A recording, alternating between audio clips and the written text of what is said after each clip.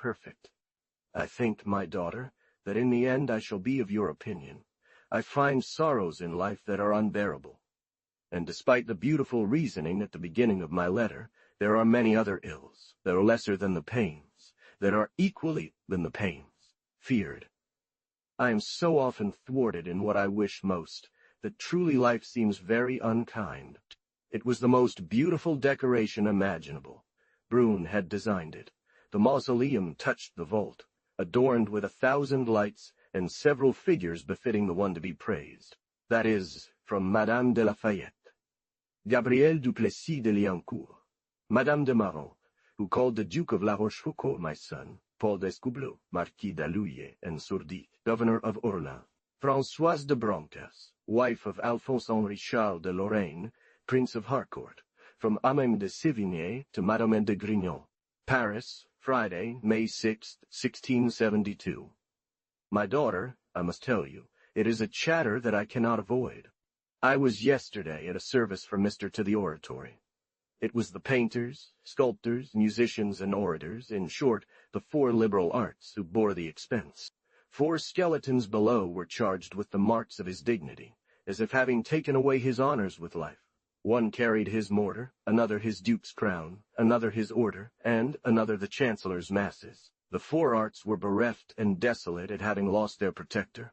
Painting, music, eloquence, and 4 virtues supported the first representation: strength, justice, temperance, and religion. 4 angels or 4 genies received this noble soul above. The mausoleum was still adorned with several angels, supporting a burning chapel, which was suspended from the vault. Never had anything so magnificent or so well conceived been seen. It is Lebrun's masterpiece. The entire church was adorned with paintings, mottos, and emblems related to the arms or life of the chancellor. Madame de Vernon wanted to buy all this decoration at an excessive price.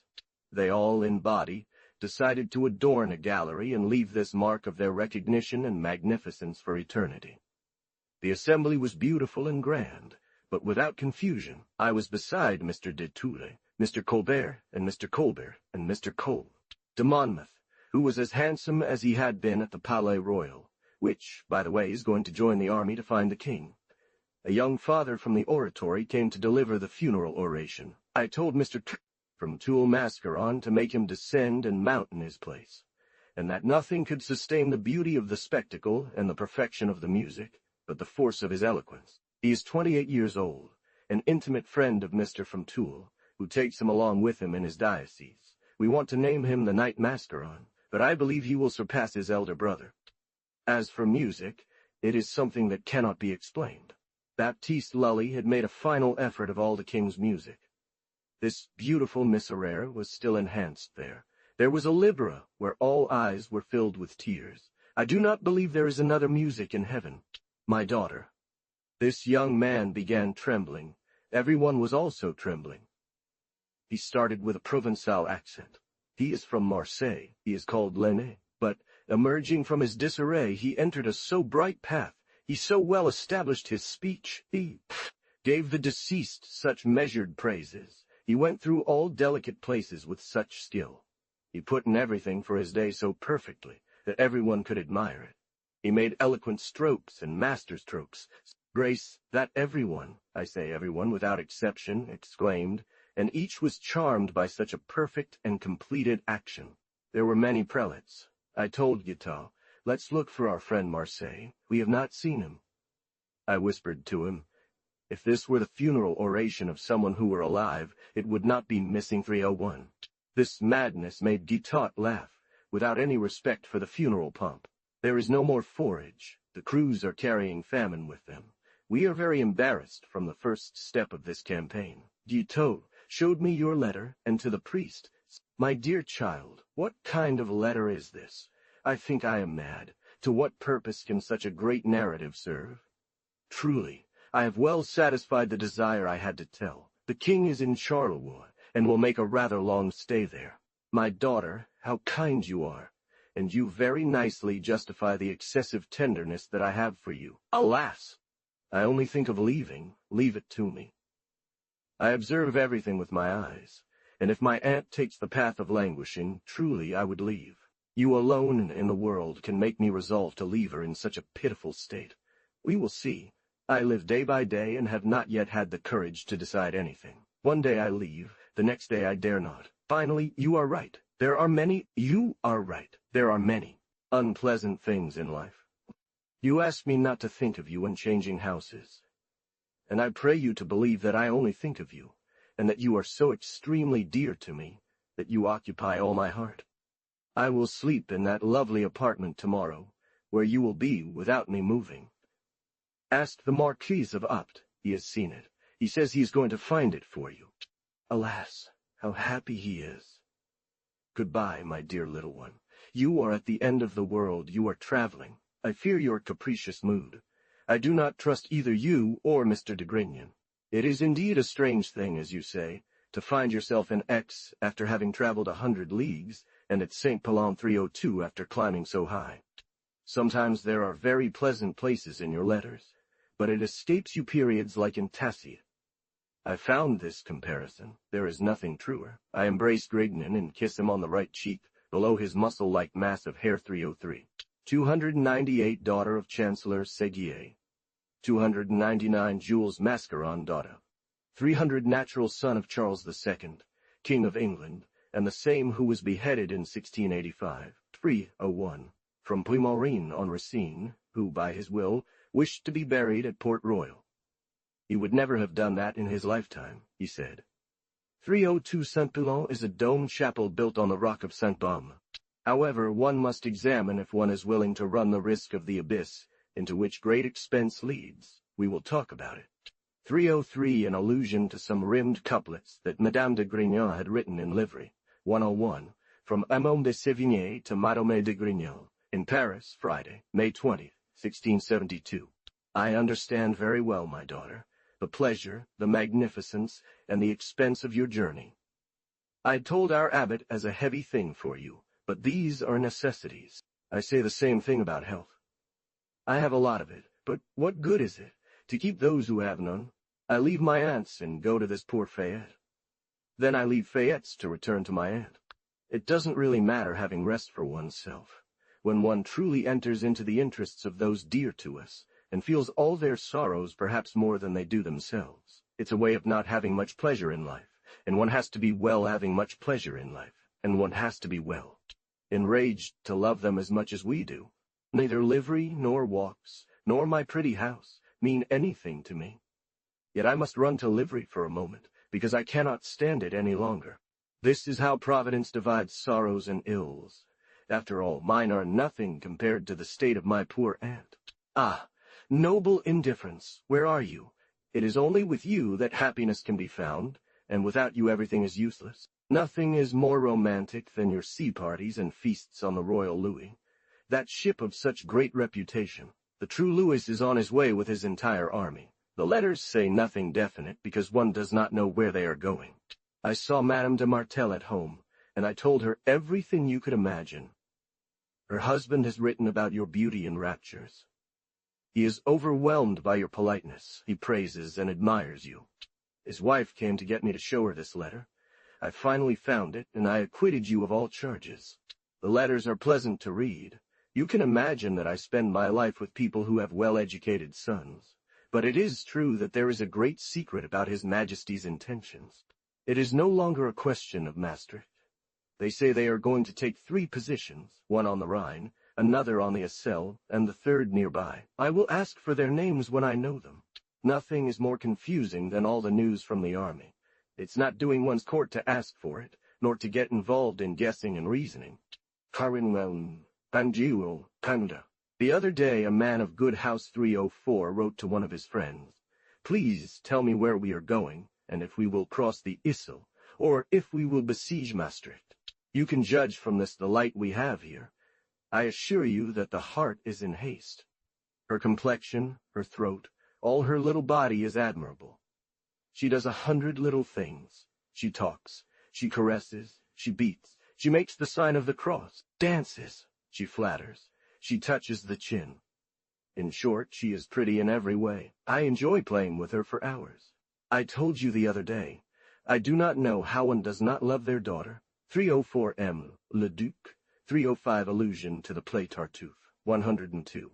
You are happy to have your dear husband safe, who has no other fatigue than seeing always your dog-like face opposite him. The poor man. You was right to ride sometimes to avoid it, to wait to look at it for so long. Alas! I remember that once, on returning from Brittany, you were opposite me. What pleasure I did not feel in seeing always this amiable face. It is true that it was in a carriage. Madame du Puy-du-Fou does not want me to take care of my little child. She says it is risky, and on this I surrender. I do not wish to put her small person in danger. I love her completely. I had her hair cut. Her hairstyle is magnificent. This style is magnificent. This style is magnificent. This style is made for her. My postal lover was not present yesterday upon the arrival of the mail, so my servant did not deliver my letters. They are somewhere in town. I await them at all times and hope to have them before packing. This delay displeases me greatly. My little new friend asks for forgiveness, but I do not forgive him. Meanwhile, my daughter, I am going to talk with you.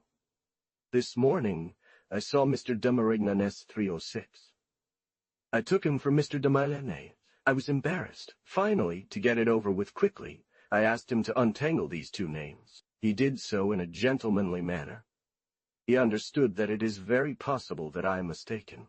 He brought me back. He is very pleased with me, and I am very pleased with him. He saw your daughter. He says her brother is as beautiful as an angel, and you are like two. He admires your mind, your person. I dined yesterday at La Latroche with Father Arnaud and Madame de Valentine. After dinner, we had Camus, his son, and Itier. This made a small but very perfect symphony. All this seemed very remarkable. They were sent into the garden. They were looked at closely. I love all this little household too much. Then Mademoiselle de Grignan arrived with her squire. It was Beaulieu.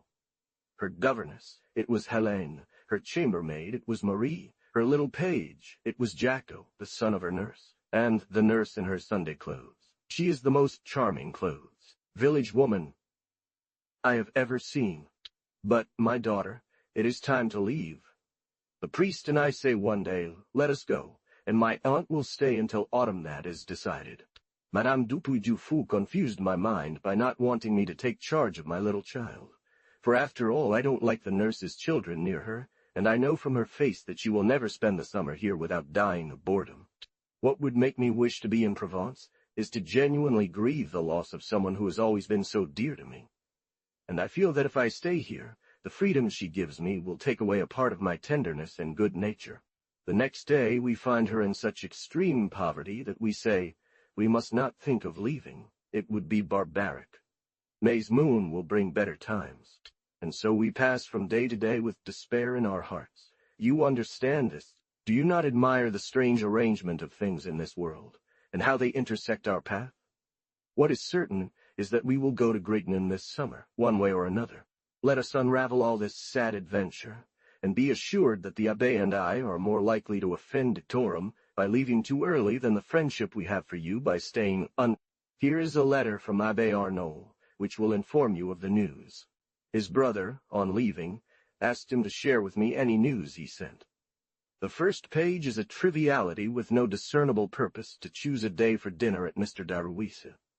We do our best for Abbot Arnaud. He is not often in Paris, 308, and one is glad to oblige people of that name. He asked me the other day to show him a piece of your style. His brother had spoken well of it. In showing it to him, I myself was surprised by the accuracy of your periods. They are sometimes harmonious. Your style has become, as one can wish, made and perfect. You just have to continue, and be careful not to try to make it better. It is 10 o'clock. I must pack. I have not received your letter. I went to the post office. My young man made many excuses, but I am no richer. My letter is in the hands of the postal officials, that is to say, lost at sea. I will receive it tomorrow, and answer it only on Friday. Farewell, my dear child. Shall I tell you that I love you? It seems to me that this is a useless thing. You certainly believe that. Believe it, my dear child, and do not fear to go too far. If I did not have a sad heart, I would sing you pretty songs. Mr. de Grignan would sing them like an angel. I have just learned, my daughter, a sad news of which I will not tell you the details, because I do not know them. but I know that at the passage of the Issel 309, under the orders of His Highness, Mr. de Longueville was killed. This news is as much crushing. I was with Madame de Lafayette when they came to inform Mr. de la Rochefoucauld of Mr. I embrace him very tenderly, and you 1,000 times more. Joseph Gaspard Coué, Marquis of Morignanes, M. de Pomponne.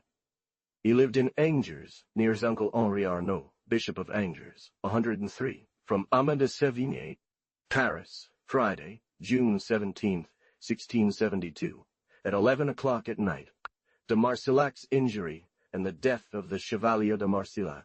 This grief fell upon him in my presence. He was deeply affected. His tears flowed from the depths of his heart, and his resolve prevented him from breaking down. After these news, I did not have the patience to ask anything. I ran to Mr. de Pomponne, who reminded me that my son is in the king's army, which had no part in this expedition. It was reserved for His Highness. They say he is wounded. They say he crossed the river in a small boat. They say Nogent was drowned. They say Nogent was drowned. Guitry is killed. They say Mr. de Roquelaure and Mr. From the Feuillade, many are wounded, and an infinite number have perished in this harsh event. When I know the details of this news, I will send them to you. Here is Guitap sending a gentleman who has just come from the Hotel of Condé. He tells me that Mr. the Prince has been wounded in the hand. The Prince crossed it 3 or 4 times in a boat, peacefully, giving orders everywhere with the calmness and divine valor that is known to him. It is assured that after this first difficulty, no enemies are found. They have withdrawn to their places. The wound of Mr. de Longueville had forced the barrier, where he was the first to present himself. He was also the first killed on the spot. The rest is quite similar. Mr. Degris drowned, and Mr. de Nogent as well 310. Mr. de Marcillac wounded, as I said, and de Marcillac wounded, as I said. Great many others whose fate we do not yet know. But finally, the Issel has crossed. Mr. de Marcillac received a musket shot in the shoulder, and another in the jaw, without breaking any bones. Farewell, my dear child. I have a bit of a disarrayed mind, though my son is in the king's army. But there will be so many other occasions that this makes tremble and die. 309, that is, at the crossing of the Rhine, the Issel was abandoned. 310, Armand de Beautrou, Count of Nogent, and Guy de Chaumont de Guitry, Grand Master of the Wardrobe, 104. It is impossible for me to conceive the state in which you were, my dear child, without extreme emotion. And though I know that you have recovered, thank God, I cannot look back without a horror that disturbs me. Alas, how poorly instructed was I about a health so precious to me. Who would have told me then, your daughter is in more danger than if she were in the army? I would never have believed it. You have never seen Paris as it is. Everyone weeps or fears to weep. All thoughts turn to the poor Madame of Nogent. Madame de Longueville breaks one's heart, so they say. I haven't seen her, but here is what I know. Miss de Vertus 311 had returned to Port Royal 2 days prior, where she resides almost exclusively. They went to seek her out with Mr. Arnauld to convey this news. All Miss de Vertus had to do was show herself. This sudden return suggested something nefarious. Indeed, as soon as she appeared. Ah, mademoiselle, how is my brother doing, the great Condé? Her thoughts dared not go further. Madam, he is doing well from his wound. There was a battle, and my son, no answer was given. So I must therefore find this sadness with so many others that are presently in my heart. The extreme danger in which my son is. The war that grows hotter each day. The letters that no longer bring news of anyone's death among our friends or acquaintances, but could bring worse. Desolation of those who are overwhelmed with pain, and with whom I spend a part of my life. The unthinkable state of my aunt, and the longing I have to see you. This tears me apart, kills me, and forces me to lead a life so contrary to my mood, and with temperament that truly I need good health to resist it. She sees some people, she takes broth, because God so wills it. She finds no rest. Her health, already very poor, is visibly deteriorating. For me, I wish her death, not understanding how she can live after such a loss. There is a man in the world who is scarcely less affected. I have it in my mind that if they had met in these early moments, and there had been no one with them, All other feelings would have given way to cries and tears, which would have been way to cries and tears, which would have been heartfelt. It's a vision. Ah, mademoiselle, my son, my dear child, tell me, is he dead? Madam, I have no words to respond. Ah, my dear son, is he dead on the field? Did he not even have a moment? Oh, my God, what a sacrifice! And there she falls onto her bed. And she has experienced everything that the most acute pain can do, through convulsions, fainting, deadly silence, stifled cries, bitter tears, yearnings towards heaven, tender and pitiful moans. But finally, what affliction does not show our great Marquis of Huxelles on the foot of true friendship? The teachers are not constrained. All his poor house returns, and his squire, who arrived yesterday, does not seem a reasonable man. This death erases the others. A messenger from last night brought the death of Count Plessis 313, who was building a bridge. A cannon shot took him away. Mr. de Turenne is besieging Arnheim. One also speaks of the fort at Schenk. De Longueville caused his death and that of others, and that Mr. the Prince was only a father on this occasion, and not at all a general. I said yesterday, and I was agreed upon, that if the war continues, Mr. the Duke 314 will cause the death of Mr. the Prince. His love for him surpasses all his other passions. Marans is troubled. She says she can tell that news is being withheld from her, and that Mr. de Longueville, Mr. the Prince, and Mr. the Duke are also dead, and if they told her, in God's name, they wouldn't spare her, where it's inutile to show restraint.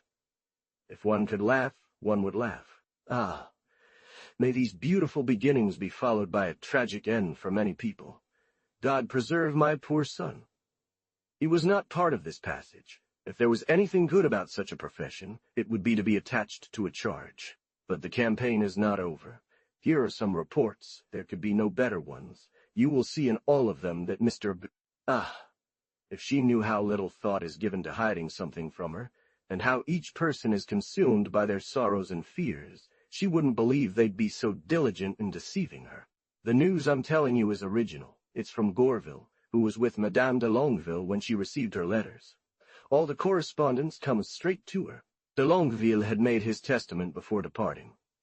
He leaves a large part of his estate to a son he has, who, in my opinion, will emerge as the Chevalier d'Orléans 315, without costing his parents anything, although they are not stingy. Do you know where Mr. de Longueville's body was taken? In the same boat where he had passed away just 2 hours ago.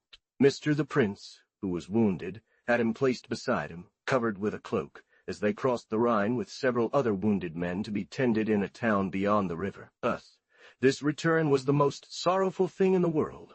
It is said that the Chevalier de Montchevreuil, who was attached to Mr. de Longueville, does not want to be treated for a wound he received near him 316. My son wrote to me. He is deeply affected by the loss of Mr. de Longueville. He was not part of this first expedition, but he will be in another. Can one find any security in such a profession? I advise you to write to Mr. de la Rochefoucauld about the death of his knight and the injury to Mr. de Marsillac. I have seen his heart laid bare in this cruel adventure. He is at the forefront of all that I have ever seen of courage, merit, tenderness, and reason. I will not amuse myself today by telling you how much I love you, as of the same day at 10 o'clock in the evening. It has been 2 hours since I packed my things, and on returning from the city, I find peace made, according to a letter sent to me. It is easy to believe that all Holland is in alarm and submission. The king's happiness is above all that has ever been seen. We are about to begin breathing again, but what a redoubled pain for Madame de Longueville, and for those who have lost their dear children. I saw Marshal Duplessis. He is very afflicted, but as a great captain. The Marshal 317 weeps bitterly, and the Countess 318 is angry at not being a duchess. And then that's all. Ah, my daughter, without Mr. de Longueville's impetuosity. Think how we would have Holland, without it costing us anything. 311 Catherine Françoise de Bretagne, sister of the Duchess of Montbazon. She was one of the saints of Port Royal. 312 Mr. 12. De la Rochefoucauld, dot 313. Alexandre de Choiseul, Count Duplessis, son of César, Duke of Choiseul, Marshal of France. Philipsburg in 1688, by a soldier firing a musket. 316 Philippe de Mornay, Chevalier de Malte. He died from this wound. 317 Colombe-Charon. 318 Marie-Louise.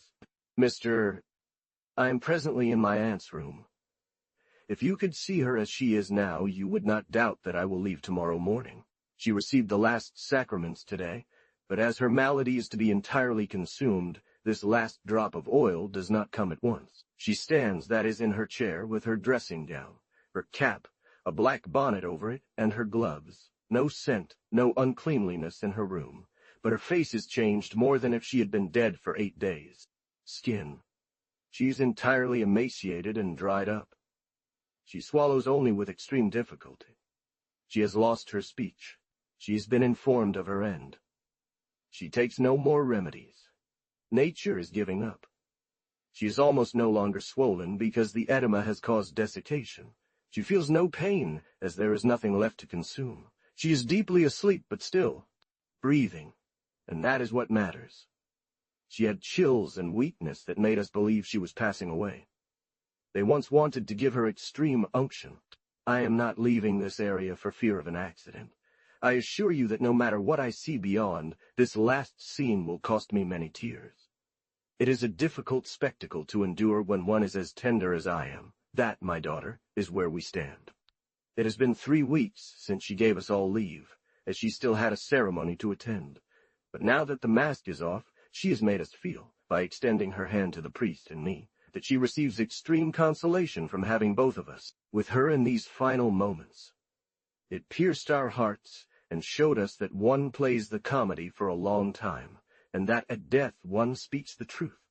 I will not tell you any more, my daughter, on the day of my departure. How could I? The hour of death is uncertain 3:19, but nonetheless, provided that you would not ask us not to leave, it is very certain that we shall go. Let us therefore do as we please. You know how much I hate regrets. It would have been a perpetual dragon for me not to render the last respects to my poor aunt. I forget nothing of what I owe her in this sad occasion. I have not seen Madame de Longueville at all. She is nowhere to be found. She is ill. There have been some distinguished persons, but I was not among them, and have no claim to that distinction. It does not seem that peace is as near as I had reported. But everywhere there appears a spirit of understanding, and such great eagerness to submit, that it seems all the king has to do is approach a city for it to surrender to him. But for Mr. Tarrant, the Carl, de Longueville's excess of courage, which cost him his life and that of many others, everything would have been satisfactory. Do not forget to write to Mr. de la Rochefoucauld about the death of his knight and Mr. de Marcillac's wound. Do not go astray. This is what afflicts him. If I am not here yet, say a word to his mother. It will please her. Alas, I lie. Between us, my daughter, he has not felt the loss of the knight, and he is inconsolable for that which everyone regrets. It is also necessary to write to Marshal Plessis. All our poor friends are still in health. The little L.A. Trottey 320 passed from first to second place in swimming. He was distinguished. My poor aunt, the other day, begged me by signs to send you many greetings and say goodbye. She made us cry. She made us cry. She was distressed at thinking of your illness. Satisfy his extreme desire to see you. 319 thought of a madrigal from Montreuil. 320, François Martin de Savonnière de la Troche, then aged 16, 106. You are now in Grignon. I hope I will be there as well as the others. Alas, I am quite ready. I admire my misfortune. It is enough for me to want something, for me to find embarrassment. I am very happy with the care and friendship of the coadjutor. I will not write to him. He will love me better. I will be delighted to see him and talk with him. At last my daughter, our dear aunt, has put an end to her unhappy life. The poor woman made us weep at this sad event, and for me, who am apt to be moved to tears, I shed many. Mademoiselle de la Trochet was proud, and thought it was because she needed nourishment. She had convulsions in her mouth. My cousin said it was a hindrance caused by milk in her mouth and teeth. For me, I found her very ill. She died yesterday morning at 4 o'clock, without anyone's noticing. She was found dead in bed. The previous evening, she had been extraordinarily ill, and out of concern, she wanted to get up. She was so weak that she could not hold herself up in her chair, and kept sinking until she reached the floor. She would be lifted up. At 11 o'clock she signaled for me to leave. I kissed her hand, she gave me her blessing, and I departed. Then she took her milk, out of consideration for Miss de la Truce, but in truth she could not swallow anything, and told her that she could not swallow anything, and told her that she could not go on. She was put back into bed, she sent everyone away, and said she was going to sleep. At 3 o'clock she needed something, and again signaled that she should be left alone. At 4 o'clock they told Miss de la Truce that her mother was sleeping. My cousin said she should not be disturbed to take her milk. At 5 o'clock, she said we should see if she was asleep. I knelt down, and you can imagine how much I cried seeing this sad sight. Afterwards, I went to see Mademoiselle de la Truce, whose grief pierces through stone. I brought them both here 321. In the evening, Madame de la Truce came to take my cousin to her home, and to La Truce in 3 days, awaiting Mr. de la Truce's return. As we approached her bed, we found her dead. We cried out, opened the curtains. Her daughter jumped on this poor woman, wanting to warm and revive her.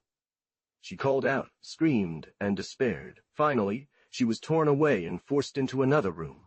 Someone came to warn me. I ran, deeply moved. I found this poor aunt completely cold, lying so peacefully that I didn't believe she had experienced such a gentle moment in the 6 months before her death. She hadn't changed much, having been through so much before. Miss de Mary slept here. We were at Mass this morning. She returns home this evening of her own accord, and here I am ready to depart. So please do not write to me any more, my dear, for I shall still write to you, as much as I may be unable to leave for a few days yet. I cannot receive your letters here any more. You did not write to me in your last letter. You should have warned me so that I could prepare myself.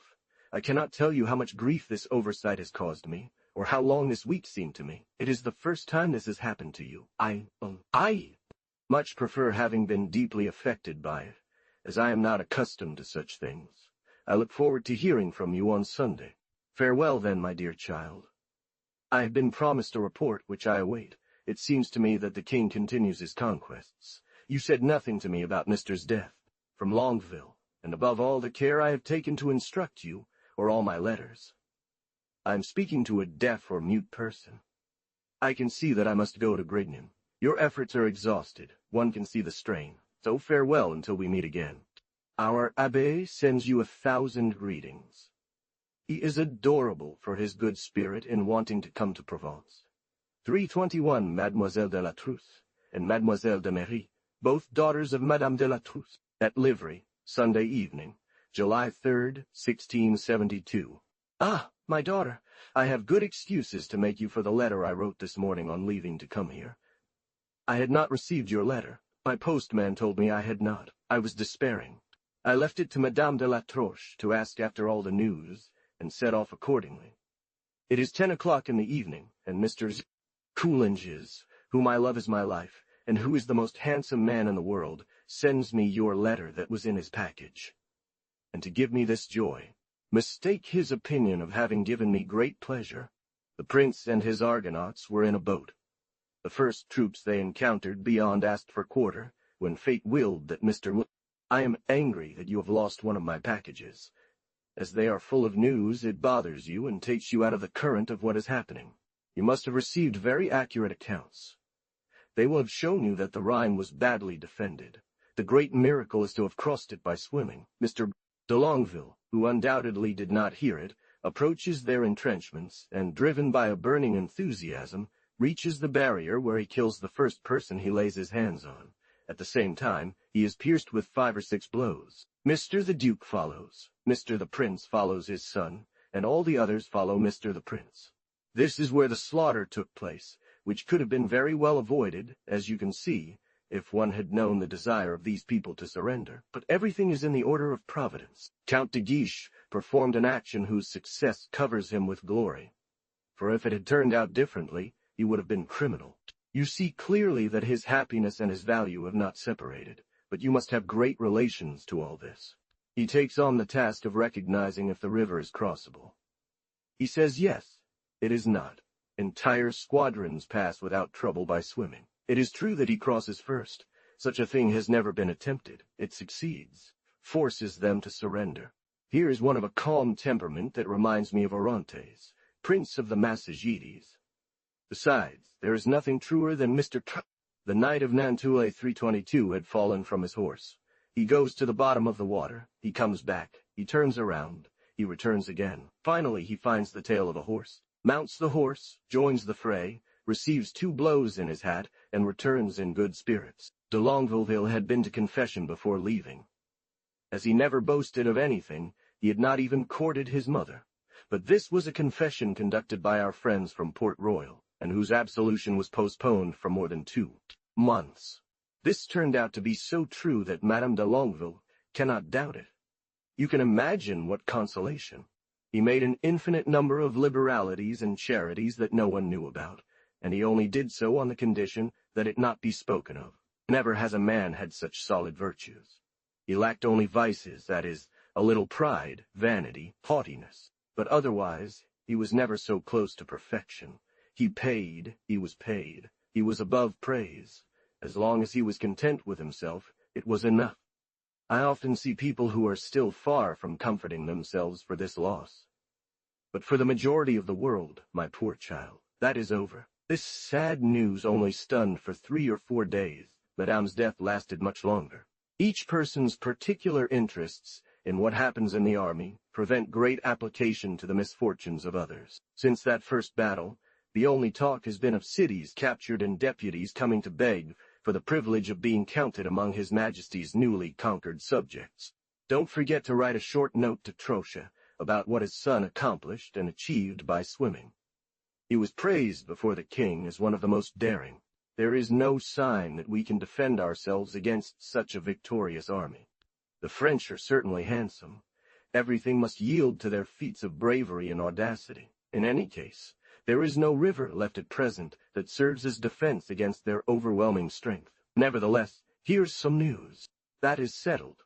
My house is pretty, and my little one will have everything. You should not believe that livery is charming for a nurse like it is for me. I had brought my little child here to spend the summer. I found it very dry, with no water. The nurse fears she will get bored. What should I do, in your opinion? I will bring her home peacefully after tomorrow. She will be with Mother Jean, who will do their small chores. Madame de Sancey will be in Paris. She will visit her. I will often hear news. I write to you after the visit of Madame the Intendant, and a very beautiful speech. I am waiting for a present, and the present awaits my pistol. I am delighted with the singular beauty of this city. Goodbye, my divine child. Forgive the sorrow I had from having been so long without receiving your letters. They are always so pleasant to me that there is only you who can console me for not having any. 322 François Duprat, descendant of the Chancellor. 108. Of Madame de Sévigné to Madame de Grignon. In Marseilles, Wednesday. Yesterday the weather was divine, and the place from which I caught sight of the sea, the Bastides, the mountains, and the town is a wondrous thing. But above all, I am delighted with Madame de Montferrand. She is charming, and one loves her without hesitation. The crowd of knights who came yesterday to see Mr. Today the weather is abominable. I'm sad. We won't see the sea, galleys, or port. De Grignon, upon his arrival. No names, Saint-Héron, etc. Adventurers, swords, fine air hats. Mr. de Marseille came last night. We are having dinner at his place. It's a matter of the 2 fingers on your hand. I ask pardon of Aix, but Marseille is much more beautiful and populous than Paris in proportion. There are at least 100,000 souls. To tell you how many there are that are charming, it is something I have no leisure to count. The air, inizami, to count, the air, in general, has a kind of scurvy quality. And among all this, I would like to be with you. At Lambesc, Tuesday, December 20th, 1672, at 10 o'clock in the morning, and one counts without Providence. I love no place without you, and less Provence than any other. It will be a theft which I shall regret. Thank God for having more courage than I, but do not mock my weaknesses or my chains. 323 This place is called in the local language, La Visto. 324 Cousin of Mr. de Grignon. 109. From Madame de Sévigné to Madame de Grignon. I was fully dressed at 8 o'clock. had taken my coffee, attended mass, said all my goodbyes, loaded the bardeau. The mulet's bells reminded me I needed to ride in a litter. My room was filled with people. They begged me not to leave, as it had been, raining heavily for several days, and continuously since yesterday, even at that very moment more than usual. I bravely resisted all these arguments, honoring the resolution I had taken in everything I told you yesterday by post, assuring you I would arrive on Thursday. But suddenly, Mr. de Grignon, in his omelette robe de chambre, spoke to me so seriously about the temerity of my undertaking, saying that my muleteer wouldn't follow my litter, that my mulets would fall into the fosses, that my people would be soaked and unable to rescue me, and in an instant I changed my mind and entirely gave way to his wise remonstrances. In short, my dear child, he will arrive in Grignon on Thursday instead of me, and I shall leave most certainly when it pleases the heavens, and Mr. de Grignon, who governs me in good faith, and who understands all the reasons that make me passionately wish to be in Grignon, if Mr. Thus, my daughter, chests that are brought back, mules that are untied, girls and servants who dry themselves after having only crossed the courtyard, and the messenger whom we send to you, knowing your kindness and your worries, and also wanting to soothe mine, because I am anxious about your health, and whether this man will return to bring us news, or will lose his way. De Lagarde could ignore all this. I would be pleased, because he will triumph over the pleasure of having predicted all the embarrassment in which I find myself. But let him be on his guard against vain glory, which might accompany the gift of prophecy of which he might boast. Finally, my daughter, here I am. Do not expect me any longer. I will surprise you, and I dare not venture, lest I give you pain, and myself too. Farewell, my very dear and very dear. I assure you that I am deeply distressed to be a prisoner in Lambesc, but the means of guessing at reigns that have not been seen in this country for a century. My heart is at rest when it is near you. It is its natural state, and the only one that can please it. What happened this morning causes me a sharp pain and a tearing within me, of which your philosophy knows the reasons. I have felt them, and will continue to feel them for a long time. From Am de Sévigné to Madame de Grignon, at Montélimar, Thursday, October 5, 1673. Here's a terrible day 325, my dear child. I confess that I can take it no longer. I left you in a state that increases my sorrow. I think of all the steps you take, and all the ones I take, and how few there are between us, as we always go on like this. My heart and imagination are completely filled with you. I cannot think of it without crying, and I always think of it, so that my current state is not sustainable. As it is extreme, I hope it won't last in this intensity. I am still seeking you, and I find that everything lacks me because you are missing from my life. My eyes, which have seen you so many times over the past 14 months, no longer find you. The pleasant time that has passed makes this moment painful, until I get a little accustomed to it, but it will never be enough for me not to ardently wish to see and embrace you again. I must not expect better from the future than from the past.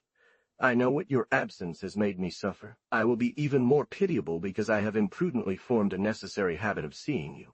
It seems to me that I have not embraced you enough when I left. What did I have to hold back? I have not said enough how happy I am with your tenderness.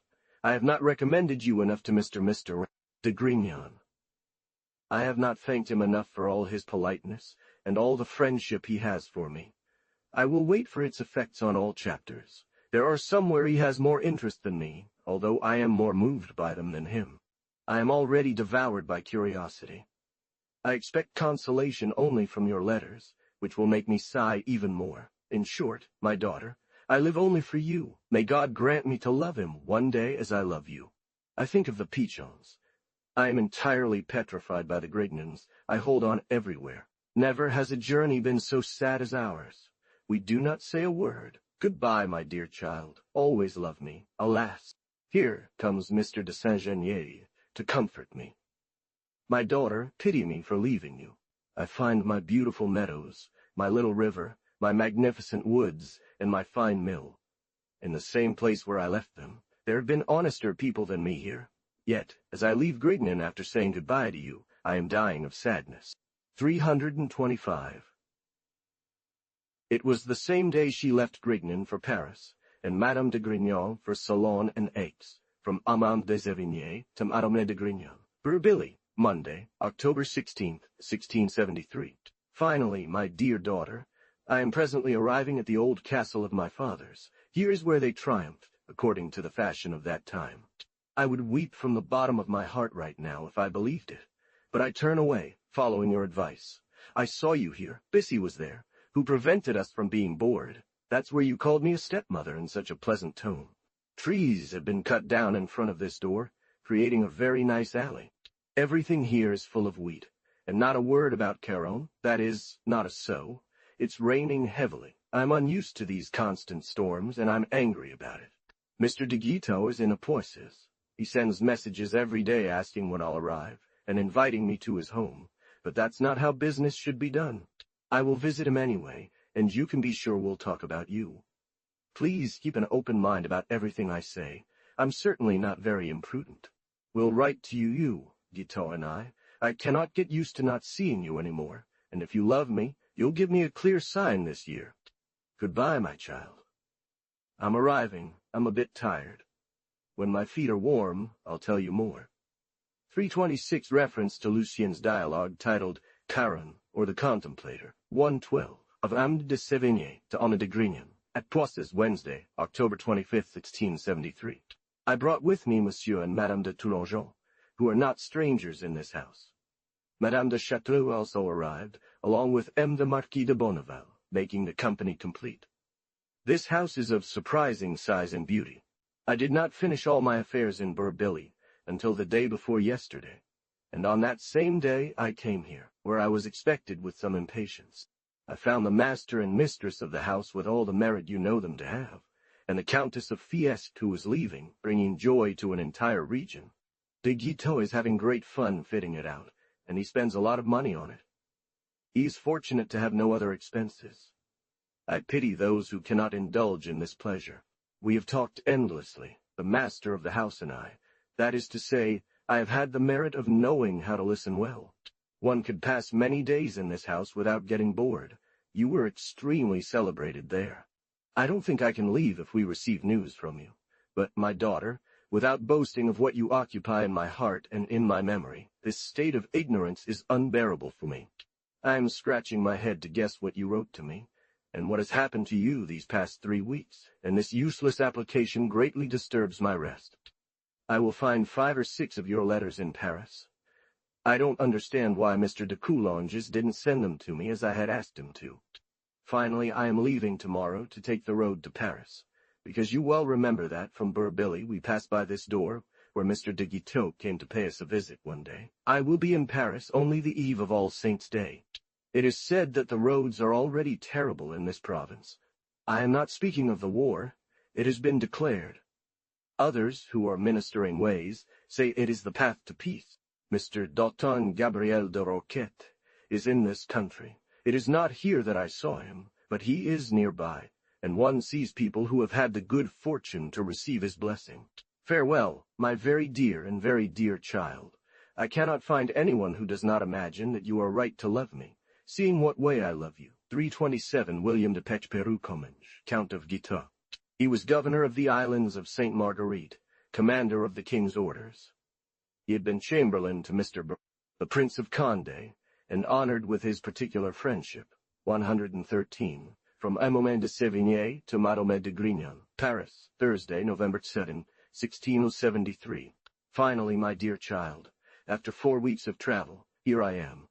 Though the journey fatigued me less than the night I just spent in the best bed in the world, I did not close my eyes. I counted every hour on my watch, and finally, at daybreak, I got up, for what can one do in a bed, unless one is sleeping? I had a pot on the stove.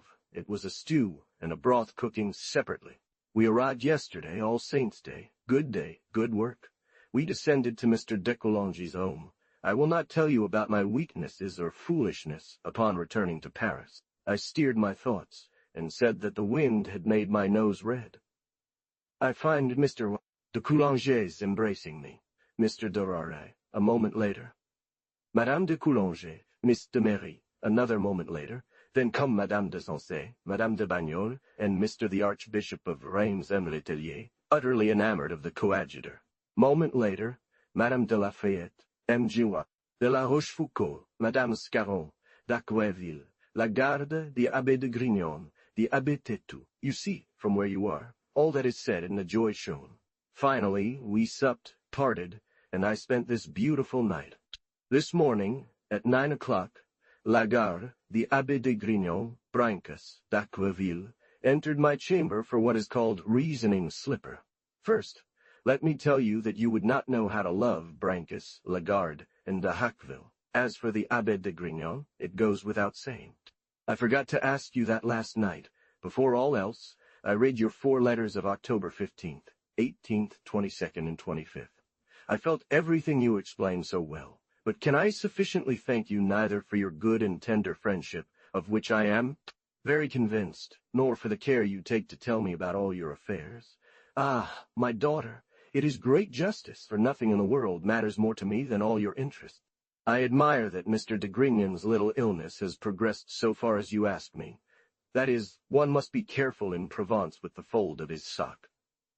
I wish him well and hope the fever leaves him, for one must keep the flag flying. I detest this little war 329 very much. Back to your 3 men, whom you must love very strongly. They have nothing but your affairs in their heads. They found someone to talk to, and our conference lasted until noon. The guard assures me strongly of Mr. de Pomponne's friendship.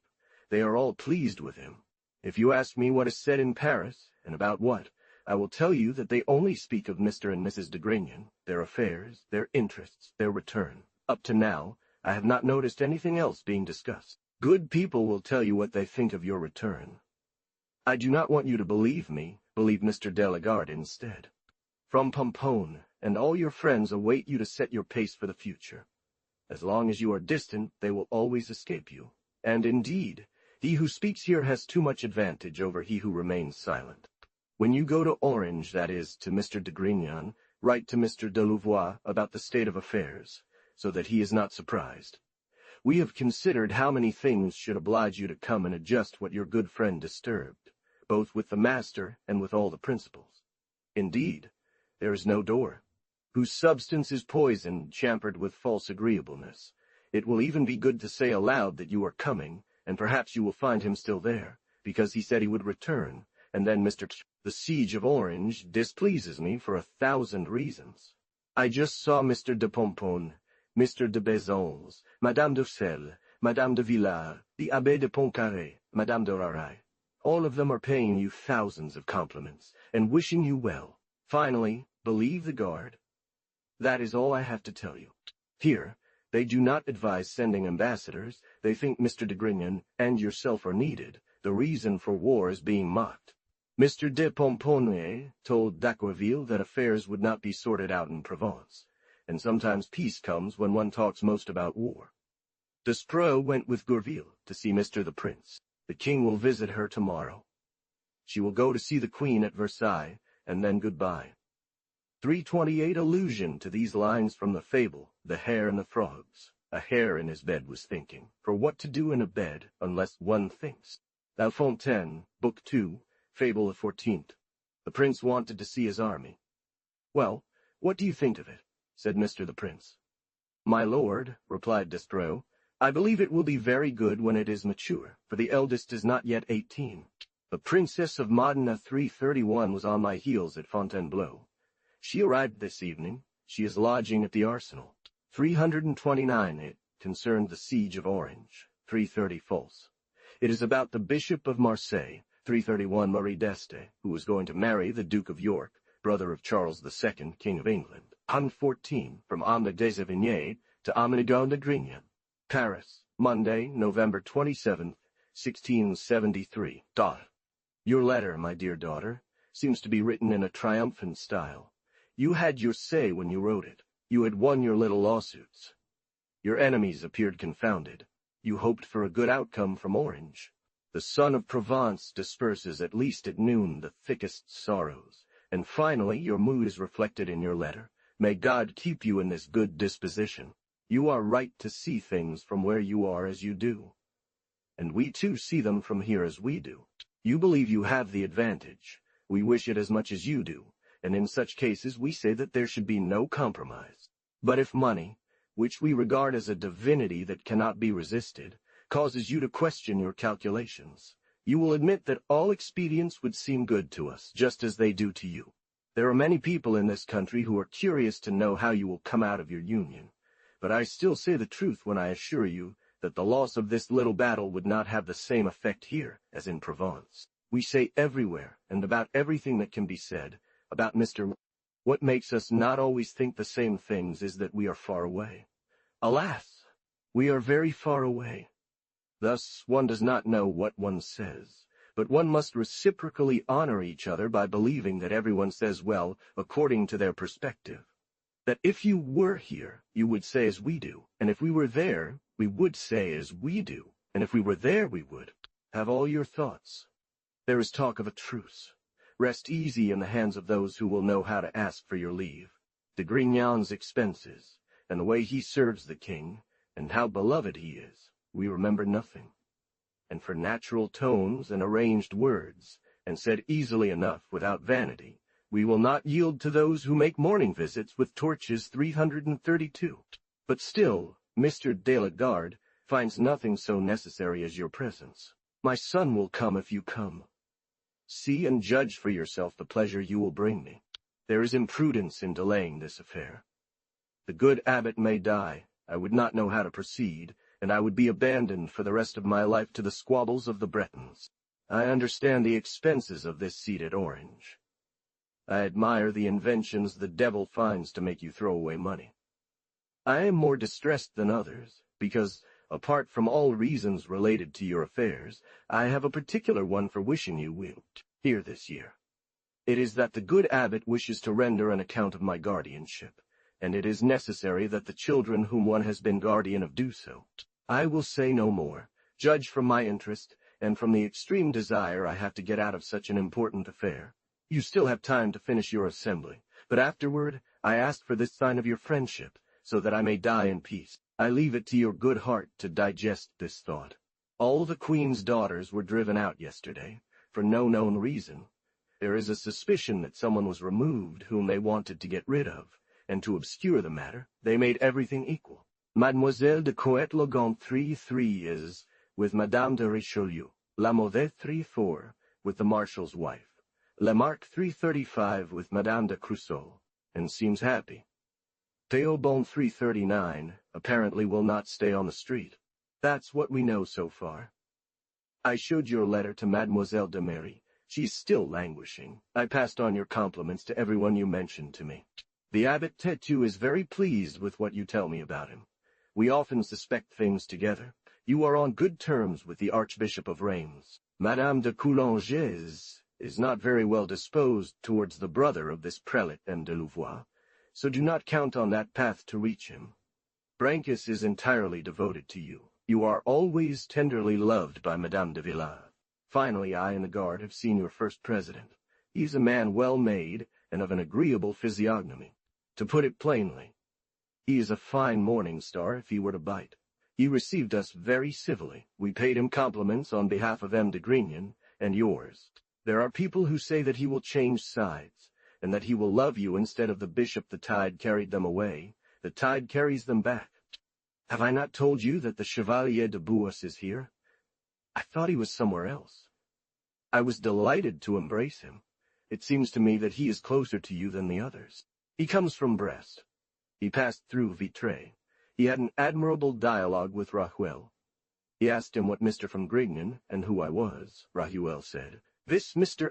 de Grignan, he is a man of great station. He is the first in Provence, but he is very far away from here.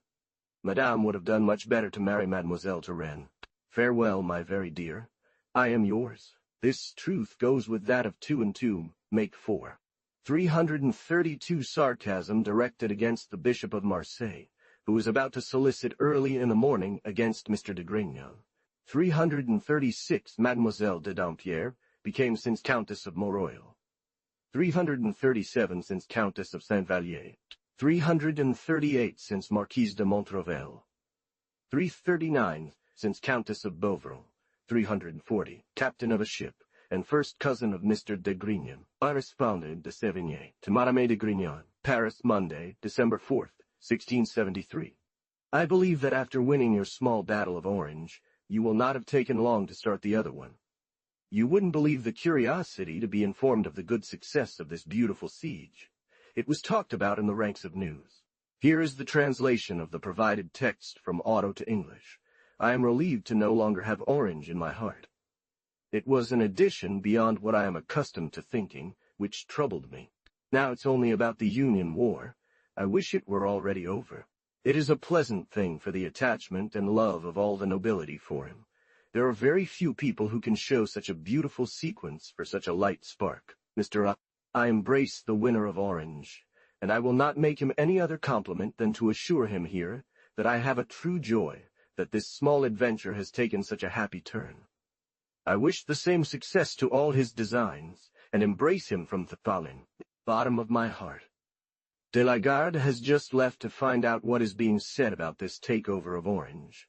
He's entrusted with all our instructions, and above all with his good nature and his affection for you. Tacqueville informs me that he advises Mr. We dined yesterday with Madame Scarron and Abbé Têtu at Madame de Coulanges' house, where we had a lengthy conversation. You are never forgotten. We found it pleasant to go and bring Mrs. Scarron at midnight to the very end of the Saint-Germain suburb, far beyond Mrs. de Grignan, to write to the king. It would be desirable for this letter, by some magical effect, to already be in the hands of Mr. de Pomponne or Mr. de la Garde, for I do not believe it will arrive in time.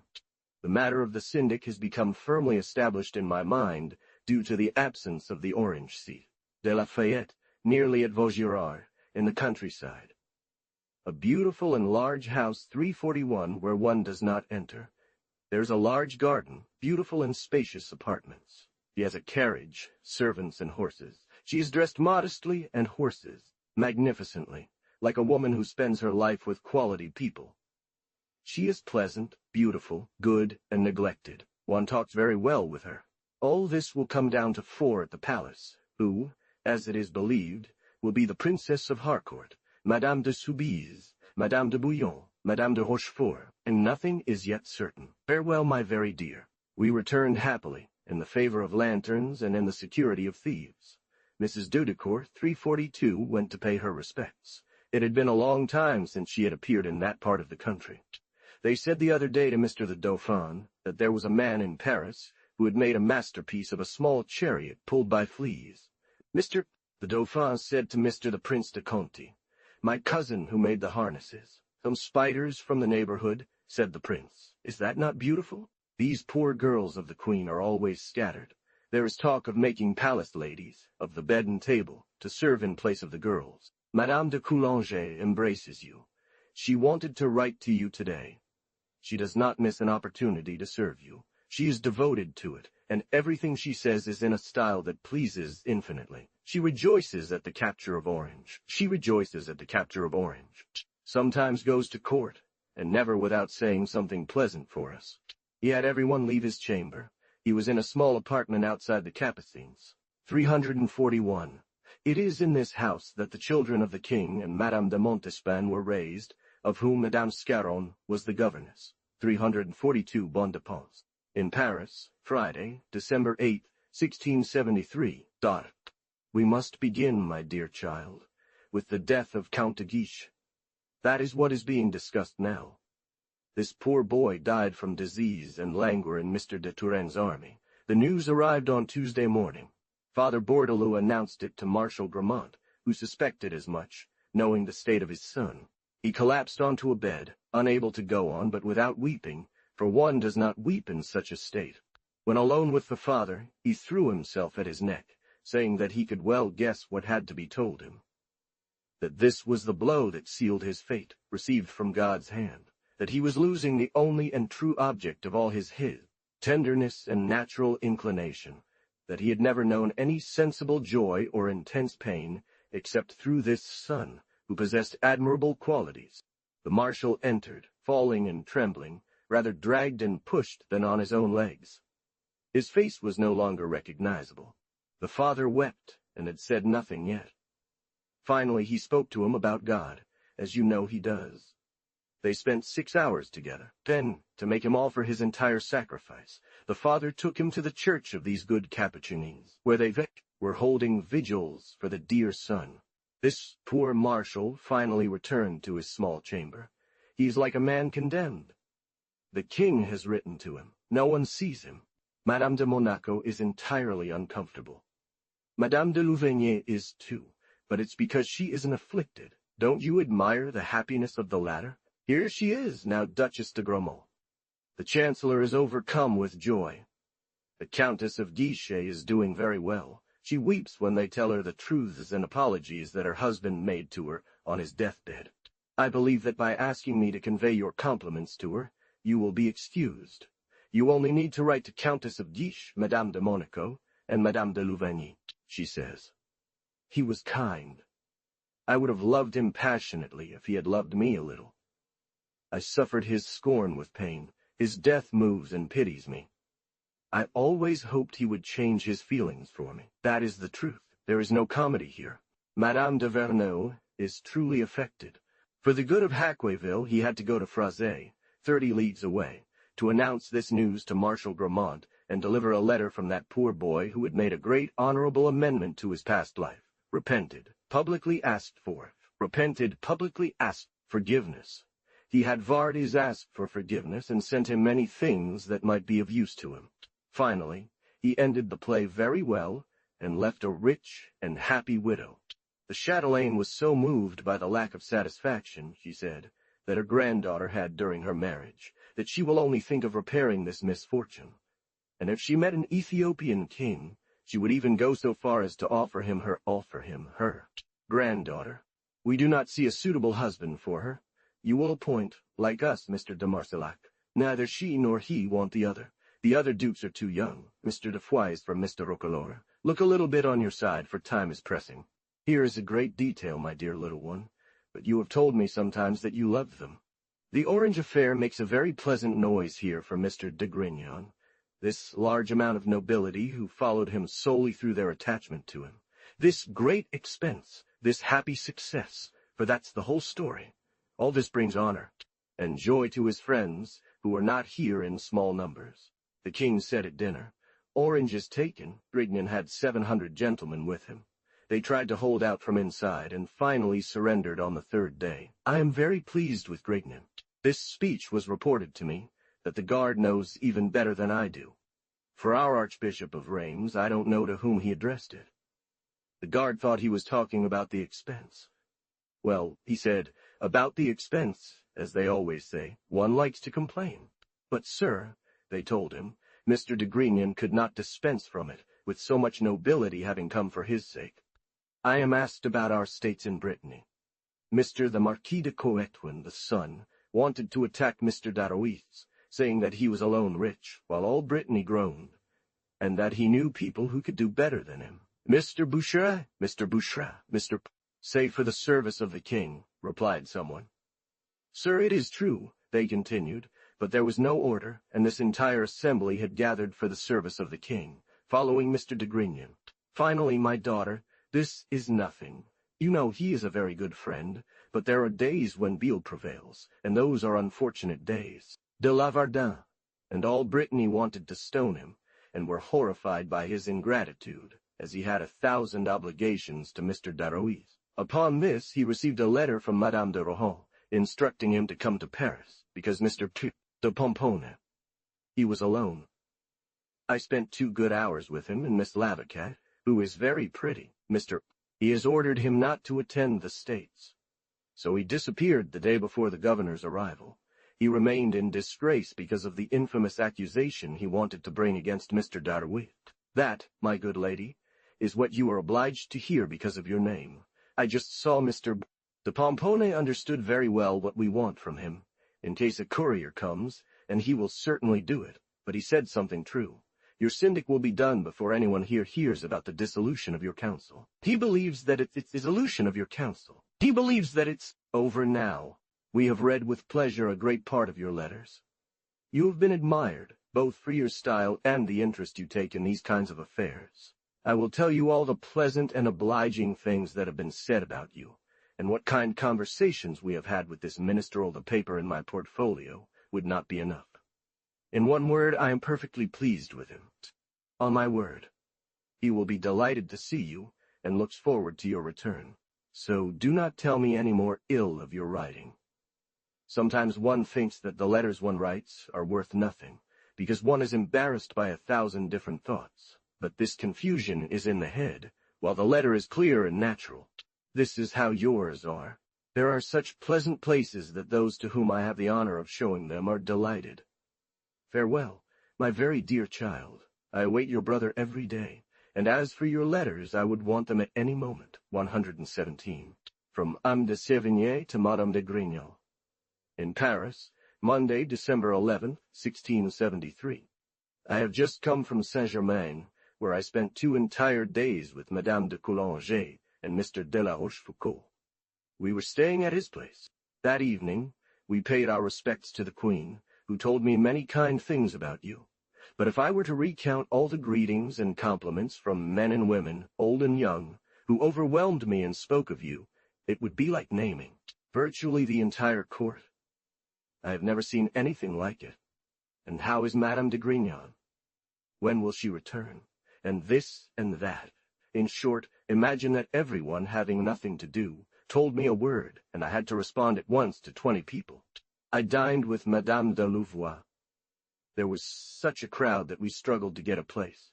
Monsieur the Knight of Vendôme and Monsieur de Vivonne are in love with Madame de Loudre. Monsieur the Knight of Vendôme wants to chase Monsieur de Vivonne. They cry out, and by what right? On this, he says he wants to fight against Monsieur de Vivonne. They mocked him.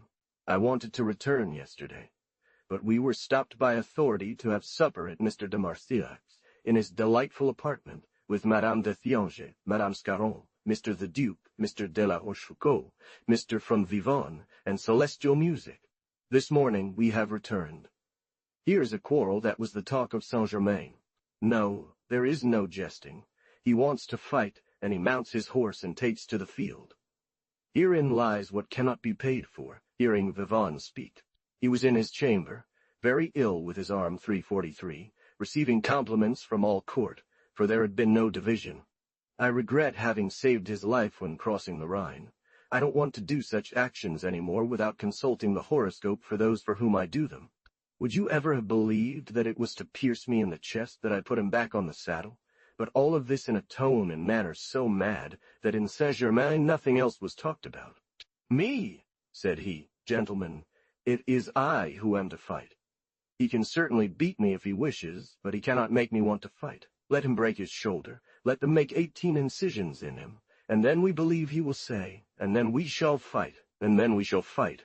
And then, he says, we shall reconcile ourselves. But if he mocks the idea of shooting at me, that's a fine plan. It's like someone wanting to shoot through an arched gate of 340-44. I found your orange seat very exposed at court. The king had spoken of it pleasantly, and it was considered very good that without the king's order, and simply following Mr. de Grignan, 700 gentlemen gathered for this occasion. Indeed, when the king said 700, everyone said 700.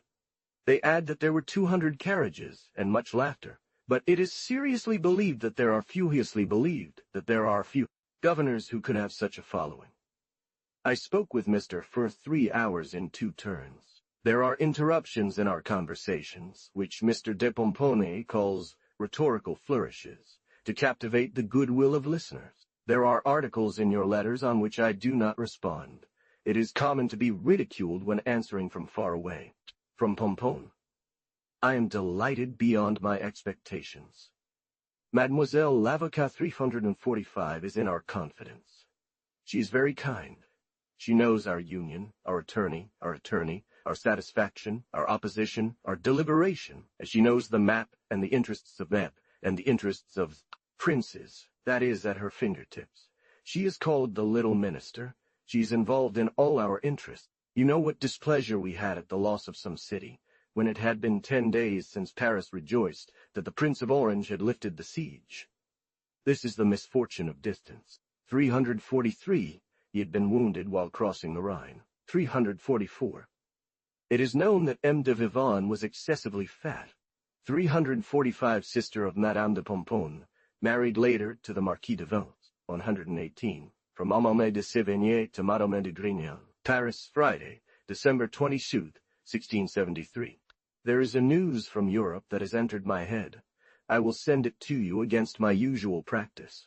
You know the death of the King of Poland, 346, the Grand Marshal, 347, husband of Mademoiselle d'Arquienne, 348, is at the head of an army against the Turks. He won a battle so complete and decisive that 15,000 Turks were left on the field. The general's 10th, and this victory is so great that there is no doubt he will be elected king, all the more so as he is at the head of an army, and fortune favors large battalions. Here is a news item I found pleasing.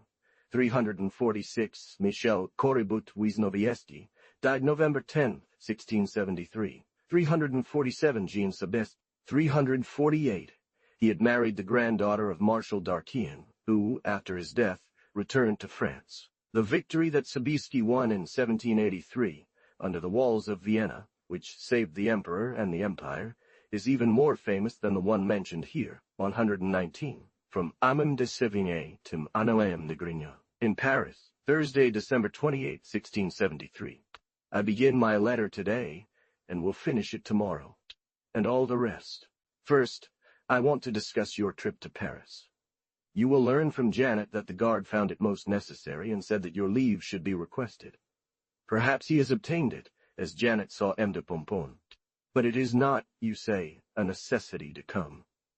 And the argument you present to me is so powerful, and you make so little of what appears to others in urging this journey, that I am overwhelmed. I know the tone you were taking, my daughter. I am no more above yours than you are.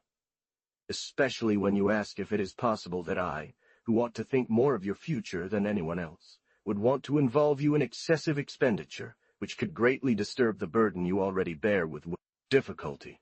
Mr. de Pomponne and Mr. de la Garde show me 1,000 affairs where both you and Mr. de Grignan are necessary. I add to this guardianship. I find myself ready to receive you. My heart surrenders to this hope. You are not fat. You need to change air. De Grignan would like to leave you with me this summer, and thus you would not make a 2-month journey like a man. All your friends were kind enough to tell me that I was right, to wish you ardently. Here is what I was aiming for. No, my child, I do not want to cause you so much harm, God forbid. And while you are reason, wisdom, and even philosophy itself, I do not want to be accused of being a mad, unjust, and frivolous mother who disrupts everything, ruins everything, and prevents you from following the straightness of your feelings through a woman's tenderness. But I believe that you could make this journey. You promised me so, and when I think about what you spend in X, on actors, on parties, and on meals during the carnival, I always believe it would cost you less to come. Here, where you will not be obligated to bring anything, you do not convince me that all this is neither good nor true. I yield to the necessity and force of your reasons. I want to try to submit to them, following your example, and I will take this pain, which is not insignificant, as a penance that God in Lanzada wants me to endure, and that I well deserve. It is difficult for me to find a better one, or one that hits my heart more directly. This is how I feel. They are not exaggerated, they are simple and sincere. I will make a sacrifice for my salvation. That is concluded. I will no longer speak of it to you, and I will constantly reflect on the invincible strength of your arguments, and on your admirable wisdom, which I praise and strive to imitate. I have communicated all your animosities to my friend Corbinelli. This pleases him. He has received them very well. I believe he came here to awaken a little bit the tenderness of his old friends. But everything must be sacrificed, and I must resolve to spend the rest of my life separated from the person in the world who is dearest to me, who touches my taste, my inclination, my bowels. This to God, and I will do so with his grace, and I will admire his providence, which allows that, with so many great things and pleasant things in your establishment, there are abysses that deprive all pleasures of life, and a separation that hurts my heart at all hours of the day, and even more so at night than I would wish. We found the piece by the 5 authors extremely pretty, and very well executed. The Chevalier de Bouas had it for 2 days. Your 2 verses are very well corrected. I have not yet asked for your leave, as you fear. but I wish you had heard the guard after dinner on the necessity of your journey here to avoid losing your 5,000 francs, and what Mr. de Grignan must say to the king. We must act quickly, act swiftly, following our example. On 120, from Madame de Sévigné to Madame de Grignan, in Paris, on the first day of the year 1674. I wish you a happy new year, my dear daughter, and in this wish I include so many things that I would never have detailed if I wanted to. Here comes my son. I am going to close this letter, and I will write you another one tomorrow with him, full of the news I have received from Saint-Germain. They say that the Marchioness of Gramont refused to see either Louvigny or her wife. They have returned from 10 leagues away. We can no longer believe that there has been a Count of Guiche in the world. You mock with your long sufferings. We would never have done so here, if we wanted to emphasize every new development.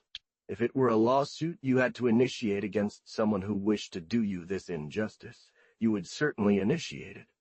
But since it's to come to a place where you still have 1,000 other matters, both of you are lazy. Ah! The beautiful thing that is laziness. There's too much of it. Read Lagarde, Chapter 1. Nevertheless, you will enjoy seeing and receiving the king's approval. By the way, all edicts that strangled us in our province have been revoked. The day Mr. de Chaulnes announced it, there was a cry of "Long live the king," which made all the states weep. Everyone embraced each other. We were beside ourselves. A Te Deum was ordered, bonfires in public, thanks to Mr. de Chaulnes. But do you know what we give to the king to show our gratitude? 2,600,000 livres, and an equal amount as a free gift. It's precisely 5,200,000 livres. What do you say about this small sum? You can judge by this the grace that has been granted to us in having these edicts removed. My poor son has arrived, as you know, and will leave on Thursday with several others. Mr. of Monterey is a capable man. He makes everyone angry. He fatigues our army, and renders it incapable of going out and being in the field before the end of spring. All the troops were well settled for their winter, and when everything is well fortified at Charleroi, you will only have to take one step to retire. According to all appearances, the king will not leave as soon as last year. If, while we are busy, we could insult some great cities, and if anyone wanted to oppose the two heroes, 349, as it is presumed that the enemies would be defeated, peace would almost be assured. This is what people in the know say. It is certain that Mr. de Turenne is not on good terms with Mr. from Louvois, but since he is well with the king and Mr. Colbert, it makes no impact. They have made 5 ladies of the palace: Madame de Soubise, Madame de Chevreuse, the Princess of Harcourt, Madame d'Albret, and Madame de Rochefort. The daughters no longer serve, and Madame de Richelieu, honorary dame, will not either.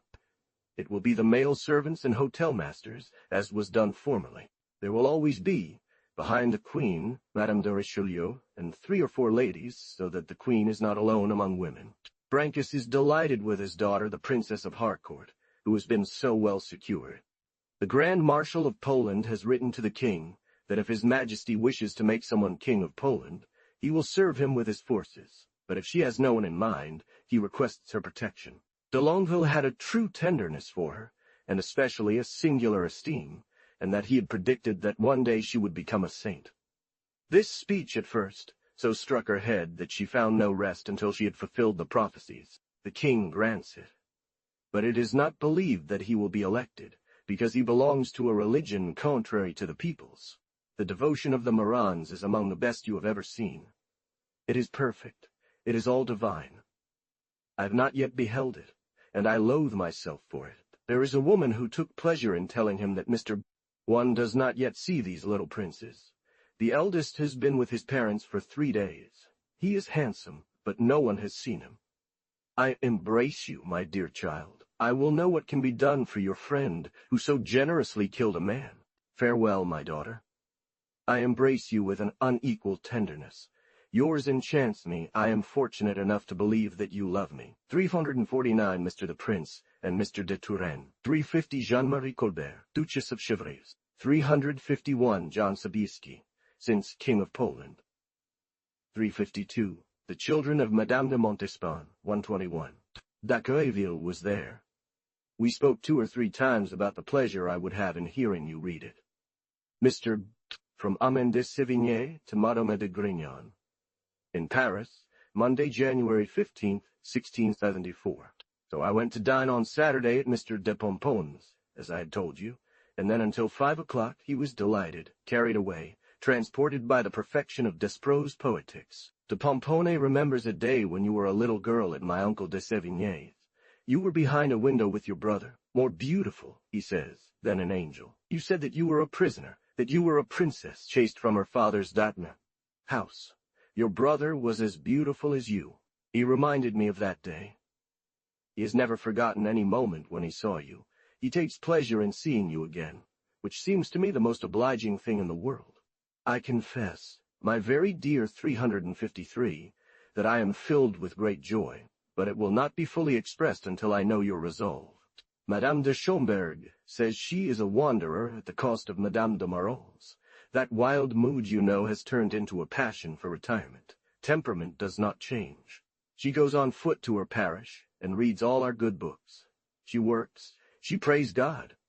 Her hours are regulated. She almost always eats in her chamber. She sees Madame de Schomberg at certain times. Once loved them. She excuses as much the next person as she once accused him. She loves the Creator as much as she once loved the creature. We laughed greatly at her former ways. We turned them into ridicule. She speaks openly and very pleasantly about her condition. I was there for 2 hours. One does not get bored with her. She is mortified by this pleasure, but it is without affectation. In short, she is much more amiable than she used to be. I do not think, my child, that you will complain that I do not ask for details. I am receiving your letter of the 7th at this very moment. I confess, my dearest, that it fills me with such joy that scarcely can my heart, which you know so well, contain it. It is sensitive to everything, and I would hate it if it were for my interests as much as for yours. Finally, my daughter, your coming is the most pleasant thing that could happen to me, but I am going to tell you something you do not expect. That is, I swear and protest before God that if Mr. de la Garde did not consider your journey necessary, and indeed, if it were not for your affairs, I would never have thought of seeing you, or the immense affection I have for you. And sometimes my weakness has strength, as those who are the most philosophical. After this sincere declaration, I do not hide from you that I am filled with joy, and that, with reason meeting my desires, I am, at the time of writing to you, perfectly content, and that I will only be occupied with welcoming you well. Mr. the Prince has returned from 30 leagues away. Mr. de Turenne has not left yet. Mr. de Monterey has withdrawn. Mr. de Luxembourg is free. My son will be here in 2 days. For 24 hours, a silver lamp worth 7,000 francs and 6 candles taller than me have been stolen from the chapel of Saint-Germain. This is an extreme insult. 354. Rope has been found near Madame de Richelieu's tribune. How this could happen is unclear. There are guards coming and going all night. Do you know that peace talks are being discussed? Mr. de Chaulnes has arrived from Brittany and is leaving for Cologne. 353, a peculiar expression dating back to the days of Precius's. Cher was the name they gave each other. See the commentary on Brett's works on Molière. 3454, the Duke of Saint-Simon reports another even stranger theft that occurred in Versailles. Every crepine and gold fringe from the grand apartments, from the gallery to the chapel, was stolen in one night. Saint-Simon bore witness. 122. From M.O.M. de Sévigné to Madame de Grignon, in Paris, Friday, January 26, 1674. Despite some searches, no trace of the theft was found. But 5 or 6 days after, while the king was at dinner, an enormous package suddenly fell onto the table, some distance from him.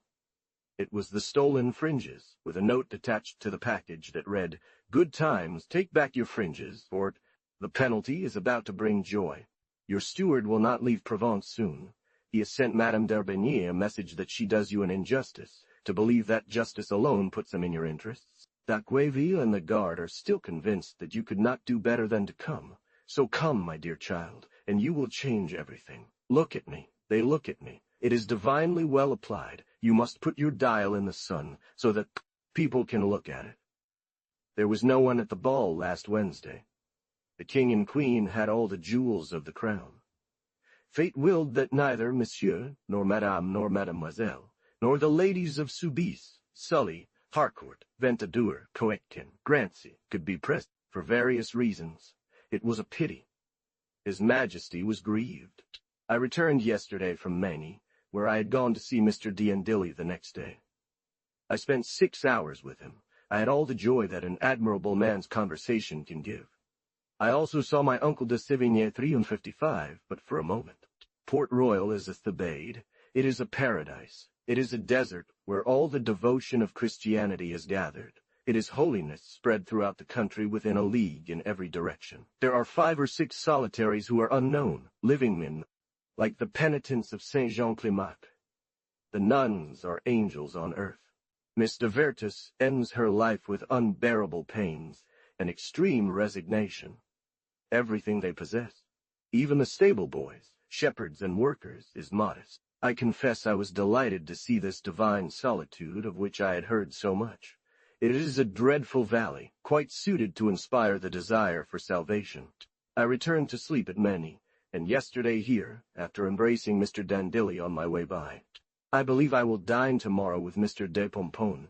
It will not be without talking about his father and my daughter. Those are 2 subjects close to our hearts. I await my son every day. He writes me of infinite tenderness. He left earlier, and returns later than the others. We think it has something to do with a friendship he has in Cézanne. But since it is not for marriage, I am not worried. It is true that they have attacked Mr. and Madame de Coulanges, the Sanzay, and the good one eagerly wish you well. De Villars and his men on their return from Spain. They were the ambassador's men returning from France.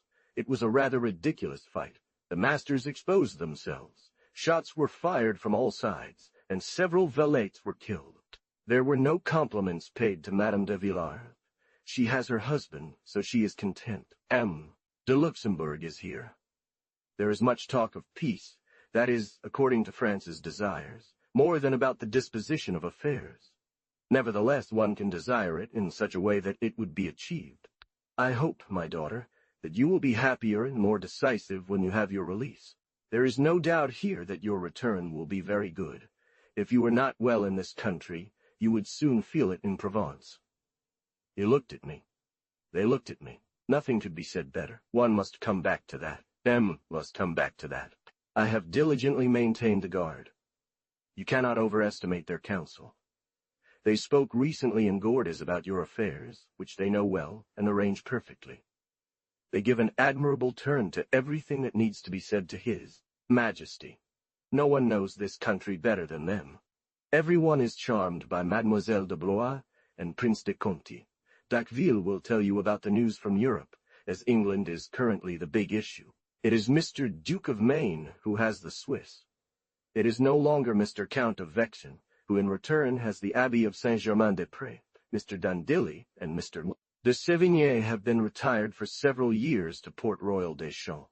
If you look at me, they will look at me. This motto was one that had as its body a sundial, and made allusion to the sun, an emblem adopted by the king. 357 Louis Auguste de Bourbon, son of the king and Madame de Montespan. 123, from Amand de Sévigné to Madame de Grignac. In Paris, Monday, February 5, 1674. It has been many years now, my daughter, since a creature destined to love you preferentially, above all else, came into the world. I pray your imagination not to stray either to the right or to the left. That man there, sir, was me 359. It is 3 years since I experienced one of the most poignant pains of my life. You departed for Provence, where you still are. My letter would be long if I wanted to explain all the bitterness that I felt, and have felt since as a result of this. First, wine. I only think of you and your journey. If I receive letters from you after sending this one, rest assured. I will certainly do everything you asked. I am writing to you today a little earlier than usual. Mr. de Corbinelli and Mr. Marie are here, who dined with me. But let me return. I have received no letters from you today. I do not know if I will. I do not think so. It is too late. Yet I awaited them with impatience. I wanted to learn of your departure from Aix, so as to be able to roughly calculate your baits and count. Return. Everyone tells me about it, and I do not know how to respond. I am going to a small Molière opera, Beau Père d'Itier, which is performed at Versailles. It is very fine music. His Highness, His Grace, and Her Grace will be there. I may go from there for supper at Gourville with Mrs. de Lafayette, His Grace, Mrs. de Thianges, Mr. de Vivonne, who is said to be departing tomorrow. If this part is broken, I will go to Madame de Chaulnes. I am extremely requested to do so by the mistress of the inn and by the Cardinals of Retz and Bouillon, who had made me promise dearly. Here is a letter he sends me. The sadness is great. The assemblies at Saint-Germain are mortifications for the king, and only to mark the rhythm of the carnival. It was believed that Mademoiselle de Blois had smallpox, but that is not the case. There is no talk of news from England. This leads one to believe they are not good. There were only 1 or 2 balls in Paris during all this carnival. Some masks were seen there, but few. The Archbishop of Reims 361 returned yesterday from Saint-Germain. Very quickly.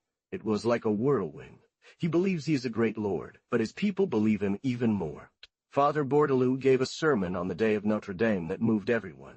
It was powerful enough to shake the courtiers, and never before had an evangelical preacher preached Christian truths with such showing truths with such elevation or generosity. He spoke of showing that all power must be subject to the law, following the example of our Lord, who was presented in the temple.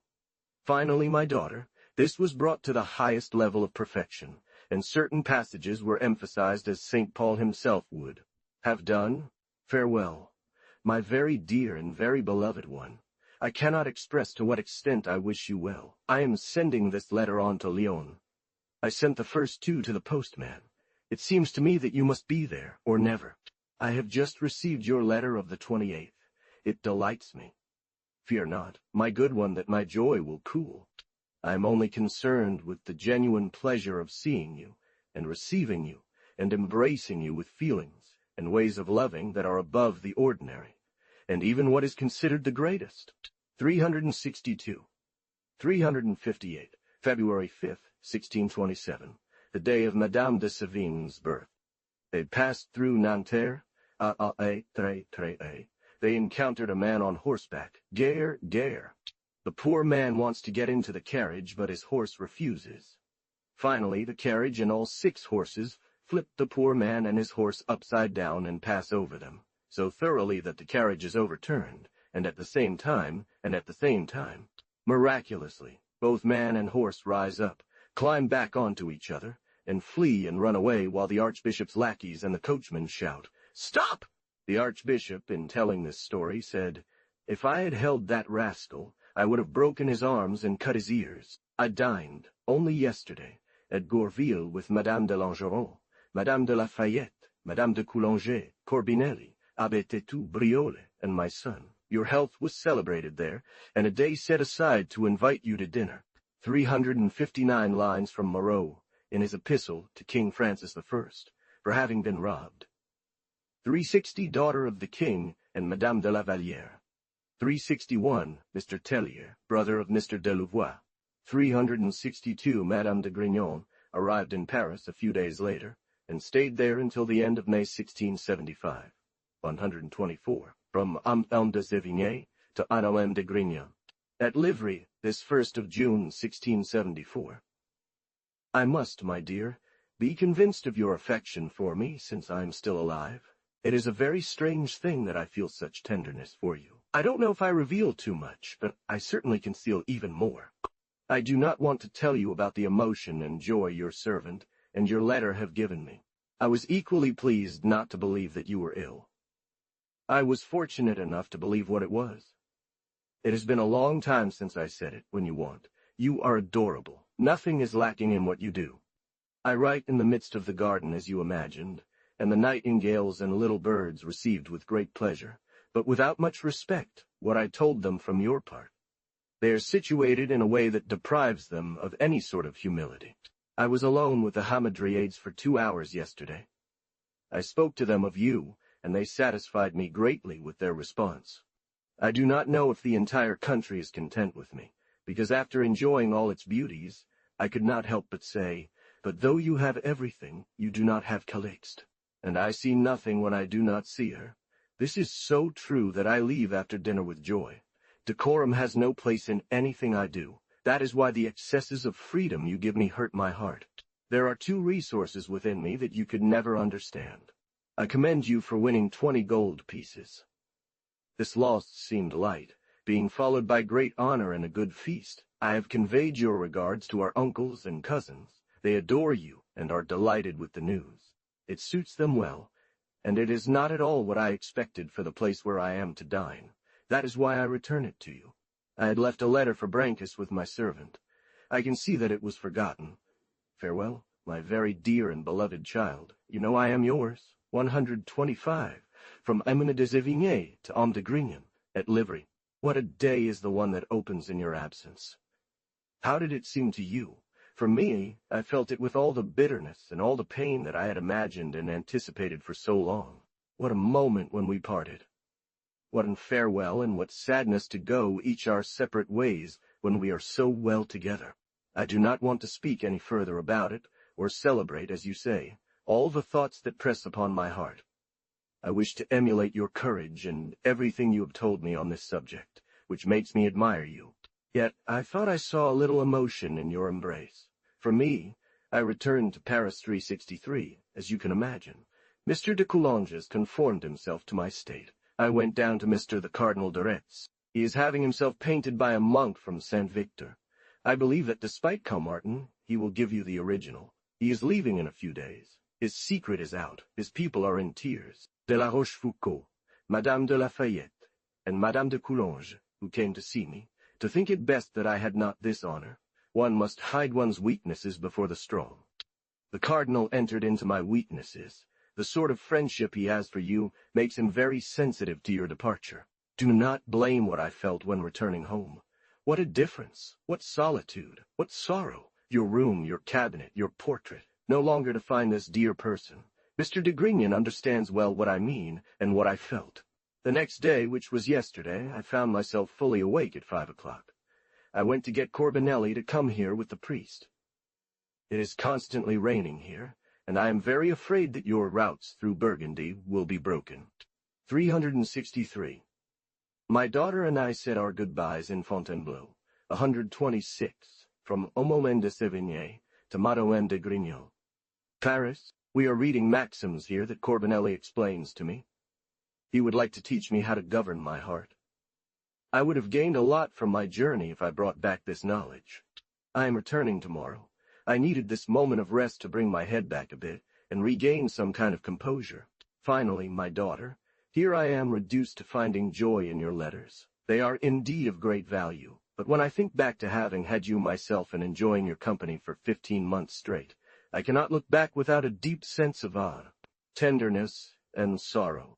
There are those who have tried to make me believe that my excessive friendship caused you discomfort, that this great attention to understanding your wishes, which naturally became mine, certainly made you feel a great sense of boredom and disgust. I do not know, my dear child, if this is true. What I can tell you is that I certainly did not intend to cause you such pain. I have given way to my inclination a little, I confess, and I have seen you as much as I could, because I had not enough power over myself to deny myself this pleasure.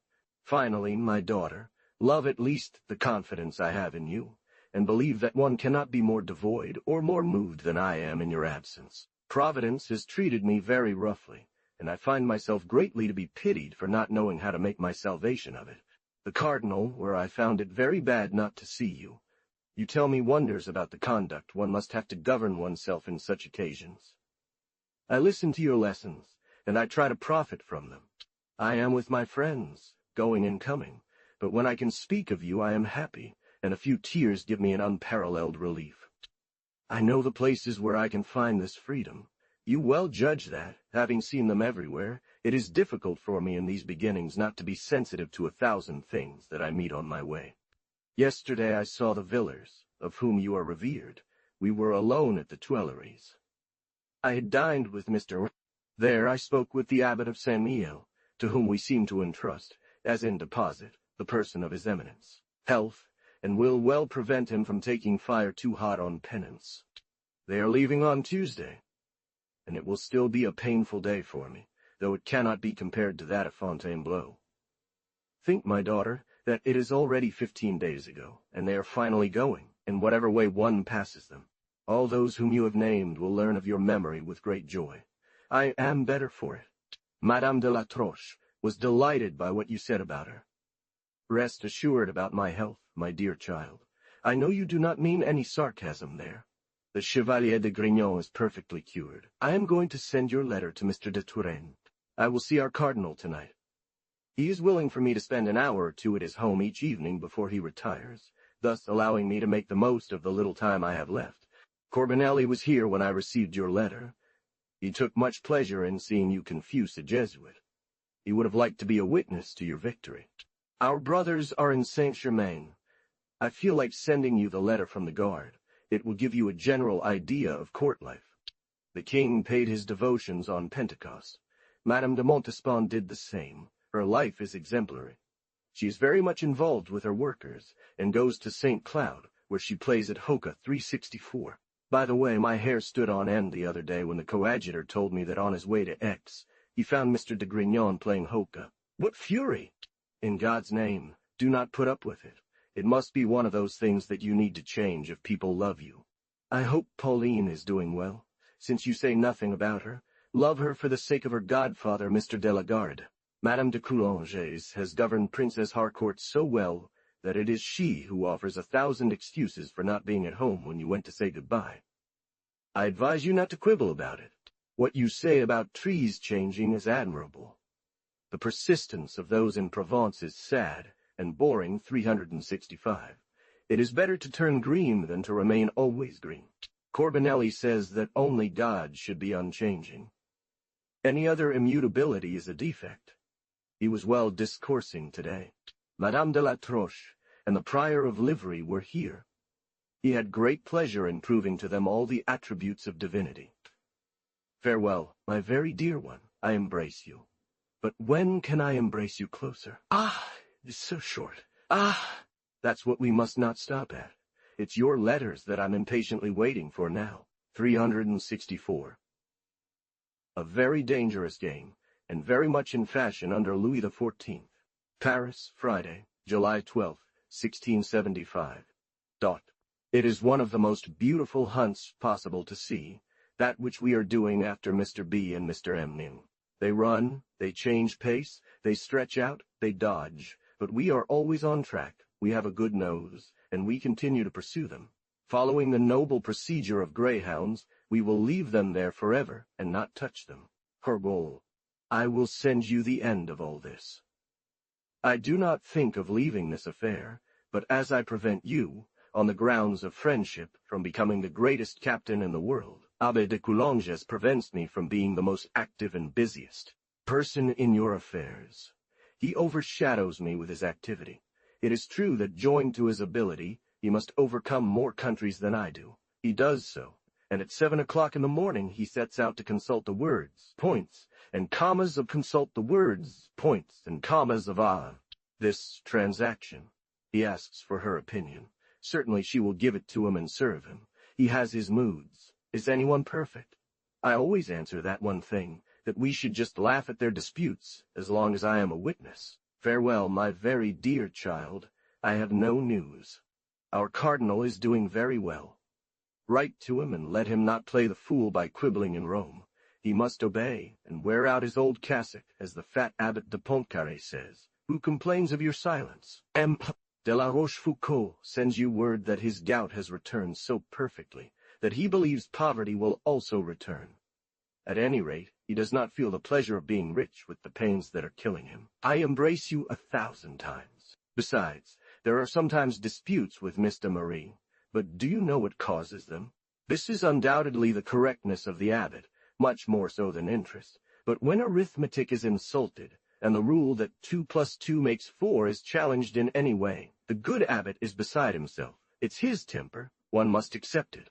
On those terms, on the other hand, Mademoiselle de Marie has a completely different style. When, out of wit or reason, she takes a stand, she never stops. She pushes it further, storms off to act as the uncle, demanding silence.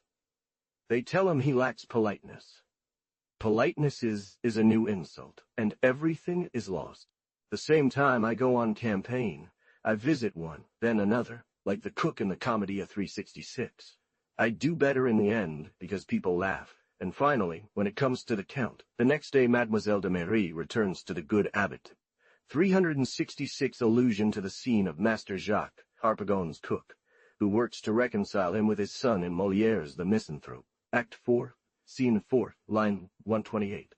Guess where I am writing to you from, my daughter? It is at Mr. de Pompon's. You will realize this from the little note that Madame de Vannes will give you here. I was with her, Father Arnauld, and Dacqueville, to see the procession of Sainte-Geneviève pass. We returned very late, only at 2 in the morning. Many people will not return until tonight. You may inquire as to why this chest was lowered. It was to cease the rain and implore for warmth. Do you know that this procession is a beautiful thing? All the different religious orders, all the priests from the parishes, all the canons from Notre Dame, and Mr. the Papal Archbishop, walking with a staff, blesses to the right and left as he approaches the metropolis. However, he has only his left as metropolis, hand raised. The Parliament in red robes, along with all superior companies, follow this ornate chest, gleaming with jewels. As a pledge to Saint Geneviève, the provost of merchants and 4 councillors are left until this precious treasure is returned. On his right is the abbot of Saint Geneviève, barefoot, preceded by 150 monks, also barefoot, carrying their crozes and mitres, mirroring the archbishop's attire, and performing blessings in a modest and devout manner while fasting, exuding an air of penitence that signifies his upcoming Mass at Notre Dame de Touraine. La Fara and the others remain with the Dauphin's gendarmes and Mr. the Prince's army. Here are the ladies waiting for their husbands, according to the rate of their impatience. Both arrived at the same time we had this plan. So as it is generally for us to bring all sorts of good things, I believe it is to her that we owe the return of the king. He will be here on Sunday. I will send you on Wednesday everything that can be sent. Mr. de la Trousse leads a detachment of 6,000 men to Marshal Créqui to go and join Mr. I saw one of your letters yesterday in the hands of the abbot of Pontcarré. It is the most divine letter in the world. There is nothing that stings or is not salted. He sent a copy to his eminence, as the original is kept like a relic. The other day Madame and Madame de Monaco took Haqueville from the Hôtel de Grammont to go running through the streets incognito and taking walks at the Tuileries. As Madame is not in a gallant mood, she plays perfectly well with her dignity. Madame de Toscane is expected at any moment. It's still good things from the chest of Saint Geneviève. It is quite hot today, my very dear Belle, and instead of worrying in bed, fancy took me to get up, though it is only 5 o'clock in the morning, to chat with you a bit. Farewell, my very dear and perfectly beloved. You are so true that I do not cut anything from all that you tell me of your tenderness. You can judge if I am moved. 129, from de Sévigné to de Grignon, in Paris, Wednesday, July 24th, 1675. The king arrived in Versailles on Sunday morning. The queen, Madame de Montespan, and all the ladies had already gone on Saturday to take up their regular apartments. Soon after his arrival, the king paid his visits, the only difference being that games are played in these grand apartments that you know of. I will have more information this evening before closing my letter. What makes me so ill-informed about Versailles is that I returned last night from Pomponne, where Madame de Pomponne had pressed us, Haqueville and myself, to go with such urgency, that we could not nor did we want to miss it. Mr. Wall, so you still have your kiss. Ah, my daughter, how tedious. We are hot ourselves. There is only Provence where one still feels cold. From Pomponne, in truth, was delighted to see us. You have been celebrated, in this short time, with all the conceivable esteem and friendship. We have talked a lot. One of our follies was to wish to discover all the undercards of all the things that we believe we see but do not. Everything that happens in families, where we would find hatred, jealousy, rage, contempt, instead of all the beautiful things that are put above the basket and pass for truths. Undercards, instead of paintings. You see well, my very beautiful one, that we must have a great deal of leisure to amuse ourselves with telling such trivias. This is what getting up in the morning is like. This is how Mr. of Marseille does it. I would today have made visits by torchlight, if we were in winter. This folly has taken us far, and amused us greatly. We wanted to break Haqueville's head to get at it, and found pleasure in imagining that, with regard to most of the things we believe we see, we would be mistaken. You think, therefore, that this is the case in such a house. You think that adoration goes on in this place. Look, they hate each other with fury, and so with everything else. You think the cause of such an event is something like that. It is the opposite. In short, the little opposite. In short, the little demon that would tug at our curtains would amuse us immensely. I am waiting for a little cool weather to clear out, and a little peace in Brittany to leave. Madame de Lavardin, Madame de la Troche, Mr. Harouis, and I consult our journey, and we do not wish to haste into the fury that agitates our province. It increases every day. These demons have come to pillage and burn even near Fougueres. It is a little too close to the rocks. We have resumed pillaging an office in Rennes. Madame de Chaulnes is half dead from the threats made to her every day. They told me yesterday that she was arrested, and even the wisest held her back, and sent Mr. I am very convinced that our chasse of Sainte-Geneviève has brought about this change. For without it, we would have noticed like you that the course of the sun and the seasons had changed. I believe I would have found, like you, that it was the true reason that precipitated us all through these days which we regretted so much. For me, my child, I felt a genuine sadness, gone forever. It feels like death. One must replace this thought with the hope of meeting again. De Chaulnes, who is at Fort Louis, that if the troops he has requested take a step in the province, Madame de Chaulnes runs the risk of being torn apart. However, it is only too true that troops must be sent, and there is reason to do so, for, given the state of affairs, ordinary remedies are not sufficient, but it would not be wisdom to leave before seeing what happens with this extreme disorder. It is believed that the harvest will separate this entire fine assembly, for after all, they must gather their wheat. There are 6,000 or 7,000 of them, and the most skilled among them does not understand a single word of French. Mr. Mot, the skilled priest, responded in the same tone. Not at all, my children. This is not the gabelle. You do not know what it is. This is the Jubilee. Boucherat told me the other day that a priest received a clock that was sent to him from France in front of his parishioners, because that is how they say it. Everyone started screaming in their language, saying it was the gabelle, and that they could see it very clearly. De Grignan held that post, but not all our wise heads agree that he should increase his expenses by 15,000 or 16,000 francs at this time. You can easily guess that there is a point where I cannot use the resignation that I preach to others. Mademoiselle Dubonne was married yesterday. Your brother would like to give up his command for the position of colonel in the Champagne regiment. He returned with a great number of people with the king, the Grand Master, the lords of Soubise, Termes, Brancas, the Guard, Villars, the Count of Fiesque, or the latter, one is tempted to say, friend of courtesy rather than of war. He had not been at the army for a month. At the same time they knelt down. What do you say about the sharp minds of these gentlemen? Whatever the outcome, I must observe what this turmoil will lead to. It is not without reluctance that I delay my journey. It is arranged and set as I desire. It cannot be postponed to another time without disturbing many of my plans, but you know my plans, devotion to Providence. One must always return to it and live day by day. My words are wise, as you see, but very often my thoughts are not. De Pomponne said that one cannot wish for the battle with better hearts, or want to be more resolutely than the king in the first rank, when it was thought that one would have to give it to Limburg. He told us admirable things about the way His Majesty lived with everyone, and especially with Mr. the Prince, the Duke. All these details are very pleasant to hear. As for the rest, my daughter, this cassolet has arrived. It looks quite like a Jubilee. It weighs more, and is much less beautiful than we thought. It's an antique called a cassolet, but nothing could be worse made. However, it's a genuine piece. That would suit Grignan, not Paris. Our good cardinal has done this, as he does with his music, which he praises without knowing it.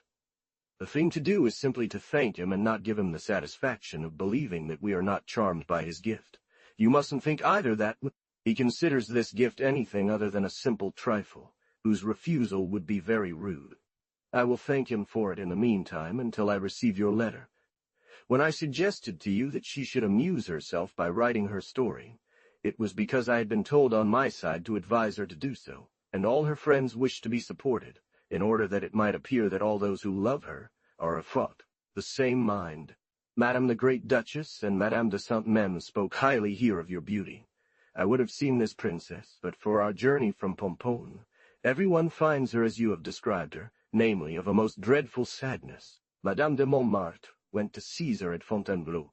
They are preparing an abominable prison for her. Madame de Montlouet has smallpox.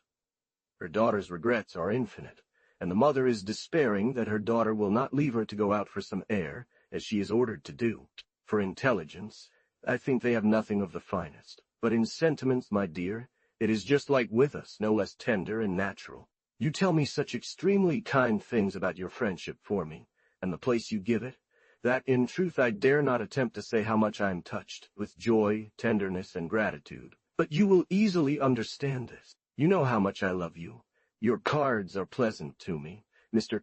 de Pomponne said, agreeing that nothing is general. It seems that Madame de Sévigné loves Madame de Grignon passionately. Do you know the underside of the cards? Do you want me to tell you? It's that she loves her passionately. He could add, to my eternal glory, and that she is loved in return. I have a package of your silks. I would like to find someone who can carry them for you. They are too small for the carriage and too large for the post. I believe I could say the same about this letter. Farewell, my very dear and beloved child. I cannot love you too much. Some pains that are attached to this tenderness. That which you have for me deserves even more, if possible. 367 to Mr. Gou de la Berchère. 368, that is, an old pendulum. 369, wife of the first squire of the Grand Duchess of Tuscany, de Touraine, of whom I am assured that you will be as affected and as sorry as we are here. This news arrived on Monday at Versailles. The king was afflicted, as one should be by the death of the greatest captain and most honorable man in the world. The whole court was in tears, and Mr. de Condom thought he would faint. 370 François René de Lorraine de Guise, Abbess of Montmartre. 130. From M. de Sévigné to M. de Grignon, in Paris, this 31st of July, 1675. It is to you, my dear Count, that I address myself to write one of the most unfortunate losses that could happen in France. It is the death of Mr. We were about to go have some fun in Fontainebleau, but everything was ruined. Never has a man been regretted so sincerely. All the neighborhood where he stayed, and all Paris, and all the people, were in turmoil and emotion. Everyone was talking and emotion. Everyone was talking and gathering together to lament this hero. I am sending you a very good account of what he did just a few days before his death. It is after 3 months of a miraculous conduct, which never tires the admiration of those in the profession, that comes the last day of his glory and life. He orders the death of the young man from Hawkencourt, and that he send a messenger to inform the king of the outcome of this affair. He hides his letter and sends it at 2 o'clock. He had the pleasure of seeing the army of enemies retreat before him, and on the 27th, which was Saturday, he went to a small height to observe their march. His intention was to strike at the rear guard, and he sent word to the king at noon that, at noon that. This thought he had sent to Brissac that the 40-hour prayers were said. He goes to this little hill with 8 or 10 people. A miserable shot is fired from afar, which cuts him in two across his body, and you can imagine the screams and tears of this army. The messenger sets out just now. He arrived on Monday, as I told you, so at 1 hour's interval from each other, the king received a letter from Mr. de Touraine, and news of his death. A gentleman from Mr. de Touraine has arrived, who says that the armies are quite close to each other, that Mr. de Lorget is commanding in place of his uncle, and that nothing can be compared to the violent affliction of all this army. The king at the same time ordered Mr. the Duke to go there post-haste, awaiting Mr. the Prince, who must go there, but as his health is quite bad and the road is long, everything is to be feared in the meantime. It is a cruel thing, this fatigue for Mr. the Prince. May God will him to return. Mr. de Luxembourg remains in Flanders to command in chief. The general lieutenants of Mr. the Prince are Messrs. de Luxembourg, Duras, Lafayette, d'Estrades, Navaille, Schomberg, and Vivonne. Here are 8 well counted. I leave you to meditate on this point. De Duras and de Lafayette. The Marshal of Créqui remains where he is. On the day after this news, Mr. de Louvois proposed to the king to repair this loss by making 8 generals, instead of 1, that's again 372. At the same time, 8 marshals of France were made, namely, Mr. de Rochefort of 373, to whom the others owe a thank you, Messrs. The Grand Master 374 was despairing. He's been made a duke, but what does this dignity give him? He has the honor of the Louvre through his office. He will not go to Parliament due to the consequences. And his wife only wants a chair from Bouillé. Nevertheless, this is a favor, and if he were a widower, he could marry some young widow. You know the hatred of Count Grammont for Rochefort.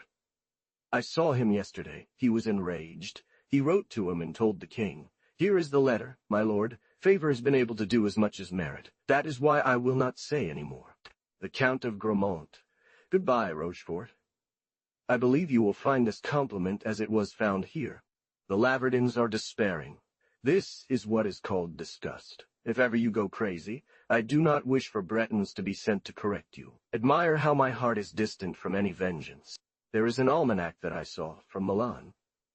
It reads in July, sudden death of a great one, and in August. Ah, what do I see? We are here in constant fear. Nevertheless, our 6,000 men have set out to ruin our Brittany.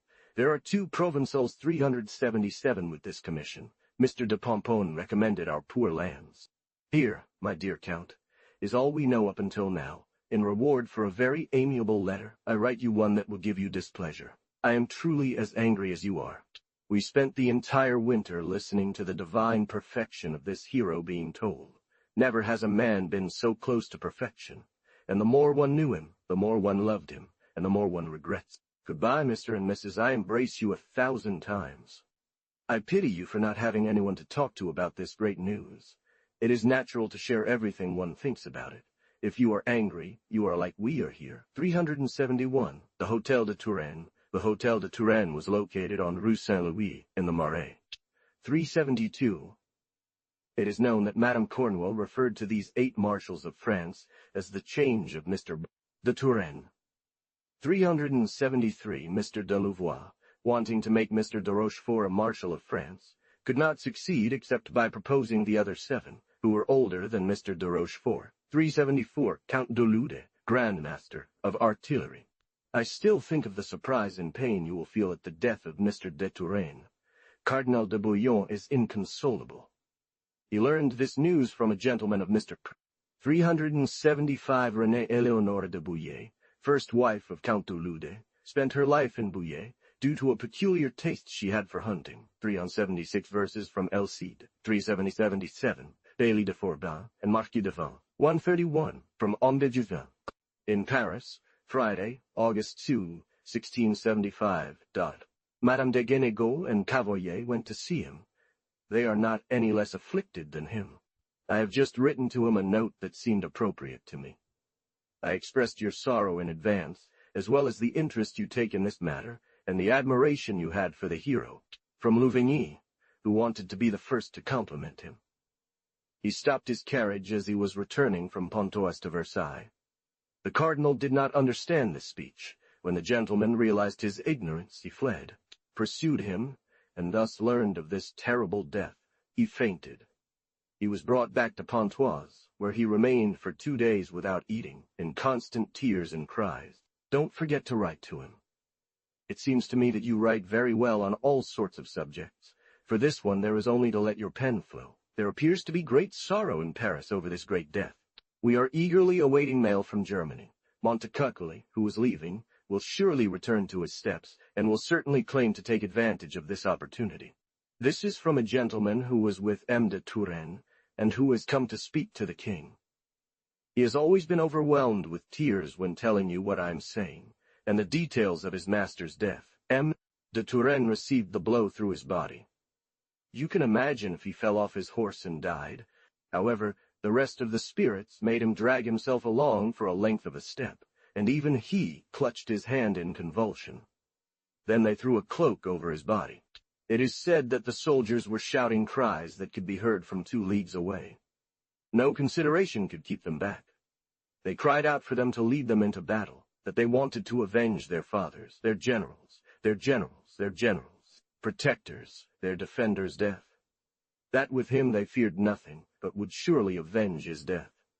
That they should be left alone, and that they were furious, and that they should be led into battle. This boy's Gaiet he is, that gentleman did not leave him until he was carried silently to the nearest house without noise. Mr. de Lorges was at about half a league away. Judge of his despair, it is he who loses everything, and remains in charge of the army, and all events, until the arrival of Mr. the Prince, who has 22 days' march ahead. For my part, I think of the Chevalier de Grignon 1,000 times each day, and I cannot imagine that he can bear this loss without losing his reason. Everyone loved by Mr. de Turenne is hard to sympathize with. The king said yesterday, while talking about the 8 new marshals, if Gadin had been patient, he would be among them. But he retired, he became impatient. Well done. It is said that the Count d'Estrées is trying to sell his position. He is one of the despairing ones who do not have the scepter. Guess what Coulages is doing? He copies word for word, and without any trouble, all the news I write to you. I have told you that the Grand Master 378 is a duke. He dares not complain.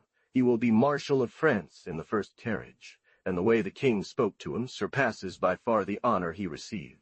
De Turenne, who, saying goodbye to Mr. His Majesty told him to give Pomponne his name and qualities. He answered, "Sir, I shall give him the patent of my grandfather. He will only have to get it copied. He deserves a compliment." Mr. de Grignon has much to do, and perhaps enemies, for they claim from Monseigneur, and it is an injustice that one cannot make them understand. Back to Mr. de Turenne. The Villars adore him. Villars has returned, but Saint-Geron and his head have stayed. His wife hoped that someone would have some pity for him and bring him back. Our cardinal will be deeply touched by this loss. It seems to me, my daughter, that you never tire of hearing about it. We agreed that there are things for which one cannot know enough details. I embrace Mr. de Grignon. I would wish both of you someone with whom you could speak about Mr. I believe that the guard is sending you the design he has to see you. I am very keen to say goodbye to him for this journey. Mine, as you know, is a little delayed. We'll have in our country. The Cardinal of Retz said to him, "Sir, I am not a speaker, but I pray you to believe seriously that, without these affairs, in which perhaps I am needed, I would retire like you, and I give you my word that if I return, I shall not die on the shelf, and I will, following your example, take some time between life and death." I heard this from Hackville, who only said it 2 days ago. Darois are my compasses. Do not worry about me, my very dear, or my health. I will purify myself after the full moon, and when we have news from Germany. It is hard for Mr. de la Vardaine to have bought a post for 400,000 francs, to obey Mr. de Forbin, for even Mr. de Chaulnes still retains some shadow of command. Madame de la Vardaine and Mr. Goodbye, my dear child. I love you so passionately that I don't think anyone could go further. If anyone desired my friendship, they should be content with the fact that I love them only as much as I love your portrait. 378 Count de Lude. From Amand de Sévigné to Count Bissy. Paris, August 6, 1675. I no longer speak to you about my daughter's departure, although I still think about it, and I cannot get used to living without her. But this sorrow is only for me. You ask where I am, how I am, and what I am doing. I am in Paris, I am well, and I am amusing myself with trifles. But this style is a bit concise, and I want to expand on it. I would be in Brittany, where I have 1,000 affairs, without the movements of this province, which make it insecure. There are 6,000 men commanded by Mr. de Forbin. The question is about the effect of this punishment. I am waiting for it, and if these mutineers repent and return to their duty, I will resume my travels and spend part of the winter there. I have had some health issues, and that beautiful health that you saw so triumphantly has suffered some attacks that left me humiliated, as if I had been insulted. As for my life, you know it just as well. Life is too short. Hardly have we passed our youth when we find ourselves in old age. I would like to have 100 assured years, and the rest uncertain. I pass my time with 5 or 6 friends, whose company I enjoy, and there are 1,000 duties that we are constrained to fulfill, and it's no small matter. But what frustrates me is that without doing anything, the days go by, and we grow old and die. I find this very unfair. I sometimes speak of this with my religious niece. I find her very agreeable and of a kind of spirit that reminds one very much of you. Don't you want that too, my cousin? But how could we do it? My niece will share my opinion, depending on the happiness or misfortune she finds in our marriage. She will tell us news of it, or not. In any case, I know there is nothing tender, convenient, or pleasant that I do not wish for her in this change of circumstances. Besides, you are a very good almanac. You have foreseen, as a man of the profession, everything that has happened on the side of Germany, but you did not see the death of Mr. de Turenne, nor this random shot, which takes him alone between 10 and 12. For me, who see everything in the Providence, I see this cannon loaded with eternity 379. I see that everything leads to Mr. de Turenne, and I do not find anything fatal for him, assuming his conscience is in good state. What does he need? He dies amidst his glory. His reputation could not increase any further. He even enjoyed at that moment the pleasure of seeing the enemy's retreat, and saw the fruit of his conduct for 3 months. De Turenne did not sense the death. Do you still count it for nothing? You know the general pain from this loss, and the 8 new marshals of France. We are always frozen with fear, until we know if our troops have crossed the Rhine. Sometimes, by living too much, the star fades. It is safer to cut into the flesh, especially for heroes. If the Count of Harcourt had died after the capture of Sainte Marguerite, or the relief of Casale, and Marshal Duplessis-Praslin after the Battle of Rheims, would they not have been more glorious? Then, as soldiers say, we will be mixed up, the river between us. The poor Madelon is in her Provence castle. What a fate, Providence! I love this little comtesse dearly.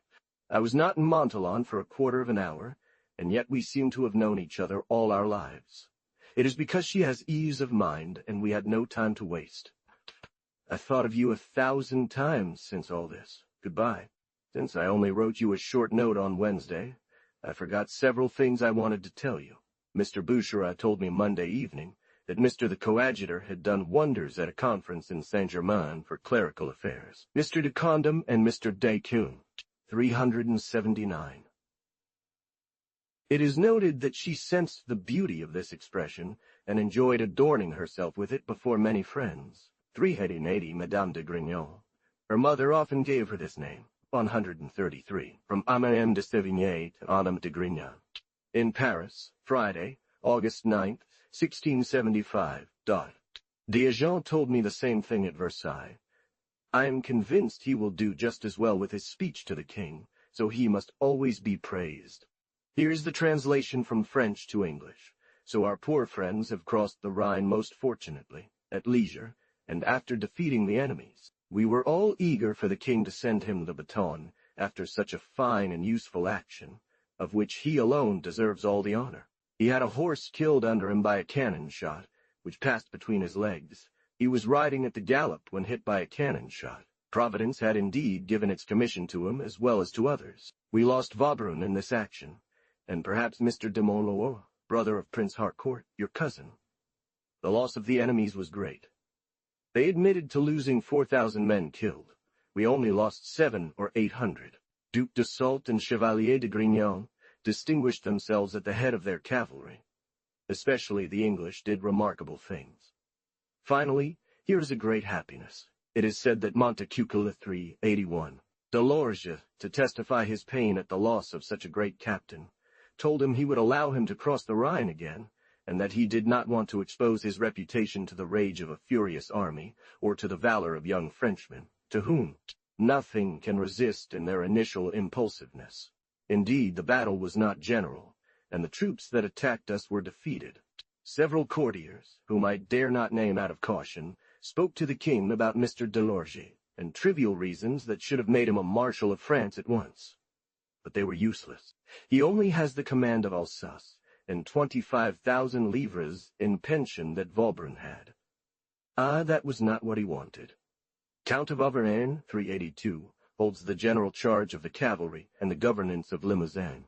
The Cardinal of Bouillon is very distressed.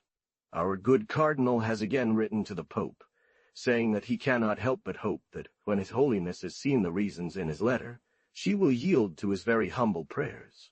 Anything inutile, will only read his letters, having given his response in advance, like our little friend whom you know. Please listen to something that I find very beautiful. It seems to me that I am reading Roman history. Saint-Hilaire, Lieutenant General of Artillery, had therefore ordered M. Let us speak a little about M. de Turenne. It has been a long time since we have talked about him.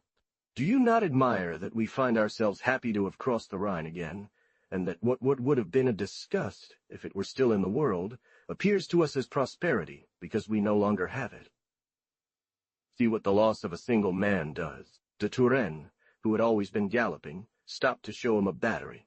It was as if he had said, "Sir, stop for a moment, for this is where you must be killed." So the cannon's shot came, and took Saint-Hilaire's arm, who was showing the battery, and killed de Turenne. Saint-Hilaire's son threw himself at his father, and began to cry and scream. "Be quiet, my child," he said, showing him de Turenne lying dead. "This is what you should weep over forever, this irreversible loss." And without paying any attention to himself, he began to cry and scream over this great loss. Mr. de la Rochefoucauld wept too, admiring the nobility of this feeling. De Lorges, who appeared to be the nephew of the hero on this occasion. I returned to the Knight of Grignan, and I admire that he was not wounded, by getting involved as he did, and enduring so many times the fire of the enemies. The Duke of Villeroy cannot console himself for Mr. The gentleman from de Turenne, who had turned back and returned, said that he had seen heroic deeds from the Knight of Grignan, that he had charged 5 times, and his cavalry had so well repulsed the enemies that it was this extraordinary vigor that decided the battle. Mr. de Boufflers and the Duke of Soult also did very well, but above all Mr. de Turenne. He writes that fortune can no longer harm him. After having deprived him of the pleasure of being loved and esteemed by such a man, he had just refitted at his own expense an entire English regiment, and only 900 francs were found in his chest. His body is taken to Touraine. Several of his men, and even his friends, followed him. Mr. the Duke of Bouillon has returned. The Knight of Coislin, because he is ill, but the Knight of Vendôme just before the battle. Here is what they cry about, and all the beauty of Madame de Loudres does not excuse him. 381 Generalissimo of the Emperor's armies. 382 nephew of Turenne, 134, from Amoim de Sévigné to Olympe de Grignan. Paris, Monday, August 12, 1675. I am sending you the most beautiful and best account that has been given here since Mr. de Turenne's death. It is by the young Marquis de Fouquier to Madame de Vins for Mr. de Pomponne. That minister told me it was better and more accurate than the king's. It is true that this little Fouquier's 383 has a corner of Arnauld in his head, which makes him write better than other courtiers. I have just seen Cardinal Bouillon. He has changed so much that he is unrecognizable. He spoke to me at length about you. He had no doubt about your feelings. He told me 1,000 moving things about Mr. de Turenne. De Turenne told him his condition. He was 1,000,000 leagues from mortal sin. He nevertheless went to confession out of habit. He said, "But should I tell this friar as I would Mr. P—" His uncle, apparently, was in a state to appear before God, for his life was perfectly innocent. He asked the cardinal on Pentecost if he could not communicate well without confessing. His nephew replied that he could not, and that since Easter he had hardly been able to be sure of not having offended God. Mr. de Saint-Gervais? Is that appropriate? Truly, such a soul is well worthy of heaven. It comes directly from God, and will surely return there, having been so well preserved from the corruption of the world. He loved tenderly the son of Mr. d'Elbeuf. He is a marvel of virtue at 14 years old. Last year he sent him to salute Mr. de Lorraine, who said, "My little cousin, you are too happy to see and hear M. de Turenne every day. You have no other relations or father but him. Kiss the ground beneath his feet, and be killed at his feet. This poor child is dying of grief. It is a trial both of reason and childhood, from which he fears he will not recover. Mr. the Count of Auvergne has taken him with him, for he has nothing to expect from his father. Cavoy is afflicted by appearances. The Duke of Villeroy wrote letters here, in the midst of his pain, which are so powerful that they must be hidden. He sees nothing in his fortune above having been loved by this hero, and declares that he scorns any other kind of esteem after this. Save who can. Mr. de Marsillac distinguished himself by speaking of Mr. de Lorge as a subject worthy of another reward than that of Mr. de Vaubruns remains. Nothing could have been of such great instruction, or a better example, than to honor him with the baton after such a great success. Mr. de Reims was awakened at 5 in the morning to be told that Mr. de Turenne had been killed. He asked if the army was defeated. They told him no. He grumbled that they had awakened him, called his chambermaid a coquin, pulled back the curtain, and fell back asleep. "Goodbye, my child. What do you want me to tell you? What do you want me to tell you? I send you this account at 5 in the evening. I am packing up by myself. Mr. de Coulanges is coming this evening and wants to copy it. I hate that as much as death. I have made all your friends and told all your sweet words to Mr. de Pomponne and Madame de Vannes. In truth, they are very well received. I told him the joy you had of no longer being involved in the silly quarrels of Provence. He laughed, and at the reason for your wisdom.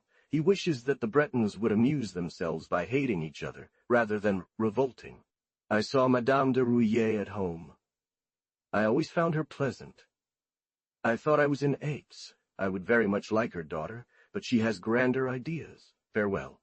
Madame de Vernon and the Marshal of Castelnau have just admired your portrait. It is loved tenderly, and it is not as beautiful as you. It is to Mr. Paris, Friday, August 16th, 1675. I would like to put everything you write about Mr. de Turenne into a funeral oration.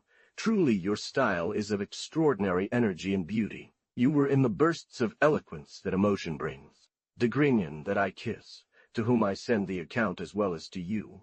383 he was a grandson of Anne Arnauld, aunt of Mr. Arnauld d'Andilly. 384 Henri de Lorraine, later Duke of Elbeuf, son of Charles de Lorraine, and Elisabeth de la Tour de Bouillon, niece of Mr. de Turenne. 385 for Mr. de Sévigné, Enfant de Sévigné, to homme de Sévigné, to Amen de Grignan, to Amen de Grignan. Do not believe, my daughter, that his memory is already forgotten in this land. This river that carries everything does not carry such a memory away immediately. It is dedicated to immortality. The other day I was at Mr. de la Rochefoucauld's with Madame de la Vardin, Madame de Lafayette, and Mr. de Marsillac. The Prime Minister came. The conversation lasted 2 hours on the divine qualities of this true hero. All eyes were filled with tears, and you could not believe how deeply his loss was engraved in their hearts. Relief of sighing aloud and writing his panegyric. You can speak about it as much as you like, without believing that the measure of your pain surpasses ours. We noticed something. It is not since his death that we admire the grandeur of his heart, the extent of his lights, and the elevation of his soul. Everyone was full of these during his lifetime, and you can imagine what his loss adds to what we already were. Finally, do not believe that this death is here like any other.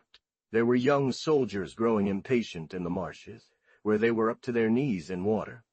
And the older soldiers told them, "What? You complain? It's clear you don't know Mr. Turenne. Have I told you how he re-equipped this English regiment?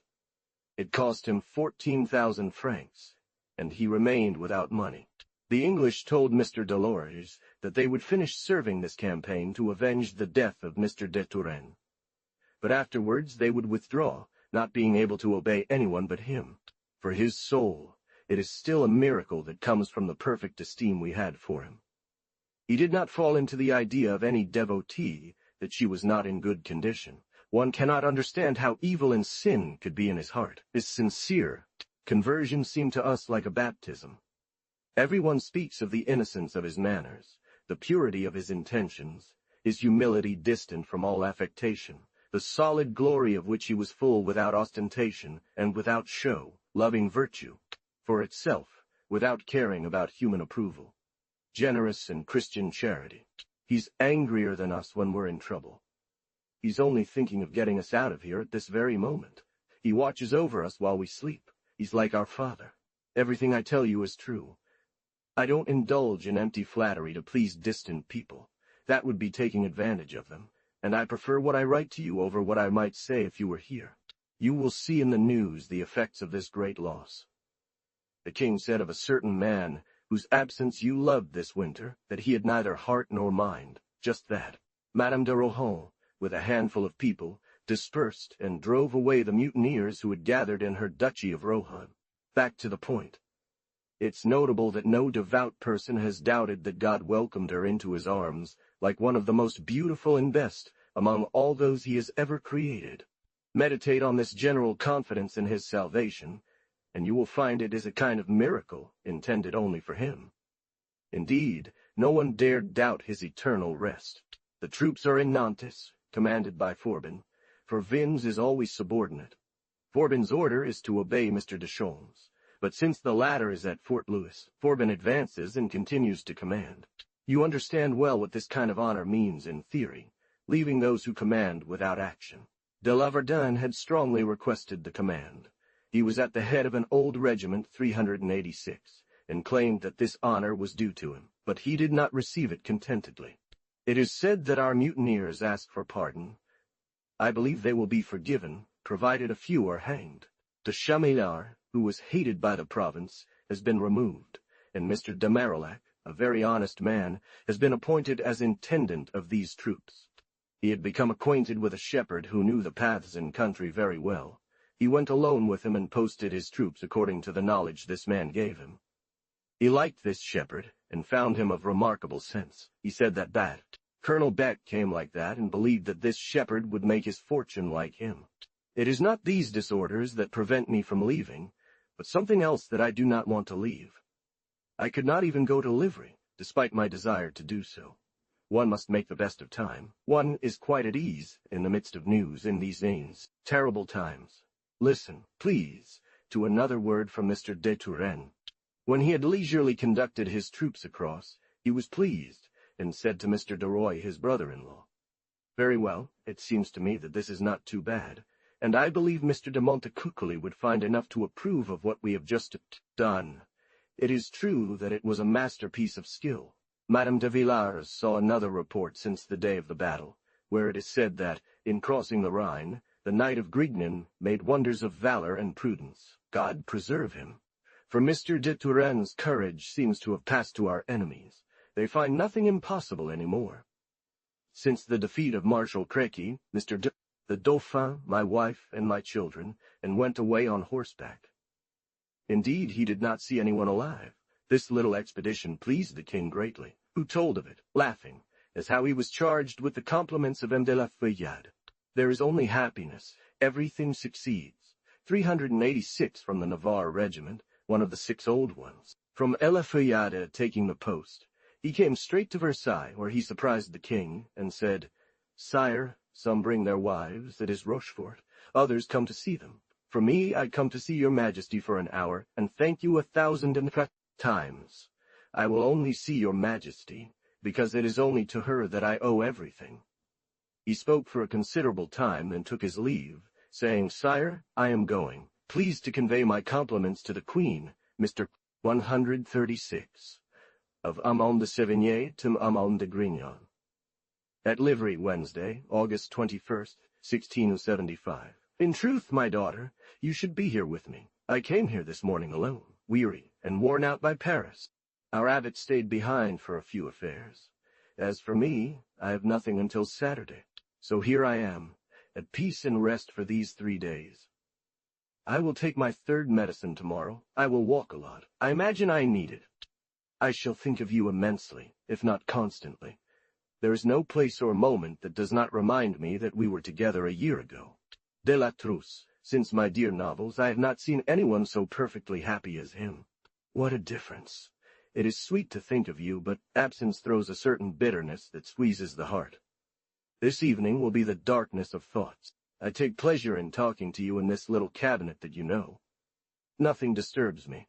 I left Mr. de Coulanges in great distress for Mr. de Sanzay. As for Mr. de Sanzay, when I give you news, be sure I got them from well-informed people, but they never want to be quoted for the smallest trifles. You will first guess that this comes from the place where you know they play with ridiculous letters.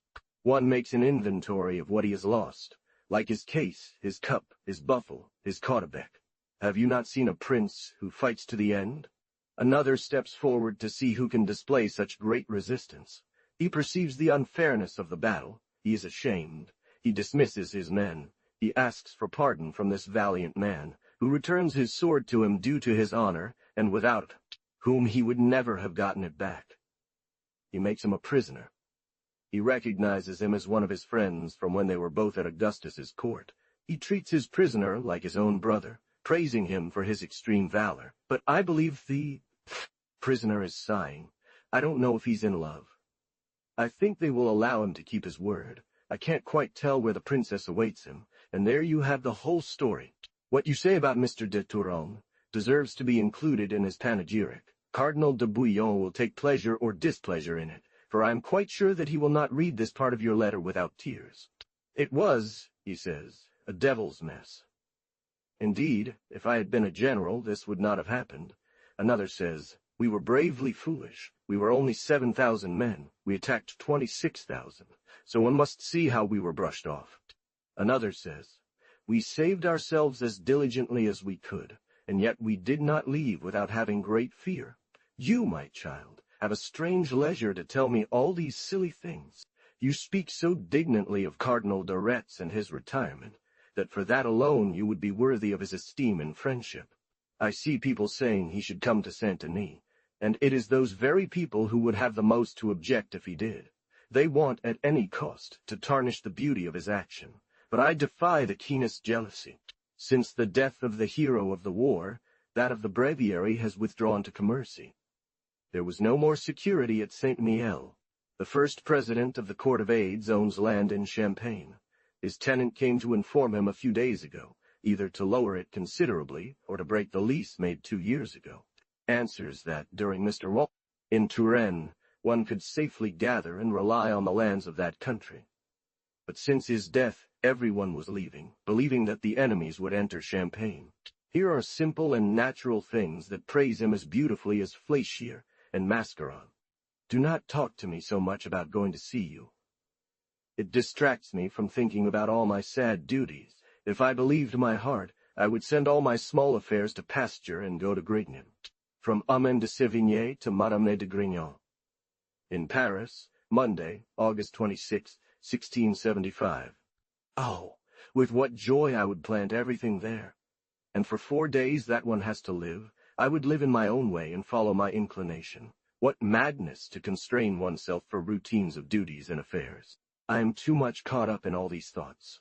The rule is no longer, to my great regret, in all my actions. For, as for my speeches, they have taken flight, and I at least escape the constraint of approving everything I do. My affairs are regulating my life at present. That is all that consoles me. I am going to run in Brittany during the holidays, and I will be back in November to throw myself into all the trouble that Mr. de Mirepoix's infidelity prepares for me. Mortality's defiance, just indignation. I give myself to you, 137. I returned on Saturday morning from Livry. After dinner, I went to Madame de la Vardens, who wrote you a note sending you a relation. This Marchioness loves you a great deal, and you will no doubt reply to her, as you know how well to do. Her way, and Harway's and I ours. The holidays are sending many people away. His Highness is with the army in Germany. He told a man who saw him recently, I would like to have just had 2 hours' conversation with Mr. The court left for Fontainebleau this morning. That word still makes me tremble, but at last we are going there to be amused. May God keep us from being knocked out during that time. The siege of Trier is being pushed forward vigorously. If there is any bullet that has received the commission to kill Marshal Crequi, it will have no difficulty in finding him, as it is said he is exposing himself like a desperate man.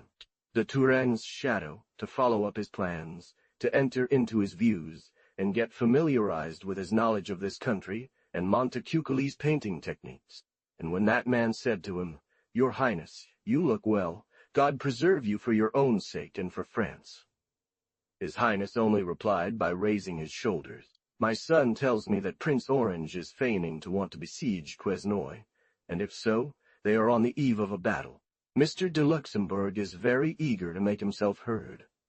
He is very happy, as he has well maintained Mr. the Prince. Finally, we tremble from all sides. I have asked Mr.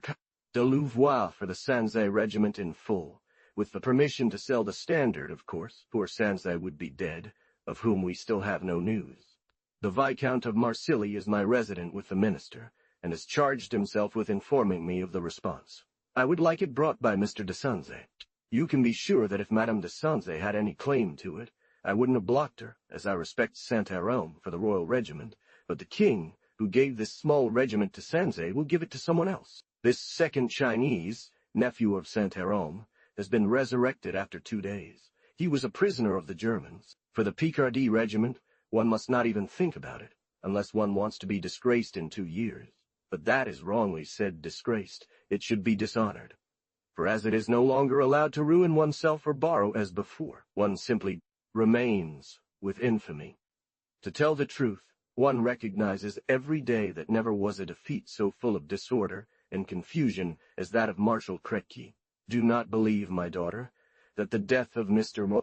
For poor little Fraulet it was necessary to search and turn over, and look at 1,500 dead men in one place of the battle, to find this poor boy, who was finally recognized, pierced by 10 or 12 blows, of Grand Maréchal des Logis, of the king's house, which she has bought. She cries and pleads and speaks only on her knees. They answer her that it will be seen, and 22 or 23 people ask for this charge. De Turenne passed here as quickly as the other news. It is still talked about and mourned every day.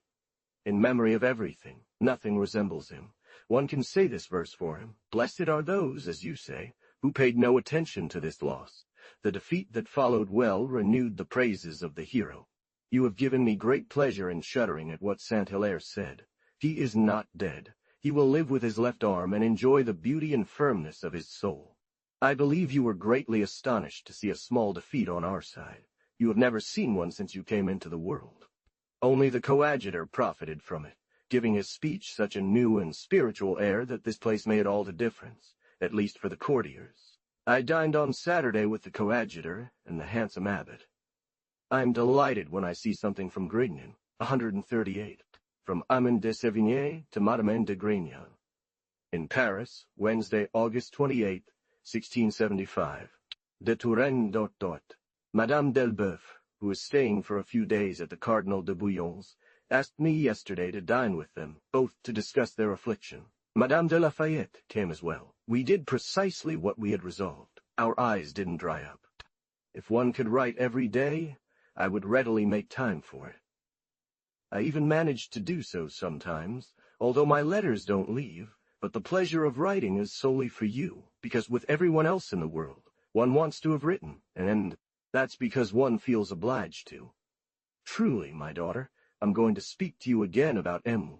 The first one who was able to speak answered our sad questions. We had him tell us about his death.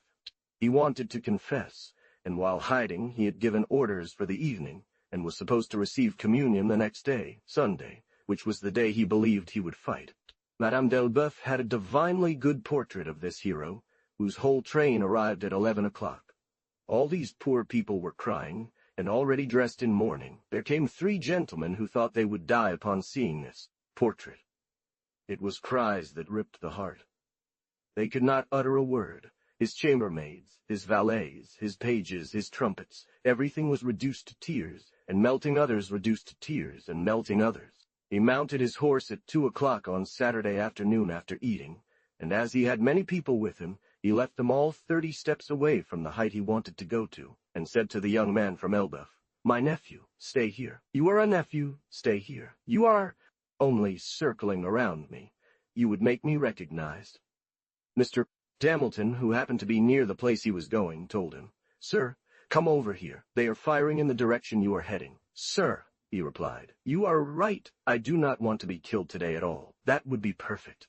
He had barely turned his horse when he saw Saint-Hilaire, holding his hat in his hand, who said, "Sir, take a look at this battery I just placed there." Mr. de Turenne returned, and in an instant, without being stopped, he had his arm and body broken by the same blow that carried away the arm and hand, holding Saint-Hilaire's hat. Delorges, Mr. de Roy, and many others thought they would die of grief. But they had to force themselves and think of the important matters at hand. Cries and tears filled the air as Mr. Hamilton silenced everyone and removed the little foal of Elbeuf, who had thrown himself onto the body, refusing to leave, and gasping in distress. They covered the body with a cloak, carried it through a hedge, and guarded it in silence. Then a carriage arrived, and they took him to his tent. There, Mr. The gentleman, who had always been watching him, did not see him fall. The horse carried him to where he had left the little foal of Elbeuf. He was not yet down, but he was bent over, his nose in the saddle. At that moment, the horse stopped. The hero fell into the arms of his men. He opened his large eyes twice in his mouth, and remained still forever. Think that he was dead, and that a part of his heart had been taken. He performed military service in the camp, where tears and cries marked the genuine sorrow. All officers had crepe scarves. All drums were covered. They only struck a single blow. Pikes lay scattered and muskets overturned. But the cries of an entire army cannot be represented without moving one deeply. His two nephews were present at this ceremony, in the condition you can imagine. Mr. de Roy, badly wounded, was brought there, but the mass was not celebrated until they had crossed the Rhine. I think the poor knight of Grignan was overwhelmed with sorrow. What do you say of these natural marks of affection founded on extraordinary merit? He is to arrive at Saint-Denis this evening or tomorrow. All his people are going to meet him 2 leagues from here. He will be in a chapel temporarily, and they will hold a service for him at Saint-Denis, pending that of Notre Dame, which will be solemn. When this body left his army, it was another despair, and everywhere he passed, one only heard acclamations. But at Langres they outdid themselves. They went to meet him in mourning habits, more than 200 strong, followed by the people, the clergy present. There was a solemn service in the city, and in a moment they all contributed to this expense, which amounted to 5,000 francs, as they accompanied the body to the first town and wished to defray the whole train. This was our entertainment. We dined, as you can imagine, and until 4 o'clock we did nothing but sigh. The Cardinal of Bouillon spoke of you, and replied that you would not have avoided this sad fate if you had been here. I assured him firmly of your distress. He will respond to both Mr. de Grignan and to Mrs. Elbeuf, who has lost her son as well. It is a fine thing for me to have taken it upon myself to tell you something you already knew, but these originals struck me, and I was glad to show you that this is how Mr. de Turenne is forgotten in this country. De la Garde told me the other day that, in the enthusiasm over the marvels being said of the night, he urged his brothers 388 to make a special effort for him on this occasion, in order to support his fortune, at least for the rest of the year, and that he found them both quite ready to do extraordinary things. De la Trousse, after having been told the day of the event that he had been killed, did not write another word to the poor Sanzay or to Coulonges. The good Lord is at Fontainebleau, from where he is to return in 3 days, to finally depart, as he says he is dying of envy, but courtiers have plenty of glue around them. Truly, Madame de Sansay's situation is deplorable. We know nothing of her husband. He is neither alive, nor dead, nor wounded, nor a prisoner. His people do not write. Mr. Candor, we can only command this forlorn woman. It is cruel to leave her in such a state.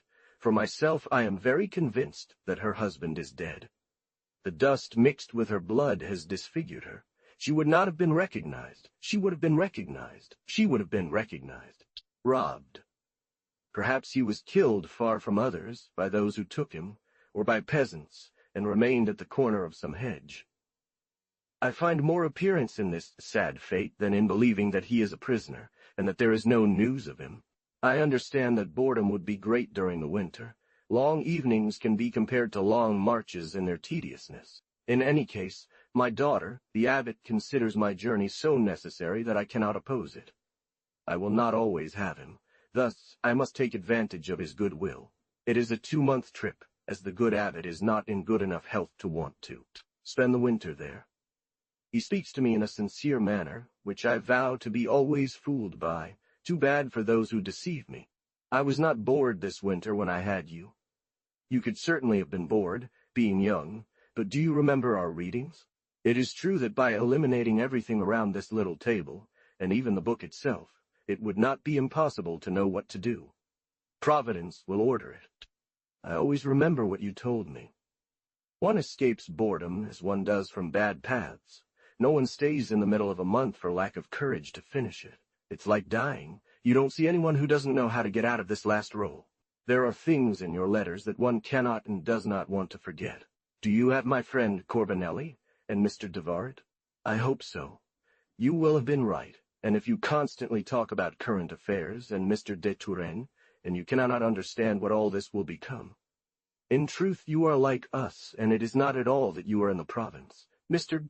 de Barillon dined here yesterday. There was only talk of Mr. de Turenne, who is truly very afflicted by it. He told us about the strength of his virtues, how true he was, how much he loved virtue for itself, how he found compensation through it alone. And then he concluded that one could not love him or be touched by his merits without becoming a better man. His company instilled horror for trickery and duplicity, which put all his friends above other men. Among them the knight was distinguished as one of those this great man loved and esteemed most, and also as one of his worshippers. Either Pacolet or the blessing of Montelimart must have carried this letter very diabolically. Examine this miracle.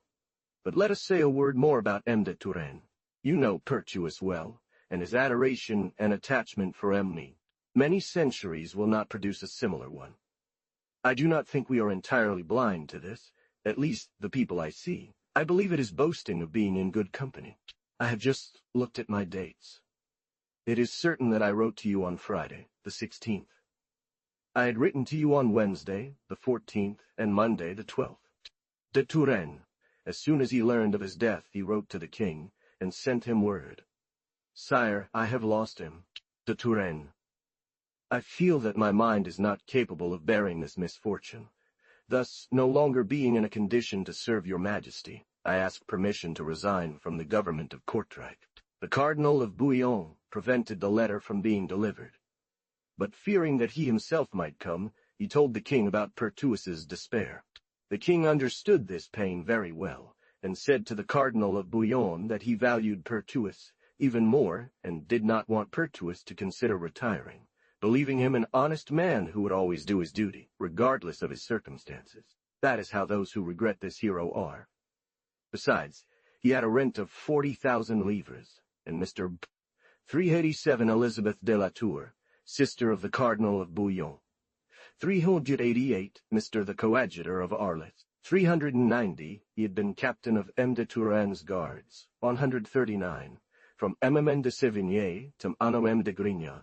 Boucherat found that after paying all his debts and legacies, he was left with only 10,000 livres in rent. That's 200,000 francs for all his heirs, as long as there's no squabble.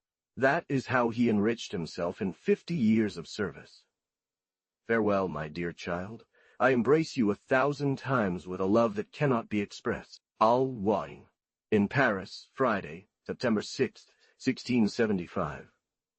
I regret you, my dear child, and this desire to distance myself from you and see our correspondence languish for a few days gives me genuine sadness. To complete the pleasure of my journey, Hélène is not coming with me. I have been so long delayed that she is in her new clothes. I have Marie who throws her caprice, as you know, but do not be anxious about me. I am going to try a little too, not be served quite so according to my own will, and to be a little more in solitude. I shall like to test the docility of my mind, and follow the examples of courage and reason that you give me. Does Madame de Coulanges not also perform wonders by being bored in Lyon? It would be a fine thing if I only lived with people who pleased me. I shall remember your sermons. I will enjoy paying my debts and eating my provisions.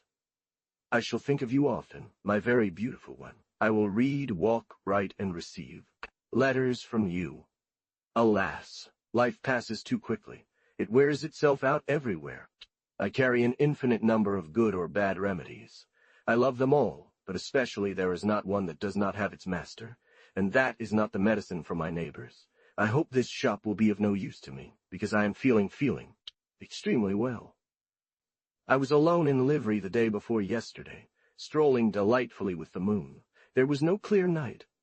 I was there from 6 in the evening until midnight, and I found this little excursion very agreeable. I owed this honesty to beautiful Diana and the amiable Abbé. It only depended on me to go to Chantilly in very good company, but I did not find myself free enough to make such a delightful journey. It will be for the coming spring. The prince, who lifted the siege of Haguenau, is somewhat surprised to be on the defensive, and to retreat and withdraw towards Skelestat. The drop in the month of October will not diminish his chagrin. I was at Mignard's just now to see the portrait of Louvigny. It is speaking, but I did not see Mignard. He was painting Madame de Fontevraud, whom I looked at through the door. I didn't find her pretty. Abbé Têtu was with her, in a charming badinage. The Villars were at that hole with me. We were amusing ourselves. As for me, I carry away my son's anxiety. It seems to me that I am going to have my head in a bag for 10 or 12 days, and you can well judge that, without good reasons, I would not leave Paris during this time of newsworthy events. Saint-Thou had dreamed the night before he was killed that he had had a dispute with the Prince of Orange, and that he had spoken to him in such opprobrious terms, that this prince had had him ill-treated by his guards. He related this dream, and it was indeed by his own guards that he was killed furiously, for he would never yield, even though alone against 200. It is a strange notion. Everyone mocks him, although Voiture has taught us that it is very wrong to mock the dead. The poor Sanzay is torn between ridiculous hopes that her husband is not dead, and wishes to wait until the end of the siege of Trier to mourn him. Farewell, my dearest. I cannot tell you how much I am for you. Although I say a little more than you do about what I feel, my demonstrations do not equal my feelings. 140. Farewell, my dearest. I am going to mount a carriage. I am leaving Paris for a while, with the pain of no longer receiving your letters so regularly, nor those from my son, whose army is not made up so much of bakers as I am anxious about him, not just when I think of Prince of Orange, but Mr. Luxembourg, who is in my son's army, and whose hands are terribly itchy. Alas, do you remember our folly that Mr. de Turenne was in your brother's army? Finally, all my affairs are disrupted. I do not even hope to be able to entertain you any longer. All the trifles I used to send you will come to nothing. And if you did not love me, you would do well not to open my letters. So, my very dear, with the good abbot and Marie, I am setting off. I have 2 men on horseback and 6 horses. I am going via Orléans and Nantes. I will write to you along the way. It is one of my tenderness, as Monsieur says. I have never seen an adorable man like Dacqueville. I do not know how the others are, but for the one we know, I believe he has no equal, without the fame that speaks of the Dacquevilles 391. I recommended a matter to him from the Seneschal of Rennes. Is he not known in your neighborhood? It was a thorny affair, and it required skill to handle it. I begged Dacqueville to take it on. He made it his own, worked on it, argued against Pereire 392, who was opposed. He presented it before Mr. de Pomponne to prevent any misunderstanding. Finally, everyone pays homage to the steps he takes. The Seneschal is so amazed to find such a heart on earth, and to have won his case, that he believes me the richest woman in France to have such a friend. He is right. Make use of it without fear of tiring. And from the fat abbot of Pontcarré, if you have any bills of exchange to send, for talents must be known, you will not lack news. Good Trochet will send you the big ones, but as you say, everything is going well. There will only be sweetness and pleasure in the rest of this year. Understand a little what it means, that great Prince of Condé, who retires, who withdraws, and contemplates October and the gout. The Marchioness de Créquy always says that Mr. de Sanzay is in Trier. I don't believe it at all. It would be a beautiful thing if, while his wife weeps on one side and refuses hope of finding him in this besieged place, she learns that he was killed of finding him in this besieged place. There, I said goodbye to Mr. of Lorraine did not want anyone to amuse themselves at the siege of Trier, and said, "You will perish there, gentlemen. Think that there are 4,000 men in Trier, and a French marshal in Anger. Indeed, this marshal accomplishes miracles. He cleans the trench every 2 or 3 days with extraordinary cleanliness. But finally, my dears, nothing is untakeable. Surrender will be necessary. De la Garde yesterday. If he embraces you, let him do so. It's for me. I like him very much. Make good use of his good spirit. I exhort you, my dear child, to preserve your health if you love me. I hear you telling me the same thing, and I assure you I will do it with a view to pleasing you. Don't trouble yourself in vain. That is not your good sense. Keep up your courage and send me some of it in your letters. That is a good provision for life. Talk much to me about yourself. All the details are admirable when friendship has reached a certain point. Write to our dear cardinal. Do you know that you have not thought right concerning the castellet, and that he has been piqued by the height at which you have spoken of this last mark of his friendship? Certainly, you have overstepped the bounds of good feeling. It is not there, my daughter, that you should feel the horror of a present of silverware.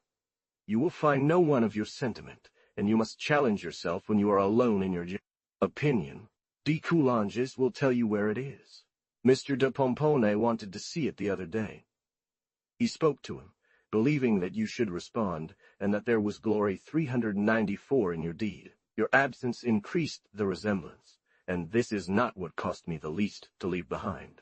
We cried at the tears of Madame de la Charce, and her eldest daughter Phyllis, aged 39. I see her from here. What do you want to say? That you don't tell it well. There is nothing in the world so pleasantly told, and no one writes so agreeably.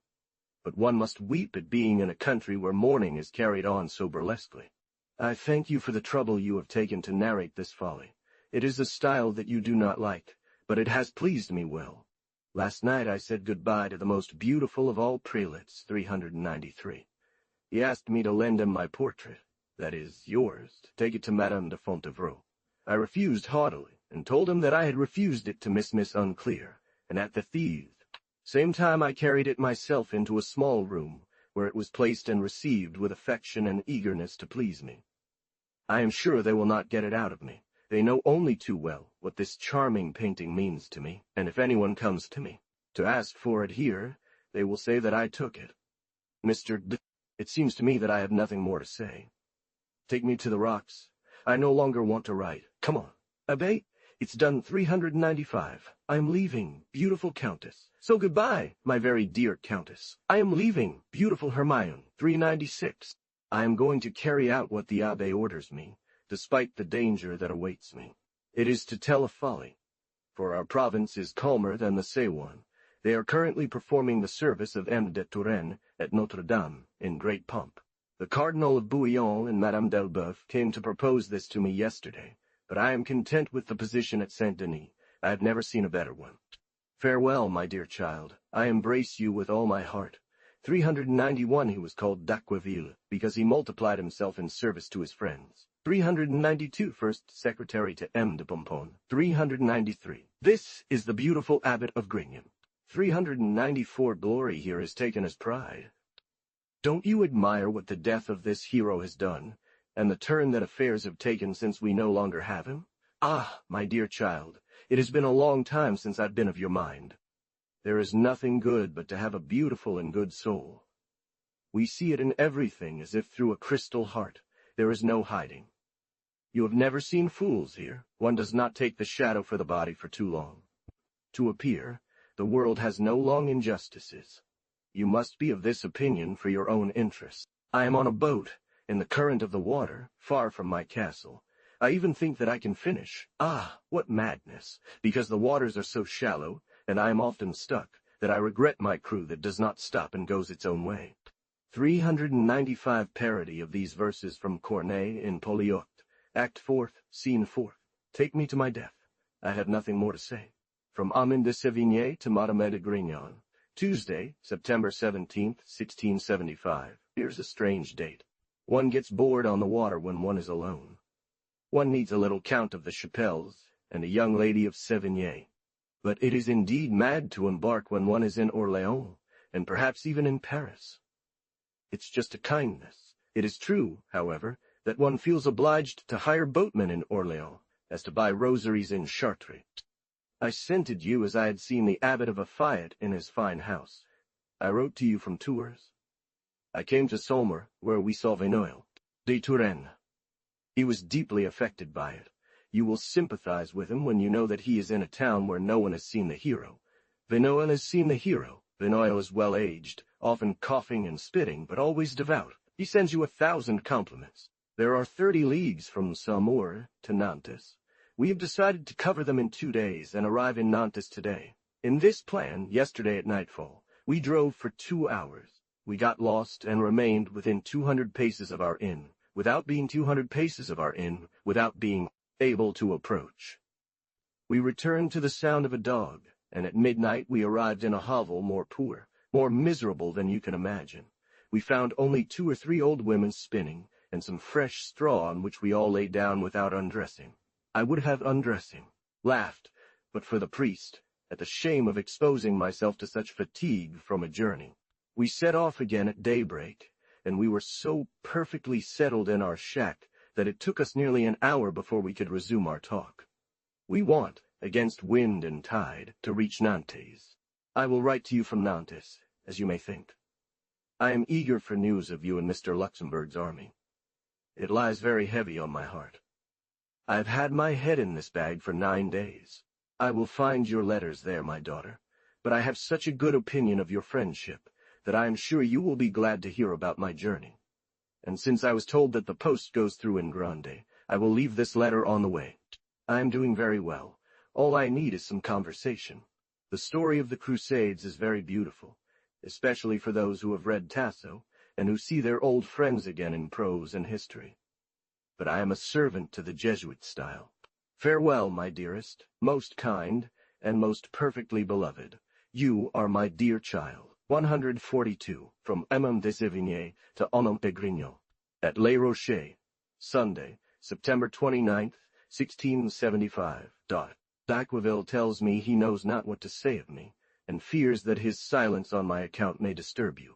De Lavardin put me into a carriage, and Mr. Darouet loaded me with provisions. I have written to you, my daughter, from all the places where I could, and as I have not been so careful for our dear Hackwill, nor for my other friends, they have suffered from me, for which I am too much obliged. They did the honor to the lawyer. To believe that it had ruined me. Alas, poor creature! I would have been the first to receive this bad treatment from her. I had only an inconvenience because there was not enough water in that river. Are you not too kind, my dear child, to have been so willing to appear tender towards me that people should spare you even the smallest things?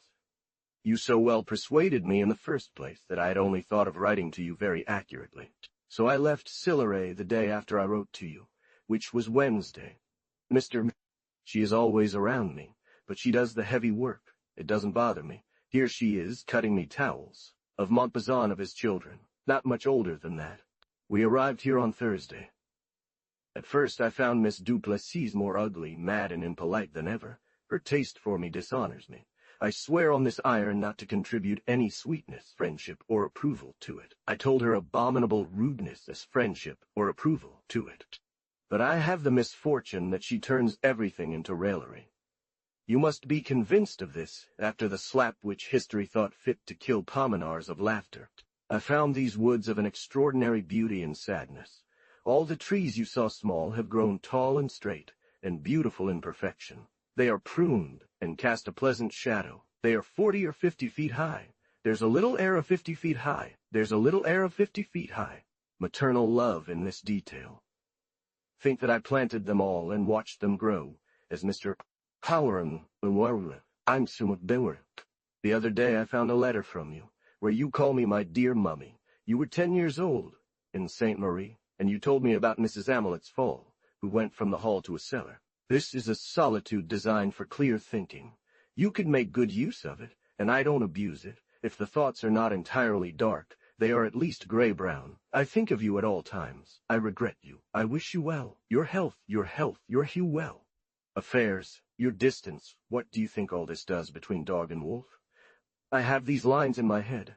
Under what cruel star did you bring to light the unfortunate object of such tender love? One must look firmly at the will of God, to consider without despair everything I see, of which I certainly will not keep you informed. Do not be in any doubt about the absence of Helen. Marie does me great good. I am not impatient. My health is, as it was 6 years ago. I do not know where this fountain of youth comes from. My temperament does precisely what is necessary for me. I encounter, read and have fun. I have affairs that I do in front of the priest, as if he were behind the tapestry. All this, with this pleasing hope, prevents, as you say, one from spending a rope to hang oneself. I have found 1,000 others that used to be written to Mademoiselle de Sévigné. All these circumstances are most fortunate for reminding me of you. For without it, where could I have got this idea? I have not received your last ordinary letter, and I am very sad about it. I also know nothing of the news concerning the coadjutor, the guard, my poor Believre, except that everything is in turmoil. I shall go and rouse them a little. Do you not admire the king's happiness? They tell me of the death of his highness, my father, who was a good enemy, and that the Imperials have crossed the Rhine to defend the emperor from the Turk, who is pressing him in Hungary. That is what they call fortunate stars. It makes us fear severe punishments in Brittany. I am going to see the good Tarente. She has already sent me 2 compliments and always asks for news of you. If she means that, she will surely make a great court to me. You speak marvels of Saint Thou. At least one cannot accuse him of having only told his dream after his misfortune. It is pleasant. I complain to you of not reading all your letters, but though they make all my dear and only consolation, and I know their full value, I am well annoyed at receiving so many. The good abbot is very angry with Mr. de Grignon. He hoped that he would write to him if the journey of Jacob 399 had been happy, if he arrived safely in the promised land, if he were well placed, well established, there with his wives. Little note, he intends to take him to task when he goes to Grignon. It was small wax figures colored that the abbot of Coulanges sent to M. de Grignon to adorn one of the cabinets in his castle. 143, from Emond de Sévigné to Honoré de Grignon, at the Rocks, Sunday, October 6, 1675. Ah, how precisely we said after a long voyage, to find ourselves 900 leagues from a cape, and the rest. Charles IV, Duke of Lorraine, died on September 17. Madame de Lillebonne, his daughter, referred to him as His Highness, my father. The Princess of Taranto resided at Chateau Madame, in the suburb of Vitré. How are your children? Farewell, my very dear and beloved. I often receive letters from my son. He is deeply distressed by his inability to escape this unhappy situation, but he must understand that there are present and pressing people on one's hands, to whom one owes rewards, who will always be preferred over an absent one believed to be placed, and who merely serves to idle away in a long subaltern position of little concern. Truly, my daughter, you tell me a very lamentable story of your poor lost letters. Is it Barrow who has committed this foolishness? We are cheerful, vivacious, and believe we have kept in touch with all our good friends. As for the Archbishop, I pity him even more, because he only writes about important matters. And it turns out that all the trouble taken was to get into a quagmire, into a precipice. De Grignon refused to write for the rest of his life. What an adventure for a lazy person. You will see that from now on he will not write any more, and will not risk losing his time. If you attribute this misfortune to the coadjutor, he will make good use of it. I understand this sorrow most easily, but I can also enter into the one you will have upon leaving Grignon to go to the constraint of cities. Freedom is an invaluable good. You feel it better than anyone, and I pity you, my very dear, more than I can say. You will not have Vardes or Corbinelli. It would have been good company.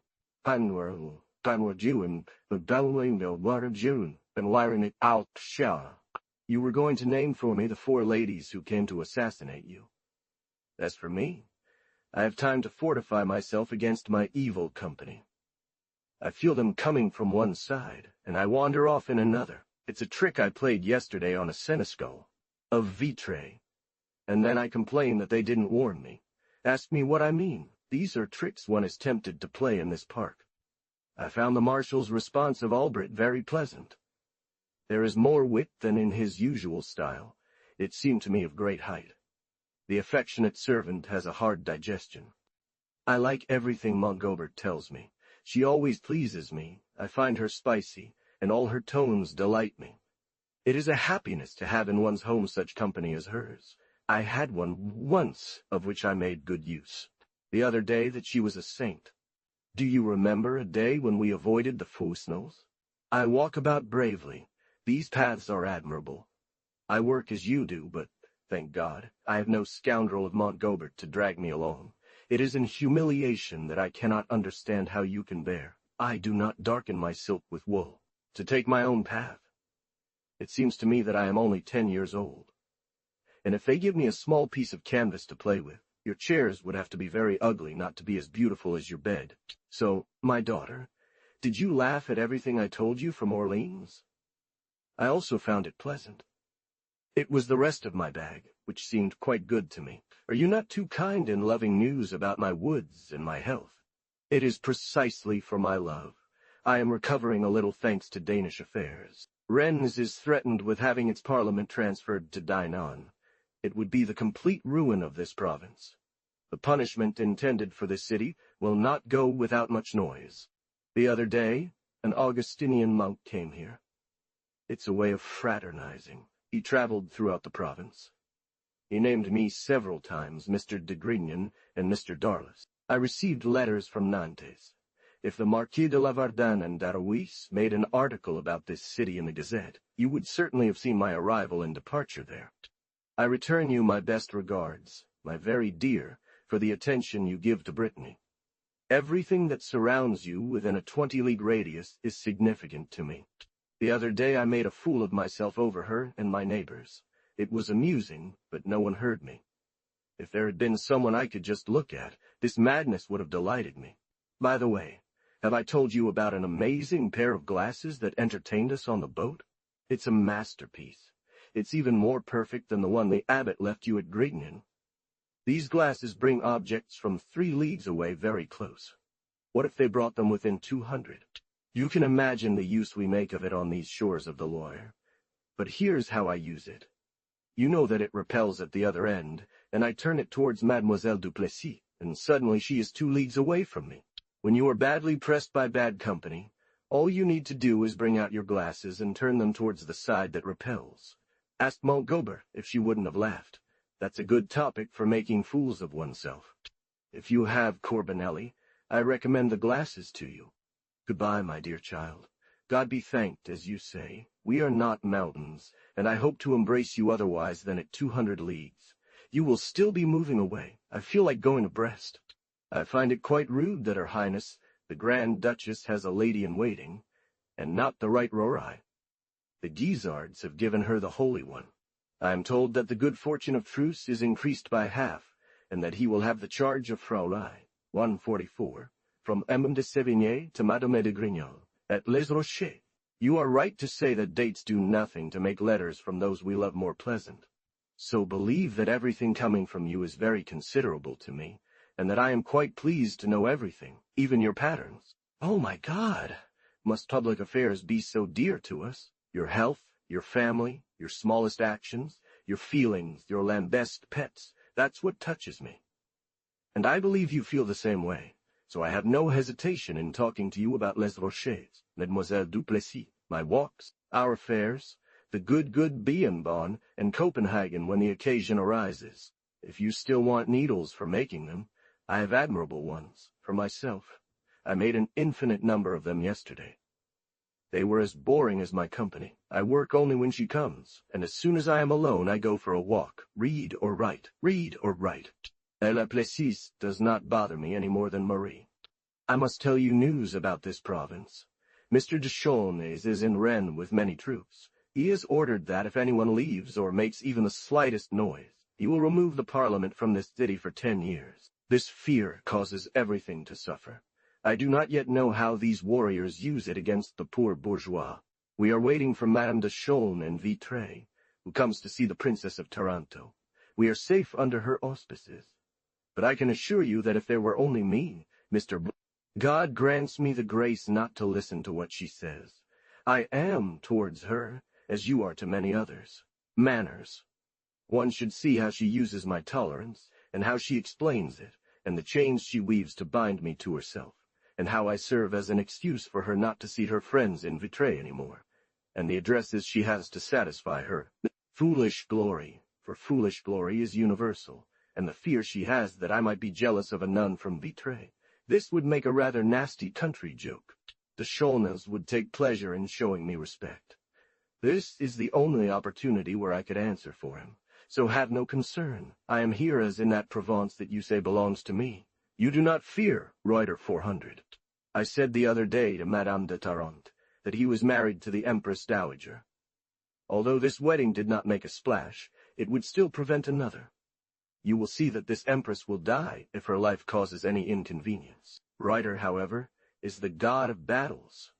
Guiteau does not resist him. But truly, The king's star resists him. Never was there such a fixed one. It dispersed that great fleet last year. It makes the Prince of Lorraine die. It sends Montecuccoli back to his parents, and will make peace through the marriage of Prince Charles. I fear we will not have little Coulages. His wife writes sadly from Lyon, and believes she will spend the winter there. It is a true betrayal for her not to be in Paris. Your reasoning is so just regarding state affairs that one can clearly see that you have become political in your position. I wrote to Princess Vaudemont. She's unfortunate, and I am sad about it because she is very kind. I dared not write to Madame de Lillebonne, but you gave me courage. The laziness of the coadjutant should certainly cease in such occasions. Listen to a fine action of the Attorney General 403.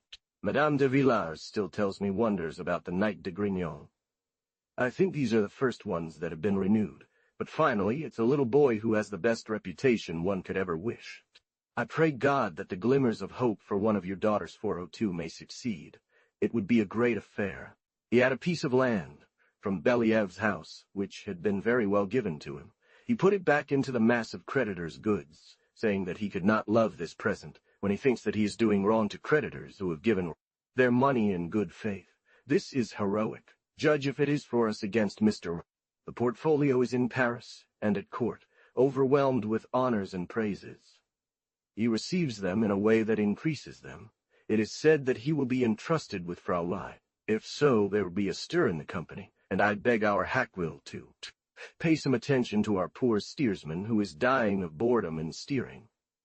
I order him to come here. I would like to marry him to a little girl who is a bit Jewish from her stock, but the millions seem to us of good house. It's quite in the air. I don't believe anything after having missed the little one from Aubonne 401. De Mirepoix 404.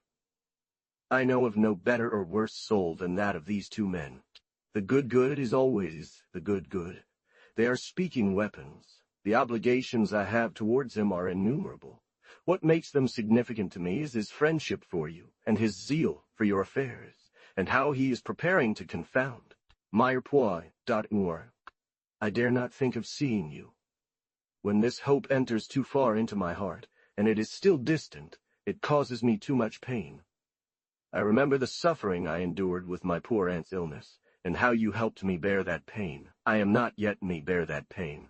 Within reach of receiving this joy, you assure me that you are in good health. God willing, my dear, this matter is extremely dear to me. For myself, I am in perfect health. You would appreciate my sobriety and the exercise I do, and 7 hours in bed like a Carmelite. This hard life pleases me. It resembles the country.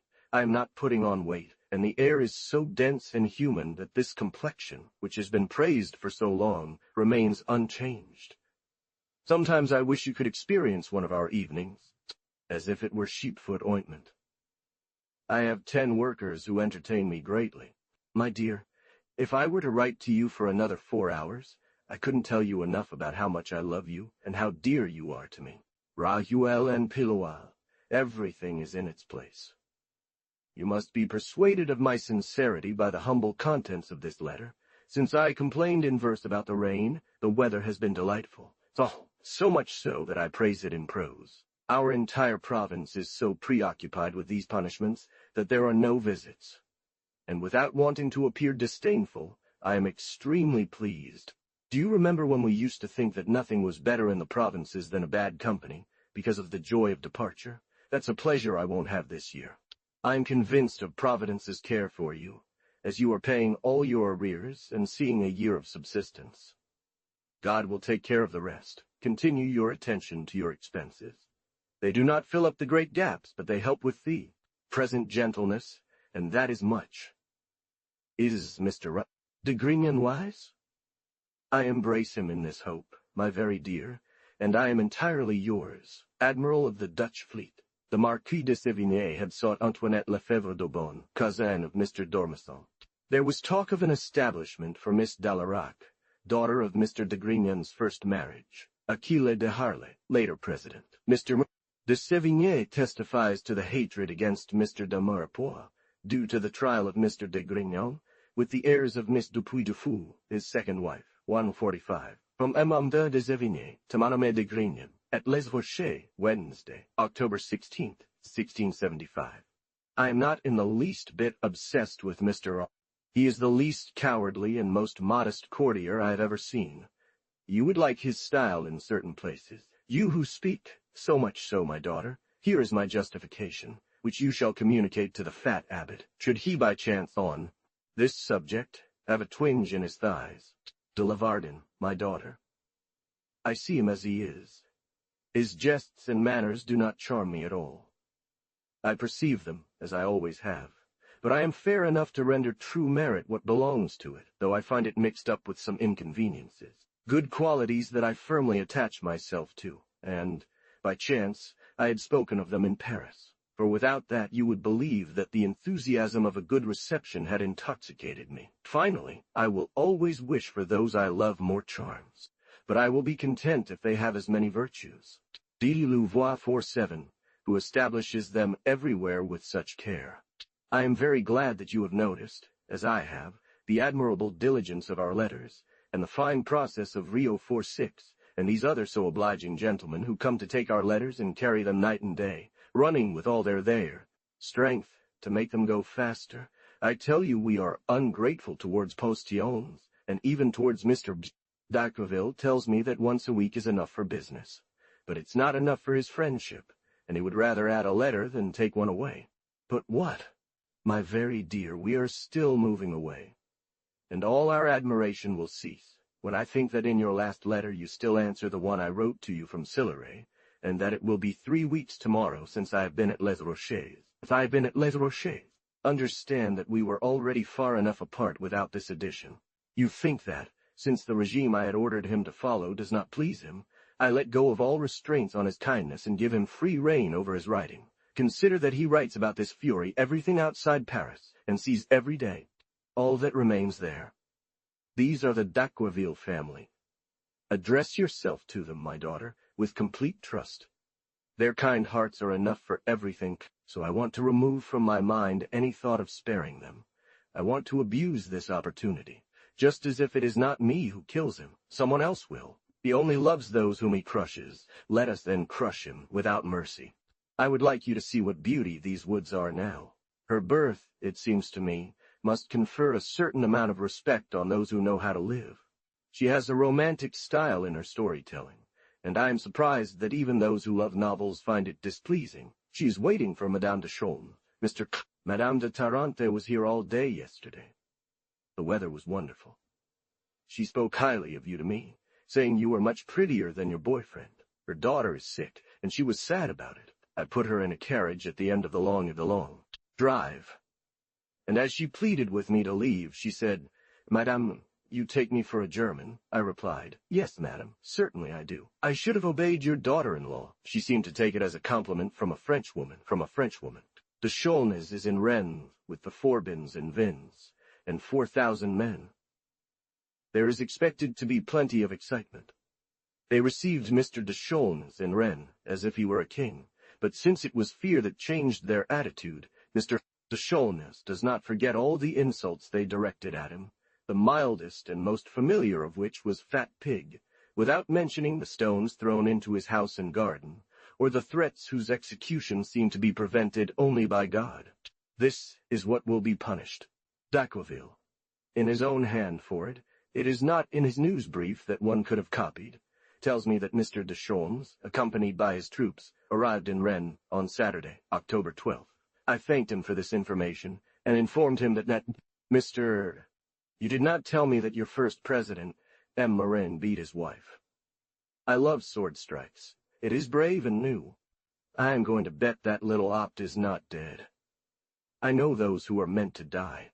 Finally, my daughter, let us be well convinced that it is a bad thing to have subordinate charges. You know well that our cardinal is one of iron and nails. We should all be pleased with it for such an end. It is always a sad thing when one is degraded. In God's name, do not fail to write to him. He loves my notes, judge yours. De Pomponne is having himself painted by Mignard, but all of this between us, since you well know he is delicate and blonde.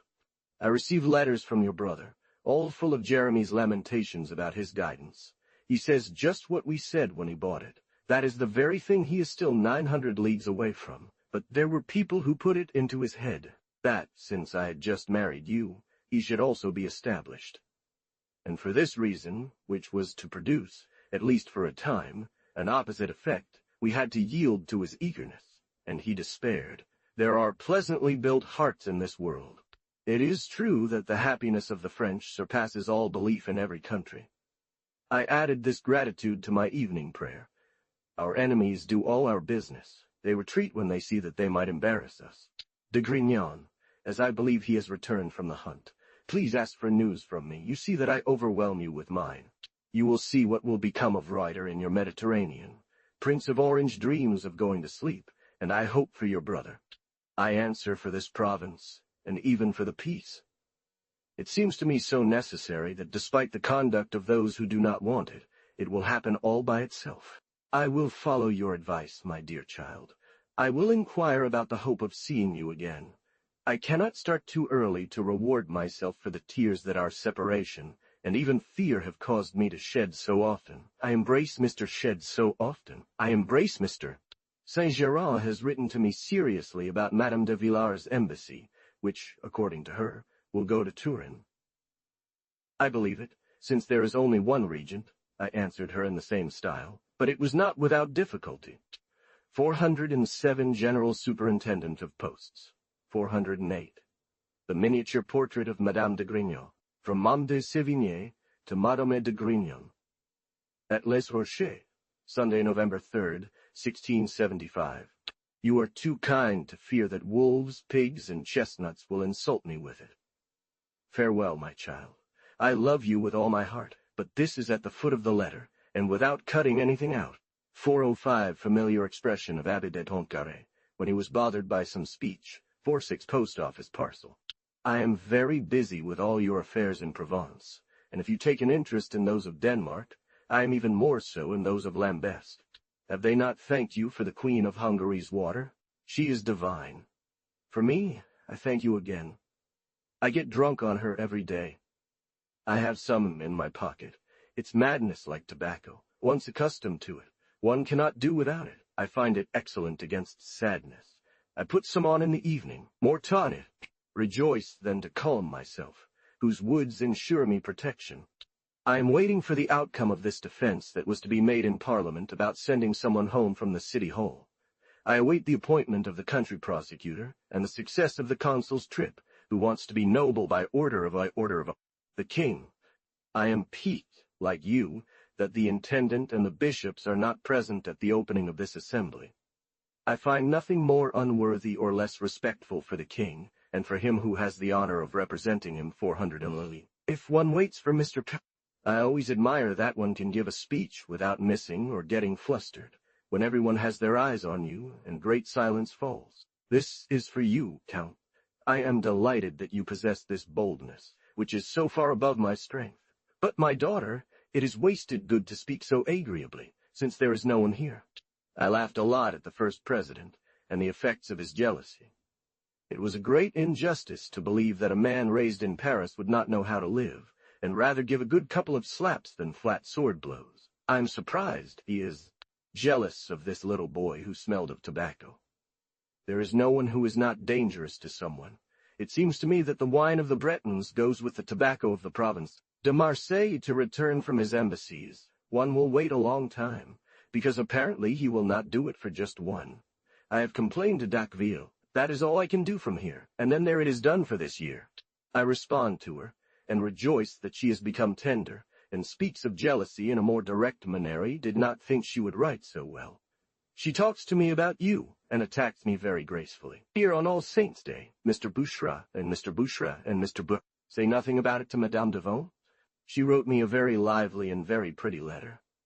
She complains of my silence. She is jealous of what I write to others. She wants to discredit Mr. from Pomponne, remove my tenderness. There is nothing left for her but, I have never seen a bundle of thorns so rebellious. De Harlay, her son-in-law, dined with me. They are going to our provinces, which will be opened when everyone is present. They shared their speech with me. It is very beautiful. The presence of Mr. Boucherat will be beneficial for the province, and Mr. Darouis, Mr. and Mrs. The Shaunas are no longer in Rennes. The harshness is softening. After hanging so many people, they will no longer do so. There are only 2,000 men left in Rennes. It is Mr. de Pomponne who protected the unfortunate person of whom I spoke to you. If you send me the novel of your first president, I will, in return, send you the wretched tale with the violin song that was broken in Rennes. Mr. Boucherat drank to your health. He is a pleasant man and has very good sense. He passed through Verret. He saw Madame de Maintenon and Blois and Mr. Dumaine walking. This joy is great. Madame de Montespan was ahead of this handsome prince, with the good abbess of Fontevraud and Madame de Thianges. I believe that such a happy journey will warm the hearts of both friends. You make me very happy, my dearest, by taking care of my little one.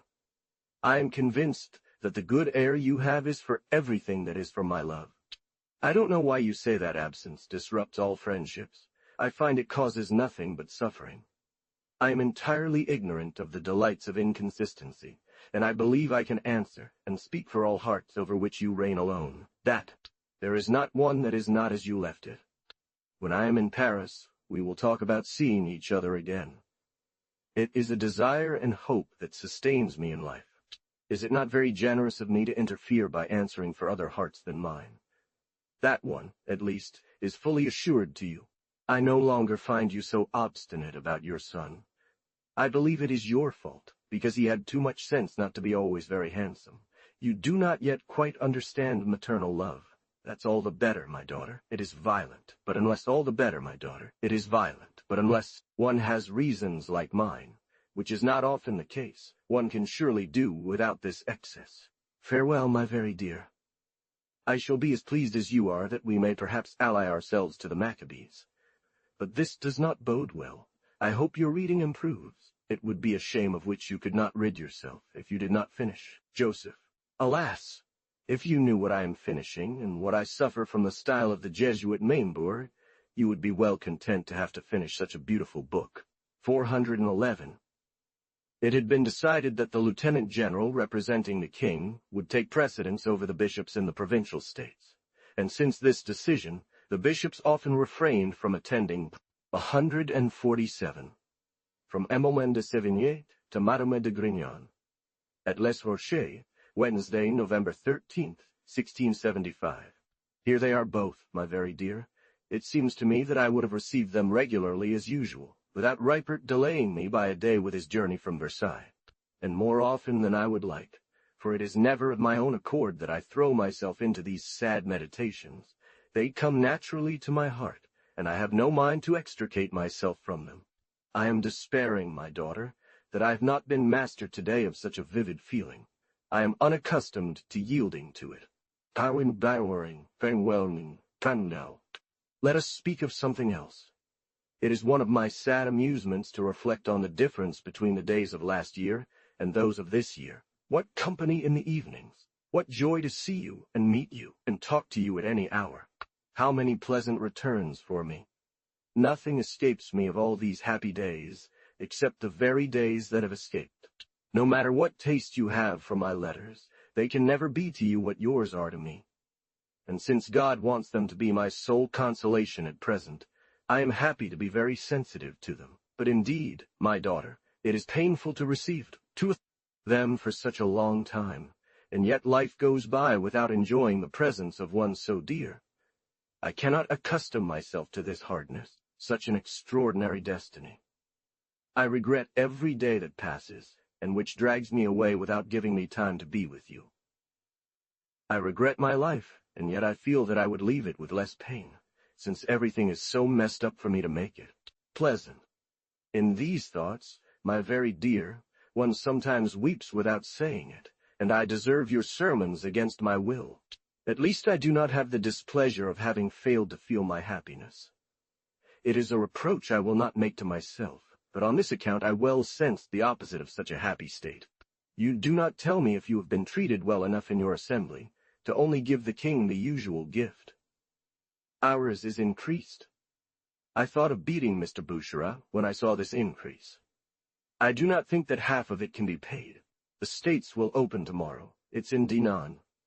This poor Parliament is ill in Vannes. Rennes is a city like deserted. The punishments and taxes have been cruel. There would be tragic stories to tell you by tomorrow. Marbeuf will never return here. She is unraveling her affairs to settle in Paris. It would be necessary for Mr. Marie to ask the Abbot de Fiat for a room by Easter. I have put all this into Troquet's head. I find, my very dear, that I often answer you in advance, as Trivelin did, concerning my health and Mr. Deven's. You do not wait 3 weeks. I had thought that Miss de Merrifor 113 would do very well to rent a house with her. She is a very reasonable woman who wishes to spend 700 or 800 francs on a house. Together they could have one worth 11 or 1200 livres. Good carriage. She would in no way be inconvenient, and one would only have society with her as much as one wanted. She would be delighted to please me, and be in a place where she could see me, for it is a passion that does not make her in any way inconvenient. I was calling, out of politeness, a common street dog belonging to a madam who lives at the end of this park. The reflection is admirable, that with all our marvels at the letters we receive from the 3rd to the 11th, it takes 9 days, yet it takes us 3 weeks before we can say, I am doing well, at your service. You are surprised that I have a small dog.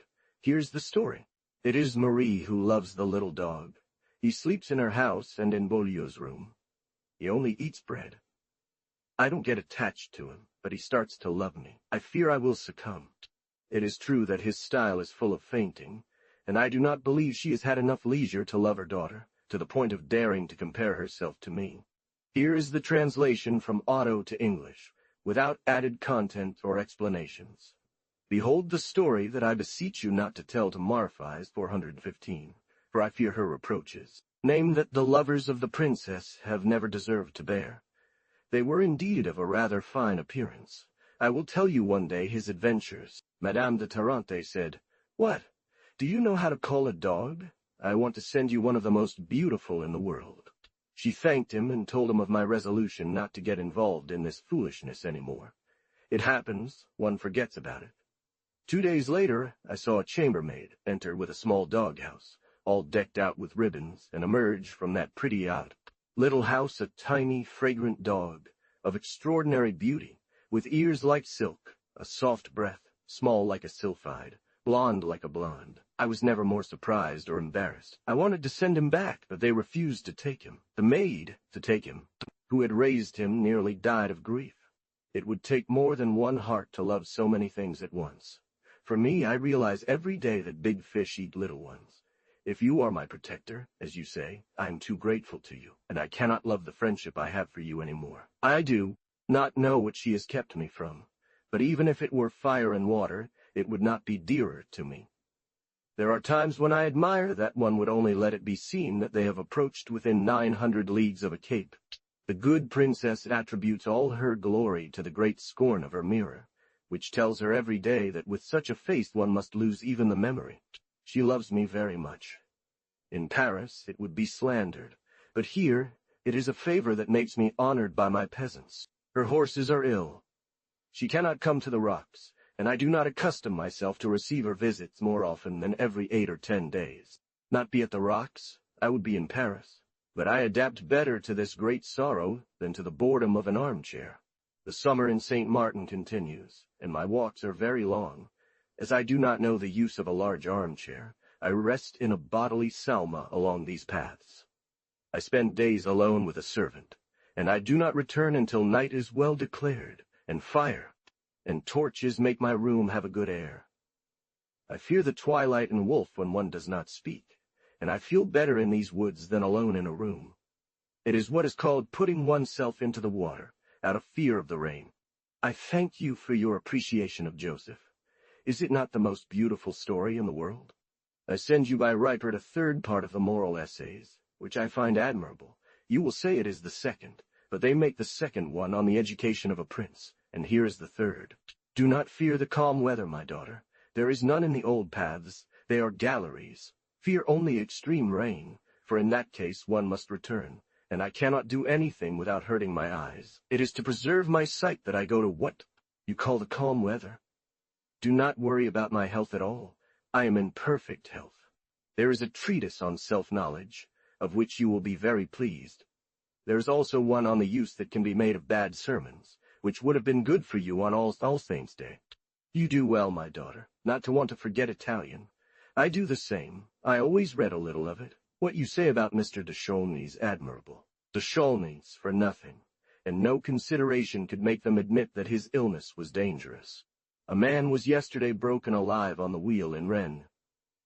It is the 10th, who confessed having had the design of killing this governor. For him, he deserved death well. The doctors of this country will not be so complacent as those of Provence, who accord respect to Mr. Hyam. If Grignan has a fever, they would count the purplish fever of Mr. They sought, by banishing the Parliament, to get him to consent, in order to redeem himself, that a citadel be built at Rennes. But this noble company wanted to obey proudly, and left faster than they intended, for everything would turn intended.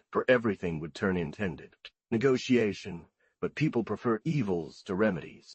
The princess was at Scaramouche's funeral oration, shaming the Catholics. That vision is very pleasant. I earnestly wish Mr. let the Archbishop perform the marriage that is so beneficial to you. I believe my son is heading to the forage districts, which will soon be followed by those of winter. I want Our cardinal is at Commercy as usual. The Pope does not allow him the freedom to follow his taste. Is the superintendent with you? You will tell me yes or no in 3 weeks. Ah, my daughter, you had too good an opinion of me on All Saints' Day. It was the day Mr. Boucherat and his son-in-law came to dine here, so I did not make my devotions. Miss de Noirmoutier's will be called Madame de Royan. You are right, the name of Olon is too difficult to purify. De Coulanges, to tell you certain things one likes to know in my absence. You propose a diet with very precious food. I do not answer you completely, but indeed I do not eat much. I do not look at chestnuts. I am not at all fat. My walks, anyway, prevent me from enjoying my idleness. Farewell, my dear child. So you are convinced that I love my daughter more than other mothers. You are right. You are the precious occupation of my heart, and I promise never to have another one, even if I find a fountain of youth on my way. For you, my daughter, when I think of how much you loved the chocolate, I do not know if I should not tremble. Can I hope to be more kind, and more perfect, and more all sorts of things? You should hide these kinds of inconsistencies from me. Farewell, my very dear Countess.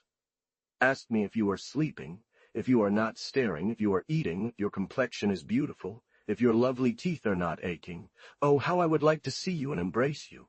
412 Louis Boucherat, Chancellor of France in 1685, then Commissioner of the King, Estates of Brittany. 413 sister of the Marquis de la Trousse, first cousin of Madame de Sévigné. 414, one of Madame de Sévigné's maids of honor. 415, the small dog that Madame de Sévigné had left in Paris. At Les Rochers, Sunday, December 1st, 1675. Here's the translation of the text from Otto to English. There it is settled, my dear. I received 2 of your letters at once, and there is a regular one in which I have no letter from you. One must also know the impression I make on him, and how I treat him compared to the other. Madame de Langeron said about visits, and I apply it to everything. What I do tires me, and what I do not do worries me. I find it very well said, and I feel it. I am like you, my daughter. I would give money to have the perfect tranquility of the coadjutor on answers, and be able to keep them in my pocket for 2 months, 3 months, without worrying. But we are so foolish that we have these answers on our hearts. There are many that I do to have made them. Finally, it is a gift from God, this noble indifference. So I do more or less what I should, and always answers. I am still at that point. I give you with pleasure the best of all baskets, that is to say, the flower of my mind, my head, my eyes, my pen, and my writing desk, and then the rest follows as it can. I am as much entertained in talking with you as I am in working with others. I am most astonished by the great news from Europe. I wish the coadjutor had shown you the letter I have from you to Madame de Fontevraud. You do not know its value. You write like an angel. I read your letters with admiration. It all works. You arrive. Do you remember, my daughter, that minuet which you danced so well, where you arrived so happily, and those other creatures who only arrived the next day? We called what Madame did then gaining ground, and what you did, Gagner pays. Your letters are just as they always were. For your poor little brother, I don't know where he has got himself into. It's been 3 weeks since he wrote to me. He hadn't mentioned this walk on the Meuse to me. Everyone believes him here. It's true that his fortune is dire. It's true that his fortune is dire. I can't see how all this responsibility can be managed, unless Lazoun takes over the reins in payment, and we find some additional funds. For buying the banner outright, and having the reins still in our hands, is not possible. You are quite right about everything. I will finish the year very peacefully here. There are times when places are fairly indifferent. One isn't too displeased to be sadly settled here. Madame de Lafayette returns your regards. Her health isn't good, but that of Mr. They are sending us another 6,000 men to spend the winter. If the provinces do not cause any trouble, we shall be quite at a loss with all these troops. De Limoges 416 is even worse. He has handed over all his profits to the king. I believe that his son, that is, Abbot de Lafayette, will get an abbey. Here is the text translated from French to English. Behold the poor Gascon well and truly battered as we are. I do not think peace is so near.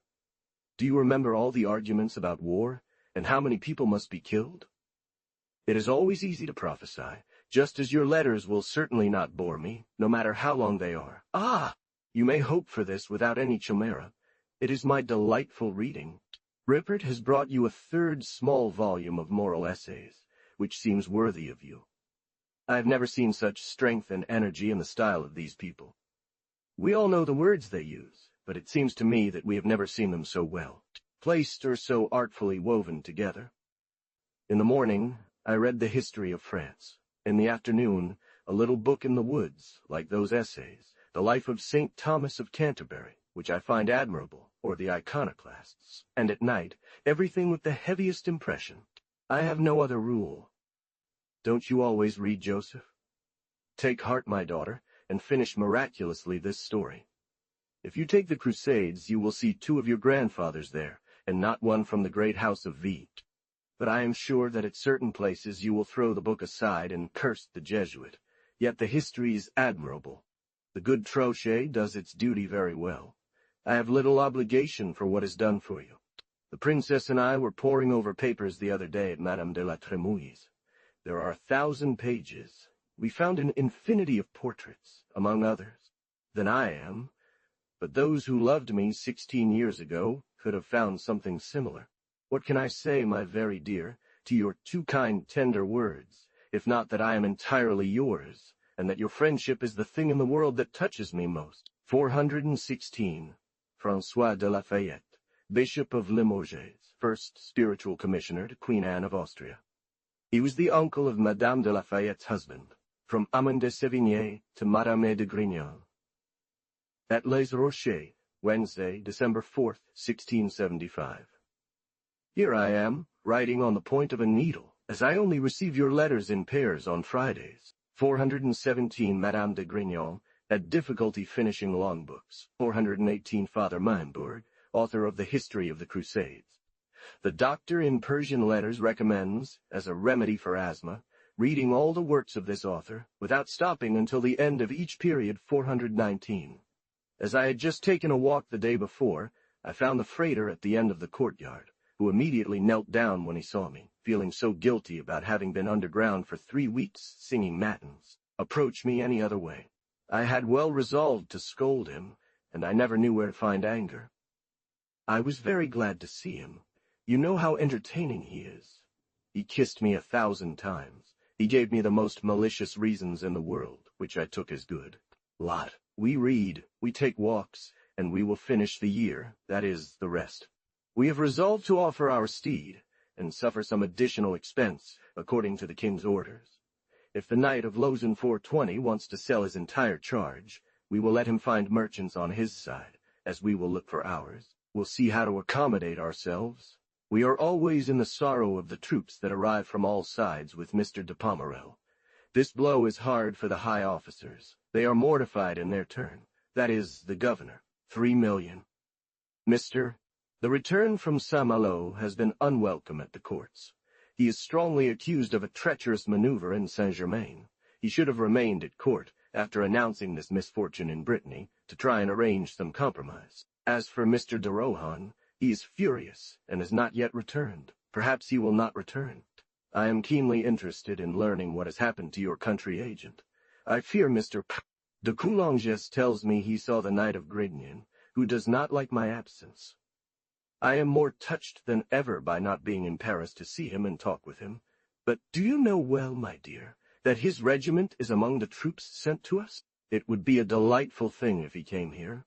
I would receive him with great joy. From Pomponne, who had become involved in this affair, thinking to obligate you, be a little angry to see the turn it has taken. In essence, it is now something you no longer wish for after having desired it. The circumstances that compelled you to take another path will not be apparent. At least I hope so, and I pray to be mistaken. De Coulanges, which, without leaving Paris, yields more than 2,000 livres in rent. It seems to me that you must be well informed by now about the news that the knight is in Paris. Mr. de Coulanges has just received a violent repulsion. Mr. Letellier has opened his purse in Bagnols to have him purchase a Master of Requests post, and at the same time gives him a commission he had refused to Mr. You are very well aware of the hopes for peace. The newspapers do not escape you either, nor the laments of this province. Mr. the Cardinal tells me that he saw Count de Soult, Renty, and Baron 423, so afraid of being the hermit of the fair, he went to spend Advent in Saint-Mihiel. Here is the text translated from Otto to English. Behold a profound mortification, and what if Madame de Coulanges, 421, does not cause any change through a conversation she has had with this minister? Coulanges is very determined to sell his post 422. He writes me, outraged by pain. Tell me about yourself, my dear child. How are you? Is your complexion not powder? Are you beautiful when you want to be? Finally, I think of you 1,000 times, and you would never tire me with what concerns you. 420 François de Nampart de Comment. 421 Madame de Coulanges was a cousin of Mr. de Louvois. 422 from Master of Requests. 423 Count de Soult, who became Duke of Lesdiguières. Marquis de Renty from the House of Croy. Marquis de Biron, who later became Duke of Roquelaure and Marshal of France. 150 from Aumale de Sévigné to Aumale de Grignan. At Les Rochers, Sunday, December 8, 1675. I was expecting 2 of your packages via the last ordinary post, but I have received none at all. If the posts are late, as I believe they are now, I should still have received one, for I never expect to be forgotten by you. This confidence is justified, and I am certain it pleases you, but since dark thoughts fly about in these woods, I first wanted to worry about you. However, the good abbot and my son assure me that you would have written to me. I do not want to dwell on this fear. It is too unbearable. I want to grasp everything at once, even if I do not understand the excess of this deregulation, and hope for your news tomorrow. I desire them with the impatience that you can imagine. D'Aqueville is sniffling with a fever. I am concerned, as I dislike fever in any form. They say it consumes, but it is life. For the letter from d'Aqueville, it is so full of my son, and my daughter, and our poor Brittany, that one would need to be depraved not to tear their eyes out trying to decipher it. 424. Has he not already begun to speak to you of an uncertain journey that the king must make in Champagne or Picardy? Since his people, to our misfortune, have started spreading this pleasant news, it's for 3 months. I also need to see what I do with this flying leaf called news. De Lavardin is my resident at the States. He informs me of everything, and since we sometimes mix Italian into our letters, I had sent him to explain my rest and idleness here. From every insult and scorn, my family and my flock are safe always here, away from Mars's clamor, even troubling this remote part. 425. Hardly had my letter been sent off when 800 horsemen arrived in Vitré, of which the princess is very unhappy. It is true that they are only passing through, but they live by faith as if in a conquered land, despite our good marriage with Charles VIII and Louis XII. 426. The delegates have returned from Paris, Mr. Toine from Paris, from Saint-Malo, who is Gamadoc, your kinsman, and on top of that a mitred fool, as Madame de Choisy said, has appeared before the States, carried away and full of the king's kindness, and especially his particular honesty towards him, without paying any attention to the ruin of the province, which he brought with him in a pleasant manner. This style is good tasting for people who are themselves in a bad state of affairs. He says that His Majesty is content with Brittany and its present, that she has forgotten the past, and that it is out of confidence that she sends here 8,000 men, as one would send a team home when one doesn't care for it. As for Mr. de Rohan, he has all sorts of different manners, which more resemble those of a good compatriot. Haqueville is the one who should serve and instruct you on that matter. I am useless to you here, in this remote place. It is one of my greatest sorrows. Here are our new tidings. I am curious to hear about yours and what has become of your country agent. You must not doubt that the Jansons have written great complaints to Mr. from Pomponne. I believe you will not have forgotten to write, and also to Madame de Vin, who got involved in writing for Saint Andiol. I thank you, my daughter, for preserving some memory of the paternal home. Farewell, my very dear and beloved. I wish you perfect health. It is the true way to preserve mine, which you love so much. It is in very good condition. I embrace you tenderly, and I would tell you how charming and entertaining my son is. But he is here now. He must not be spoiled. 424 Mr. Haqueville's writing was very difficult to read. 425 Jerusalem liberated. Canto 7. Saint 8, 426. The marriage of Anne, Duchess of Brittany, who, having married Charles VIII and then Louis XII, his successor, united this duchy with France. At Les Rochers, Sunday, December 29, 1675. Alas! Our castle in Spain would be a sight for you. What joy, and why would it be impossible to see you again in these beautiful gardens? What do you think of La Mothe's 427 marriage? Does beauty, youth, and conduct contribute anything to properly establishing young women? Ah, Providence! We must return to that. Madame de Puisieux 428 has been resurrected. But is it not to die twice, very close together? Madame de Coulanges tells me about the good company in our neighborhood, but it does not press me to return sooner than I have resolved. I am only attracted back by business. For pleasures, I do not expect any, and winter is not what one thinks here. It does not cause me any horror. My son is providing me with excellent company here, and he thinks I am doing the same for him. There is no trace of motherhood in our affair. The princess is surprised, as she knows children who have no soul in their bodies. She is greatly distressed about the troops that arrived in Vitré. She had hoped, rightly so, to be exempted, but nevertheless a good regiment has taken up position in her town. It would have been pleasant if it had been the Grignan regiment, but do you know that it is at La Trinité, that is Bodegat 429? I wrote to the Knight of Grignan, not to cause any trouble, as everything is arranged, but so that my farmer, my tax collector, and my seneschal are treated gently and honestly. For me, because of your share, the venture undertaken by Abbé de la Vergne is befitting him. You represent him as a very honest man. Won't you read essays on morality, and share your opinion with me? For my part, I am charmed by it, but I am equally impressed by Mr. Gil. If I meet the Castellane 430 here, I shall receive him very well. His name and the place where he spent the summer make him a notable person. My president's affair is going well. He is preparing to give me some money. This is one of the matters I had here. De Turenne's funeral oration. There are passages that must have moved all the attendees. I have no doubt that you received it. Ask me if you don't find it very beautiful. Won't you finish, Joseph? We read a lot, both serious works and foolishness, fables and history. We have so many things to do that we don't have time to... These compliments for these two men who have been at home for over a month made me laugh. They complain about us in Paris, believing we are sitting at the corner of our fire, dying of boredom and not seeing the light of day. But, my daughter, I take walks. I am amused. These woods are not horrible. It is not being here or not in Paris that I should complain. Mr. de Coulanges hopes a great deal from a conversation his wife had with Mr. de Louvois. If they were joint intendants of Lyon, along with the father-in-law, that would be a great happiness. This is the world. They only work to establish themselves hundreds of leagues away from Paris. It seems you have a great desire to go to Grignan. It's a big hassle, but you will receive my advice when you return. The length of our responses frightens, and clearly shows the horrible distance between us. Ah, my daughter, I feel it, and it makes all the sadness of my life. Without it, would I not be too happy with a handsome boy like the one I have? He will tell you himself if he does not suffer from being away from you. But I am waiting for him. He has not yet arrived. If he is entertained, that's fine, that's fine. Goodbye, my very dear and very kind and perfectly beloved.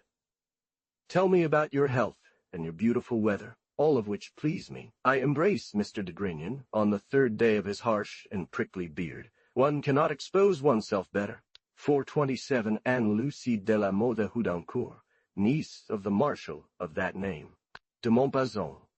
My very dear, I wish you a happy one.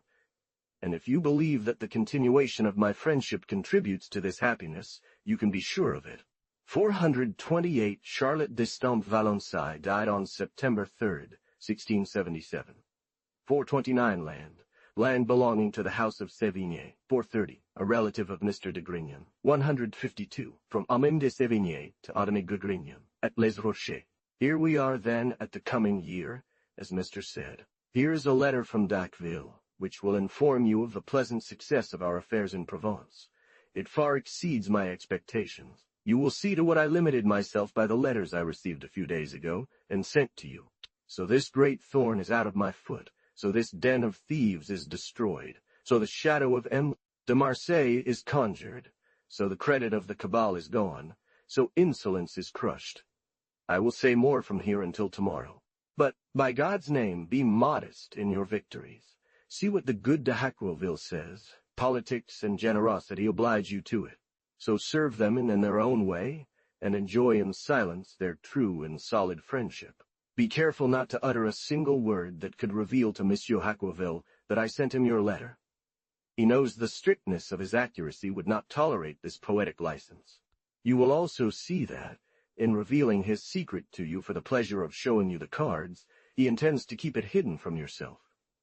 However, I do not want to leave any ambiguities in your heart regarding the feelings you should have for the Thielings, friend and the sister-in-law, for they seem to have done even beyond what is written about them, and they do not want any gratitude for all their efforts. Thus, my daughter, I entrust myself to you, and I implore you not to ruin my relationship with such a good and admirable friend. Finally, my very dear, I place myself in your hands, knowing your loyalty, and I will sleep peacefully. But also answer for Mr. B. We had planned a very pretty wedding, but it is not ready yet. The bride is only 15 years old, and they want her to be older before thinking about marrying her. From Grignon. For it would not be a consolation to me to see my secret spread in that direction. Here is another one. Here is the day of secrets, like the day of Fools 432. The brother has returned from Rennes. He told me a silly song that made me laugh. It will show you in verse a part of what I told you the other day in prose. What do you think of the clever person whom we spoke to you last time, and who could not guess at all what day it was, the day after the eve of Easter? It's a nice little surprise that pleases us very much. It won't be 20 years old for another 6 years 433. I wish you had seen her in the morning eating a long spread as far as Easter, and in the afternoon biting into 2 green apples with bread. Naivety in her pretty little figure relieve us of the rigors of Madame Duplessis's twisted mind. But let's change the subject. Haven't you received Mr. de Tourain's funeral oration? The Coulanges and the little cardinal have already ruined me with letters. But I like this expense.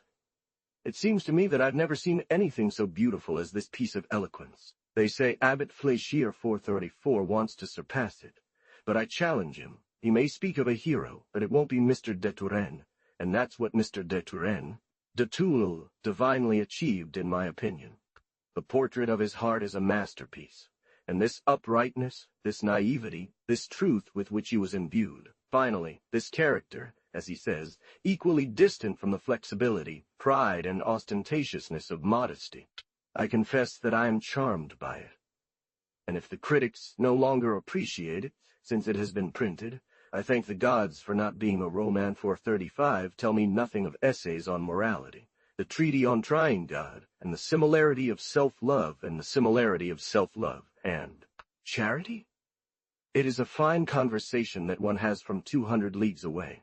432 Marie de Medici, through her persistent pleas, succeeded on November 10, 1630, in convincing the king's son to remove Cardinal Richelieu from office. Saint-Simon desired another meeting with the cardinal.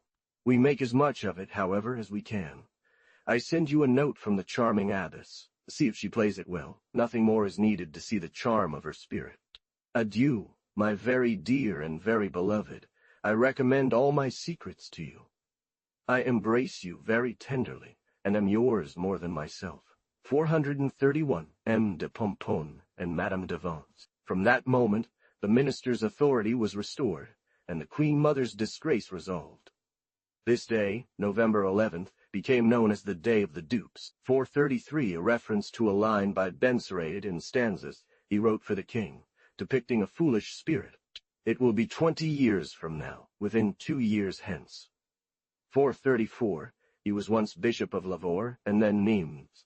435, a verse by Corneille and the Horatii. 153. From Amand de Sévigné to Anamand de Grignon, at Les Rochers, Sunday, January 12th, 1676. You can fill your letters with whatever you please, and believe that I always read them with great pleasure and approval. One cannot write better, and the friendship I have for you does not in any way influence this judgment. You make me love the essays on morality. Hadn't I well said it was your doing? As soon as I began to read them, I thought no more of sending them to you. You know that I am communicative, and that I do not like to enjoy a pleasure alone. When one had made this book for you, it would not be any more worthy of pleasing you. What language? What strength in the arrangement of words? One believes to have read nothing but French in this book. 436. This resemblance between charity and self-love, and the heroic modesty of M. de Turenne and M. the Prince with the humility of Christianity. But I stop. One would need to praise this work from beginning to end, and it would be a strange letter. In a word, I am very glad that it pleases you, and I consider my taste to be proven. I see from here the good man confessor rolled in laughter at the first hearing of this adventure. We often send you follies, but we cannot pay for that one. For Joseph, you do not like his life. It is enough that you have approved his actions and his history. Did you not see that he was playing with great luck in this cave, where they were drawing lots to see who would stab the last one? We laughed at the tears of that girl who sang loudly in church that disgraceful song of which she confessed. Nothing in the world is more novel or more pleasant. I think she was right. Certainly the confessor wanted to hear the song, since he did not content himself with what the girl told him when accusing herself. I always talk to you about our Brittany, in order to give you the confidence to speak to me about Provence. It is a place that interests me more than any other.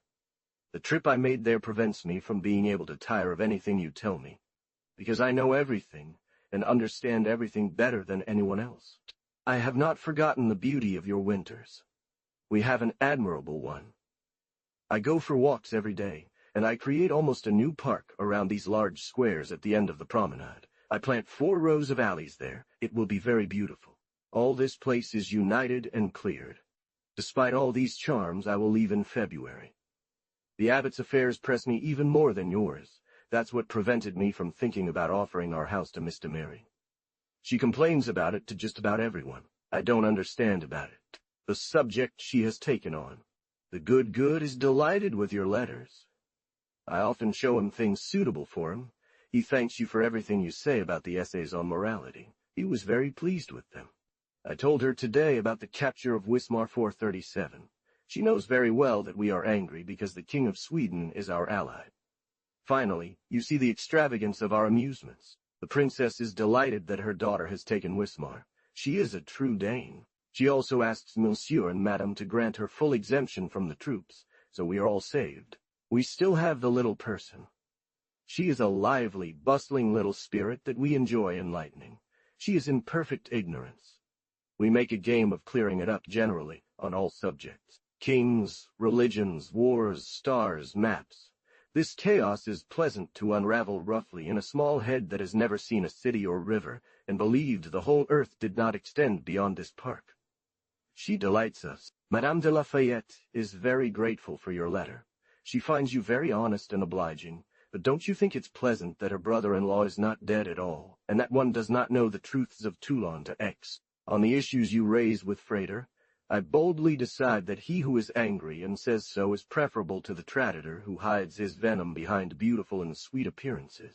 There is a stance in Ariosto that depicts fraud. It would be my concern, but I don't have time to look for it. 439. The good man from Haqueville still talks about the journey of Saint-Geron, and to make me see that this journey will be short, he says that she can only receive one of my letters at La Police. Here is the translation of the provided text from Otto to English. See how he treats a friend he's known for 8 days. He's no less kind to others, but this is admirable. I forgot to tell you that I, like you, had considered various ways of painting the human heart, some in white and others in black to darken it. Mine is for you of the color, you know. 436. This is the Marquis de Sévigné's verdict on the book. And I tell you that the first volume of Essays on Morality would seem just as clear to you as it does to me, if Marines and Abbot Titu hadn't accustomed you to delicate and distilled things. It's not new that gibberish seems easy to you. Of all that is spoken about man and the inner man, I've seen nothing less pleasant. These are not the portraits where everyone recognizes themselves. Pascal, the logic of Port Royal, and Plutarch and Montaigne speak quite differently. The latter speaks because he wants to speak, and often he has not much to say. I further maintain that these first 2 acts of the opera are beautiful, and above the usual capabilities of Quinault. I have succeeded in convincing my mother about this. 437. A city in Mecklenburg, on the Baltic Sea, it belonged to the King of Sweden, and was ceded to the King of Denmark. 438. Charlotte Emilie Henriette de la Tremouille, daughter of the Princess of Taranto, was at the court of Denmark. 439. Song 14th. Saint 87, 154, from Mr. de Sévigné, dictated to Mrs. de Sévigné, to Mrs. de Grignan, at Les Rochers, Monday, February 3rd, 1676. Yes, what in the world comes fastest and goes slowest? That brings you nearest to recovery, and carries you farthest from it. That makes you touch the most agreeable state of things, and prevents you from enjoying them the most. That gives you the brightest hopes and distances the effect the most. Can't you guess? Would you throw your tongue to the dogs? It's a rheumatism? Powell, I've been ill with it for 23 days. Since the 14th I've had no fever or pain, and in this happy state, believing myself able to walk, which is all I wish, I find myself swollen all over, feet, legs, hands, arms. And this swelling, called my recovery, and actually is the sole subject of my impatience, and would be that of my merit if I were well. However, I believe that is done, and in 2 days I will be able to walk. L'Armichin makes me hope so. Oce spero. I receive letters of joy about my good health from everywhere, and it's with reason. I have purified myself once with Mr. Delorme's powder, which did wonders for me. I am going to take some more. It is the true remedy for all these kinds of ailments. They promise me eternal health after that, God willing. The first step I will make is to go to Paris. So please, my dear child, calm your worries. You see that we have always written to you sincerely. Before closing this package, I will ask my big hand if she wants me to write you 2 words. I don't think she does. Perhaps she will in 2 hours. Farewell, my very beautiful and dear. I charge you all to respect with trembling what is called a rheumatism. It seems to me that at present I have nothing more important to recommend to you. Here is the brother who has been cursing you for 8 days, because you opposed in Paris the remedy of Mr. Delorme, Monsieur de Sévigné. Yet she should not have taken it. Do you mock my brother, suggesting that my mother take antimony? All she needs is a proper diet, and to drink a small set of bouillon each month, that's what you said. Farewell, my little sister. I am angry when I think that we could have avoided this illness with this remedy, which so quickly restores health, something that my mother's impatience causes her to say. If my mother had followed the regimen of that good man and taken all his monthly doses of powder, as he wished, she would not have fallen ill. This malady comes only from a terrible repetition of moods, but it was murder to advise her to try a dose. Nevertheless, this terrible remedy, which makes one shiver just to name it, composed with antimony, an emetic, purges much more gently than a glass of fountain water, causes no sharp pain or discomfort, and does nothing but clear the head and make it light, capable of producing verse if one were so inclined. I am doing very well. But as for my hands, there is no end to my troubles. She cries out, "My children, how foolish you are to believe that a disease can be disturbed. Must the providence of God not run its course? And can we do anything but obey him? This is very Christian. But always take Mr. Delorme's powder at a good price. 155. From Amand de Sévigné to Un Homme de Grignon, at Les Rochers, Sunday, March 22nd, 1676. She reads my wishes perfectly. She writes as you see. She loves me. She is obliging. She knows how to speak of Madame de Grignon. In short, I beg you to love her on my word. The little person. I would be too happy, madam, if that were the case. I think you envy me the happiness of being with your mother. She wanted me to write all the good things about myself that you see. I am quite ashamed of it, and at the same time very distressed by her departure. I confess to you frankly that it is a discomfort, and I feel it a little. But finally, my daughter, we must bear what pleases God, and find happiness in having escaped it. For you know what a beast's rheumatism is. As for the question you ask me, I will answer you with the verse of Medea. This is how I bid you farewell as I leave. I am convinced they are. And it is said that I am about to resume the thread of my fair health. I wish it for your sake, my very dear, since you love it so much, nor will I be too angry at pleasing you on this occasion. The little girl wanted to speak, and I return to you, my dear child, to tell you that, apart from my hands, whose healing I only hope for when it is warm, you must not lose the impression you have of me. My face has not changed, my mind and mood. My face has not changed, hardly at all. I am thin, and I am well pleased with this. I walk and take the air with pleasure, and if one still watches over me, it is because I cannot turn myself in bed alone, but I do not cease to sleep. The good princess came to see me today. She asked if I had heard from you. I would have liked to present you with a reply. Idleness in the country makes one observant of such things. My thoughts made her blush, and she blushed too. Your friendship for me, that you had paid this debt sooner. You are now quite well informed about my health. I implore you not to worry any longer about it, and think of your own. Montgobert's illness is the cause. I wish him good health, and I sense the sorrow you must feel about her condition. The princess is leaving on Wednesday because of Mr. de Valois' death, and I am leaving on Tuesday to spend the night at Laval. I will not write to you on Wednesday, so do not be troubled. I will write to you from Malicorne, where I will rest for 2 days. I already regret my little secretary. I am delighted that the child is doing well. Bill Brune says he will live quite well at 8 months, that is to say, 8 moons past. You think we have bad weather here. We have Provence's time, but what surprises me is that you have Brittany's time. I thought it was 100 times more beautiful, as you believed ours was 100 times uglier. I made good use of this fine season, thinking that we would have winter in April and May, so it is winter that I am going to spend in Paris. I forgot to tell you that our uncle de Sévigné has died 440. Madame de Lafayette is now inheriting from her mother 441. Mr. Duplessis-Guénégaud is also dead. You know what you must do for his wife. Corbinelli says that I have no sense when I dictate, and on this account he no longer writes to me. I believe he is right.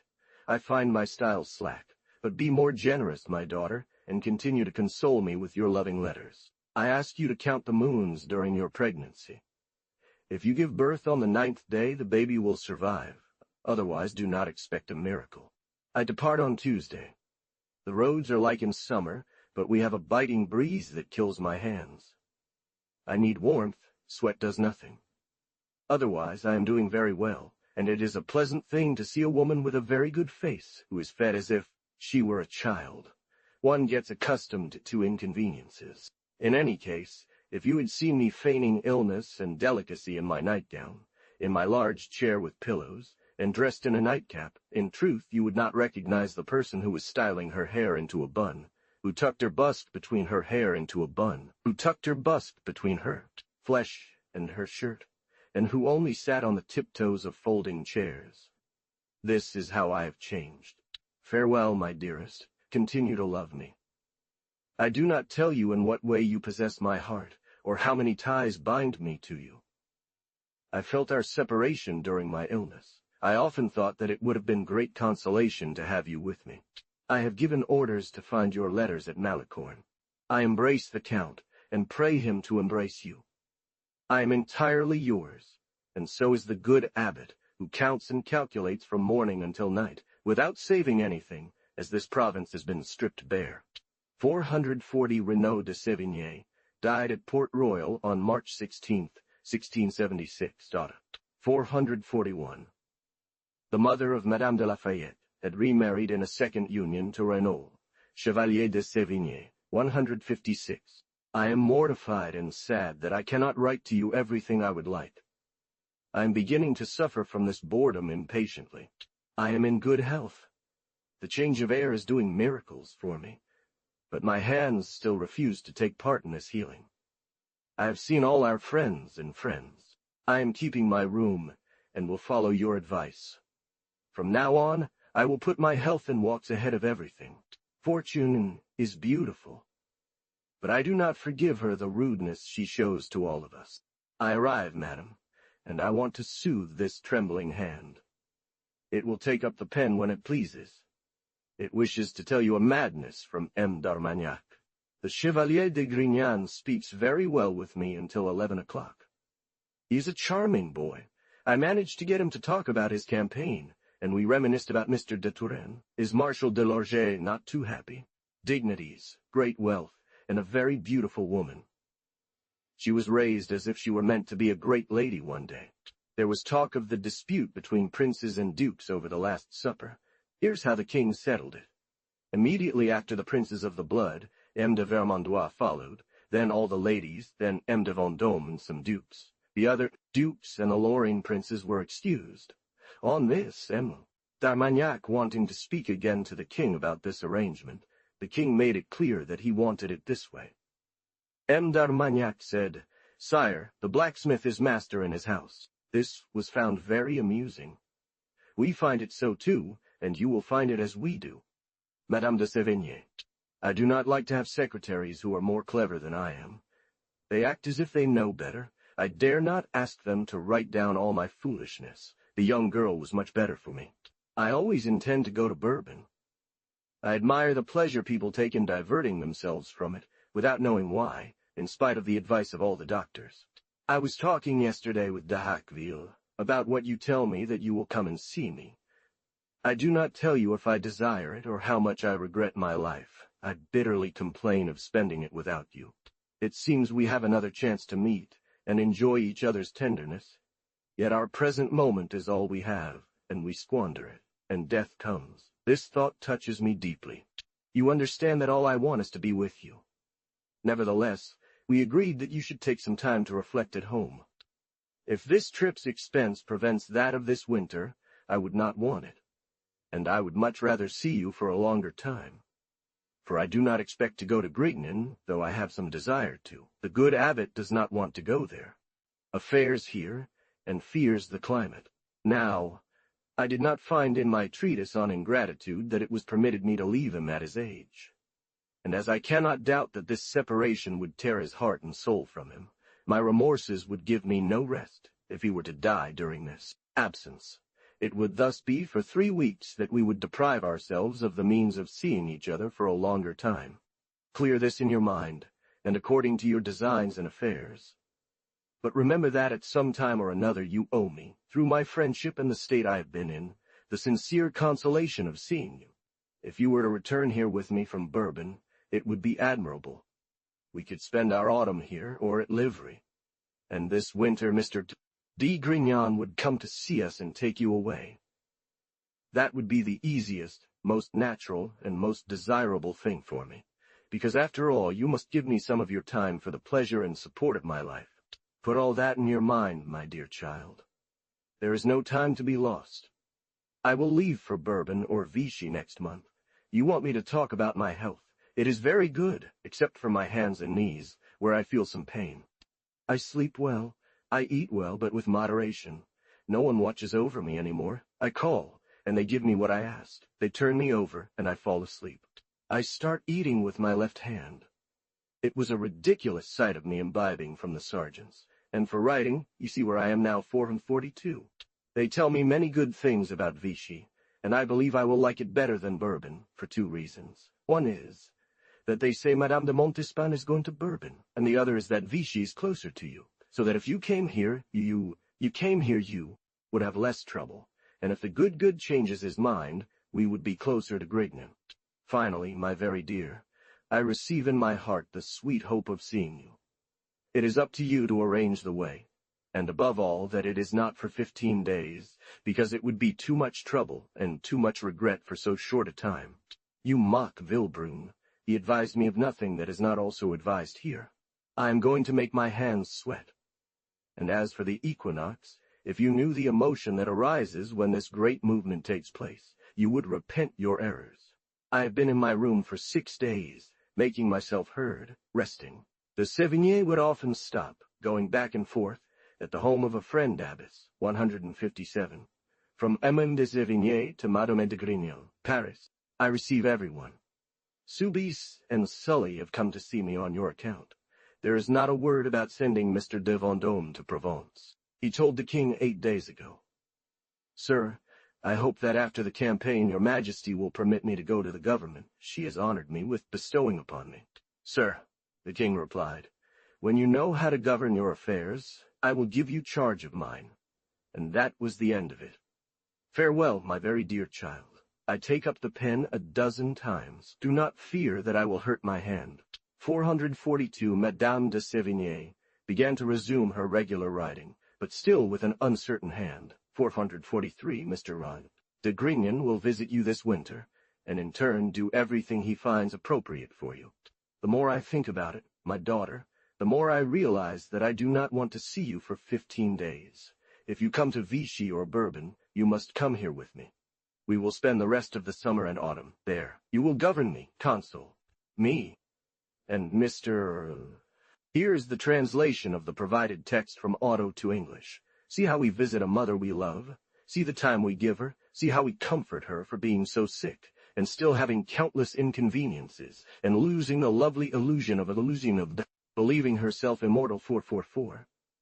She begins to suspect something now, and is humiliated to the point of imagining that she might one day pass into the boat like everyone else. And Karen shows no mercy. Instead of that journey to Brittany you were so eager to make, I propose and asked for this one. My son is leaving, and I am sad, feeling this separation.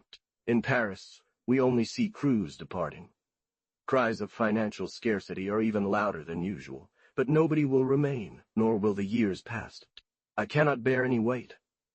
A spoon seems to me the machine of the world, and I am still subject to all the most unpleasant and humiliating dependencies you can imagine. But I complain of nothing, since I am writing to you. The knight left without saying goodbye to me. He spared me a wrench of heart, because I love him sincerely. You see that my writing is taking its usual form. All the healing of my hand is concentrated in writing. It knows well that I will gladly leave it behind for the rest, in a short while. I keep my room very faithfully, and I have put off Easter until Sunday so as to have 10 whole days to rest. Madame de Coulanges brings me the remnants of her little illness at the corner of my fire. Yesterday, I gave her my knee pain and my slippers. The Duchess of Salt comes to see me as one of my former friends.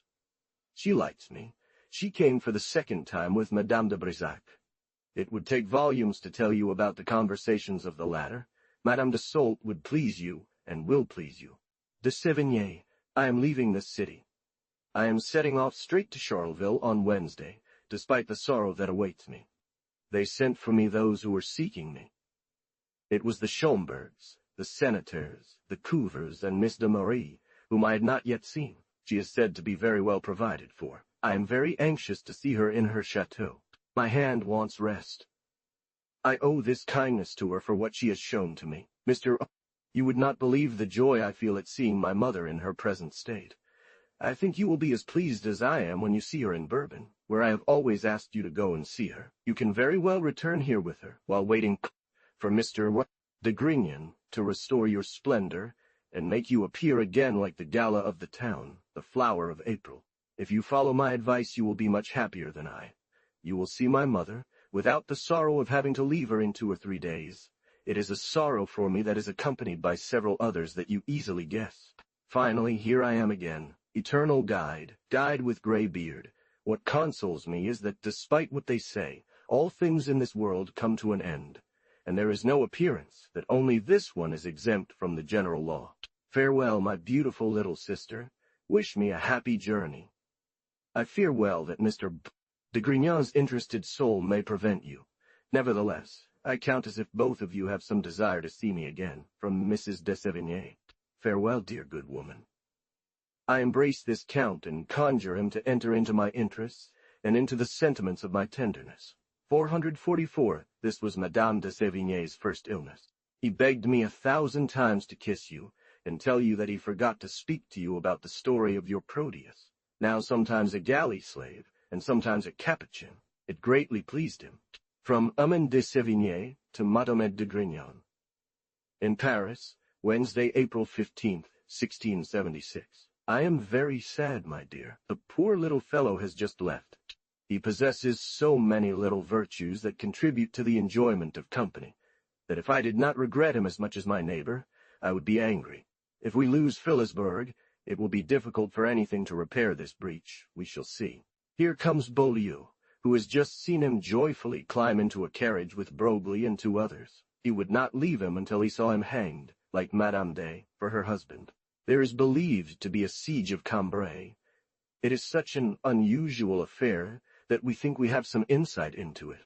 Nevertheless, people are reasoning and making almanacs 447, which I end up saying, the king's star above all.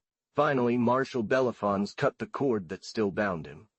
Sanguine takes charge for our 148 for 550,000 livres, a retention warrant of 350,000. Here is a great establishment, and a guaranteed blue-ribbon chef. Mr. de Pomponne came to see me very cordially. All your friends have done wonders. I do not go out. It's windy, which prevents my hands from healing, yet they write better, as you can see. At night, I turn on my left side. I eat with my left hand. That's certainly quite left-handed. My face has hardly changed. You would very easily find that you have seen that dog-like face somewhere. It's because I haven't been bled, and I only need to heal myself from my illness, not from remedies. I'm going to Vichy. They despise Bourbon due to the air. Marshal d'Estrées wants me to go to Vichy. It's a delightful country. I have sent you all that I thought about. Either come here with me or nothing. For 15 days would only disturb my sorrows by the sight of separation. It would be a ridiculous pain and expense. You know how my heart is for you, and if I like to see you, it is up to you to take your measures. I am delighted with the health of the Pichons. The little one, that is to say the big one, is an admirable child. I love him too much for having wanted to live against wind and tide. I wish you had already concluded the business of your land, since it is to your advantage. M. de Pomponne told me that he had just made it a marquisate. I asked him to make you dukes. He assured me of his diligence in drawing up the letters, and even of the joy he would take in it. That is already a considerable advance. I cannot forget the little one 49. I believe you will decide to send her to Sainte Marie, according to the resolutions you make this summer. That is what decides it. You appear to me entirely satisfied with the devotions of Holy Week and the Jubilee. You have been in retreat at your castle. For my part, my dear, I felt nothing but through my thoughts. No object struck my senses, and I ate meat until Good Friday. I only had the consolation of being very far from any opportunity to sin. I told Mousel of your memory. He advises you to make your own lard from this man whom you find amusing. Farewell, my dear child. We must begin by telling you that Condé was taken by assault on the night of Saturday to Sunday. First, this news makes the heart beat. One believes they have won this victory. Not at all, my dear. It costs us only a few soldiers, and not a man with a name. This is what is called complete happiness. 445 valet de chambre to Madame de Sévigné. 446, allusion to the role of Martine, wife of Sganarelle, in Le Médecin Malgré Louis, Act 3rd. Scene 9 of 447. 449 Marie Blanche d'Adhémar. 159. From M. de Sévigné to Madame de Grignon. Paris, Wednesday, April 29th, 1676. L'aîné, who was killed in Candy, or his brother, is injured quite seriously. You see how we do without old heroes. Madame de Brinvilliers is not as comfortable as I am. She is in prison and defends herself quite well. Yesterday she asked to play piquet because she was bored. Her confession has been found.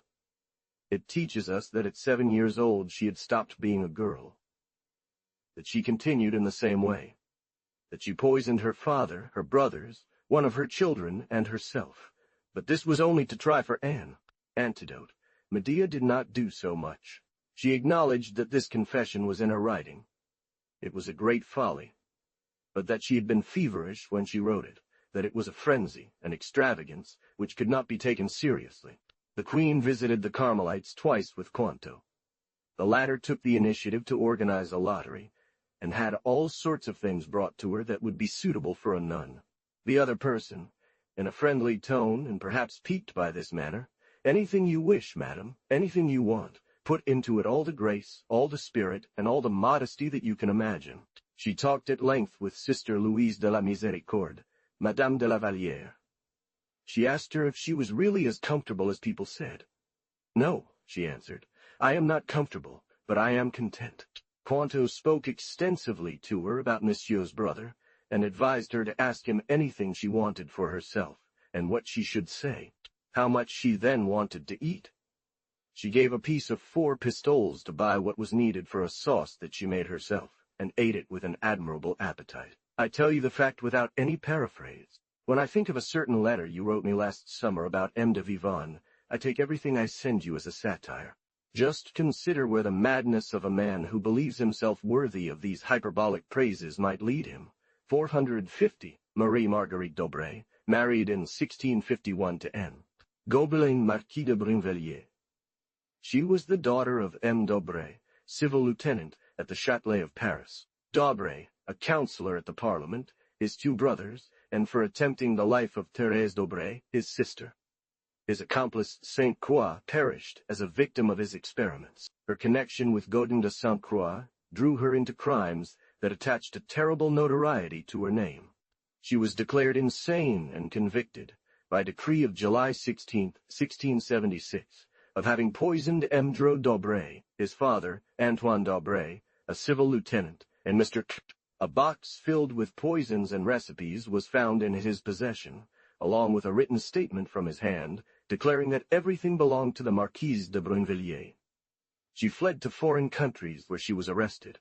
I depart tomorrow at dawn, and this evening I am hosting dinner for Madame de Coulanger, her husband, Madame de la Troche, and Mr. from the Trows. The maid of Esquers is leaving with me.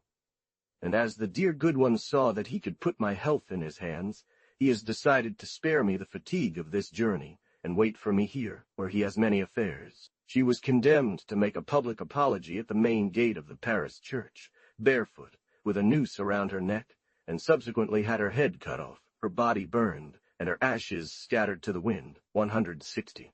From Ame de Sévigné to Madame de Grignon, in Paris, Sunday evening, May 10, 1676. This is precisely one of those cases where one yields to their most tender sentiments out of gratitude. He will return you 500 or 600 pistoles from our Uncle Savigne's 451 succession, which I would like you to have all prepared for this winter. You know, moreover, all my sentiments on this subject, and how sad life appears to me without seeing a person I love so tenderly. It will be a regrettable thing if Mr. He will eagerly await me there. For I assure you that this separation, though small, costs him dearly, and I am concerned for his health. Heart-clenching is not good when one is old. I will do my duty upon my return, since this is the only chance in my life to testify my friendship to him, by sacrificing even just the thought of going to Grignon. I only understand too well the embarrassments you may encounter through the expenses you are obliged to make. And I urge nothing on the journey to Paris, convinced that you love me enough, and wish to see me enough, to do everything in the world for me there. De Grignon is obliged to spend the summer at Aix, and it will be a considerable expense, as they have told me, not only because of the gambling, which makes an important part of yours. I admire fortune. It is gambling that supports Mr. de la Trousse. You therefore thought yourself obliged to bleed. The little trembling hand of your surgeon makes me tremble.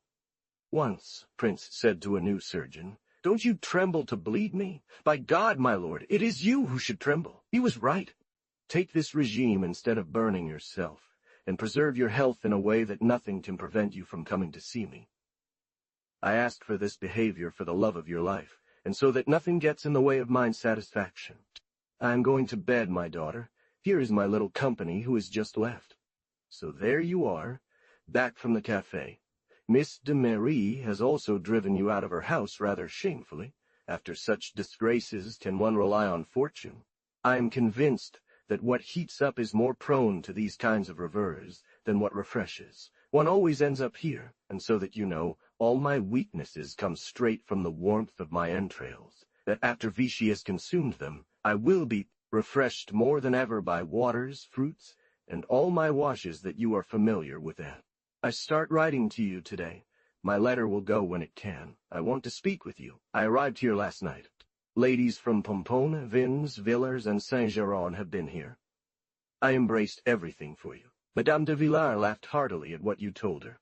I have a word to say to her. It's priceless. I leave tomorrow at 5. I will write to you from all the places I pass through. I embrace you from the bottom of my heart. I am annoyed that this way of speaking has been profaned. Otherwise, it would be worthy of explaining how much I love you. 451. See above the letter of March 22nd, 1676, from M. de Sévigné to Madame de Grignon. In Vichy, Tuesday, May 19th, 1676. Madame de Brissac, with the cannon 452, Madame de Saint-Héron, and 2 or 3 others came to receive me at the edge of the beautiful Allier River. I believe that if one looked closely, they would still find shepherds from Astria there. M. de Saint-Héron, M.D. I rested today, and tomorrow I will begin drinking. Mr. de Saint-Héron came to take me for Mass this morning, and for dinner at his home. Madame de Brissac also came. We played cards. As for me, I could not fatigue myself by mixing them. From Lafayette, Abidorat, Plancy, and others, followed in a second carriage or on horseback. I was received with great joy. Madame de Brissac took me to supper at her home. I believe I have already seen that the Chancellor has been up to this point with the Duchess. You can well see where I am placing my hand. This evening we strolled through the most beautiful places in the world. And at 7 o'clock the wet hen comes to eat her chicken and chat a bit with her dear child. I thought much of that devotion which we had sketched out with Mr. de la Vergne. I believed I saw remnants of this fabulous conversion. What you told me the other day is worth printing. I am very glad not to have my good friend here. He would have made a bad character. When one does not drink, one gets bored. It is a dull affair that is not pleasant, and less so for him than for someone else. We have heard that Bouchain was taken as happily as Condé. And even though Prince Orange seemed to want to pick a fight, we are quite convinced he will not do it. This gives some rest. Saint-Geron's Day sent me a compliment from La Palisse. I asked that they no longer speak to me of the short distance from here to Lyon. It makes me sad. And since I do not want to put my virtue to the most dangerous test, I do not want to entertain this thought, even though my heart, despite this resolution, may suggest it. I await your letters here with great impatience. And writing to you, my dear child, is my sole pleasure when I am away from you.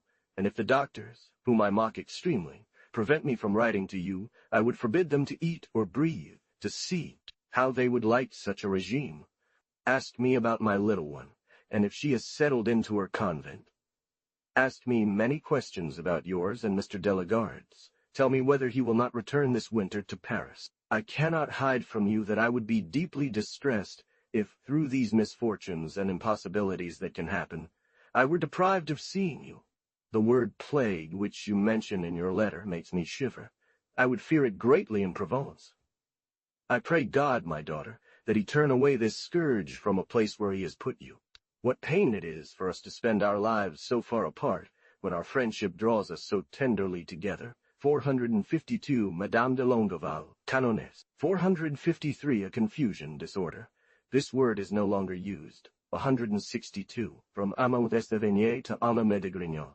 Wednesday, May 20. I took the waters this morning, my very dear. Ah, how bad they are. I went to see the canon, who does not live with Madame de Brissac. We go to the fountain at 6 o'clock. Everyone is there, we drink, and make a very bad face. For imagine them boiling, with a very unpleasant taste of saltpeter. We turn, we go, we come, we stroll, we listen to Mass, we render our waters, we confidentially talk about how we render them. There is nothing but that until noon. Finally, we dine. After dinner, we visit someone. It was at my place today. Madame de Brissac played in the shade with Saint-Hérome and Plancy. He came from the country girls with a flute, who danced the bourrée perfectly. I have done quite well with my waters. I drank 12 glasses of them. They have somewhat purged me, that is all that is desired. This is where the Bohemian women hold their entertainments. They do some dégonnées, which cause the priests to find fault. But finally, at 5 o'clock, one goes for walks in delightful countries, retires at 10. You know as much as I do now. I will write to you every evening. This is a consolation for me, and my letter will go when a little messenger who brings the letters, and wants to leave a quarter of an hour later, pleases to do so. Abbe Bayard has just arrived from his pretty house to see me. He is the Druid Adamas 454 of this region. 454. A character in the novel L'Astray, to whom all the shepherdesses of the Lignon would confide their loves. 163. From Emmenin de Sévigné to Audiobook de Grignon. Thursday, May 21. Our little shitty messenger has just arrived. He did not bring me any of your letters. I have received some from Mr. de Coulanges, from Hackville, and from the Princess of Taranto, who is in Bourbon. He was only allowed to pay court for a short quarter of an hour. She will certainly advance her affairs there. She wishes me well, and I find myself well here. Madame de Brissac had colic today. She was in bed, beautiful and groomed to perfection, wanting everyone to see it. I wish you could have seen how she used her pains, her eyes, her cries, her arms, her hands hanging over her coverlet, and the poses and compassion she demanded. Enshrouded in tenderness and admiration, I watched this scene, finding it so beautiful that my attention must have seemed a shock, one for which I am sure you will be very grateful. Consider that the stage was set for Abbot Bayard, Saint-Hérome, Mongeau, and Planchy d'Art. You spoke to me the other day about Mr. Corton. He's left for England. It seems to me that his only remaining task for his companion 456 is to worship the beauty, you know, without envious. I embrace you from the bottom of my heart and eagerly await news from you.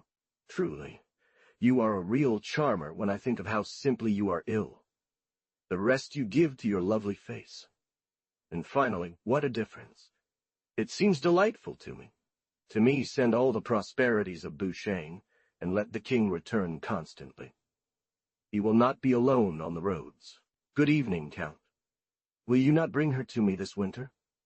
Do you want me to die without seeing her? 455 to Madame de Montespan, 456 Charles Colbert, Marquis de Croissy, 164, Banquier de Croissy. I am truly delighted when I receive your letters, my dear child. They are so charming that I cannot resolve to enjoy the pleasure of reading them alone. But do not fear, I am doing nothing ridiculous. I show a little line to Bayard, another to Thee. Canon, Dieu. Ah, it would be very kind of you, Canon Madame de Longueval, and indeed we are charmed by your writing style. I only show what is appropriate, and you well believe that I master the letter, so that one does not read on my shoulder what I do not want to be seen. I have written to you several times, both on the road and here. You will have seen everything I do, everything I say, all my thoughts, and even the harmony of our ideas about Mr. Delagarde's marriage. I admire how our mind is truly duped by our heart, and the reasons we find to justify our changes. That of Mr. Justify our changes. The coadjutor seems admirable to me, but the way you express it is even more so.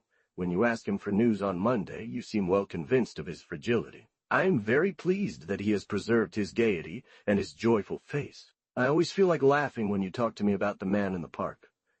I find nothing so amusing as to see him alone, convinced that he's performing miracles. I fully agree with you that the greatest of all would be to persuade him. I am glad that my little one is happy and content. It was her little heart's sadness that troubled me. If you were one of those people who are taken away and disturbed, and who let themselves be led along, I would have hoped to take you with me against your will. But you are of a character from which one cannot expect such indulgences. It is true that the journey from here to Grignon is nothing. I carefully turn my thoughts away because it hurts, but you will not make me believe, my dear, that the journey from Grignon to Lyon is of little consequence. It is quite difficult, and I would be very angry if you broke it off to return on your steps. I do not change my mind about that. I know your tones and your resolutions, and so I much prefer that you keep all your friendship and all your money, and come this winter to give me the joy and consolation of embracing you. The beauty of the walks is beyond what I can tell you. That alone would give me back my health.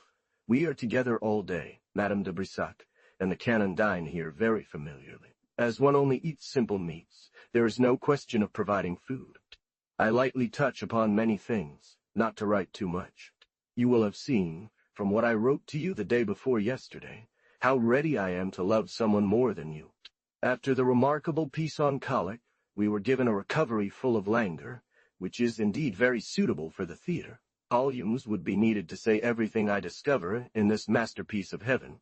I promise you only one thing, that if I fell ill here, which I do not believe at all, certainly I would ask you to come with diligence. But, my dear, I am feeling very well. I also ask, am I returning my waters? Is the quantity, quality, everything going well? They assure me that it is marvels, and I believe it, and even feel it. For except for my hands and knees, which are not healed because I have not yet taken a bath or shower, I am feeling just as well as ever. You speak very pleasantly of that saint who fell to you in Aix, and who is constantly being scraped. It would be necessary to have his relic container specified. Those lice, which you call living relics, shocked me, for, as I have always been, called by this name at Sainte Marie. 458. I saw myself at the same time as your Mr. Reuben. Farewell, my angel. Love me always well. I assure you that you do not love an ungrateful person. 457 Postmaster General, to whom a Bruyere attributes this ridiculous phrase. I am here bound by these presents. It is the custom of the country, where, moreover, life costs nothing at all. For instance, 3 sous for 2 chickens, and so on. There are 3 men who are only occupied in rendering me service, Bayard, Saint-Héron, and Lafayette. As I often make you pay for me, do not forget to write me a few words about them.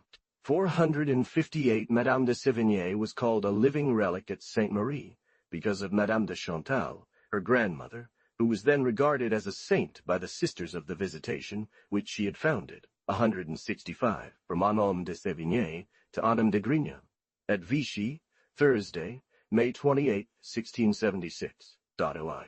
You are right to believe that I write without effort, and that my hands are better. They do not yet close, and the inside of the hands is greatly swollen, as well as the fingers. I received 2 of your letters. One comes from Paris, and the other from Lyon. You are deprived of a great pleasure, never to make such readings.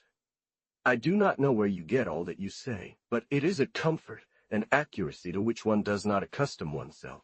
This makes me tremble, and gives me, in the most malicious grace of the world, in the good air of arms and hands. But I hold a pen very well, and that's what makes me patient. I've started today with the shower. It's quite a good repetition of purgatory. One is entirely naked in a small underground place where one finds a pipe of this hot water, which a woman makes go where you want.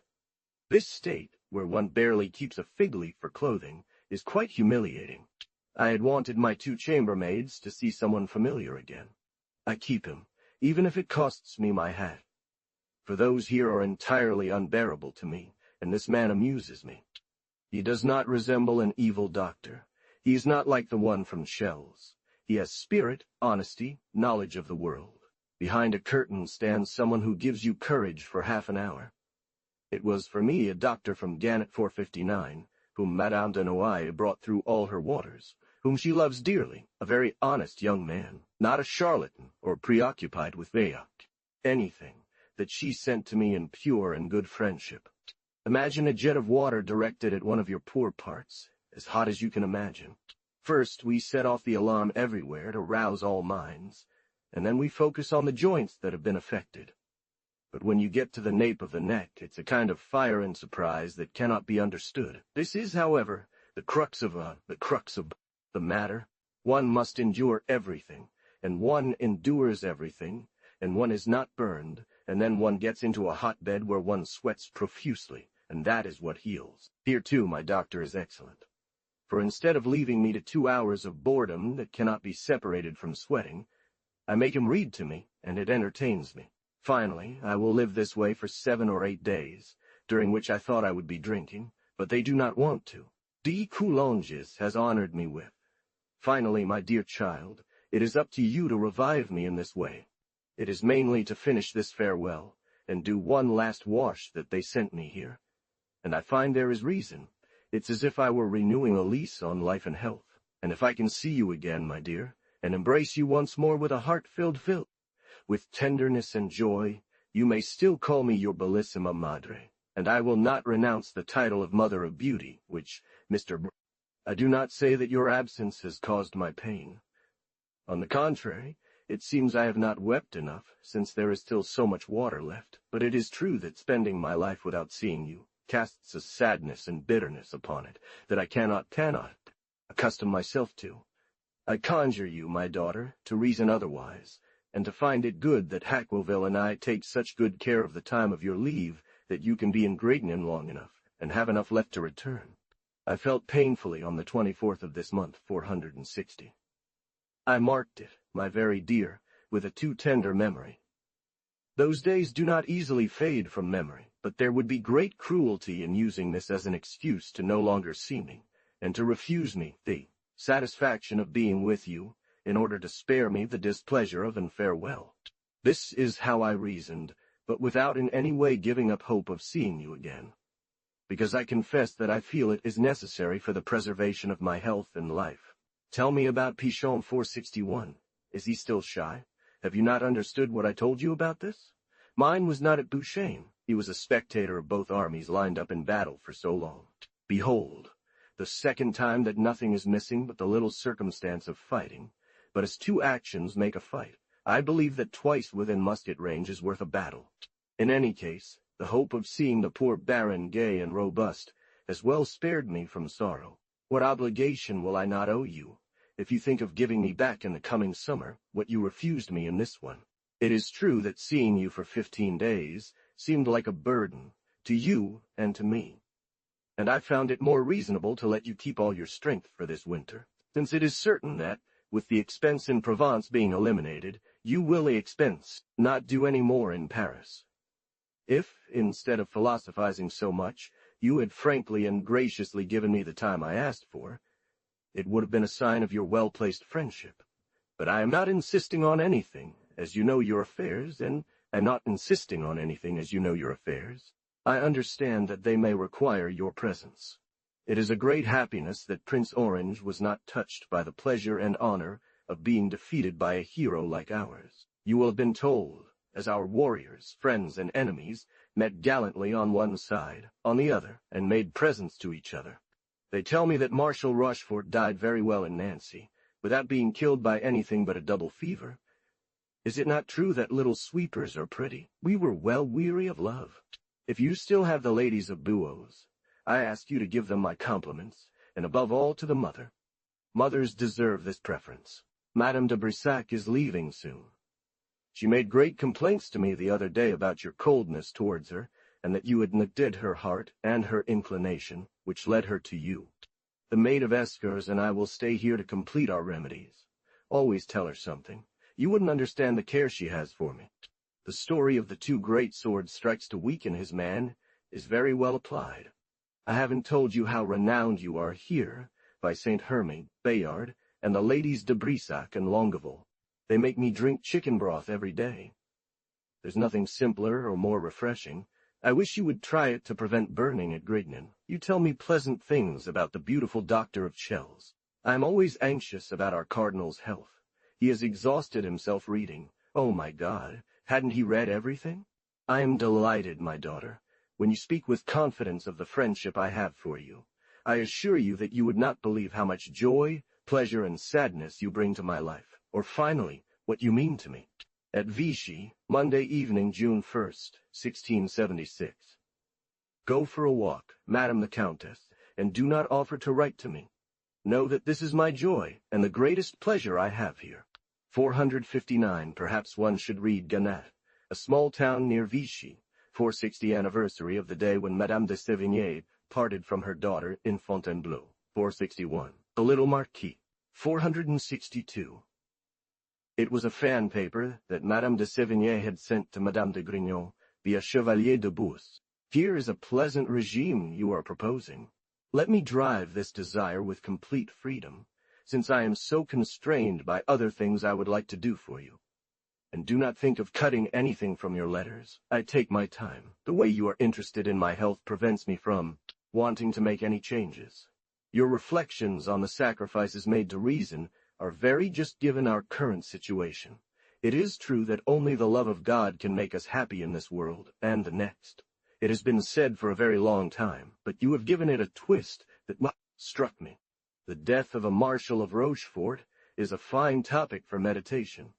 An ambitious man whose ambition is satisfied, dying at 40 years old. He prayed, on his deathbed, for the Countess de Guiche 463 to come and take back his wife and Nancy, leaving her the task of comforting him. I find that she is failing in so many ways that I do not think it an easy matter. Here's a letter from Madame de Lafayette, which will amuse you. Madame de Brissac came here for some colic. She did not find herself well there. She left Bayard's today after having shone, danced, and consumed flesh and fish. The canon Madame de Longueval wrote to me. It seems I had warmed her coldness with mine. I know her, and the way to please her is not to ask her for anything. Madame de Brissac, and she make the most beautiful contrast of fire and water that I have ever seen. I would like to see this Duchess seize your place in the Preacher's 464, without any consideration for quality or age. It surpasses everything one could believe. You are a delightful idol. Know that she would find it quite agreeable to live where you might die of hunger. When one enters into this bed, it's true that one can't bear it any more. The head and the whole body are in movement. All minds are on campaign. There are beats everywhere. But let's talk about the charming shower. I've described it to you. I'm on my 4th one. I'll go up to 8. My sweating is so extreme that it penetrates through my mattresses. I think this is all the water I've drunk since I was born. I am an hour without opening my mouth, during which the sweating starts and continues for 2 hours. And out of fear of getting impatient, I have my doctor read to me, who pleases me. You would like him too. I put it in his head to study the philosophy of your father Descartes. I gather words that I've heard you say. He knows how to live. He is not a charlatan. He practices medicine as a gentleman. Finally, he amuses me. The sweats that weaken everyone give me strength, and show me that my weakness came from the superfluities still present in my body. My knees are doing much better. My hands do not want to yet, but they will with time. I will drink for 8 more days, starting from the feast of God, and then I will think with pain of leaving you. I am going to be alone, and I am very happy about it, as long as they do not take away from me this charming country, the Allier River, 1,000 little forests, streams, meadows, sheep, goats, and peasant girls dancing the bourrée in the fields. Consent to say goodbye to everything else. This country alone would heal me. De Grignan wishes you to give me this satisfaction. I have something important to tell you. You are wrong to think these waters are black. They are not black, but hot. It is true that it would have been a very pleasant joy to have you here solely for me. You put a condition of returning home, which made me shiver. Let's not talk about it any more, my dear child. It's done. Think of making an effort to come see me this winter. Indeed, I truly believe you must have some desire to do so, and that the Provençals would not be happy with such a drink. But if one adds an herb or a flower to this boiling water, it comes out as fresh as when plucked. And instead of making the skin tough and grilled, this water makes it soft and smooth. Ponder this. Goodbye, my dear child. If enjoying the waters requires renouncing love for your daughter, I do so. De Grignan, to please console me this winter for this violence that costs my heart so dearly. This is what is called virtue and recognition. I dare not emphasize these thoughts. They completely disturb the tranquility prescribed in this country. You ask for things too charming, and you are too charming yourself when you want. Is it not true, Mr. the Count, that you are happy to have her, and what a present I have made? 4063 cousin of the Marshal of Rochefort, 464 public place in Aix, from Amand de Sévigné to Madame de Grignan. In Vichy, on Monday, June 8, 1676. Doubt not, my daughter, that I am deeply touched by preferring something to you, who are so dear to me. All my consolation is that you cannot ignore my feelings, and that you will see in my conduct a fine subject for reflection, as you did the other day, regarding the preference of duty over inclination. But I conjure you and Mr.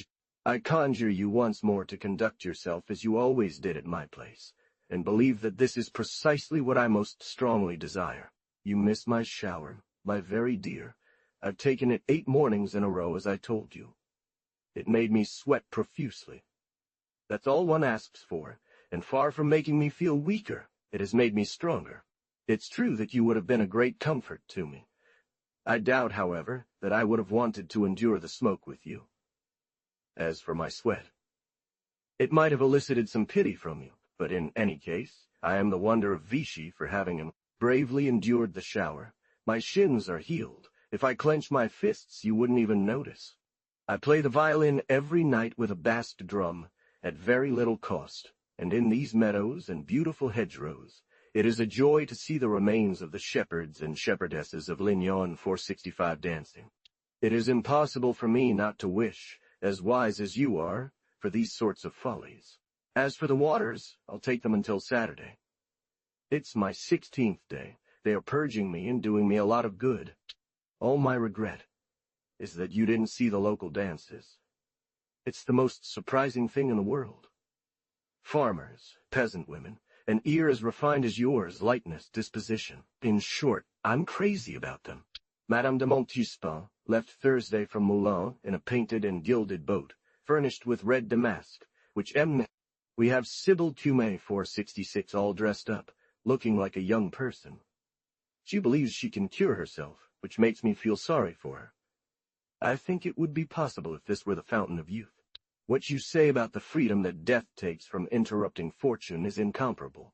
It's what should console us for not being among its favorites. We will find death less bitter. You ask if I am devoted. Unfortunately, no, which I am very upset about, but it seems to me that I am somehow detaching myself from what is called the world. Old age and a little illness give time for great reflections, but what I subtract from the public, it seems to me that I return to you. Thus I make little progress in the country of detachment, and you know that the right of the game would be to begin by erasing a little of what is closest to the heart. The intendant had prepared for her, with 1,000 figures, 1,000 banners of France and Navarre. There was never anything more gallant. This expense amounts to more than 1,000 ekis. One wrote to the king. She did not speak, according to what she told him, of anything but this magnificence. She would not show herself to women, but men saw her in the shade of M, the intendant.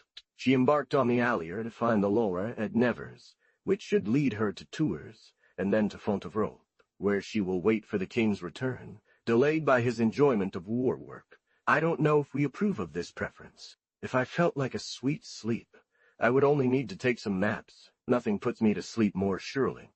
If I want to stay awake, as is ordered, I just need to think of you, write to you, talk with you about news from Vichy. That's how I can remove any sort of drowsiness. 465 small river, but famous through the romance of Astrée.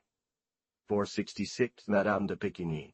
168 from Amélie de Sévigné to Aunt Omen de Grignon. At Vichy, Thursday evening, June 11th, 1676. You would be very welcome, my daughter, to come and tell me that at 5 o'clock in the evening I should not write to you. It is my only joy, what prevents me from sleeping. I assured him that if he goes to Provence and tells you that he has always been with me in Vichy, he would be received at the very least as well. This morning I found a good Capuchin at the fountain. He greeted me humbly. I also made a bow on my side, as I honor the habit he wears. He began by speaking to me about Provence, you, Mr. de Roquesante, about seeing me in Aix, and about the pain you felt due to my illness. I wish you had seen what this good father has become for me since the moment it became clear he was so well informed. I believe you have never seen or noticed him, but knowing your name is enough. The doctor I have here to talk with couldn't get over how naturally I had attached myself to this father. It seemed to me that he died of envy to leave and come tell you news of my health. Apart from my care, it is perfect. And I am sure you would have some joy in seeing and embracing me in the state I am in, especially after having known the state I was in before. She nevertheless has a lot of wit with her follies and weaknesses. She said 5 or 6 very pleasant things. We will see if you continue to do without those you love, or if you want to give them the joy of seeing you. That's where Hackville and I are waiting for you. The good Pekini 467 has arrived at the fountain. It is a strange machine. It wants to do everything like me in order to behave like me. The doctors here say yes, but mine laughs at them. This is the only person I have seen who practices liberality without constraint. She has 2,500 Louis 468, which she has resolved to leave in the country. She gives, she throws away, she clothes and feeds the poor. If one asks her for a pistol, she gives two. I had only imagined what I see in her. It is true that she has 25,000 essius of rent, and that in Paris she does not spend 10,000. This is what founds her magnificence.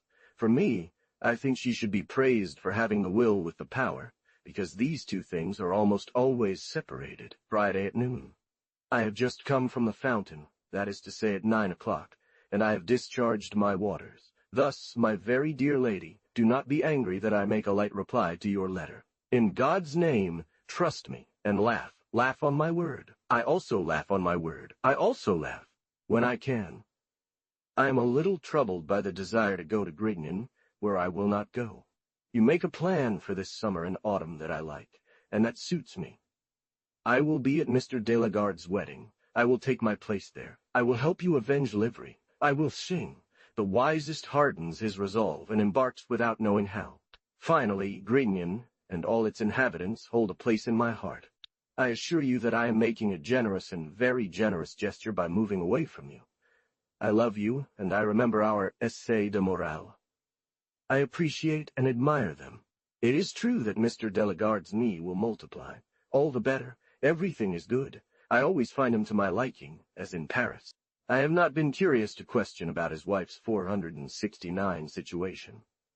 Do you remember what I once told Corbinelli about a man marrying a woman? There, he said, is a beautiful detail. I was content with that on this occasion, convinced that if I had known her name, you would have named her. Your ladies of Montelimart are quite good at Moufleur with their golden cardboard 470. As for my health, it is most admirable. The waters and shower have purged me extremely, and instead of weakening me, they strengthened me. I walk just like anyone else. I fear putting on weight. That's my concern, because I like to be as I am. My hands do not close, that's all. The heat will do its job. They want to send me to Mont d'Or. I don't want to. I'm currently eating everything. That is, I will be able to when I stop taking the waters. I've felt better from Vichy than anyone else, and many people could say, this hot bath, so often tried, left me as it found me. For me, I would lie, because it takes so little for me to make my hands like others, that it's really not worth complaining. So, have a joyful summer, my very dear. I would like to send you 2 girls and 2 boys who are here, with the Basque drum, to show you this dance. Finally, the gypsies seem pale in comparison. I am sensitive to perfect grace. Do you remember when you made me blush with your dancing? I assure you that this dance, jumped, flowed naturally, and executed with surprising precision, would delight you. I will think about my letter to Mr. de la Garde. I leave here tomorrow. I will go purify and rest a bit at Bayard's, then on to Moulins, and then always move away from what I love passionately until you take the necessary steps to restore joy and health to my heart and body, which are taking quite a toll, as you know, on whatever concerns either of us. Speak to me of your balconies, your terrace, the furniture in my room, and finally always of you. That you is more precious to me than my me, and it always comes back to the same thing. 467, Claire Charlotte Daly, mother of the Duke of Cholmes. 4068. The louis was worth £10, which was then the same amount as 20 today, with the mark at £26. 469. The marriage in question did not take place. 470. A ban on women's hairstyles in this region. 169. From Mon de Sévigné to Anne-Homme de Grignan. At Langlar, the home of Mr. Abbot Bayard, Monday, June 15, 1676.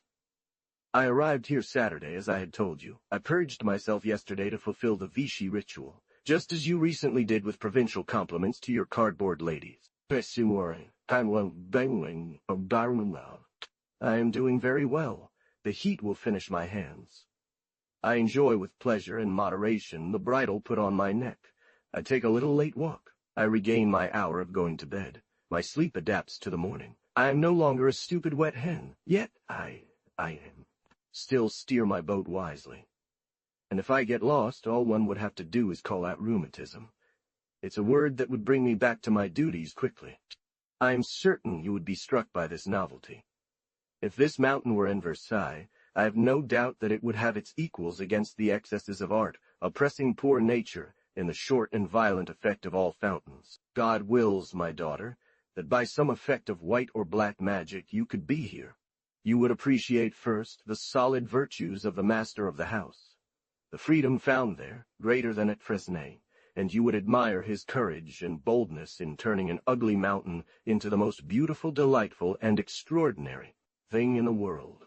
The hot bows and musettes make the Auvergne-Borée dance to the fawns of a fragrant wood that reminds one of your Provence perfumes. Finally, they speak of you there, they drink to your health. This rest has been pleasant and necessary for me. Abbot Bayard seems happy, and because he is, and because he wants to be. I will be in Moulins on Wednesday, where I will have one of your letters, without prejudice to the one I am expecting after dinner. There are people in this neighborhood more reasonable, and of a better disposition than I have seen in any other province. Therefore they have seen the world and have not forgotten it. For me, my dear Countess, I cannot be without you. My soul is always agitated with fear, hope, and above all with the sight, every day, of my life flowing away from you. I cannot accustom myself to the sadness of this thought. I see time running and flying, and I do not know where to find you again. Duties and considerations make us eat merlup our entire lives, so we can eat fish after our deaths. I want to escape from this sadness by remembering a story told to me in Brittany about the greed of a certain priest. He said very naturally, "After all, madam, it's a man who eats merlup his whole life, so that he can eat fish after his death." I found this amusing, and I apply it at all times. I no longer have swollen hands, but I do not close them. And as I always hoped that the heat would cure them, I had based my trip to Vichy on that wash which I mentioned to you, and on the sweats of the shower, to rid me forever of the fear of the fear of the fear. Rheumatism. This is what I wanted, and this is what I found. I feel highly honored by Mr. de Grignan's appreciation of my letters. I never believed them to be good. But since you approve them, I ask for no more. Thank you for giving me hope of seeing you this winter. I have never been more eager to embrace you. I love that the abbé wrote to you so paternally. He who struggles painfully to go 6 weeks without seeing me, should not he enter into the pain that I feel in passing my life without you, and into the extreme desire that I have for you. They say that Madame de Rochefort is inconsolable. Madame de Vaubron is still in her initial despair. I will write to you from Moulins. I do not answer half of your kind letter. I have no time. 170. From Madame de Sévigné to Madame de Grignan, at Briare, Wednesday, June 24th, 1676. I am bored, my very dear, to be so long without writing to you. I wrote to you twice from Moulins, but there is a good distance from here to Moulins. I shall date my letters by the distance you wish. So we left this good city on Monday. We have had extreme heat. I am sure that you did not find water in your little river, since our beautiful Loire is entirely dry in several places. I do not understand how Madame de Montespan and Madame de Tarente will have made their way. They must have slipped on the sand. We leave at 4 in the morning. We rest a long time at dinner. We sleep on straw and pillows in our carriage, to avoid the discomforts of the summer. I am of a laziness worthy of you. In the heat, I will keep your company and chat on a bed as long as earth can bear us. In my mind, I have the beauty of your apartments. You have been describing them to me for too long. I believe that on this bed you would explain to me these absurdities that come from the defects of the soul, of which I have some idea. 171. From Madame de Sévigné to Madame de Grignan. Paris, Friday, July 17th, 1676. I am always willing to place at the top of what is good or bad everything that comes from that side. The rest seems bearable, and sometimes excusable. The feelings of the heart alone seem worthy of consideration. It is in their favor that one forgives everything. It is a fund that consoles us, and repays us for everything, and therefore only through fear that this fund may be altered, are we hurt by things? She was judged as early as yesterday.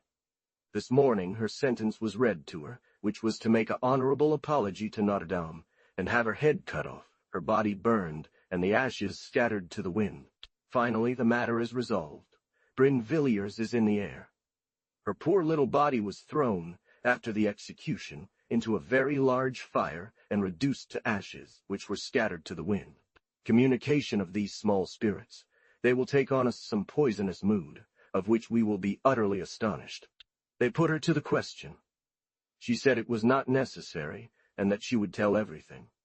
Indeed, until 5 o'clock in the evening she recounted her life, even more terrifying than one would think.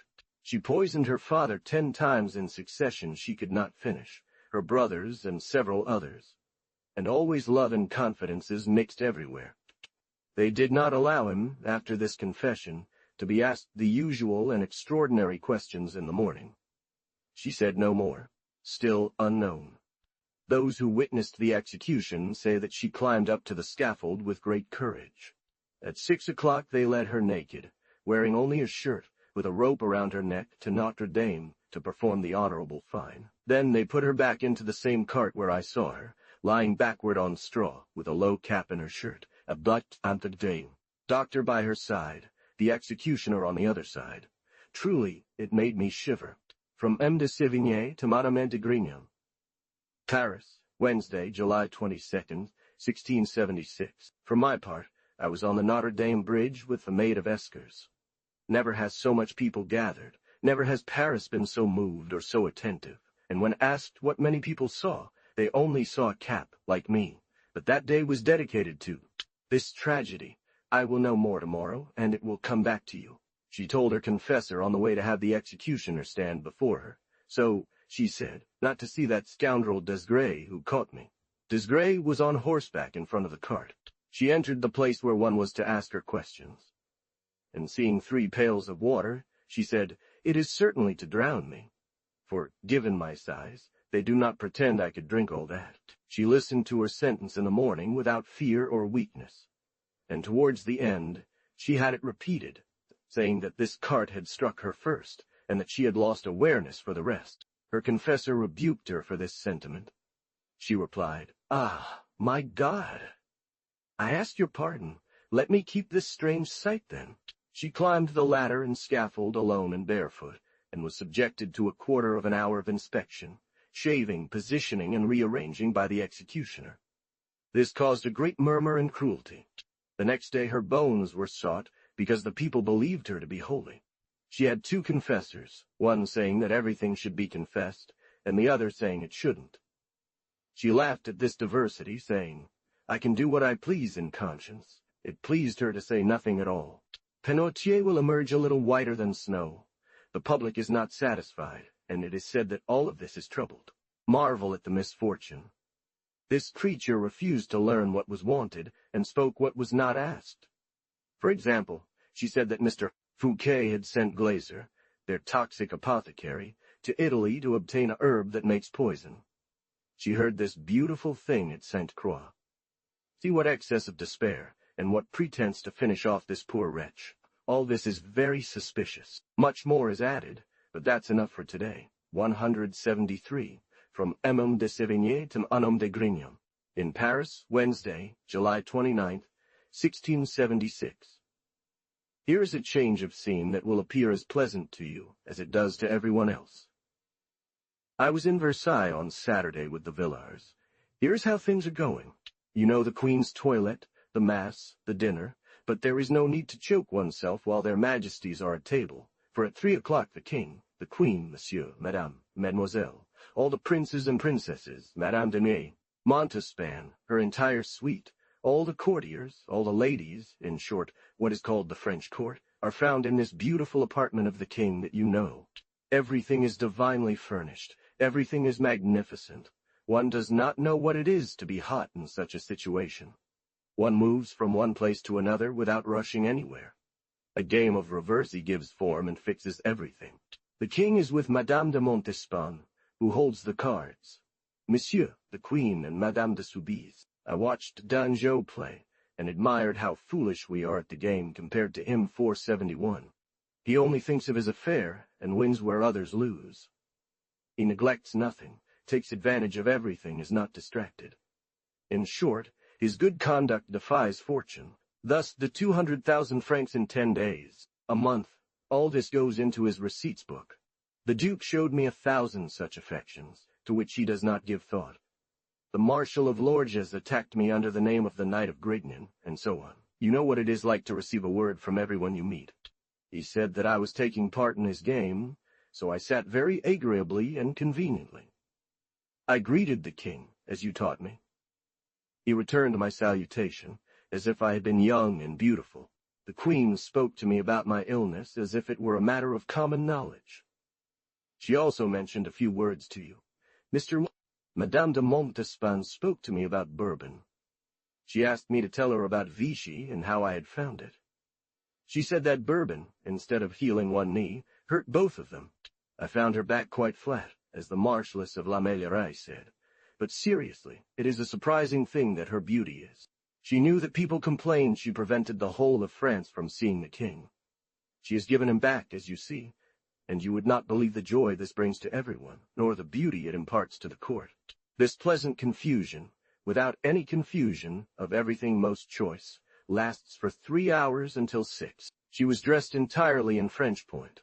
Her hair was curled in 1,000 ringlets. Both sides fell very low on her cheeks. Black ribbons on her head, with Marshal of the Hospital pearls, embellished with curls and diamond pendants of the most exquisite beauty, 3 or 4 brooches, and a coiffure adorned with Tessin short, a triumphant beauty to admire before all ambassadors. If there are letters, the king withdraws for a moment to read them, then returns. There is always some music he listens to, which has a very good effect. He converses with the ladies who have become accustomed to having this honor. Finally, we leave the game at 6 o'clock. We have no trouble at all in making the accounts. There are no chips or marks. The chickens are worth at least 500, 600 or 700 louis, the big ones 1,000, 1,200. We first put down 25 each, that's 100, then whoever wins puts down 10. We give each player 4 louis for having the quinola. We pass. And when we play and don't take the chicken, we put 16 towards the chicken to learn how not to play properly. We talk constantly, and nothing remains in the heart. At 6 o'clock we set out in a carriage, the king, Madame de Montespan, Monsieur, Madame de Thianges, and Hudecourt's maid, all seated on the back seat, that is to say, as comfortably as in paradise, or in the glory of Nikkei. You know how these carriages are made. One does not look at each other. Everyone faces the same way. How many hearts do you have? I have 2, 3, 1, 4. Therefore there are only 3 or 4. And Dangeau is delighted with all this chatter. He uncovers the game, draws his conclusions, sees who he's dealing with. Finally, I was very pleased to see this excess of skill.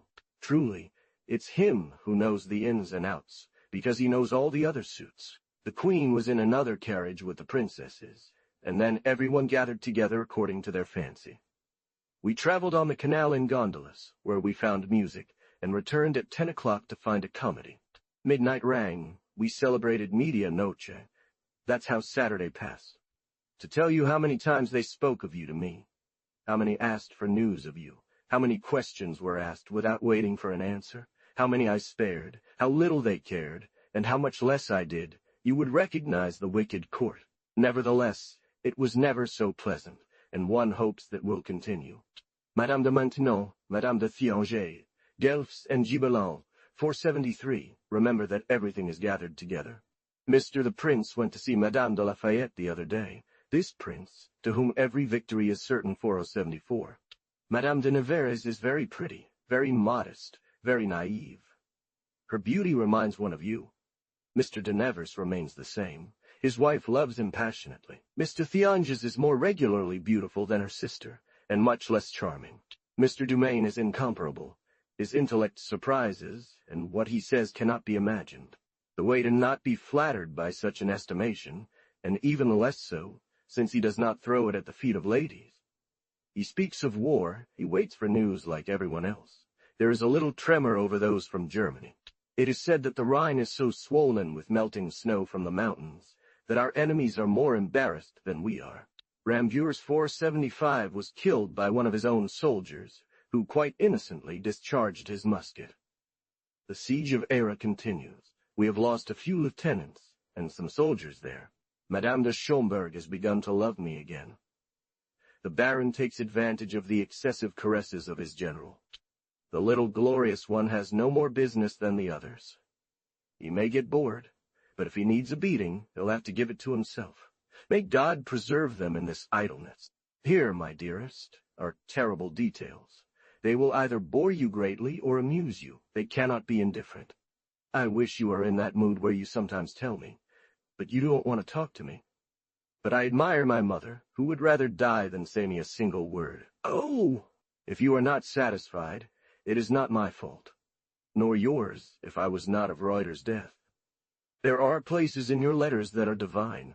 You speak very well to me about the marriage 476. There is nothing better. Judgment prevails, but it is a little late. Keep me in Mr. Delagarde's good graces, and always friendships for me with Mr. de Grignon. The accuracy of our thoughts on your departure renews our friendship. Oinun, Bewil, Godwards. Mr. the First President de Lamoignon had chosen this Dr. 478 as a wonder. He was deceived by the interested parties. It was the one they wanted him to take. You find that my pen is always cut to say wonders of the Grand Master, 477. I do not absolutely deny it. It is true that I thought I was mocking him, in telling you his desire to succeed, and as he wants to be a Marshal of France, strictly, like any wants to be a Marshal of France, past times. But it's just that you bear a grudge against me on this subject. The world is indeed unjust. It has been so for Brinvilliers. Never have so many crimes been treated so lightly. She did not even get the question. They were so afraid she might speak, that they let her see a grace, said as she climbed up the scaffold. Is it all over, then? Finally, she is gone, and her confessor says she was a saint. Have you not seen these people who do card tricks? They have mixed them up for a very long time, and tell you to take one that pleases you, and they don't care. You take it, you believe you've taken it, and it's exactly what they want. It's just right at the application. Marshal Villeroy said the other day, Penautier will be ruined by this affair. Marshal Gramont replied, he will have to get rid of his table 479. That's quite a pun. I suppose you know that it is believed that 100,000 ECS have been scattered to facilitate everything. Innocence does not make such profusions. One cannot write down everything one knows. That will be for another evening. There is nothing so pleasant as everything you say about this horrible woman. I believe you are content, because it is impossible that she can be in paradise. Her evil soul must be separated from the others. Assassinating is the safest option. We agree with you. It's a trivial matter compared to spending 8 months killing your father and receiving all his caresses and douceurs, to which she responded by escalating the dosage. Tell Mr. the Archbishop of Arles what Mr. the First President has asked me to say about my health. I showed Langeron my hands and nearly my knees, so he can report it to you. I have a kind of ointment that will heal me, they assure me. I won't be cruel enough to immerse myself in beef blood until after the heat wave is over. It's you, my daughter, who will heal all my ailments. If Mr. Corbinelli adores you, nothing should be subtracted from that. He always has admirable care for me. The very good begs you not to doubt the joy he will feel at seeing you. He is convinced that this remedy is necessary for me, and you know the friendship he bears for me. De Grignon could understand the joy your trip brings me. He would be comforted in advance for the 6 weeks he'll be without you. Madame de Lafayette is not unhappy with Madame de Schomberg. The latter does wonders for me and her husband for my son. Madame de Villars dreams entirely of going to Savoie. She will meet you on the way. Livry often comes to mind, and I say that I am beginning to suffocate, so that my journey is approved. Farewell, my very dear and beloved. You asked me to love you. 471 in Dangeau's praise. Fontanella stops on his singular superiority in the art of games. He made the most scholarly combinations without letting any application be seen. It is he who provided Bruyère with the character of Pamphile. 473 two famous Florentine factions, born in the 12th century, one siding with the popes and the other with the emperors, 474, around the time of Tasso. From Amand de Sévigné to Madame de Grignan. In Paris, Wednesday, August 5, 1676. I want to start today with my health. I am in very good shape, my dear child. 475 Louis Alexandre, Marquis de Rambourg, the last scion of this family. 476 from Mr. Delagarde. 477 Henry de Daillon, Count, later created Duke of Lude. 479 Pinotier, intendant of the Languedoc States, involved in the Brinvilliers affair. He was acquitted and resumed all his duties. 174. I saw the good man of Lorme upon his return from Maisons. He scolded me for not having gone to Bourbon, but it's a non-issue. He admits that Vichy is just as good for drinking, but he says it's to sweat, and I've sweated excessively. Thus, having changed my mind about the choice I made, air is taken. My son tells me many good things about the Count of Vaux, who was first everywhere, but he speaks ill of the besieged, who allowed the covered way, the counterscarp, and the bridge over the filled moat to be taken in one night, and who finally surrendered on the last day of the month without anyone having fought. I am strongly in favor of war at this moment. They were so terrified by our cannon that the nerves in their backs which enable them to turn, and those which make their legs move to escape, could not be stopped by the will to gain glory, and this is how we take cities. Mr. de Louvois deserves all the credit. He has full power, and moves the armies forward and backward as he thinks fit. While all this was happening, there was an illumination at Versailles announcing the victory. It was on a Saturday, although they had said otherwise. One can organize feasts and operas. Surely the happiness of the king, joined with the ability of those who have the honor of serving him, will always fulfill what they have promised. When you read the history of the viziers, I advise you not to stay focused on those beheaded heads on the table. Do not leave the book at that point. Go until the end, and if you find a more honest man among those baptized, you will take it out on me. As for the dedication epistle, I admit it should be addressed to the woman. Here is a short story that you can believe, as if you had heard it yourself. The king said one of those mornings, "Truly, I believe we cannot save Philipsburg, but nevertheless, I will still be king of France."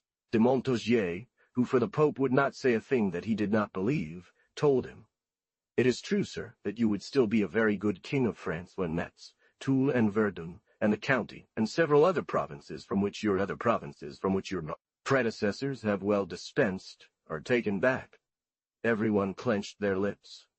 And the king, with great grace, said, "I hear you well, Mr. de Montaugier. That is to say, you believe that my affairs are going badly, but I find what you say very good, for I know what kind of heart you have for me." This is very true, and I find that both of them played their part perfectly. 175. I have just written to Madame de Schomberg 480 to inquire after news. It is a merit I have cultivated for a long time, but I find myself even better since she has become our general. From Amand de Sévigné to Madame de Grignan. At Livery Friday, August 28, 1676.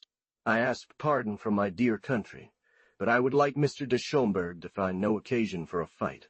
His coldness and manner entirely opposed to that of M. de Luxembourg make me fear a quite different procedure as well. She loves Corbinelli passionately. Her good sense never turned towards any sort of science, so this novelty she finds in her trade also gives her extraordinary pleasure in conversation. They say that Madame de Coulanges will come here tomorrow with him, and I shall be very pleased, as it is to their liking that I must receive their visit. In addition, I read the figures of Sacred Scripture 481, which take up the matter from Adam. I have written to d'Aqueville for what I wanted to know about Mr. de Pomponne, and yet again for a 20th request to this little stammerer of Parer. I am assured he will write you the same answers he owes me, and tell you also how, despite the rumor, Mr. de Mende has accepted Albi. I began with the creation of the world that you love so much. It continues until after the death of our Lord. It is a beautiful sequence. There are well-mixed reflections from the Fathers. This reading is very engaging. For me, I go much further than the Jesuits. And seeing the reproaches of ingratitude, the horrible punishments with which God afflicts his people, I am convinced that we have our entire freedom. Therefore, we are very guilty and deserve the fire, water, which God uses when he pleases. The Jesuits do not yet say enough, and others give cause for murmuring against God's justice when they so much weaken our freedom. This is the benefit I derive from my readings. I believe that my confessor will order me to study Descartes' philosophy. I believe that Madame de Rochebonne is with you, and I am going to embrace her. Is she comfortable in her father's house? Does the whole chapter 482 fulfill their duties to her?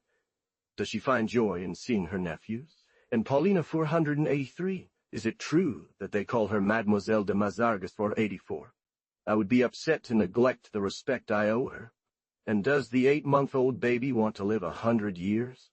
I am so often in Grignan that it seems to me you should have seen me among you all. It would be beautiful to suddenly find ourselves at places that are present in our thoughts. Here is my lovely Dr. Ammonio, who finds me in very good health, proud of the fact that I obeyed him for 2 or 3 days. I hope those in Paris have sent you word. I know nothing, as you can see. My letter bears the solitude of this forest, but in this solitude you are perfectly loved. By Monsieur de Royaumont, the master of Sévigné, 482, the Collegiate Church of Grignan. 483 Pauline Adamar de Monte de Grignan, granddaughter of Madame de Sévigné. She was then about 3 years old. 484 land belonging to the House of Grignan. 176. The poor Madame de Coulanges has a high fever with chills. She had them at Versailles. It is tomorrow the 4th day. She has been bled, and if this continues, her condition and location do not permit that they leave her any drop of blood. Her small chest is greatly offended by this fever, and I even more so. I cannot think of all she has told me about the pain she feels at not being able to return here, without being deeply moved. I am going to see her tomorrow, as I need to be here on Sunday to start my grape harvest. You will be very happy, my daughter, by the time I give hope for healing my hands. I am sure you would appreciate the naivety and clarity of his mind. He is a nephew of Mr. de la Lane, 487, who had such a beautiful wife. The Cardinal de Retz has spoken to you 20 times about her divine beauty. Corbinelli has returned the letter you wrote to him. Truly, it is the most pleasant thing one can see. I want to show it to my father, the hunchback 485. He is my Malebranche 486. He will be delighted to see your spirit in this letter. He will answer, if he can. For when he does not find reasons, he does not put words in its place. He is the nephew of that great abbot of Alane, 488, a Jansenist. His entire lineage has spirit, any more so than all others. See where I've gotten myself into. It was quite necessary. The political pamphlet by Corbinelli is excellent. For that one, he understands it all on his own. I will consult no one else. It is said that it is a pity the detachment was not stronger. I find at any time that the most just one goes astray. Marshal Schomberg attacked the rear guard of the enemies. He would have accomplished everything had he followed them with more troops. 40 dragons braver than heroes perished there. A man from Aigremont killed on the spot, Bissy's son, who wanted aid. To go beyond paradise, taken prisoner. The Count of Vaux always among the first, but the rest of the army was inactive, and 500 horses made all that noise. Even the best has sometimes erred in its calculations.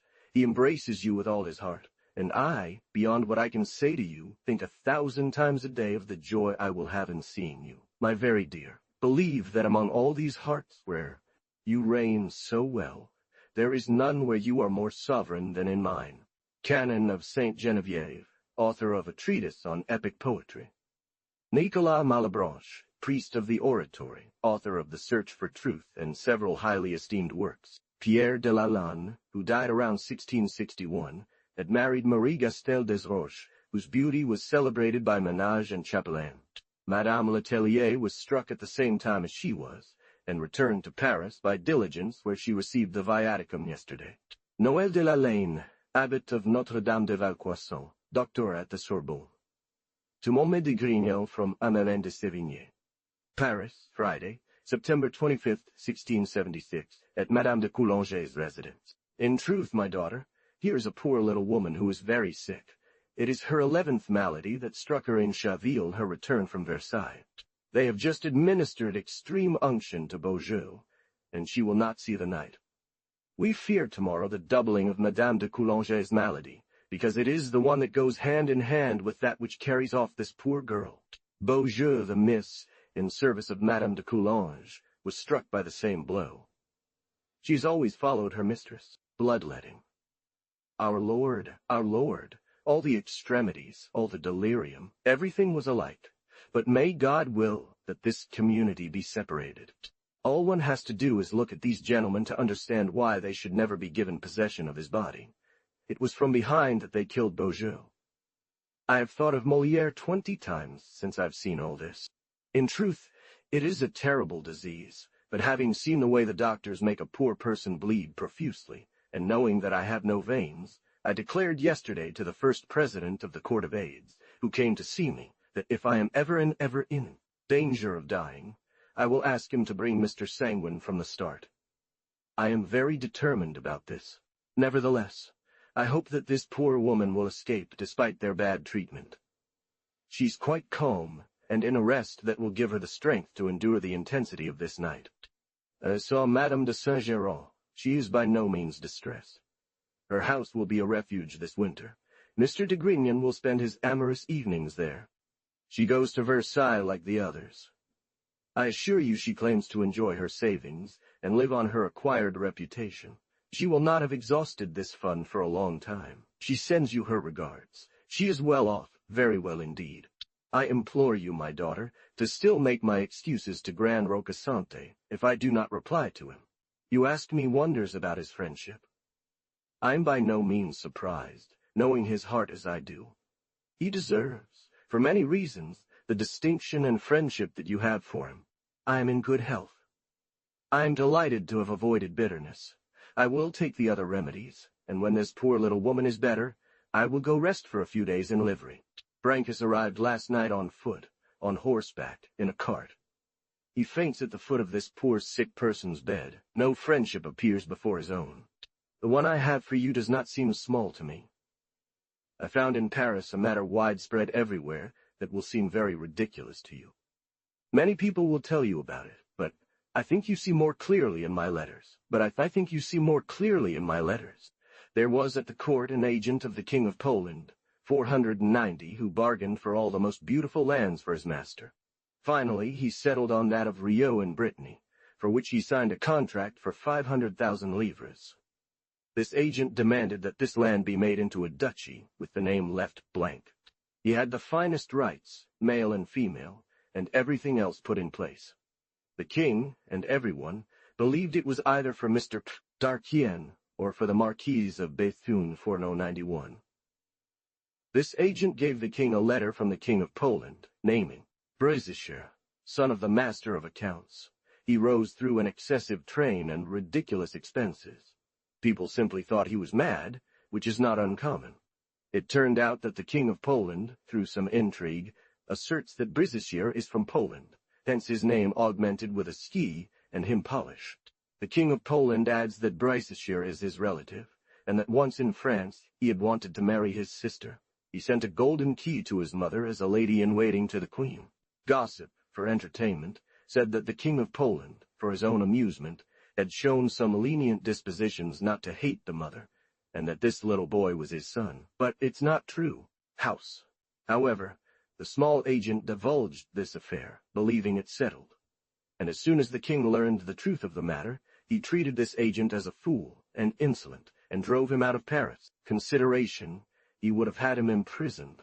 His Majesty has written to the King of Poland, and has fraternally complained about the profanation he intended to commit against the principal dignity of the kingdom. But the king considers all the protection that the King of Poland has accorded to such a minor affair as a surprise done to him, and even doubts the power of his agent. He leaves Mr. de Pomponne entirely free to expand on such a fine subject. It is said that this small agent has fled. Thus this affair will sleep until the return of the mail. 489 from the departure of Madame de Villars, ambassador in Savoy. 489. John Sebesti. 491 Francis Gaston, whose wife Marie-Louise de la Grange d'Arquien was a sister of the Queen of Poland.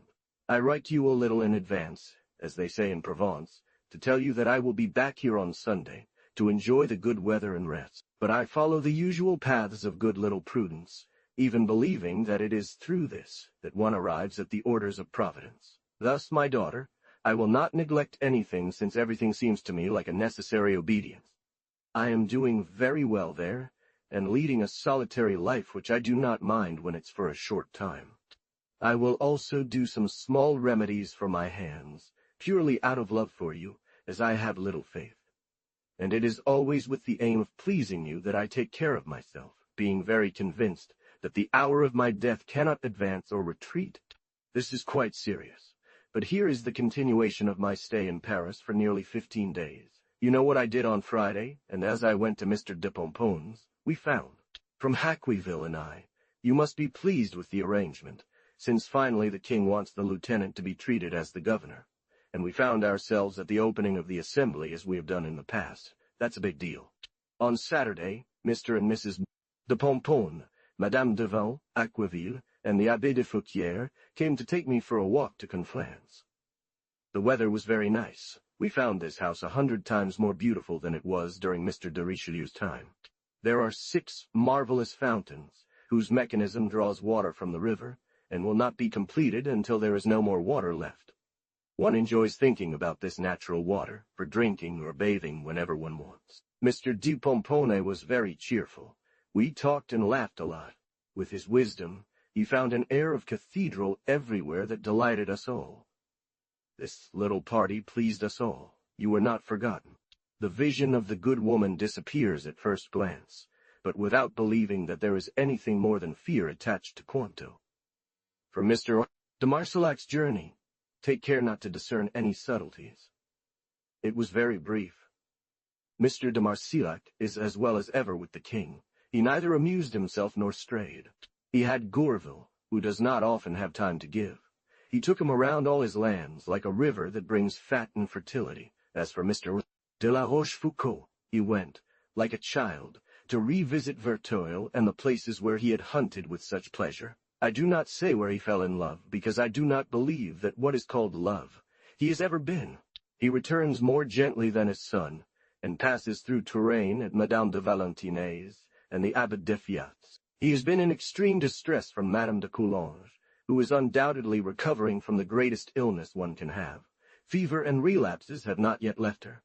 But since all violence and delirium are absent, she may boast of being on the right path to recovery. The other day I told Madame de Coulanges that Beaujeu had administered the extreme unction to her, and that they cried out, "Jesus Maria!" She replied in a voice from another world, "Your little German seems extremely clever to the good abbot. He is as beautiful as an angel, and gentle and honest like a maiden. What do you think of this ambition? Write to little Coulanges. He was worthy of pity. He lost everything with his wife. It was very touching when she had Mr. Duguay write to recommend Mr. de Coulanges, and that for conscience and justice, recognizing having ruined him, and asking Mr. give to Mrs. Duguay this mark of their friendship as the last. She asked them forgiveness and their blessing at the same time. I assure you that it was a very sad scene, so you will write to that poor little man, who is perfectly content with my friendship. Indeed, it is on such occasions that one must show it. I have strongly urged him to become worthy. But I challenge you to guess his name. Whatever you may say, I will always tell you, it is different. He is called otherwise. Is that not a name well suited to open the mind to continuous bickering? I teach him how to tie ribbons. In short, I believe you will find yourself very well satisfied. De Pomponne laughed. Those laughter, you know. I believe you'll find it very amusing, too. Mr. the Cardinal wrote to me the next day after he became a pope, and assured me that he had no scruples. You know how he avoided the sacrilege of the false oath. Others must find great pleasure in it, since it is not even necessary. Madame Cornuel was the other day at Barriers 495, where she was ill-treated. She was waiting to speak with him in an antechamber that was full of lackeys. An honorable man approached her, and said that she was out of place there. "Oh, no," she replied.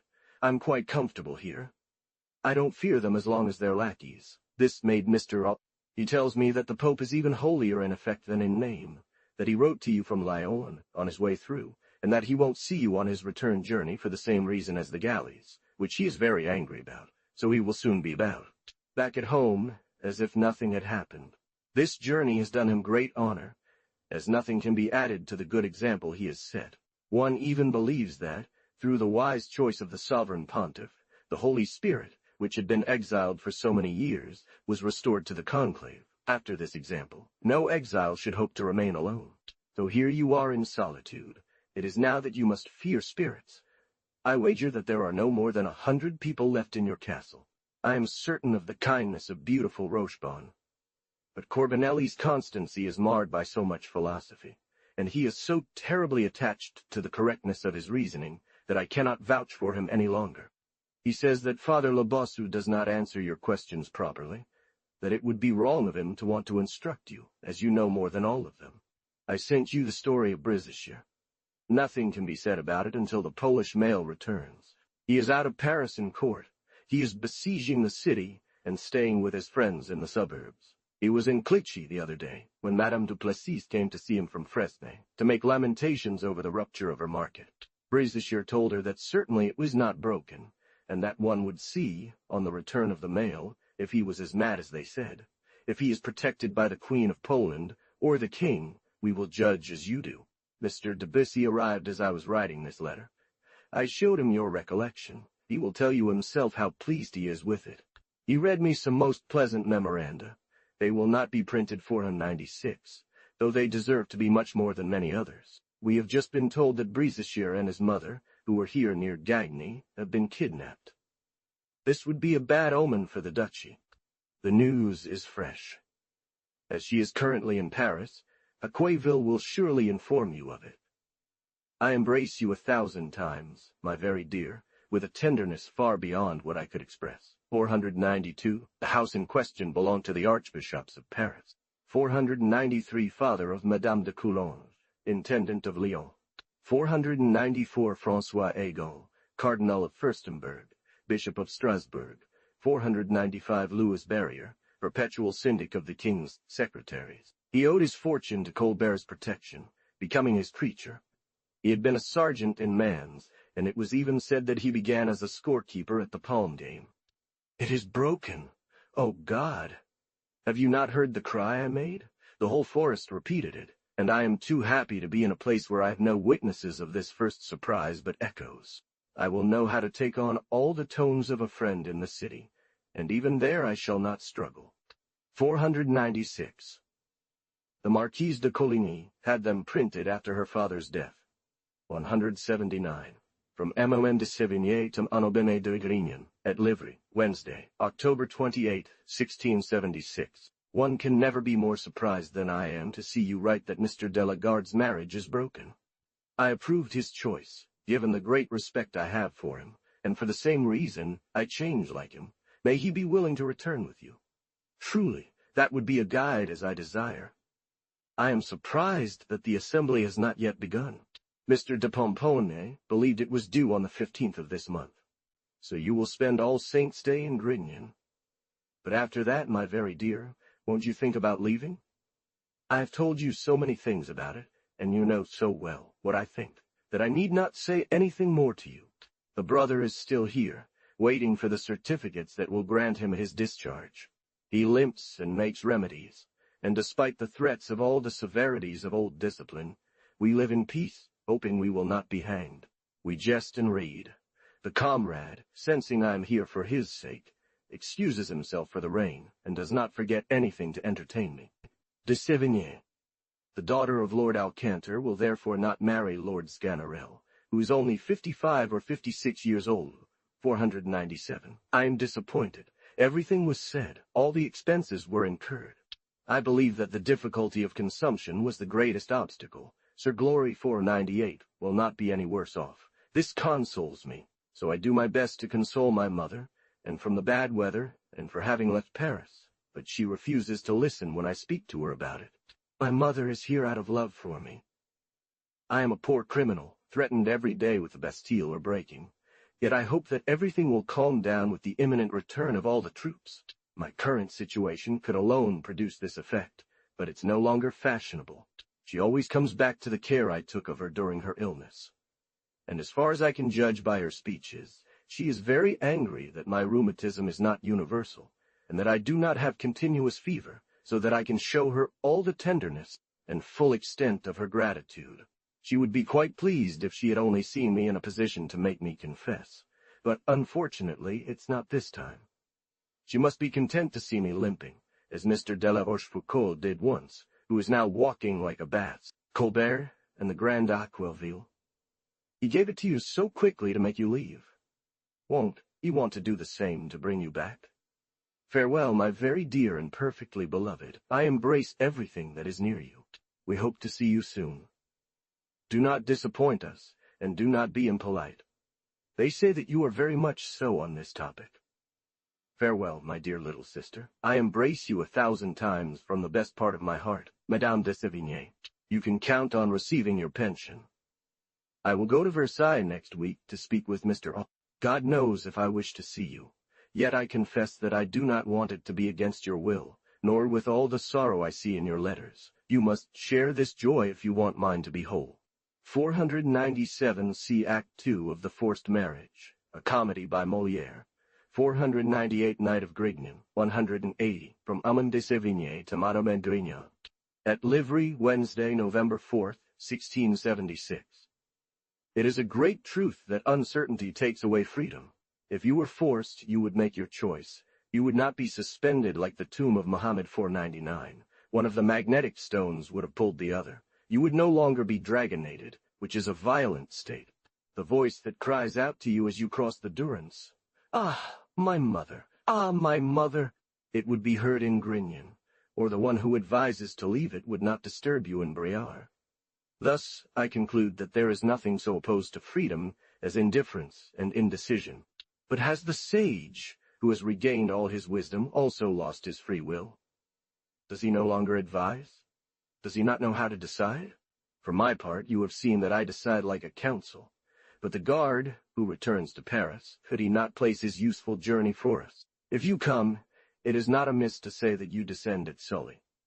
The little Duchess will certainly send you to Nemours, where you will surely find friends, and even the next day more friends. Thus, room.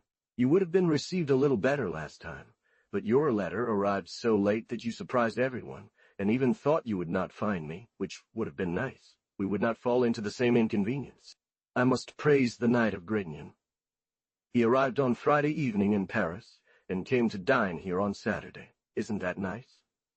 I embraced him with great goodwill. We spoke of what we thought about your uncertainties. I want to see Mr. de Louvois about your brother, who is still here without leave. It concerns me. I also wish to see Mr. Colbert regarding your pension. I only have these 2 small visits to make. I think I will go all the way to Versailles. I will let you know. However, the weather here is the most beautiful in the world. The countryside is not yet hideous. The hunters have been favored by St. Hubert. We still read St. Augustine with transport. There is something so noble and great in his thoughts that any evil that may arise from his doctrine, for ill-made minds, is far less than the good others derive from it. Do you think I am putting on an act? But when you see how naturally it has become, you will not be surprised at my ability. You assure me that if you did not love me more than you say, you would barely love me. I am tempted to alter this expression and turn it over so much that I make it harsh, but no. I am convinced that you love me, and God knows as well as you do how I love you. I am relieved that Pauline resembles me. She will remind you of me. Ah, my mother! There is no need for that, Mr. de Sévigné. When I think that Mr. de la Garde is with you and sees you receiving your letters, I tremble that he might have seen the foolishness I wrote to you 500 a few days ago on your shoulder. On this, I shiver and cry out, "Ah, my sister! Ah, my sister!" If I were as free as you are, and heard this voice as you hear the voice of, "Ah, my mother! Ah, my mother! I will soon be in Provence." I don't understand how you can decline. You've dedicated entire years to Mr. de Grignan, and everything you owe to the Grignan family. So take advantage of Mr. de la Garde while you can. Agree on your journey together, and remember that you have several duties to fulfill. Your hearts are sure, but this is not always enough. It requires significances. Is there, after all this, a law severe enough to prevent you from giving 4 months to your own? Never have the laws of chivalry, which made Sancho Panza swear, been so strict. and if Don Quixote had had an author as grave as Mr. Delagarde, he would certainly have allowed his squire to change mounts with the knight in the Mambrin helmet. Therefore, share your favors and presents between the two hemispheres, following the example of the sun that shines on us. Farewell, my dear little sister. I still have a blue leg, and I am much afraid of having it all winter. Here I have arrived, therefore. I dined at this good woman's house from Bagnols. I found Madame de Coulanger in that beautiful and sunny room, where I had seen you so brightly, almost as brightly as the sun. This poor convalescent received me pleasantly. She wants to write you 2 words. It may be some news from the other world that you will be glad to hear. 499. It is false that the tomb of Mohammed in Medina is suspended by a magnet stone. This fable is contradicted by all Eastern writers. 500c, the letter of October 28. 501, allusion to the first scene of the second act of Don Juan. 181, from Armand de Sévigné to Madame de Grignon, in Paris, Friday, November 6, 1676. She told me about the transparents. Have you heard of the transparents? These are whole garments of the most beautiful brocades, of gold and azure, that can be seen, and over black transparent dresses, or fine English lace, or velvety worms on a fabric, like those winter laces you have seen. That is a black garment, or an entirely golden, silver, or colored garment as desired, and there it is, the fashion. It is said that the Marquise de la Ferté has been there since Sunday, engaged in a terrible task that never ends, where Boucher loses his Latin. Mr. the Prince ordered from Chantilly to the ladies that their transparents would be 1,000 times more beautiful if they wanted to wear them without lining. I doubt they would have been better. Les Grands-C and the Monacos were not among these pleasures, because the latter is sick, and the Mother of the Angels, 502, has been in agony. With this, they held a ball on St. Hubert's Day, which lasted half an hour. No one wanted to dance. The king forced Madame d'Audicourt to go. She obeyed, but finally, due to lack of combatants, the fight ended. The beautiful embroidered justicore intended for Villers Cotterets are used in the evening for walks, and served on St. Hubert's Day. De Montespan, a gold dress over gold, embroidered with gold, edged with gold, and above all fringed with curled gold, broached with a mixed gold, that makes the most divine fabric ever imagined. It was the fairies who made this work in secret. Living Soul knew about it. It was desired to give it just as mysteriously as it had been created. They tried on the garment. It was a work of art. The king arrived. The tailor said, "Madam, it's made for you. It is understood that this is a gallantry. But who could have made it?" "It is Langley," said the king. The tailor of Madame de Montespan brought her the garment she had ordered. He had made it according to absurd measurements. There were cries and grumbling, as you can imagine. The tailor said, trembling, "Madam, since time is pressing, see if this other garment here cannot suit you in the absence of another." The garment was unveiled. "Ah, what a beautiful thing! Ah, what a fabric! Does it come from heaven? There is nothing like it on earth." "It is undoubtedly Langley," said Madame de Montespan. "No one but him could have imagined such magnificence. It is Langley, it is Langley. Every one repeats, it is Langley. The echoes agree and say, it is Langley. And I, my daughter, I tell you, to be in fashion, it is Langley." 502, the Marshal of Grancy. 182, from Amomend de Sévigné to Madame de Grignon. At Livry, Wednesday, November 25th, 1676. I am taking a walk down this avenue and see a post coming. Who is it? So come in and let me embrace you. And your assembly gift? Madam, it has been granted.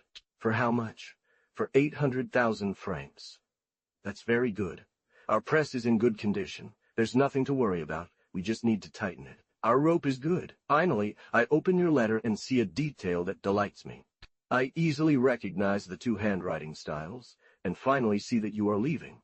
I say nothing about the perfect joy this brings me. I am going to Paris tomorrow with my son. There is no longer any danger for him.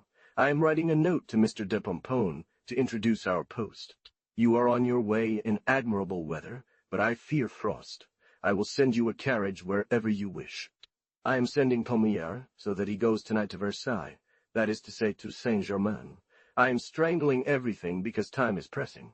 I am doing very well. I embrace you 1,000 times, and the freighter as well. 183. From Amand de Sévigné to Madame de Grignon. Paris, Sunday evening, December 15th, 1676. What do I not owe you, my dear child? For all these pains, fatigues, annoyances, cold, freezing, frost, watches, I believe I have suffered all these inconveniences with you. My thought has never been separated from you. I have followed you everywhere, and I have found 1,000 times that I did not deserve the extreme trouble you took for me, that is to say, on a certain side.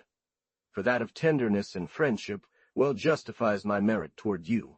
What a journey, good God, and what a season! You will arrive precisely on the shortest day of the year, and therefore you will bring us back the sun. I saw a motto that would suit me quite well. It is a dry tree, and as dead, with these words around it, Finché sol ritorni. What do you think of it, my daughter? I will therefore say nothing to you about your journey. There is no question about it. We will draw the curtain on 20 days of extreme fatigue, and try to give new direction to small minds and other ideas to your imagination. I will not go to Malone. I would fear giving you a bad night with a distraction unbecoming rest. But I will wait for you to dine in Villeneuve-Saint-Georges. There you will find your hot soup, and without doing wrong to anyone, you will find the person in the world who loves you most perfectly. No, my daughter, I tell you nothing, not a word. You know only too well what my heart is for you. But can I completely hide from you the worry your health causes me? It's an area where I had not yet been hurt. This first trial isn't bad. I pity you for suffering the same affliction as me. But may God grant that I do not have more cause to fear than you. The abbot will await you in your well-lit room, with a good fire. My dear child, what joy! Can I ever have a more poignant one? N.B. Madame de Grignon arrived in Paris on December 22nd, 1676, and she did not return to Provence until June 1677. 184. From Am de Sévigné to Madame de Grignon. Paris, Tuesday, June 8, 1677. De Grignon has given me that he will not push your courage to the limit. His life depends absolutely on mine. That's not a reason for him to increase his care. The friendship he bears for you is the strongest. It's also in this confidence, my very dear Count, that I once again recommend my daughter to you. Watch her closely. Talk to Montgobert. Come to an agreement together for such an important matter. I rely heavily on you, my dear Montgobert. Ah, my dear child, you will not lack for any care from those around you. But they will be quite useless to you if you do not govern yourself. But I want to hope that, to our shame, all will go well. I shall hardly worry about the affront you will be doing to your native air, as long as you are in a better state. You feel better than anyone else. And if you find that you have enough strength to go to Grignon, and suddenly realize that you don't have enough to return to Paris, or finally, if the doctors in this country, who do not want the honor of healing you, you do not want the honor of healing you, to elude them, make you even more exhausted than you are, believe me when I say I cannot withstand this pain. I am at the good Trochet's place, whose friendship is charming. No one else was suitable for me. I will write you another word tomorrow. Do not take away this unique consolation from me. I am quite eager to hear from you. For my part, I am in perfect health. Tears do not hurt me. Finally, my daughter, it is true that you are doing better, and the rest, silence and compliance with those who govern you, give you a calm that you did not have here. I have dined, and I am going to fetch Madame de Vence and Mademoiselle de Méry. Farewell, my dear children. All that occupies my mind and is the subject of all my thoughts is the carriage I saw leave. 185. From Aimé de Grignon. Paris, Monday, June 14th, 1677. I received your letter from Villeneuve-la-Garre. You can imagine how much it eases my heart to hope that you will recover. I confess that no remedy in the world is so good for me as to remove from my mind the state in which I saw you these past days.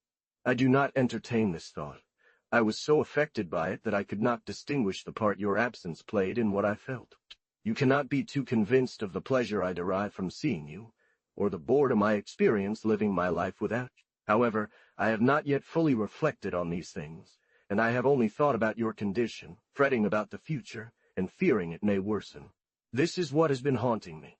When I am at rest on this matter, I believe I will have no time for all these other concerns, and you will think of returning. My dear child, Your reflections here and there must help dispel some of the unnecessary fears you have for my health.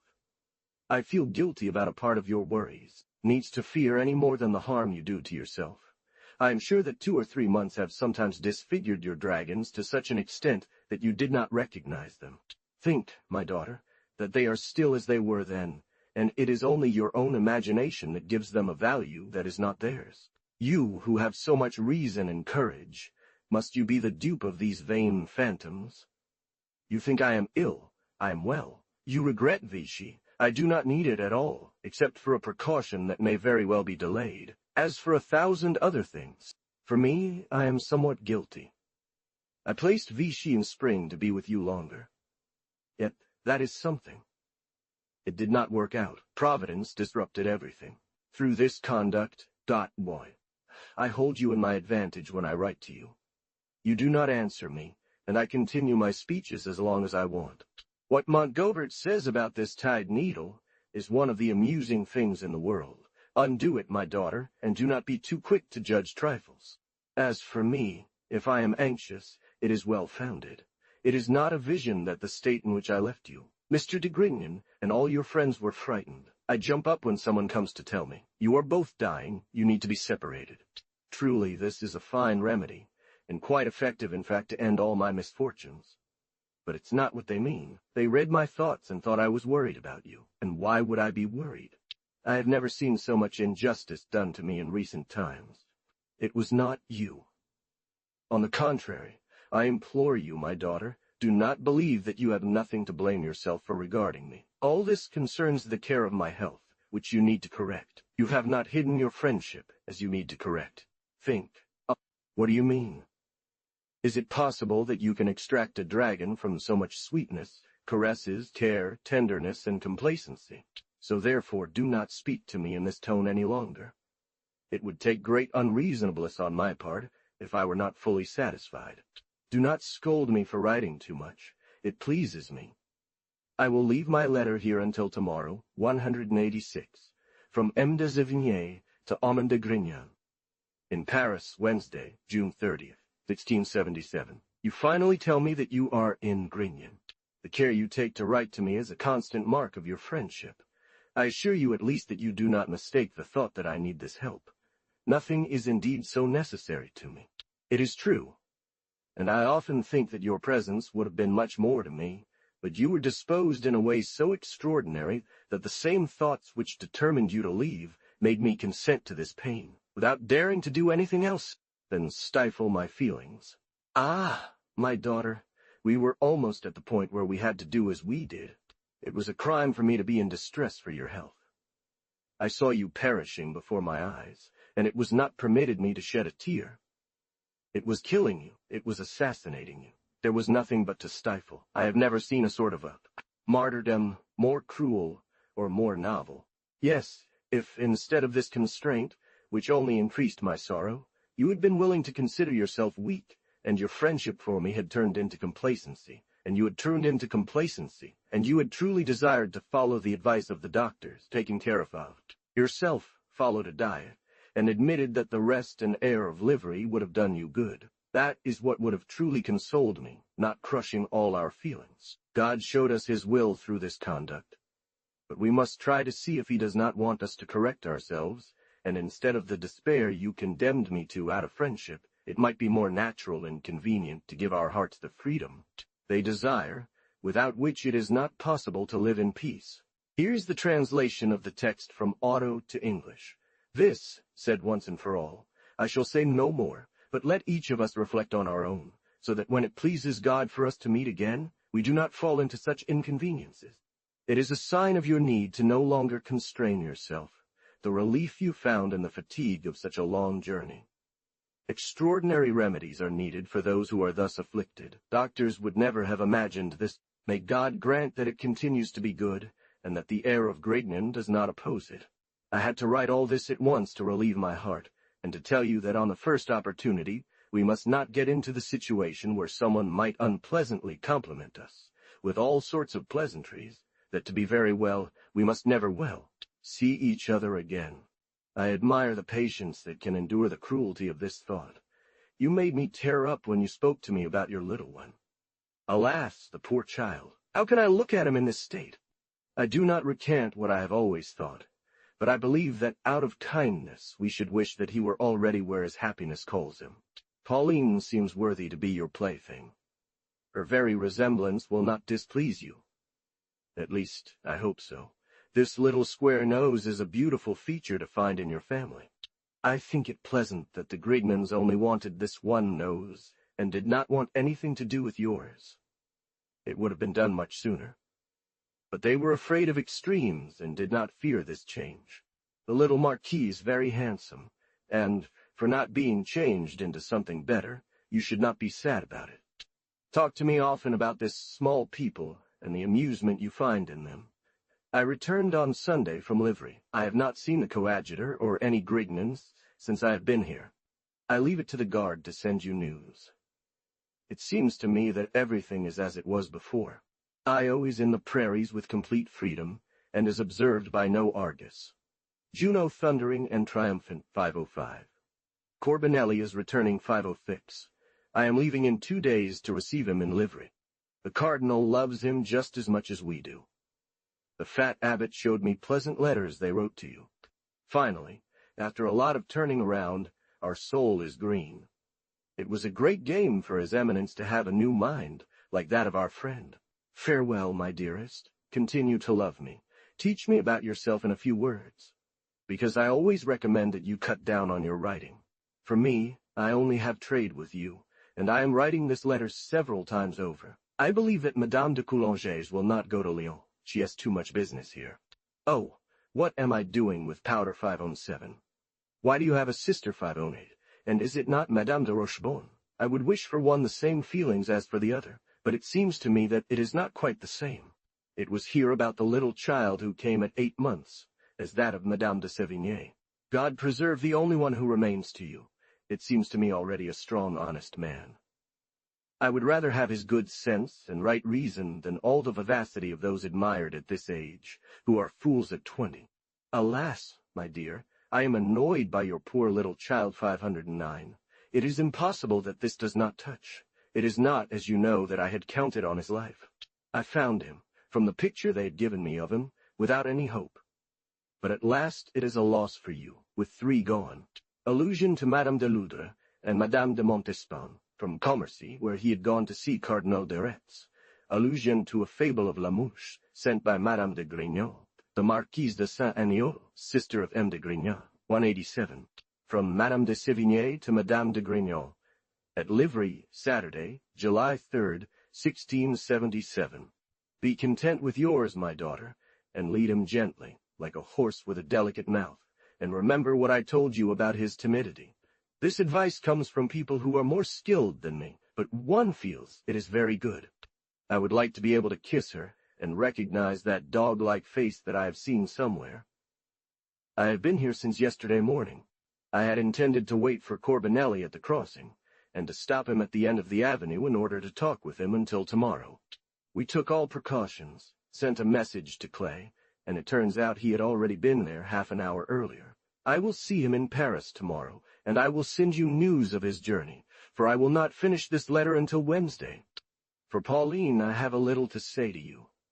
It is that, in the way you represent her to me, she could be just as beautiful as you, exactly like you were. God preserve you from such a perfect resemblance and a heart made like mine. Finally, I see that you love her, that she is charming, and that she amuses you.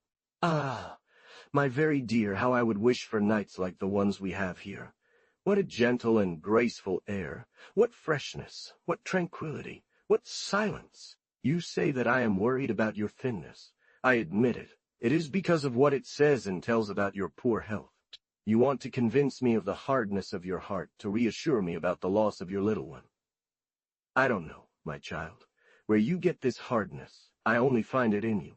But for me and everything you should love, you are too sensitive. That is your greatest evil. You are devoured and consumed by it. Your temperament is to be fat. If it isn't, as you say, God punishes you for wanting to destroy such a beautiful health and well-composed machine. It is such a great rage to commit such attacks that God is just in punishing them, but those who are is just in punishing them. Afflicted by them have, it seems to me, every reason to be. Oh, my dear, take care of us, and put him under the care of your person. Consider yourself worth something, and we will be grateful for all the marks of friendship you show us in this way. Do nothing for me that touches my heart more profoundly. I am surprised that the little Marquis and his sister were not angry with their little brother. Let us see where they could have acquired this peaceful heart. It is certainly not from you. You can see that the length of this letter comes simply from my abusing the permission to talk about livery, where I am alone, without any business, from M. de Sévigné to Madame de Grignan. At livery, Friday, July 16th, 1677. I arrived here last night, my dearest. It is perfectly fine. I am alone, and in a peace. I should really pay a compliment to Mr. de Grignan on the death of this little one, but when one thinks that he is an angel before God, the words of sorrow and affliction cannot be spoken. Christians must rejoice, principle of the religion they profess. 509. The child born in February 1676, at 8 months old, 188. Do you not want me to entertain myself by talking a little with you? Think that I have no business relations with you. When I wrote from Provence, I wrote everything. Indeed, I do not believe that you would be so cruel as to call a business letter a correspondence in 8 days to Madame de la Vardin. Business letters are neither frequent nor lengthy. But you, my child, you are beset by 10 or 12 people who are, for the most part, the hearts that you are adorably loved by, and I have seen you count them on your fingers. They all have only one letter to write, and it takes 12 to respond. See what this amounts to in a week, and if you are not killed, assassinated, each saying, for me, I do not want an answer, just 3 lines to know how she is. On Wednesday evening, after writing to you, I was invited, with all kinds of friendships, to dine at Gourville's with the ladies of Schomberg, Frontenac, Coulanges, Mr. the Duke, M. de la Rochefoucauld, Barillon, Briolet, Coulanges, Sévigné. Here is the provided text translated from French to English. Behold the language, and I shall begin. Finally, we overwhelm you, but with all the honesty and politeness of a man in comedy, who strikes with a graceful face, asking pardon, and saying, pardon, and saying, with great reverence, Sir, do you want it? I am despairing. This application is just and too easy to make. I will say no more. The master of the house received us in a newly rebuilt place, the garden on the same level as the Hôtel de Condé 511, with fountains, cabinets, terraces, 6 hot-boists in one corner, 6 violins in another, soup, an admirable bass viol, and a moon that witnessed it all. If you did not enjoy yourself, you would regret not having been with us. It is true that the same inconvenience of the day when you were there will always occur, namely that a very good company assembles to be silent, and on condition of saying nothing. Barillon, Sévigné, and I laughed about it, and we thought of you. The next day, which was Thursday, I went to the palace, and did so well the good abbot says thus, others that I should have had 8 months ago, and it is said that I will get them this winter. After this miserable little expedition, I came here in the evening to rest, and here I am, resolved to stay until the 8th of next month, which I will have to prepare to go to Burgundy and Vichy. I may perhaps dine in Paris sometimes. Madame de Lafayette is getting better. I will go to Pomponne tomorrow. The Count of Haqueville has already been there. I will bring him back here. The brother is going to see the beautiful one, and she is very pleased. She is naturally cheerful. The mothers also give her a very good impression. Corbinelli will come to see me here. He strongly approved and admired what you asked about this metaphysics, and the spirit that you had in understanding it. It is true that they throw themselves into great troubles, just as much on predestination and freedom. Corbinelli cuts more boldly than anyone else, but the wisest ones get out of it by an altitude or by an Elsing silence, like our cardinal. There is the most beautiful gibberish that I have ever seen in the 26th article of the last volume of Moral Essays, in the treatise on tempting God. I would die rather than not prefer the Jesuits 1,000 times over. They are at least consistent in their doctrine and morality. Our brothers speak well but conclude badly. They are insincere. Here I am in Escobar's company. My daughter, You can see that I am playing and having fun. I left Beaulieu with Mr. de la Garde's copyist. He does not stray from my original.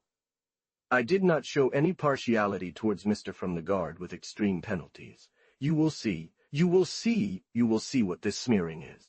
I wish that the last strokes were happier, but yesterday it was something horrible. This amuses me greatly. And when, moreover, one is obliged to submit, provided the customs are not disturbed, and it is only for the purpose of confounding false reasoning, there is no great harm. Nothing. But since they insist on forcing their maxims upon us, translating St. Augustine, lest we should be ignorant of him, laying bare everything that is most severe, and then concluding, like Father Bona 512, lest we lose the right to scold. Is true that this irritates me, and for myself, I feel as if I were doing what Corbinelli did. This is what is called wanting a copy of that beautiful portrait of Madame de Grignan, and I am barbaric in refusing it. Oh well. I did not refuse it, but I am glad never to encounter such an affront to my daughter's face. The painter is a young man from Tournai, to whom Mr. de la Garde gives 3 louis per month. His intention was initially to have him paint screens, and eventually it is Mignard that he wants copied. There is a little of the poésie calf in most of these sorts of ideas, but sheesh, because I like very much the one I am talking about. I would like, my daughter, for you to have a tutor for your child. It is a pity to leave his mind uncultivated. I do not know if he is not too young to be left to eat everything. One must examine whether children are temperamental before treating them as such. Otherwise, we risk giving them harmful stomachs, and this has consequences. At Livry, Friday, July 23rd, 1677. The Baron is here, and does not let me set foot on the ground, as he swiftly leads me into the readings we are undertaking, only after paying homage to conversation. Don Quixote, Lucien, the little letters 513. That's what occupies us. 510 see Forced Marriage, a comedy by Molière, scene 13, 511. This hotel stood on the site where the Odeon Theatre and the surrounding streets were built, one of which still bears the name Condé. 512. This father is one of the Jesuits that Pascal ridiculed in his Provincial Letters, 189, of Amoed de Sévigné to Madame de Grignan. I would like, from the bottom of my heart, my daughter, that you had seen with what air and tone he carried out this last reading. They have a particular price when they pass through his hands. It is a divine thing, both for its seriousness and its perfect mockery. They are always new to me, and I believe that this kind of entertainment would divert you as much as the unwaveringness of the material. I work while they read, and the walk is so well suited, as you know, that one is in the garden 10 times and returns 10 times. I believe I am making a journey to Paris in an instant. We will bring back Corbinelli. But I will leave this beautiful and peaceful desert and depart on August 16th for Burgundy and Vichy. Do not worry about my behavior regarding the waters. As God does not want me to be there with you, one must only think of submitting to what he ordains. I try to comfort myself with the thought that you are sleeping, eating, resting, no longer consumed by 1,000 dragons, that your beautiful face has regained its pleasant appearance, and that your throat is no longer like that of a person who has been wronged. It is in these changes that I want to find solace for our separation. When hope mixes with these thoughts, it will be most welcome and take its place admirably. I believe Mr. de Grignan to be with you. I offer him 1,000 compliments on all his successes. I know how he is received in Provence, and I am never surprised that he is loved so much. I recommend Pauline to him, and ask him to defend her against your philosophy. Do not deprive yourselves of this beautiful amusement. Alas, do we not often have the pleasure to choose? When we find someone innocent and natural under our hand, it seems to me that we should not be cruel enough to deny ourselves such joy. I sing once more. Love, love Pauline. Love her extreme, Grace 514. We will wait until Saint Remy to see what Madame de Guénégaud can do for her house. If she has done nothing by then, we shall take our resolution and seek another at Christmas. It will not be without much trouble that I lose hope of being under the same roof with you. Perhaps all this will resolve itself at the time when we least expect it.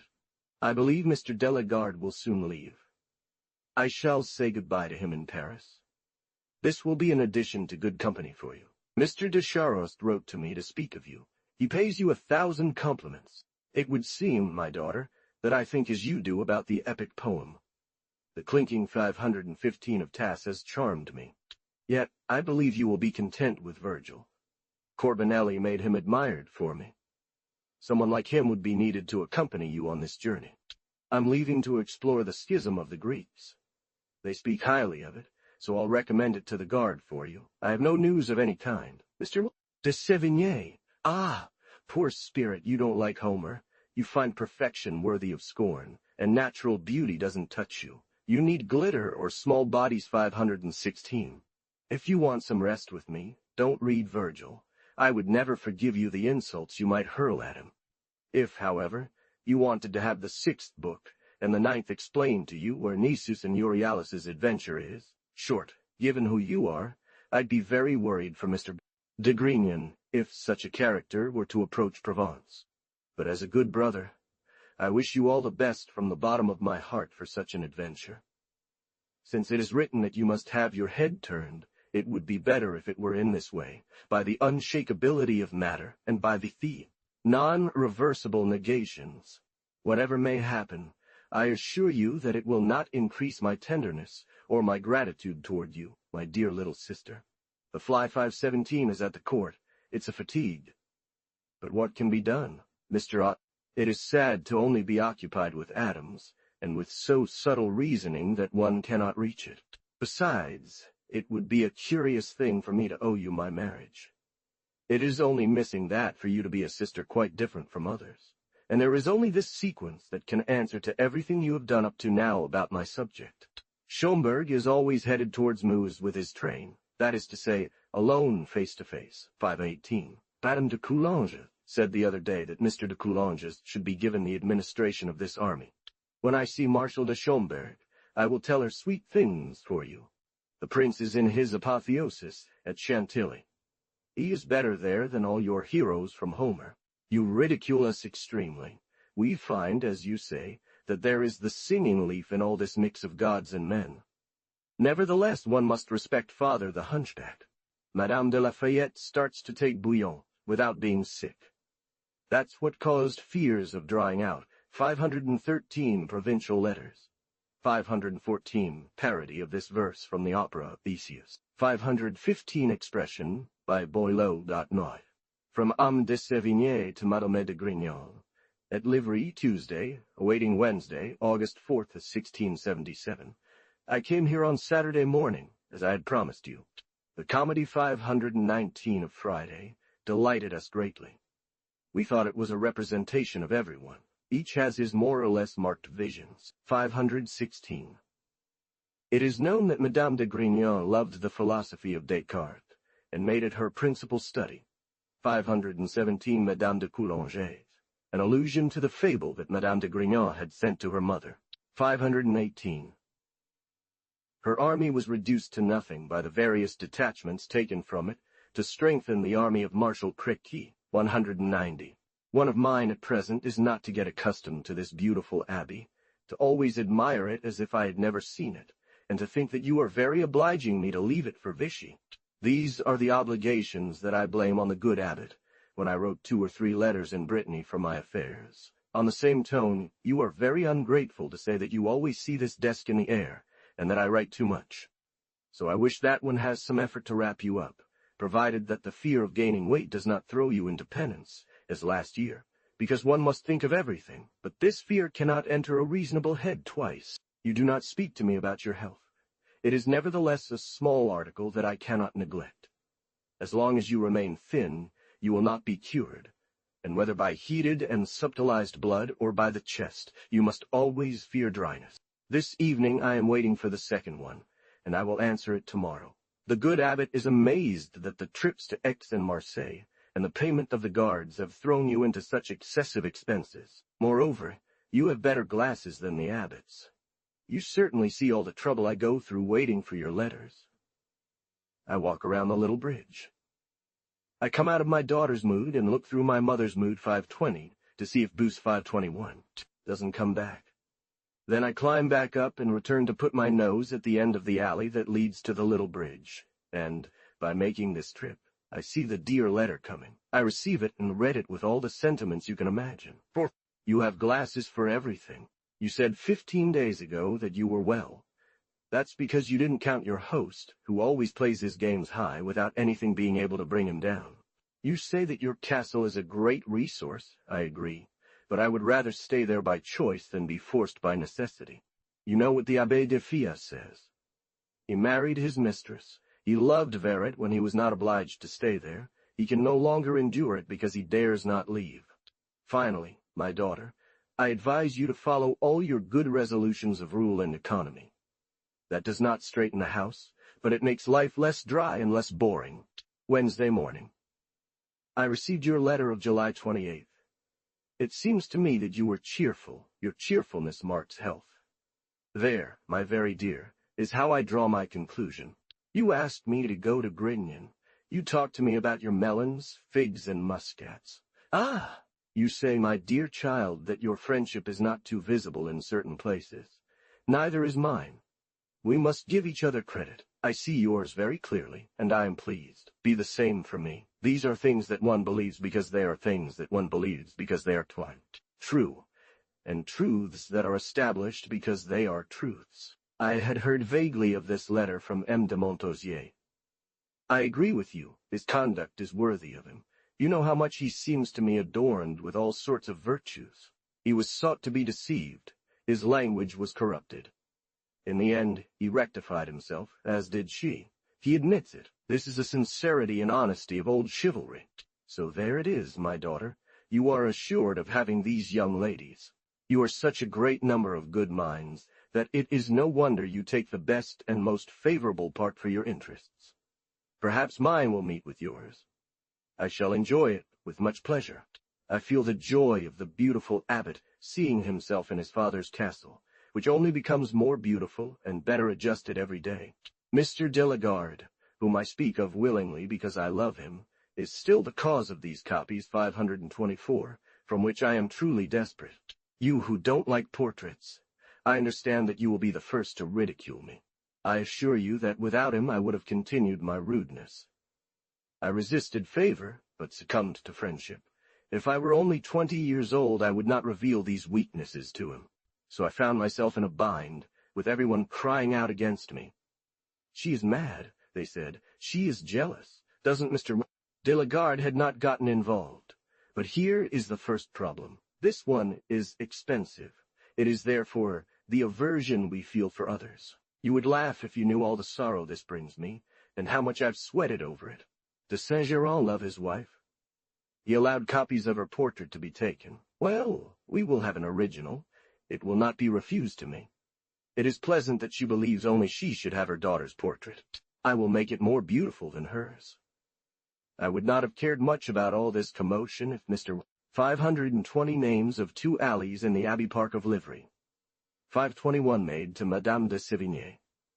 522 Abbot of Saint-Sernin in Toulouse, and 3 fountains. 523, the Misses de Grignan, were nieces of Madame the Duchess of Montausier. 524, Madame de Sévigné did not want to allow her daughter's portrait to be copied, but she could not refuse Mr. de la Garde. 191, from M.A. de Sévigné to Amiot de Grignan, Paris, Friday, August 13, 1677.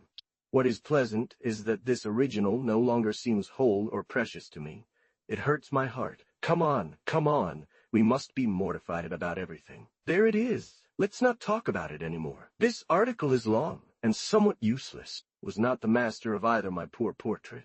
519, The Visionaries by Desmarets. I will no longer speak of the sorrow that you have caused me by telling me that you only bring me worries and pain with your presence. Would anyone wish to be free from them when they love so truly as I love you? It's a fine idea, and very similar to the feelings I have for you. I could say many things on this subject, but for various reasons I cut it short. It is easier to justify his going to that brawl than staying here alone and quiet. As for me, I have strongly approved his plan, I confess it. You see that I let my children go quite well. However, Thinking about it often is something I do not ask permission for. My son left yesterday.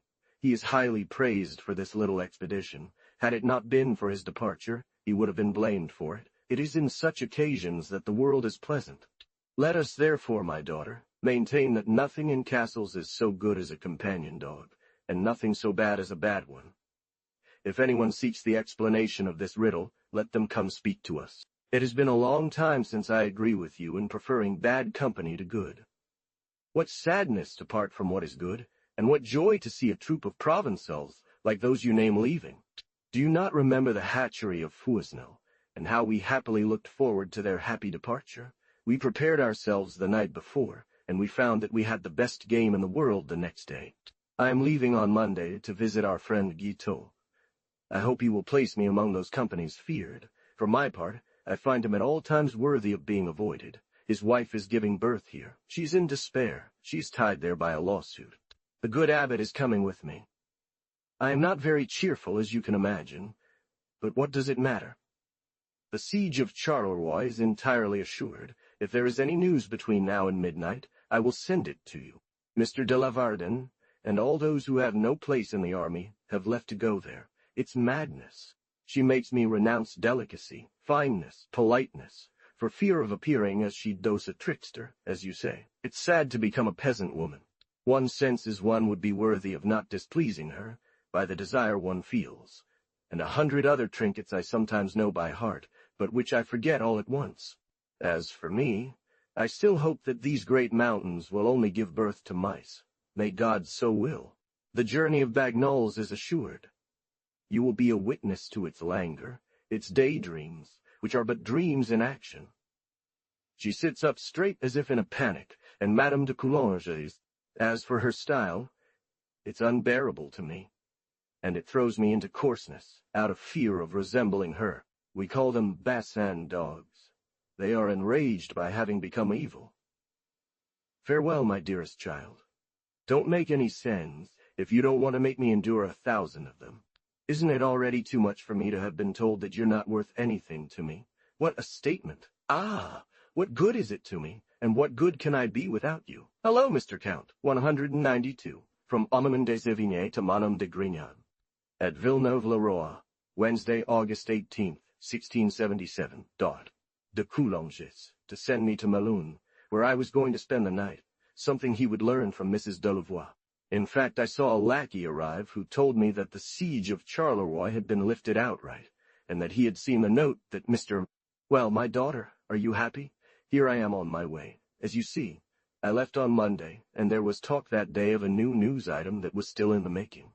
I was eager to know if they hadn't fought, since we had been entirely deprived of the lifting of the siege of Charleroi, which had been falsely reported for some reason.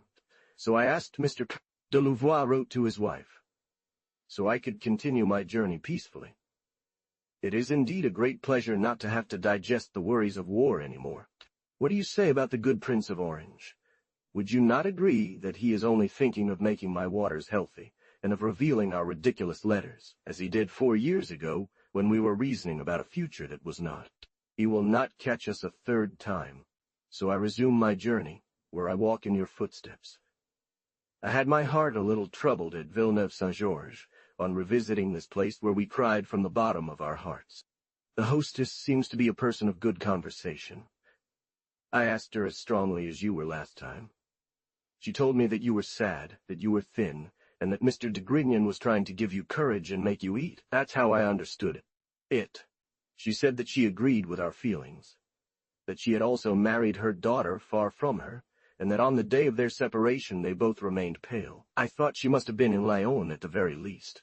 I asked her why she had sent him so far. She told me it was because she had found a good match, an honest man, God be thanked. I entered into her sorrow, as she had entered into mine, and I have always since walked through the most beautiful weather, country, and road in the world. You told me it was winter when you passed through. It has become summer, and the summer the most temperate that can be imagined. I begged her to tell me the name of the city. She said it was Paris, that he was a butcher, living opposite the Mazarin Palace, and that he had the honor of serving Mr. Dumaine, Madame de Montespan, and the king very often. I leave you to ponder over the accuracy of the comparison, and the naivety of the good hostess. I ask everywhere for news of you, and I am told everywhere. If I had not received any from you since, I would be a little anxious, for I find you look thin. But I flatter myself that Princess Olympia will have given place to Princess Cleopatra. The good abbot has taken incredible care of me. He has entered into indulgences, dollies, kindnesses, facilities which I think you must take account of, as he says he is desirous to please you, by treating me so well. I have promised him not to let anything be unknown to you on the subject.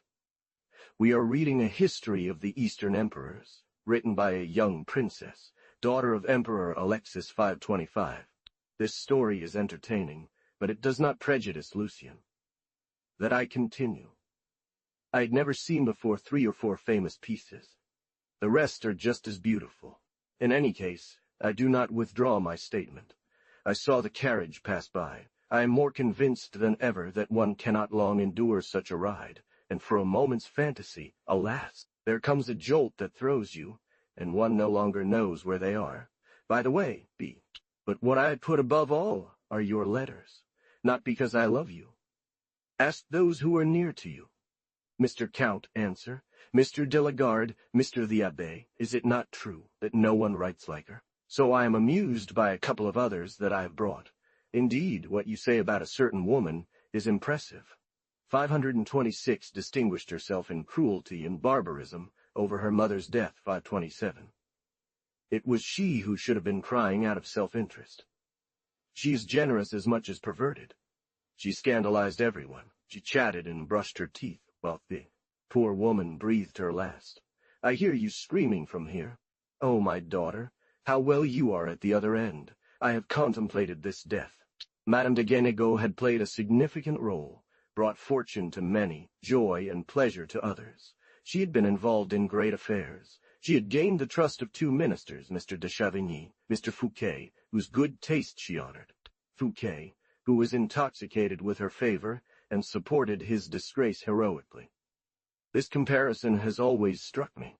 These are the reflections of Villeneuve-le-Roi. You can well imagine that one would not have the leisure to engage in such thoughts unless peacefully ensconced in their carriage. She possessed a great mind, grand visions, a great art of nobly owning a large fortune. She could not bear its loss. Her setback soured her spirit. She was irritated by her misfortune. It spread to everything, perhaps serving as a pretext for the thief, cooling off of her friends. In this she stood in contrast to poor Mr. B. I add that the world is too soon consoled for the loss of such a person, who had far more good qualities than bad. 525 Princess Anne Comnene, who lived at the beginning of the 12th century. 526 Elizabeth Angelique Duplessis Guénégaud, widow of François, Count of Boufflers. 527 Madame de Guénégaud. At Vichy, Saturday evening, September 4th, 1677. I received 2 of your letters upon my arrival, my very dear. I had great need of them. My heart was sad, and now it is better. I will reread them, which is a consolation for me. My daughter, who passed by today, promises to write you only a brief note, that is, the singing leaf, and will sing. But do the same for her. She is exhausted from writing, and it is illness at her age to be so thin. I loathe indeed to see so thin, visibly the Adam's rib in your person. My daughter, do not scold me this evening. I want to talk a little. I will arrive. I will rest tomorrow. Nothing obliges me to remain silent.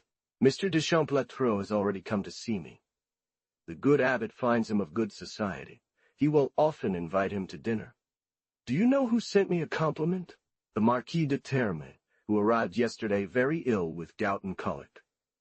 They say he has a long beard like a capuchin. Ah, that is very well done. The Chevalier de Flamarun is with him. M. and Madame d'Albon are there too, as is M. de Jussac. We are still expecting many people. I forget the best.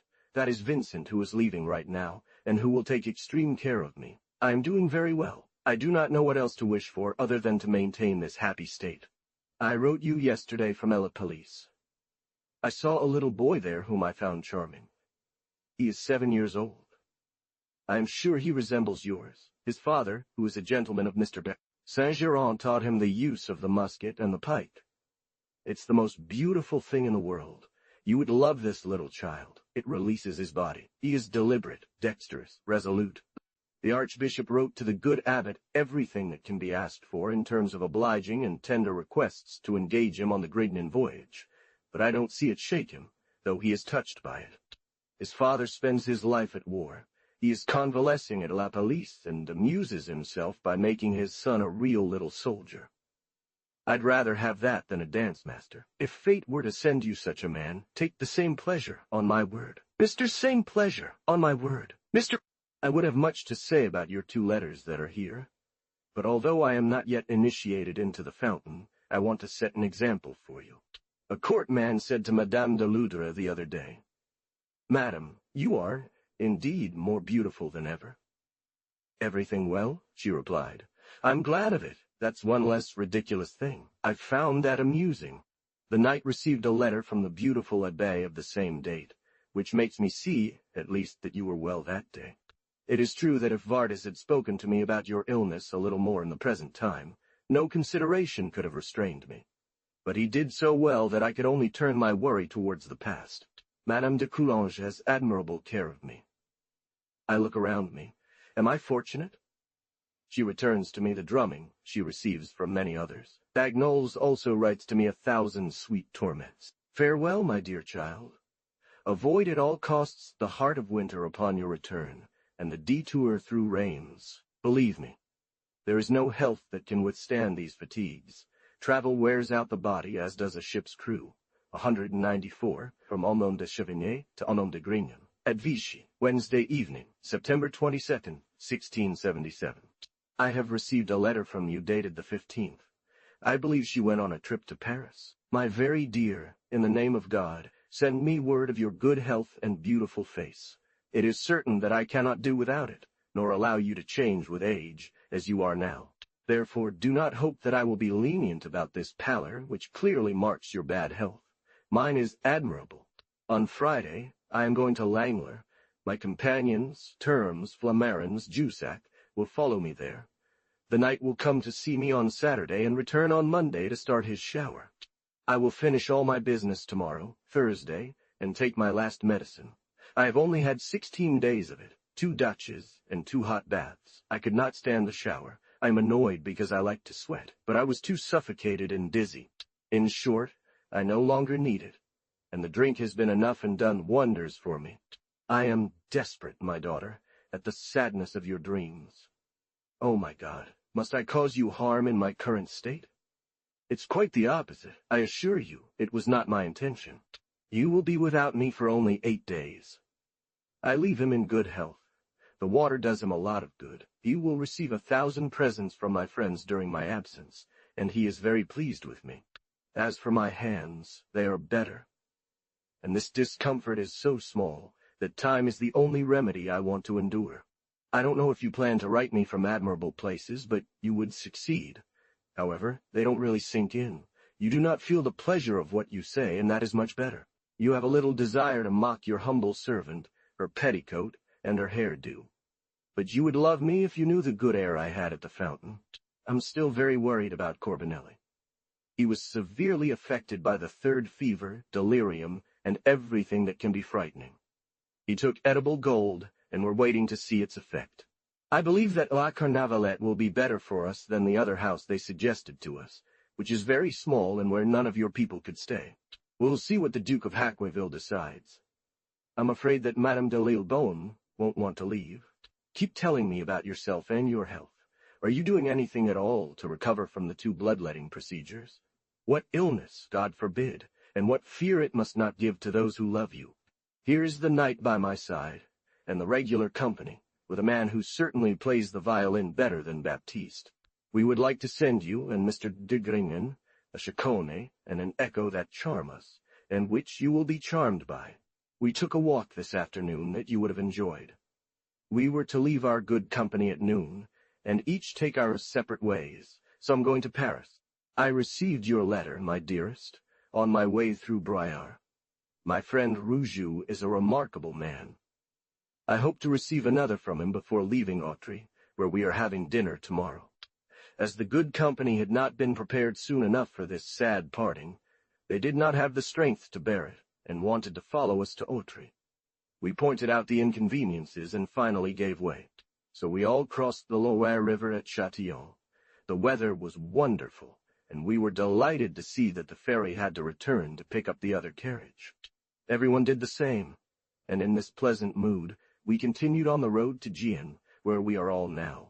After nightfall gave us counsel, which appears to be to separate courageously. We will go our separate ways, path and us another. As we were on board, we discussed the route to Autry. We were told it was 2 deadly leagues, with rocks, woods, and precipices. Those of us accustomed to running from Moulins to Gien were frightened by this idea, along with all the good company, and we jointly decided to cross the river, laughing at this minor disturbance. Last evening in Cone, we went to a true hell, like Vulcan's forges. We found 8 or 10 Cyclops forging not Aeneas's weapons, but anchors for ships. You have never seen blows struck with such precision, nor a rhythm so admirable. Finally, we left with a shower of 4pences, which we took care to refresh to facilitate our exit. We were in the midst of 4 furnaces. From time to time these demons would come around us, all drenched in sweat, with pale faces, ferocious eyes, bushy mustaches, long black hair. This sight could terrify people less polished than us. For me, I did not understand how it was possible to resist any of the wishes of these gentlemen in their hell. My daughter, their coachman, drove temerarily over our mustaches. They were 2 fingers from falling into the river. We had seen the previous night in Nevers a race the most daring that one could imagine. 4 beautiful women in a carriage, having seen us pass in ours, had such a desire to see us again, that they wanted to gain the lead when we were on a road that has never been made, except for a carriage. Here, my dearest, these are our greatest adventures. For to tell you that everything is full of harvests and harvesters would not surprise you in September. If you had been Noah, as you said the other day, we wouldn't have encountered so much embarrassment. I want to tell you a word about my health. It is perfect. The waters have done me wonders, and I find that you have made a dragon of this shower, in my throat. And as I did not know much the first time, I thought I did not need to sweat like last year. So, I contented myself with drinking long sips, from which I am feeling very well. There is nothing so good as these waters. 528. The Postmaster of Lyons. 196. From Amomène de Sévigné to Madomène de Grignon. In Paris, here it is, I have read it, and prefer it to all the embraces of a rival. Mr. the Coadjutant, Mr.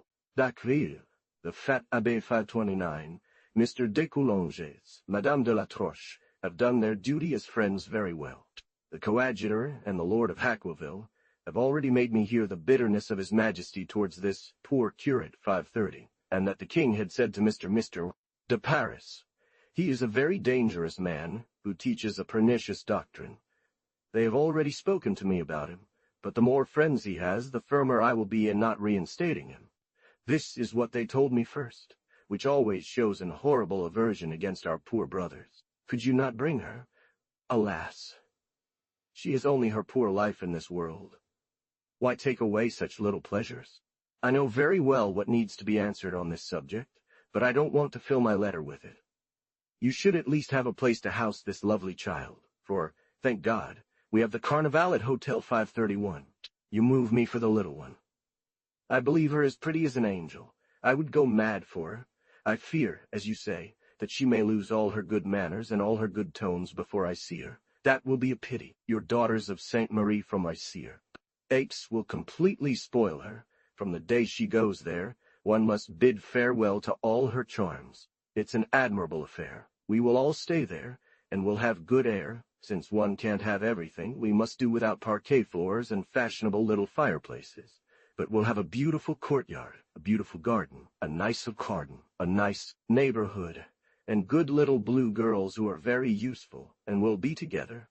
And you love me, my dear child. I wish I could remove all the worry you have for my health from this treasure that is so precious to me. Ask all these men how beautiful I am. I didn't need showers. Nature spoke. It wanted them last year. It needed them. It didn't want them this year. I obeyed its voice. Pour les cieux, ma chère enfant, si vous êtes la cause de mon voyage, j'ai bien des remerciements à vous faire, puisque je m'en porte parfaitement bien. Mais c'est une folie que je vous dis là, et je ne voudrais être aimable que pour être autant dans votre goût que je suis dans votre cour. C'est une belle, vous m'y dites mille douceurs, sur l'envie que vous avez de faire un voyage avec moi, et de causer, et de lire.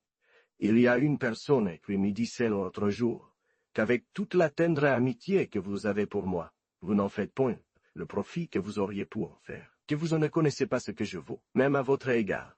Seriously, my daughter, to conclude this ramble, I am more touched by your feelings for me than by those of anyone else in the world. I am certain you believe it. I sent word to Corbinelli. He's doing well and will come see me tomorrow. As for poor Abbe Bayard, I cannot get over it. I talked about it all evening.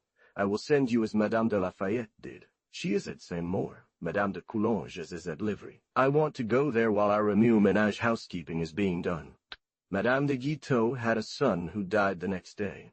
There was talk of showing him another one, and making him believe we were sending him to a Poisses. The Maréchal d'Albret 532 is dead. The courier just arrived. Here comes Coulanges to talk with you. Par evening, Tyler, Ishiro, Monsieur de Coulanges. We finally hold this incomparable mother beauty. More incomparable and more mother beauty than ever. Do you think she arrived tired? Do you think she stayed in bed? Not at all. She honored me by landing at my place, more beautiful, fresher, more radiant than can be said, and since that day she has been in continuous agitation, from which she is doing very well, as far as her body goes, and for her mind, it is my faith with you. And if it comes to visit her beautiful body, it is to talk once again about this rare countess who is in Provence. 529 Abbot Camus de Pontcarré.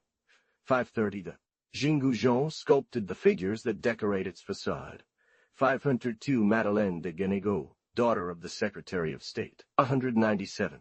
Truly, my beautiful countess, all your friends and servants are eager for your return. Therefore prepare yourself for this great journey. Sleep well, eat well. We will pardon you for not having become emaciated from our absence. So think very seriously of your health, and believe that no one can be more yours or more in your interests than I am. What have we not said about her until now, and what shall we say of her? What thick book could not be written on her perfections, and how voluminous would be the table of contents? Besides, Madame the Countess, do you think you are made only for Provençals? You must be the adornment of the court. It is necessary for the affairs you have there. It is necessary so that I thank you in person for the portraits you sent me. And it is also necessary to make Madame, your mother, entirely happy. From Am de Sévigné to Monon de Grignon. In Paris, Wednesday, October 20th, 1677. The knight babbles and doesn't know what he means. I did not eat any fruit in Vichy because there was none. I had a healthy dinner, and for supper, when the foolish people want one to soup on their dinner, at 6 o'clock, I mock them. I soup at 8, but what? I do walk, it is true, but one must defend fair weather if one does not wish to take cold. I did not catch a chill. These are slanderers. And finally, Mr. Ferrand was in accord with all my sentiments, often accompanying me on my walks, and never said a word against me. But you, with your wisdom, does your arm always make you limp? It would be cruel to be forced to carry a staff all winter. And you, Madame the Countess, do you think I have no right to scold you? Vardes tells me he hears you are not eating properly, that you resort to the worst foods in the world, and that with this behavior you should not expect to regain your health. These are his own words. He adds that Mr. Own words. De la Garde is sufficiently concerned, but that nobody else dares contradict you. Belle Roquebonne, scold her. I would rather she flirted with Mr. de Vardes, as you have asked me, than profaned a health that sustains our lives. For you, madam, know that I speak collectively on this matter. How well you all get along. How happy you are to find within your family what one seeks in vain elsewhere, namely, the best company in the world, and all the friendship and security imaginable. I think it, and say so often, there is none like it. I embrace you with all my heart, and ask for your grace to always love me. I entrust my daughter with the task of telling you how I feel for you, and how I consider you worthy of all the tenderness she has for you. I must speak to you, my daughter, about our hotel in Carnavalet. I will be there in a day or two, but as we are very comfortable at Mr. and Mrs. de Coulanges, and it is clear that they appreciate us greatly, we have settled in, established ourselves, and furnished your room. and these leisure days remove all embarrassment and disorder from the move. We will go to bed peacefully, as if going into a home where we have lived for 3 months. Do not bring any tapestries. We will find everything you need here. I am extremely amused at giving you the pleasure of having no worries, at least upon arrival 533. My good abbot scared me. His cold was severe. A little fever. I imagined that if all this had increased, it would have been continuous fever, with a flux in the chest, but thank God he is much better, and I no longer have any worries. I receive 1,000 friendships from Madame de Vence. As I write this, I admire how vividly I write to you, and how much I hate writing to everyone else in the world. I find that nothing is less tender than what I say. Adjust everything, and do it so well that you are convinced I love you with all my heart. I receive visits in the air from the Rochefoucauld, from Tarente. Sometimes in the court of Carnavalet, on the steering wheel of my carriage. I am in chaos. You will find the unraveling of the world in elements. I would be angrier than you if I passed a day without talking to you.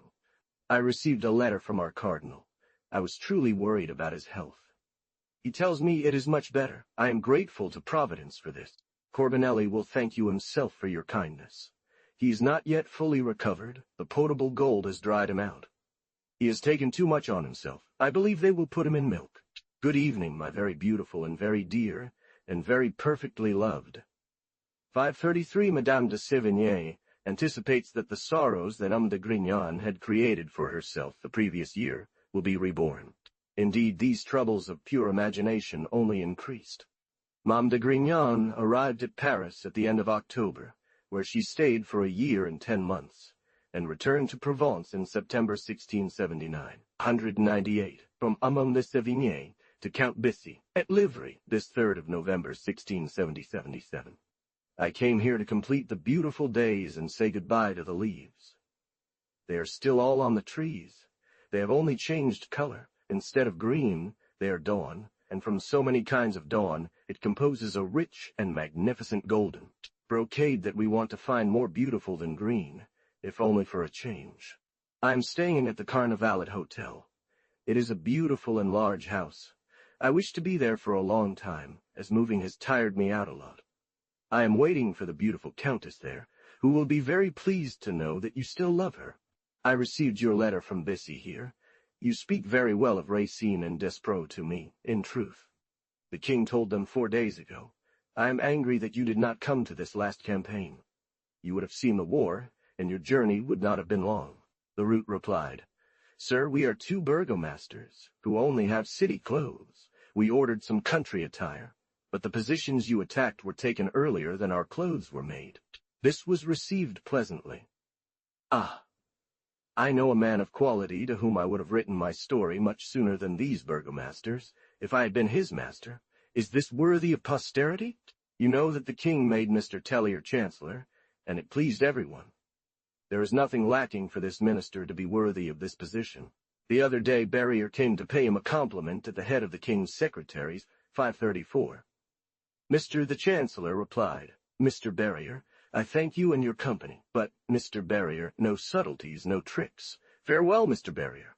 This response gives great hopes for exact justice. It pleases good people. Here is a very happy family. My niece of Coligny should be. However, here is a little fever that shows she is still among us. What you say about old Pusieux, that she shouldn't have done twice when she was so sick, just before the illness from which she died, gives me the Paroli 535. I am not yet fully consoled from that afternoon we spent by the edge of this pretty river, without reading your memoirs. I will have trouble passing without them until next year. If I die between now and then, I will put this displeasure among the penances I should undertake. We often speak, my good abbot and I, of your dear lady, the admirable situation of Chasseux, and finally of your good company, and we say it is a pity to be separated from them almost forever. 534 he was perpetual syndic prosecutor of their company. 535 an expression used in the game of basset. 199 from Amon de Sévigné to Count Bissy. At Livry, August 23, 1678. Where is your son, my cousin? For mine part, he will never die, since he has not been killed 10 or 12 times near Mons. Peace having been made and signed on August 1936, Prince of Orange wanted to amuse himself with this tournament. You know that no less blood was shed than at Senef. The day after the fight, he sent his excuses to Mr. de Luxembourg, and told him that if he had known that peace was signed, he would have been careful not to fight him. Doesn't that look like the man who fights a duel at the theater and asks for pardon for every blow he gives to his enemy's body? The leading officers of both parties thus, in a conference, assumed an air of peace and agreed to bring in reinforcements to Mons. My son was present at this romantic meeting. The Marquis de Grana asked M.K. You can imagine all the pleasant things he heard and how, in such encounters, one is rewarded for one's patience. It is true that his was great. He had 40 of his gendarmes killed behind him. I do not understand how one can return from these hot and long occasions, where there is only an unchanging immutability that makes death seem 1,000 times more horrible than when one is actively engaged in battle, fighting, and defending oneself. De Luxembourg, which squadron had sustained, for 2 hours, the fire of 9 of its cannons, continually firing to gain possession of the battery my son held. M. de Luxembourg told him it was the Dauphin's gendarmes, and that M. de Sévigné, present there, commanded them. Here is the translation of the provided text from Otto to English. Behold the adventure of my poor son, and thus it was used on the very day that peace began. One could say of him more justly than of Dangeau. If the peace lasts for 10 years, he will be Marshal of France. 536 Averny wrote on November 11, 200. From M. de Sévigné to Count Bissy. In Paris, this 12th day of October 1678. I have received 2 of your letters, my cousin. In one, you tell me about your life and how you amuse yourself. I find that you have very good company, and make very good use of everything that can contribute to making your society pleasant. And if we were in a less just reign than this one could well change your exile for something more agreeable, as was done with a Roman. It was learned that he was leading the sweetest life in the world on an island where he had been exiled. He was recalled to Rome, and he was condemned to live there with his wife. I am charmed that you promised to love me, my niece of Coligny, and you. I am delighted to please you and be esteemed by both of you. De Luxembourg's army is not yet separated. Even the vulgar talk of the siege of Trier or Juliers. I will be despairing if I have to take up war thoughts again. We recently spoke about her, my daughter, Mr. Corbinelli and I. Indeed, she was celebrated dignantly. And one of the most beautiful qualities we found in her was the tenderness and attachment she has for you, and the joy she takes in softening your jar. Exile. This comes from a heroic foundation. Miss de Scudery says that the true measure of merit should be taken by the extent of one's capacity to love.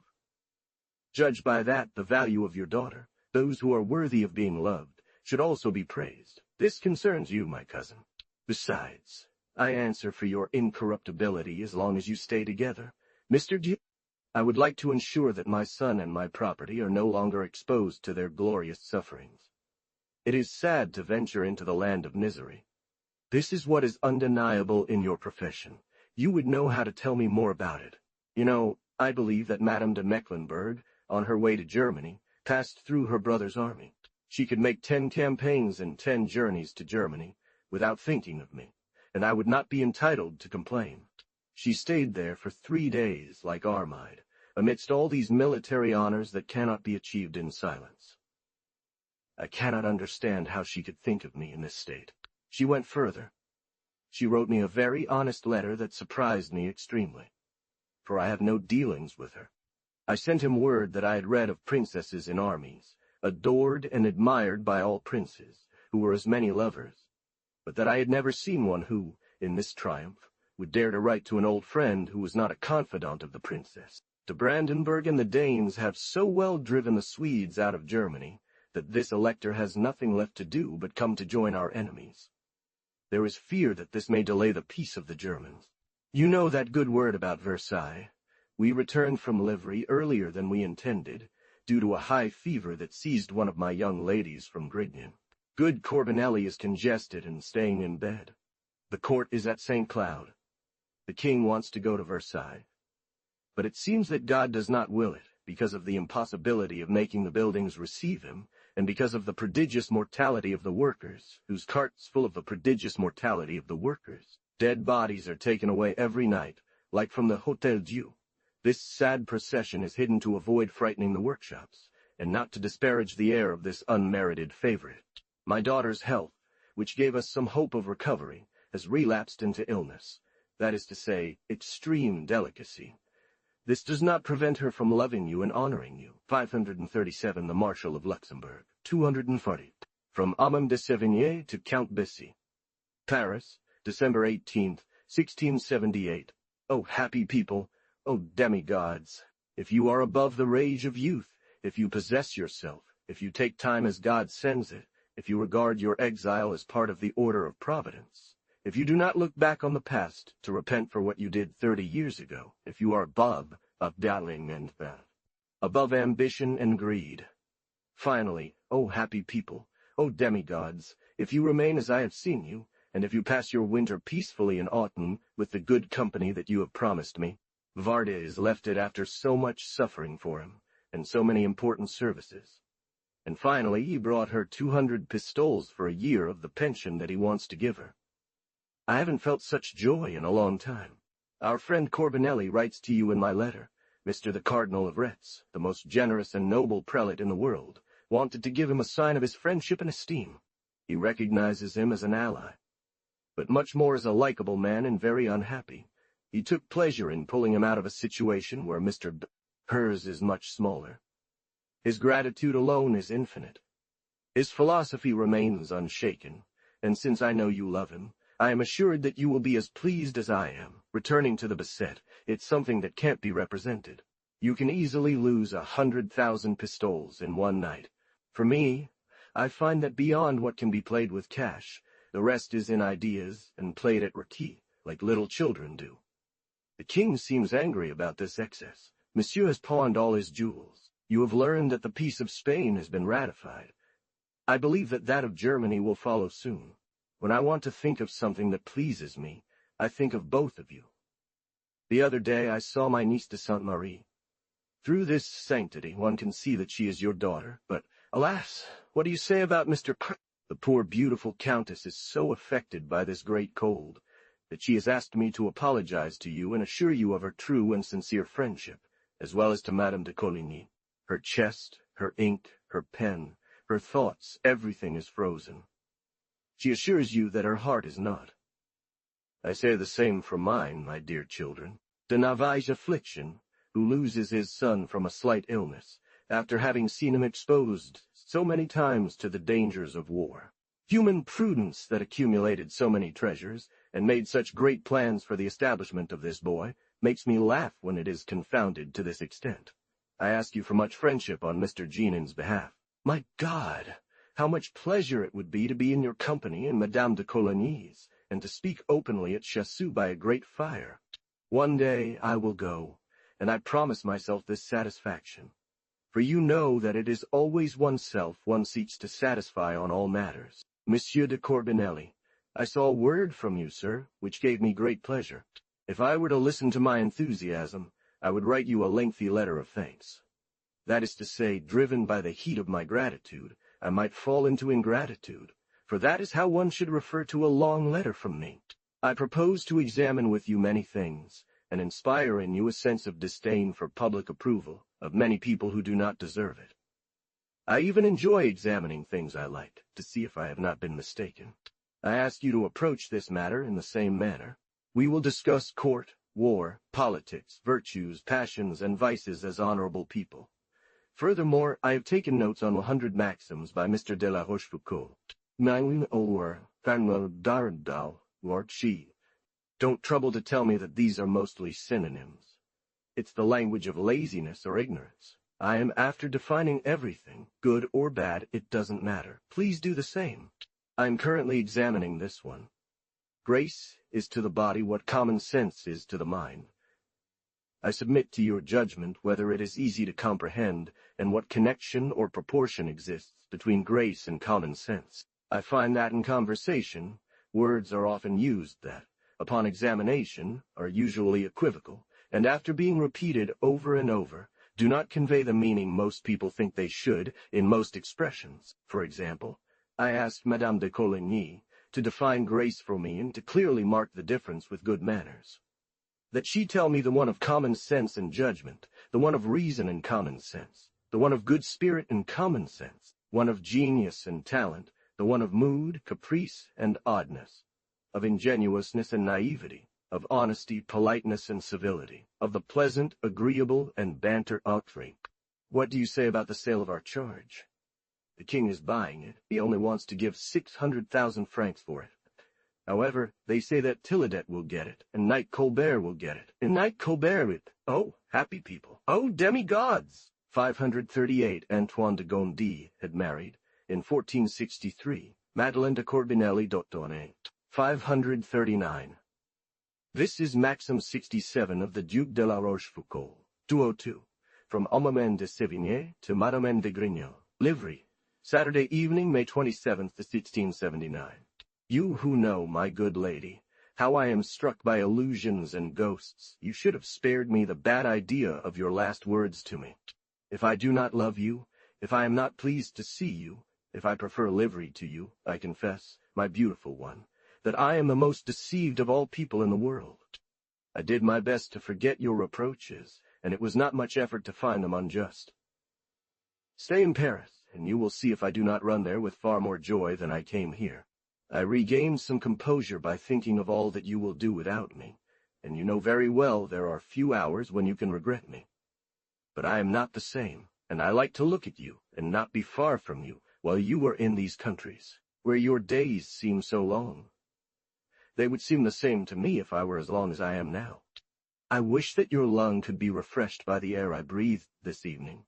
While we were dying in Paris, there was a storm here on Thursday, which still makes the air very pleasant. Good evening, my dearest. I await news from you and wish you health like mine. I would like to have yours to restore. Here are my horses, of which you may do as you please. 203. From M03 de Sévigné to Count Bissy, Paris, May 29th, 1679. What does one say when they are wrong? For me, I have nothing to say. Words dry up in my throat. Finally, I am not writing to you every day, even though I love you more than you love me. What folly it is to promote one's wares so poorly. For friendship is a very good thing, and I have enough of it when I want to put all my feelings to use. It has been 10 days since we've all been in the country, enjoying the most beautiful weather. My daughter is doing fairly well there. I would like her to stay for the entire summer. I think her health would also benefit from it. But she has a strict reason that makes her prefer her duty to her life. We stopped her last year, and since she believes she will feel better now, I fear she may escape from us this time. The other day, I saw Father Rapin, whom I love.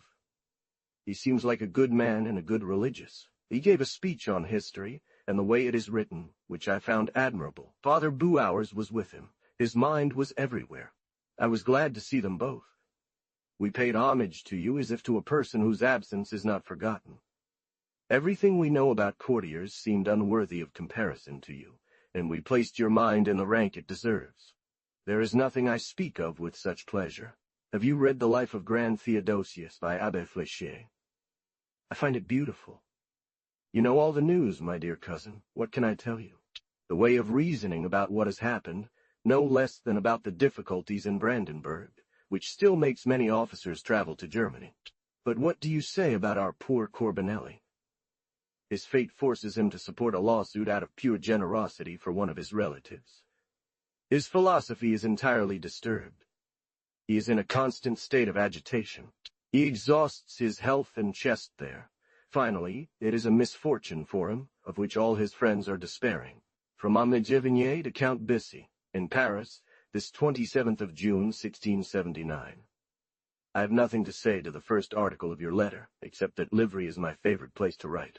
My mind and body are at peace there, and when I have an answer to give, I send it with my next journey, but I am wrong, as this causes delays which I want to correct. I always say that if I could live only 200 years, I would become the most admirable person in the world. I correct myself quite easily, and I find that even as I age, it becomes easier. I know that 1,000 things are forgiven for the charms of youth, but they are not pardoned once they have passed. Here are the reflections that make me believe that in my age one should be less negligent than in the prime of life. But life is too short, and death takes us, even when we are still full of our miseries and good intentions. One looks at it more closely. Nothing is excused any longer. We have lost the favorable dispositions to take everything in good part. Finally, it is no longer permitted to be wrong, and in this line of thought, self-love makes us rush to what can support us against this cruel decadence, which, despite us, gains ground every day. I greatly appreciate the letter you wrote to the king. I find it in a noble, free, and gallant style that pleases me very much. I do not believe that anyone other than yourself has ever advised his master to leave his small servant in exile, in order to give credence to the good that is said of him, and to remove all suspicion of flattery from his story. De Pompone's very amiable sister-in-law. I painted you true to life, and well, there are very few people who can boast of having as much genuine merit as you. Our poor friend is ruined in his lawsuit. What my dear niece has written to me seems so right and so good that I won't detract from it. It's impossible that she doesn't love me, as she says, to Madame de Coligny. Thank you, my dear niece, and I wish, in response, that you had heard what I said about you the other day to Madame de Vaughan. He wants to handle it according to the rules of reason and common sense. And when he sees that at every turn the dispute moves away, he is despairing. He would like his rhetoric always to persuade, as it should in good justice. But it's useless against the routine and disorder that reign in the palace. It is not love but zeal that he shows for his cousin. It is pure generosity, but it is a way of death to exhaust himself for this unhappy affair. I am distressed by this. My daughter will not leave until September. She is doing better. She sends you her regards, madam, and her best wishes to you, sir. If you got to know her better, you would love her even more. 205, from Armand de Sévigné, to Count Bissy, Paris, July 20th, 1679. I have seen and spoken with Mr. the Bishop of Autun, and I easily understand the attachment his friends have for him. He told me that once he passed through Langeron and did not want to leave just yet. He stayed there for 6 weeks. This place is perfect for convincing one of the charm, gentleness, and ease of his mind. I believe I would be even more convinced if I got to know him better. We spoke highly of you in that context. I spoke to the prelate about the letter you wrote to the king. He told me he had read it and found it beautiful. I consider myself fortunate to have received it. This happiness is mutual, and you are each other's very good company. He will tell you the news and preparations for the marriage of the King of Spain, and the choice of the Prince and Princess of Harcourt to escort the Queen of Spain 540 to her husband, and the handsome task that the King has given to Mr. de Marsillac, without prejudice to the first, and the dispute between Cardinal de Bouillon and Mr. de Montausier, and as Mr. de la Feuillade, a passing courtier, brought a block of marble that blocked the entire street Saint-Honoré. And since the soldiers who were transporting it refused to make way for Prince's carriage, which was inside, there was a fight between the soldiers and the foot valets. The people intervened, the marble moved aside, and the prince passed. This high-ranking official may still tell you that this marble is in Mr. de la Feuillade's hands, who is bringing Phidias or Praxiteles back to life to sculpt the king's figure on horseback from this marble. And as this statue will cost him more than 30,000 écus. I think this letter resembles quite a bit the chapters of Amadis. I am so free when I write that the first turn I take dominates my entire letter. It would be desirable for my poor pen, galloping as it does, to at least gallop on the right foot. You would be less annoyed, sir and madam, for it is always to you two that I speak, and to you both that I embrace from the bottom of my heart. My daughter asks me to convey her best regards to each of you. She is doing better, but as no good is ever pure in this world, she is considering going to Provence, and I can only afford the pleasure of seeing her through her poor health. One must choose, and resolve oneself to absence. It is bitter and hard to bear. You are very happy not to feel the pain of separations. That of my son, who is going to camp in the Ouïe Plain, is not so sad as those of other years, and Justicorps being the true representation of the troops of the King of Persia. Have the fables de La Fontaine sent to you promptly. They are divine. At first, one believes one can distinguish some. asked for my opinion, and the names of those that first caught your eye. Our friend Corbinelli hopes for an arrangement in his cousin's affair. If you are in Chassou, please convey my compliments to Mr. and Mrs. de Toulongen. I like this little woman. Don't you always find her pretty? 540 Miss, the daughter of Monsieur, brother of Louis XIV, was married to Charles II, King of Spain. It was one of the conditions of peace to which the young princess had not objected. She would have liked to marry the Dauphin. The king said, "I make you Queen of Spain. What more could I do for my daughter?" "Ah," she replied, "you could do more for your niece. She died 10 years later, 206, from opulent de Sévigné, Paris, Friday evening, September 15, 1679. I am very sad not to have had any news from you. I come across 1,000 things on my way that strike me, both eyes and heart. I was at Mademoiselle de Mary's yesterday. I'm still there. She is without fever, but so exhausted by her usual ailments and vapors, so tired and annoyed by your departure, that she is pitiful. One dares not speak to her of anything. Everything hurt to her and makes her sweat. She asked me to tell you about her condition and her sorrow. My God, how I wish to know how you are getting on with this ship. And always this ship. It's always here that I see you, and hardly at all in the inn. I believe after such a slow pace, you will want some rough seas, as you wanted manure after an orange blossom. Finally, my daughter, I await news from you and from all your company, which I embrace with all my heart. It seems to me that all care and all eyes are focused on you. Besides being the right person, you are a person of such delicacy that one should only be occupied with you. I saw the Marquise d'Uxelles, who will receive you dignally in Chalons. I am sending this letter there. We are now back to squinting at writing. I do not have it least on my heart not to have felt the happiness of having you. I have no regret for a single moment of time that I could be with you, for not having known how to make the most of it. Finally he has left, this precious time.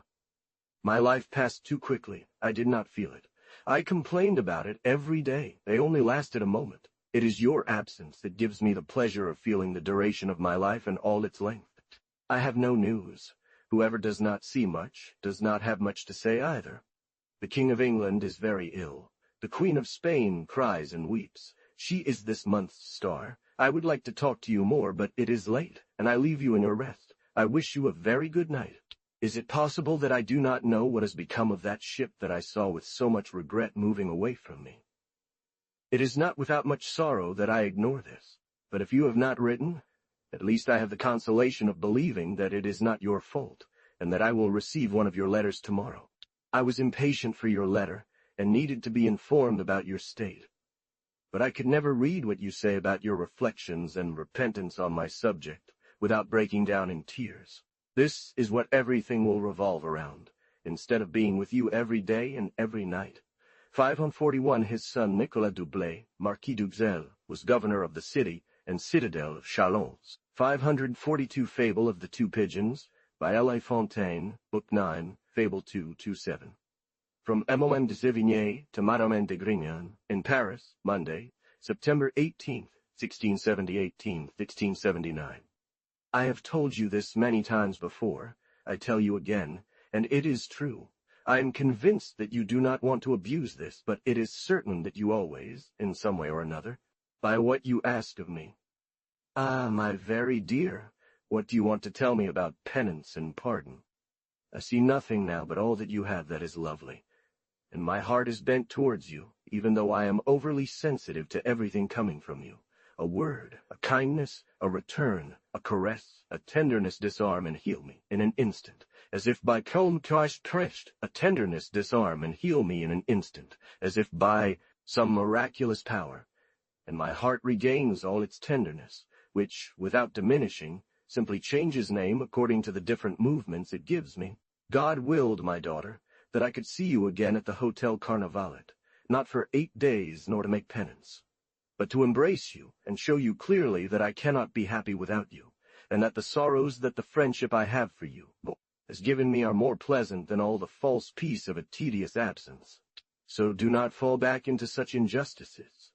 Speak, clarify yourself. One does not guess. Do not act as Anshed the Marshal of Gramont, Do not let live or laugh people who have their throats cut, and do not feel it.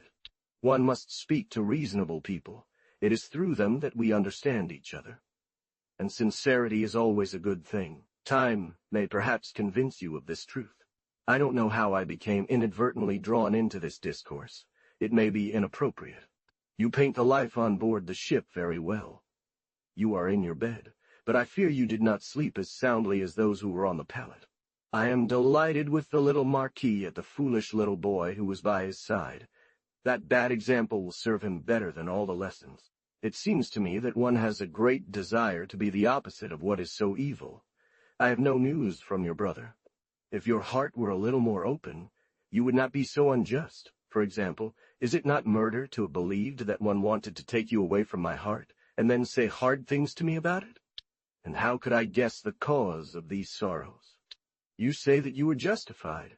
It was in your imagination, my daughter, and on this you had a conduct more capable of doing what you feared if it had been possible than all the speeches you supposed were made to me. They were on another tone, and, since you saw well that I always loved you, why did you follow your unjust thought, and rather, in all uncertainty, try to make me know that you loved me? I lost a lot by keeping silent. I was deserving of praise in everything I thought I was concealing. And I remember that, 2 or 3 times, you told me in the evening words that I did not hear at all then. When we meet again, we will resume our complaints. I regret not taking you to Melun in a carriage. You would have saved the fatigue of being up all night. I am bidding you all farewell, and I had already surmised a part of it. I did not fail to write to Madame de Vence. Speaking of you to her was soothing. She wrote to me at the same time on the same subject, very tenderly for you, and very angry at not having said goodbye. I told her that she was happy to have spared this kind of pain. Try to soothe and soften this blood, which must be very angry at all this torment. For me, I am doing very well, and I will take care of my diet at the end of this moon. Let us have pity on each other by taking care of our lives. Yesterday I saw Miss de Marie. I found her quite calm. When I think that this is how you rested from the last days of fatigue you had here, and there you are in Lyon, where it seems to me, my daughter, that you speak quite loudly, 543, and that all this leads you to the kiss of Grignons, and that this is poor blood, already so delicate, is stirred up like this. My very dear, I need a little pardon if I am afraid and troubled for your health. There is always a little difficulty in talking to her. She easily rebels against the smallest things, even when one believes they are using the best tones. But anyway, she is better. I will go see her in livery, where I am going now with the good Abbot and Corbinelli. The Queen of Spain constantly cries for mercy and throws herself at everyone's feet. I don't know how Spanish pride accommodates itself to these despair. I can tell you a truth, my very dear. It is that I am not yet accustomed to your sight, so I have never found or met you without a joy and sensitivity that makes me feel more acutely the boredom of our separation. I will still ask for you in livery, as you have spoiled me. I do not reproach myself any coarseness in my feelings, my very dear, and I have only too much felt the happiness of being with you. Yesterday I saw Madame de Lavardin and Mr. de la Rochefoucauld, whose grandson is still quite ill to worry them. Mr. de Toulon-Jean-Fivon 44 died in Bayonne. The Count de Gramont has his king's lieutenancy, on condition of returning it within a short time to the second son of Mr. de Fouquier for 100,000 francs. She stopped the king the other day past the time of Mass. The king said to her, "Madam, it would be a fine thing if the Catholic queen prevented the very Christian king from going to Mass. It is said that they will all be very glad to be free of this Catholic. I beg you to make 1,000 friendships for me at Belle Roquebonne. Farewell, my dearest and most beloved. I swear I cannot think in general about the time of your absence. You have done me many little injustices, and you will always do so when you forget how much I am for you. But be better convinced, and I shall. Also be convinced of the kindness and tenderness of your heart towards me. Madame de Lafayette kisses you and prays that you keep the new friendship you promised her. 543 Madame de Rochebonne, the sister-in-law of Madame de Grignon, was very deaf. 544 brother of Philibert, Count of Gramont, 208, from Emmeline de Sévigné to Madame de Grignon, at livery, Friday, September 22nd, 1679.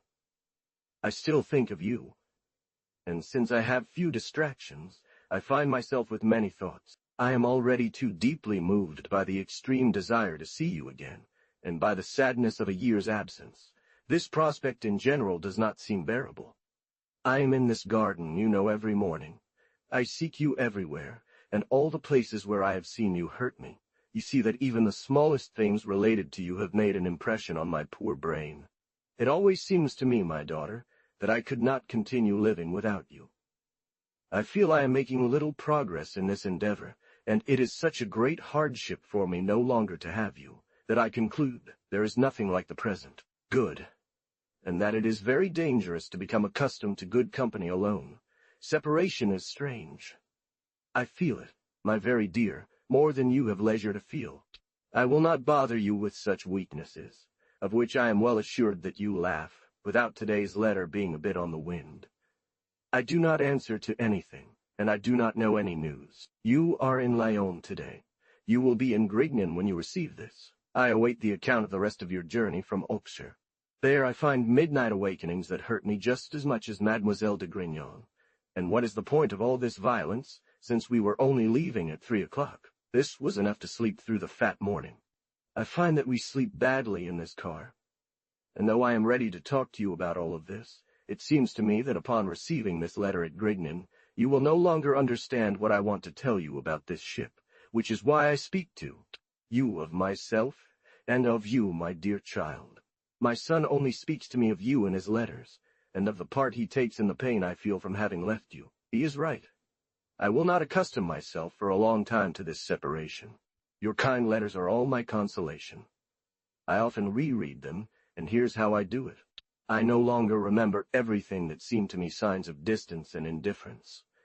It seems to me that it does not come from you, and I accept all your tenderness, both spoken and written, as the true depth of your heart for me. Are you happy, my beautiful one? Is this the way to love you? And can you ever doubt my feelings, since, in good faith, I have taken this conduct? Your brother seems to have everything he wants, a good dinner, accommodations, and the rest. He has been several times a deputy of the nobility to Amiens. If the end of the Emperor 545 and Don Juan of Austria 546 could satisfy her, it is assured they would not return. A queen who wears a head in Spain would find a favorable opportunity to make herself heard. The Chaulnes. It is a small courtesy shown to newcomers. We will aspire another year to see the effects of this beautiful friendship of M. and Mrs. de Chaulnes. The king gave us 800,000 francs. We are in debt for 2,200,000 livres. That's nothing at all. Farewell, my very dear and very beautiful one. They say she wept excessively as she said goodbye to the king. They returned 2 or 3 times to hugs and redoubled sobs. It's an horrible thing that separations are. 545 Leopold I Emperor did not die until May 5, 1705. 546. Don John of Austria, the natural son of Philip IV, King of Spain, died on September 17, 1679. 209. From Homme de Sévigné to Madame de Grignan. At Livry, Friday, October 6, 1679. You have encountered contrary winds. I am not much surprised. You are destined for this misfortune, whether on the Rhone or on land. It is indeed a great sorrow in any place, and I can very easily understand the embarrassment into which you have fallen. There is even danger, and it was very wise of you to honor with your presence the place where Mr. de Vardave, rather than insist on going to Valencia. One must yield to the fury of the winds. A Father Morel from the oratory has come here. He is an admirable man. He brought Saint-Aubin, who remains with us. I wish Mr. de Grignan had heard this, Father. He does not believe that it is possible, without sin, to give in to one's pleasures when one has creditors. These expenses seem to him thefts that deprive us of the means to do justice. Truly, he is a well-seasoned man. He makes no pretensions. But let us speak of Pauline from Grignan, the adorable, pretty little creature. Alas, was I ever as beautiful as she? They say I was much so. I advise you not to resist the tenderness she inspires in you, when you should marry her off in Béarn. I am delighted that she reminds you of me.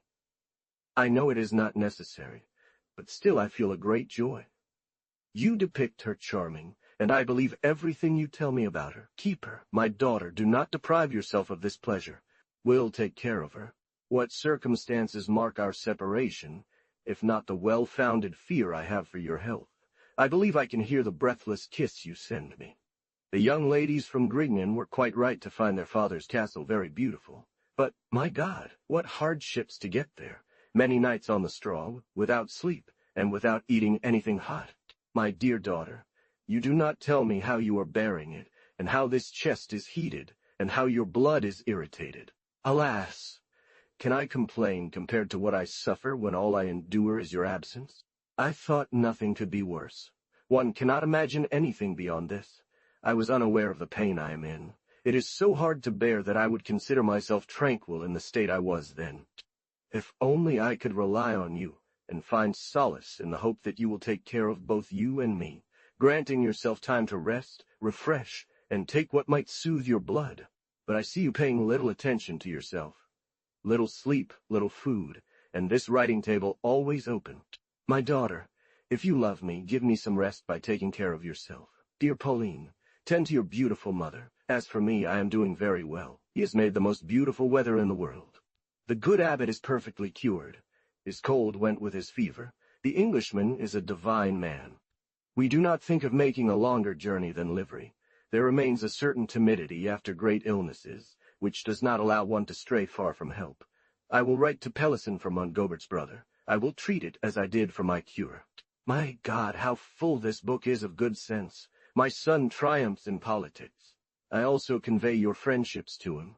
I am reconciliatory, as Langlade says. You only have to give me all kinds of commissions.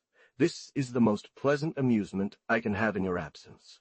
Here is one I found. It is a volume of Montaigne, which I did not think I had brought. Ah, the amiable man! What good company he is! He is my old friend, but so much the older, the newer he is to me.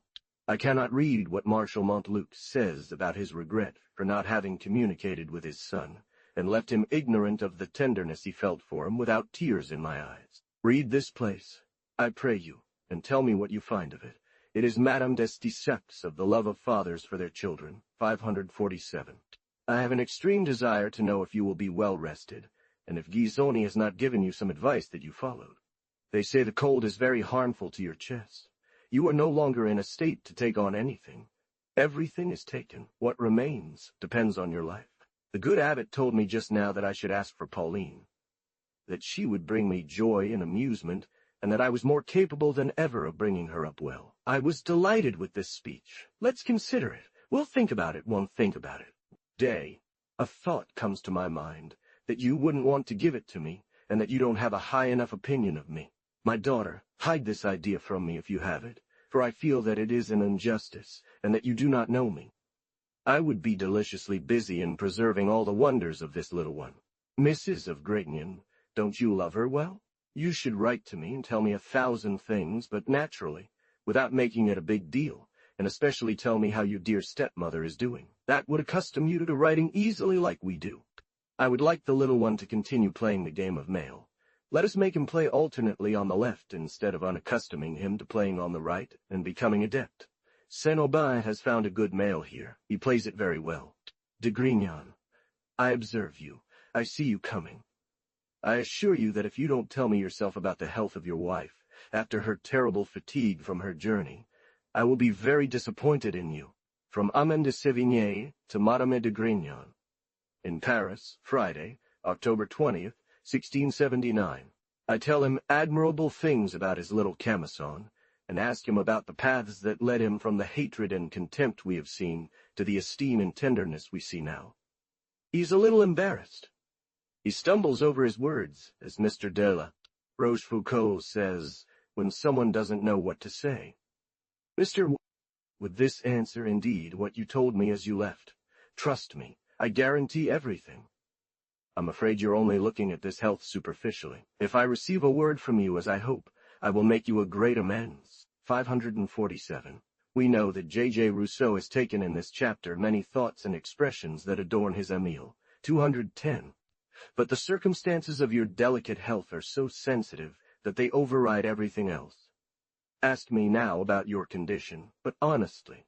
My God, How happy I was when I was at rest concerning your health. And what did I have to complain about besides the fears I have now? It is not only I who is struck by objects and passionately loves your person. The separation is not a great evil to me. What? You think of writing me long letters without telling me a word about your health. I think, my dear child, that you are mocking me, to punish you. I warn you that I have made the most of this silence. I understood that you had much more trouble with your legs than usual, since you said nothing to me about it. Had been a little better, you would have been quick to tell me. That's how I reasoned. I have told you all I know about your legs.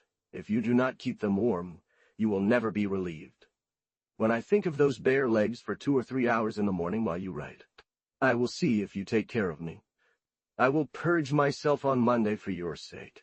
It's true that last month I only took 1 pill. I admire that you felt it. I warn you that I have no need to purge myself. It's because of this water, and to ease your worries. I truly hate all these fevers that surround you. The knight sends you all the news. He knows more than I do, although he is somewhat inconvenienced by his arm, and is therefore often in his room. I saw him yesterday, as well as the beautiful abbot. I always need some Grignon. Otherwise, it seems to me that I am lost. You know how Mr. de la Salle bought the charge of Tilledet. It's quite expensive to pay 500,000 francs to be a subordinate of Mr. de Marsillac. I would rather, it seems to me, be a subordinate of war charges. There is much talk about the marriage in Bavaria. If one were to make knights of the order, that would be a fine thing. I see many people who do not believe it. I received a letter from far away, which I keep for you. It is full of everything in the world that is most grateful and admirable. If your uncommunicative temperament, as you say, still prevents you from giving me this pleasure, I shall love you no less. Are you not content with what I have for you? Do you desire more? There is your worst case. The change in my friendship for you is not a work of philosophy, nor of human reasoning. I do not seek to break off this dear friendship, my daughter. If in the future you treat me as one would treat a friend, your association will be charming. I shall be filled with joy, and I shall walk on new paths. For poor Corbinelli, I know no heart better than his. And for his mind, it pleased him once. He looks with respect upon the tenderness I have for you. It is an original that makes him know how far the human heart can extend. He is far from advising heart can extend. He is far from advising me to resist this inclination. He knows the strength of advice on such subjects. We spoke of you the other day, Madame de Lafayette and I. We found that there were only Madame de Rohan and Madame de Soubise in the world who could match us. And where will you find a girl who lives with her mother as agreeably as you do with me? We examined them all. Indeed, we did you great justice, and you would have been pleased to hear all that we said. Madame de Lafayette takes viper's broths, which give her back in soul and strength in an instant. She thinks you would find it amazing. I do not know if this foolishness will seem as much to you as it does to us, but we found it amusing. It can often be applied. It seems to me that she is very eager to serve Mr. de Grignon. She sees quite clearly the interest I take in it, and I am sure she will be alert about the knights, and above all, the marriage will take place within a month, despite the crab which makes such a fuss, but she will still be very red at that time. Cut off the head and tail of this viper, open it, skin it, and still it writhes. An hour, 2 hours, we see it still writhing. We compared this quantity of spirits so difficult to calm, to old passions, and especially those in this neighborhood, 150. What is not done to them? Insults, rudeness, cruelty, scorn, quarrels, complaints, rage. And they continue to writhe. One cannot see the end. Regal again. Here are some affairs that come to you. I believe you're going to Lambest. You must try to be well, adjust a bit the 2 ends of the year that are disturbed, and days will pass. I'm returning to livery until after All Saints' Day. I still need this solitude. I don't want anyone there. I'll read, try to think about my conscience. Winter will be long enough. Your pigeon is at the rocks like a hermit, wandering through its woods. He did very well in the States. He wanted to fall in love with a young lady from La Coste. He did everything he could to find her a good match, but he couldn't. This affair has a broken side. It's beautiful. He's going to Beaudegat, then to Bouron, and will return at Christmas with Mr. Darouis and Mr. de Coulonges. The latter composed extremely pretty songs. Young ladies, I'll send them to you. There was in Rennes a Miss Descartes, the niece of your father Descartes, who has as much wit as he. She writes very well. My son speaks to you, addresses you, adores you, cannot live without her pigeon. No one has been deceived by her. As for me, I believe her friendship to be very good, provided it is known to be everything that he thinks of it. Can anything more be asked of her? Farewell, my very dear and very dear friend. I do not want to try to tell you how much I love you. I think that in the end it would be a bore. I send 1,000 regards to Mr. de Grignon, despite his silence. This morning I was with the knight and Mr. Delagarde, always close to or an ally of this family. Young ladies, how are you? And what has become of this fever, my dear little Marquis? It seems to me that your friendship is considerably diminished. What does he say? 548 Marguerite, Duchess of Rohan, widow of Henry Chabot, and Anne de Rohan Chabot, her daughter, married to the Prince of Soubise. 549 reference to promotions in the Order of the Holy Spirit.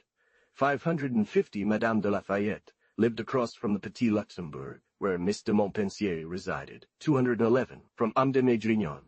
At Livry, Thursday evening, November 2nd, 1679. I am writing to you this evening, my very dear one, because I feel like going to Pomponne tomorrow morning. Madame de Vence pleaded with me so charmingly the other day that I am going to see her, and M. de Pomponne, whom one governs better by dining at Pomponne with him once a day than in Paris over a month. Darling wine, you want me then to rely on you for your health, and I wish it from the bottom of my heart, if it is true that you have changed on this subject. It would indeed be so natural that it should be so, and your neglect in this regard seemed so unremarkable to me, that I am inclined to believe that this rectitude of mind and reason will have returned to you. So do, my dear child, everything you say.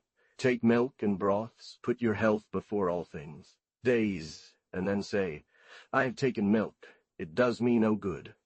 My daughter, it is mocking us, and you are mocking yourself first. I am very angry about the bad weather you have and all your terrible overflows. I fear your endurance like a furious beast. We are not yet talking about blue ribbons, if there are any, and be still convinced of something else. That without health nothing can be done. Everything remains, one cannot go or come except with incredible pains. In a word, it is not living to have no health at all.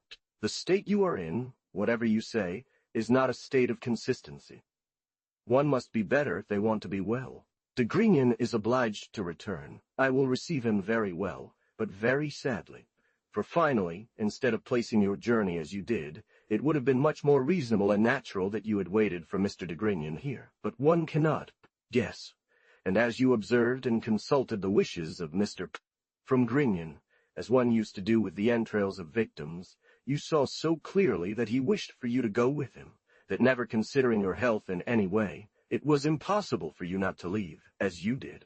One must look to God and ask for the grace of your return, and that it be no longer like a postillon, but like a woman who has no more affairs in Provence, who fears Grignon's breeze, and who intends to settle and restore her health in this land.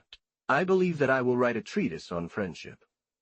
I find that there are 1,000 things dependent on it, 1,000 behaviors to avoid to prevent those we love from feeling the backlash. I find an infinity of encounters where we make them counters, where we make them suffer, and where we could soften their pains if we had as much sight and thoughts as one should have for what concerns the heart. Finally, I would show in this book that there are 100 ways to testify one's friendship without saying it, or to say through actions that one has no friendship when their mouth treacherously assures the contrary. I am not speaking for anyone, but what is written is written. My son asks me for follies, and he tells me that there is a he who adores me, another he who chokes me, and that they were fighting each other violently the other day in the Mail of the Rocks. I reply that I would rather one had killed the other, so that I wouldn't have 3 children, that it was the latter who caused me all the harm of motherhood, and if he could choke himself I would be too happy with the other 2. The large elms are a little stripped, and one has no regret for these speckled leaves. The countryside in general is still all. I admire Pauline's letter. Is it in her handwriting? No. But for her style it is easily recognizable. The pretty child. I would be grateful if you could send it to me in one of your letters. I shall be consoled for not seeing it no more than by the new attachments it will give me. I am going to answer it. I leave this place with regret. The country is still beautiful. That avenue and all that was desolate from the caterpillars, which have taken the liberty of repelling, with your permission, is greener than in spring in the finest years. The little and great hedges are adorned with these fine autumn tints, of which painters make such good use. I do not know what I will do in Paris. Nothing attracts me there. I have no desire to go. I am going with sorrow. The good abbot says that there are some affairs to attend to, and everything is finished here. Let us go, then. It is true that this year has passed quite quickly. But I am glad of your advice for September. It seemed to me that it lasted 6 months, the longest ones ever. I will write to you, upon arriving in Paris, about Miss de Mary. I would never have thought that this lady of charm could become as dry as wood. Alas, what changes does bad health bring? Please make your own health your first duty. After that, and Mr. de Grignan, to whom you have rightly given way on the others, if you will be so kind as to give me my place, I will remind you of it. I am very happy if I no longer resemble a duty than Mr. de Grignan, and if you think it is now my turn to be consulted a little. 212. From Amand de Sévigné to Madame de Grignan. Paris, Wednesday, November 22nd, 1679. You will be greatly surprised and very angry, my dear child. Mr. de Pomponne is disgraced. He received orders on Saturday evening, as he was returning from Pomponne, to give up his post. The king had decided that he would receive 700,000 francs, and that the pension of 20,000 francs he held as a minister would continue. His Majesty wanted to show him by this arrangement that she was pleased with his loyalty. It was Mr. Colbert who paid this compliment to him, assuring him that he was despairing to be obliged, etc. M. de Pomponne asked if he might have the honor of speaking to the king, and learning from his own mouth what fault had brought about this thunderbolt. He was told he could not, so he wrote to the king, expressing his extreme sorrow and ignorance of what might have contributed to his disgrace, speaking of his large family, and imploring him to take into consideration his 8 children. He had his horses immediately put into the carriage, and returned to Paris, where he arrived at midnight. M. de Pomponne was not one of those ministers on whom a disgrace falls opportunely to teach them the humanity they have almost all forgotten. Fortune had only employed the virtues he possessed for the happiness of others. He was loved, especially because he was held in infinite honor. As I told you, we were at Pomponne on Friday. Emily, de Chaulnes, Camartin, and myself. We found him and the ladies, who received us very joyfully. All evening long they played chess. He went there the very next morning, as a letter awaited him. So Mr. J. Colbert, who had expected to find him at his usual spot on Saturday night, realizing he had gone straight to Saint-Germain, turned back and thought of ruining his horse. As for us, we left Pomponne only after dinner. We left the ladies there, as Madame de Valence had entrusted me with messages of friendship for you, so it was necessary to break the sad news to them. A valet de chambre from Mr. de Pomponne arrived in Madame de Valence's room at 9 o'clock on Sunday morning. His extraordinary walk and extreme change in appearance led her to believe he had come to tell her of Mr. de Pomponne's death. However, when she learned that he was simply disgraced, she breathed a sigh of relief but felt the weight of the news upon her return. She went to tell her sister. They left just now, leaving all those little boys in tears. And overwhelmed with pain, they arrived in Paris at 2 o'clock in the afternoon. You can imagine their meeting with Mr. de Pomponne, and what they felt when they saw each other so different from what they thought the previous day. For me, I learned this news from the Abbé de Grignan. I must admit, it touched my heart directly. I went to their door that evening. They were not seen in public. I entered, and found all 3 of them. Mr. de Pomponne embraced me, unable to speak a word. The ladies could not hold back their tears, nor could I. My daughter, you would not have been able to hold back yours. It was a painful sight. The circumstances of us having just left Pomponne in such different ways increased our tenderness. Finally, I cannot describe this state to you. The poor Madame de Valence, whom I had left so blooming, was unrecognizable. Not recognizable, a 15-day fever would not have changed her so much. She spoke to me about you, and told me that she was certain that you would feel her pain, and Mr. Dia her pain, and Mr. de Pomponne's situation. I assured her. We talked about the backlash she felt from this disgrace. It is terrible, both for her affairs and for the pleasure of her life and stay, and for her husband's fortune. She sees all this very painfully. Mr. de Pomponne was not in favor, but he was able to obtain certain ordinary things that still make people's establishment. There are many degrees below others' favor, which makes individuals' fortunes. It was also a very sweet thing to find oneself naturally established at court. Oh God, what a change, what a retrenchment, what economy in this house. 8 children, not having had time to obtain the slightest grace. They owe 30,000 livres in rent. See what will remain for them. They will sadly reduce themselves to Paris, to Pomponne. It is said that so many journeys, and sometimes letters waiting, even that from Bavaria, which arrived on Friday, and which the king was impatiently awaiting, have a little contributed to this misfortune. But you will easily understand these conduct of Providence when you know that Mr. Take some time to reflect on the immense power of this family, and add foreign countries to everything else. And you will see that all that is on the other side, where marriages take place 551, is not worth it. President Colbert has charge. As he is in Bavaria, his brother takes care of it in the meantime, and wrote to him joyfully, and to surprise him, as if one had mistaken the letter. To Monsieur Colbert, Minister and Secretary of State, I made my compliments in the afflicted house. Nothing could be better. My poor child. Here are many details and circumstances, but I find them not unpleasantly in such occasions. It seems to me that you always want to be spoken to. I have spoken enough. De Pomponne is more capable than anyone else of enduring this misfortune with courage, resignation, and a lot of Christianity. Moreover, when one has used fortune as he has, one does not lack sympathy in adversity. When your letters come, I no longer need to present them. It's another of my sorrows to be entirely useless to you from now on. It's true that I was already useless to Madame de Vannes, but we would rally together. Finally, my daughter, here is what has been done. Here is the world. Mr. Yet, my very dear, I must say a few words about your little letter. It has given me great comfort. I have seen the health of the little one confirmed, and yours, my dear child, of which you tell me wonders. You assure me that I would be very happy to see you, and you are right to believe it. What a charming sight to see you. Apply yourself to your health, rest, and restore yourself. It is a pleasure you have never given me.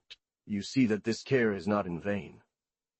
The success is visible, and when I worry here about inspiring the same attention, you feel well that I am right. 551 from Mr. de Louvois. From Amen de Sévigné to Monomé de Rignon. Paris, Wednesday, November 29th, 1679. You will speak to us at length about the misfortune of Mr. de Pomponne, before we find you in the old way. This disgrace is still very fresh in our minds. It is extremely regretted. A minister of this disposition, with a mental agility and kindness such as his, is so rare that one must bear the loss of such a person. You can be sure I often visit him. I was touched the other day to see him enter with such an agreeable expression, without sadness or despair. Madame de Coulanges had asked me to accompany him. He praised her for remembering a poor soul. He did not dwell long on that topic. He moved on to something that could spark conversation, attempts to be cheerful, and in a noble, natural way, seamlessly blending and composing everything necessary to captivate our admiration, making his success effortless. We said this to Pomponne the last time he left as Secretary of State. You know that on that very evening he was disgraced and removed. I had a long talk with Madame de Vannes yesterday. She will feel this pain much longer than Mr. Finally, we shall see once again Mr. de Pomponne, so perfect, as we have witnessed before. On the first day, it touched us. It was empty, and began to feel the life and true length of days. For in the way his own were full, his life was a rushing torrent. He did not feel it. It ran swiftly, without his being able to hold it back. De Pomponne. I take care of them so naturally that I hold back, lest the truth seem like affectation and false generosity. They are pleased with me. Finally, Mr. de Pomponne will no longer be anything but the most honest man in the world. Do you remember Voiture, who said, speaking of Mr. the prince? He did not have such a high rank. He was only a prince of the blood. That is precisely the matter, but there are pleasant setbacks in this disgrace. I said it reminded me of Soycourt. Am I speaking to you 552? You hear very well everything I say and don't say. Finally, we must return to Providence, of which M. de Pomponne is an adorator and disciple. And how to live without this divine doctrine? One would have to hang oneself 20 times a day, and even with all that, it's hard not to prevent oneself from sinning. Meanwhile, my very dear, I haven't been able to avoid speaking with you about a subject that I am sure is close to your heart. Madame de Lesdiguieres-Fives, 153, wrote to Mother Angelique of Port Royal 554, the sister of that minister. She showed me the response she received. I found it so beautiful that I copied it, and here it is. This is the first time I've seen a nun speak and think like a nun. Enjoy, my daughter, the same pleasure that this rarity has given me. She was the dear daughter of Mr. I have seen many who were agitated about the marriage of their relatives, who are despairing that their nieces will not be married, who are vindictive, meddling, self-serving, and suspicious. This is easily understood, but I had not yet seen anyone who was truly and sincerely dead to the world. I refused yesterday a copy of her letter to Brancas. He's indignant, and I said to him, admit that this is not too badly written for a heretic. I saw even more of her, and far more beautiful and elegant. This is a note scribbled in haste. My hand is indeed racing. Dandilly, and he told me, consider that all my brothers, and all my children, and I, are fools in comparison to Angelique. Never has anything good come out of that country that has not been corrected and approved by her.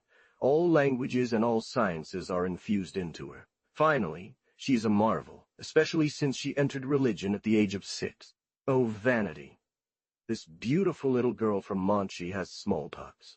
One could even say, oh, vanity, etc. I receive your letter of the 18th, which was a Saturday, and the very day of this poor man's disgrace. Everything you tell me about him pierces my heart. When I think of this fall, and how far you are from foreseeing it, I fear your surprise. I attended Madame de Louvois' wedding. What shall I tell you? Magnificence, illumination, all of France, clothes torn and refolded in gold, jewels, braziers of fire and flowers, carriage congestion, screams in the street, torches lit, people retreating and turning, confusion. Finally, the whirlwind, the dispersal, requests unanswered, compliments without knowing what is being said, polite greetings without knowing who one is speaking to, feet entangled in tails, enough to respond, so those who asked remained in ignorance and indifference about what became of her. He has a great deal of piety, and if this is here the path to his salvation, he will not waste much time in throwing himself into solitude. As there is nothing to be spared with Madame de Vence, I will show her how you feel the obliging memory of M. de Pomponne. Alas! You speak of Mr. the Dauphin's marriage, foreign affairs, the ministry, and we must talk about perhaps spending his winter at Pomponne, for although he says no, I fear that the world will bother him. What a misfortune for Madame de Vence! And she feels it well. It took a fear upon Brancas and me yesterday that the stay at Pomponne, which he loves so excessively, and which caused all his venial sins, might become unbearable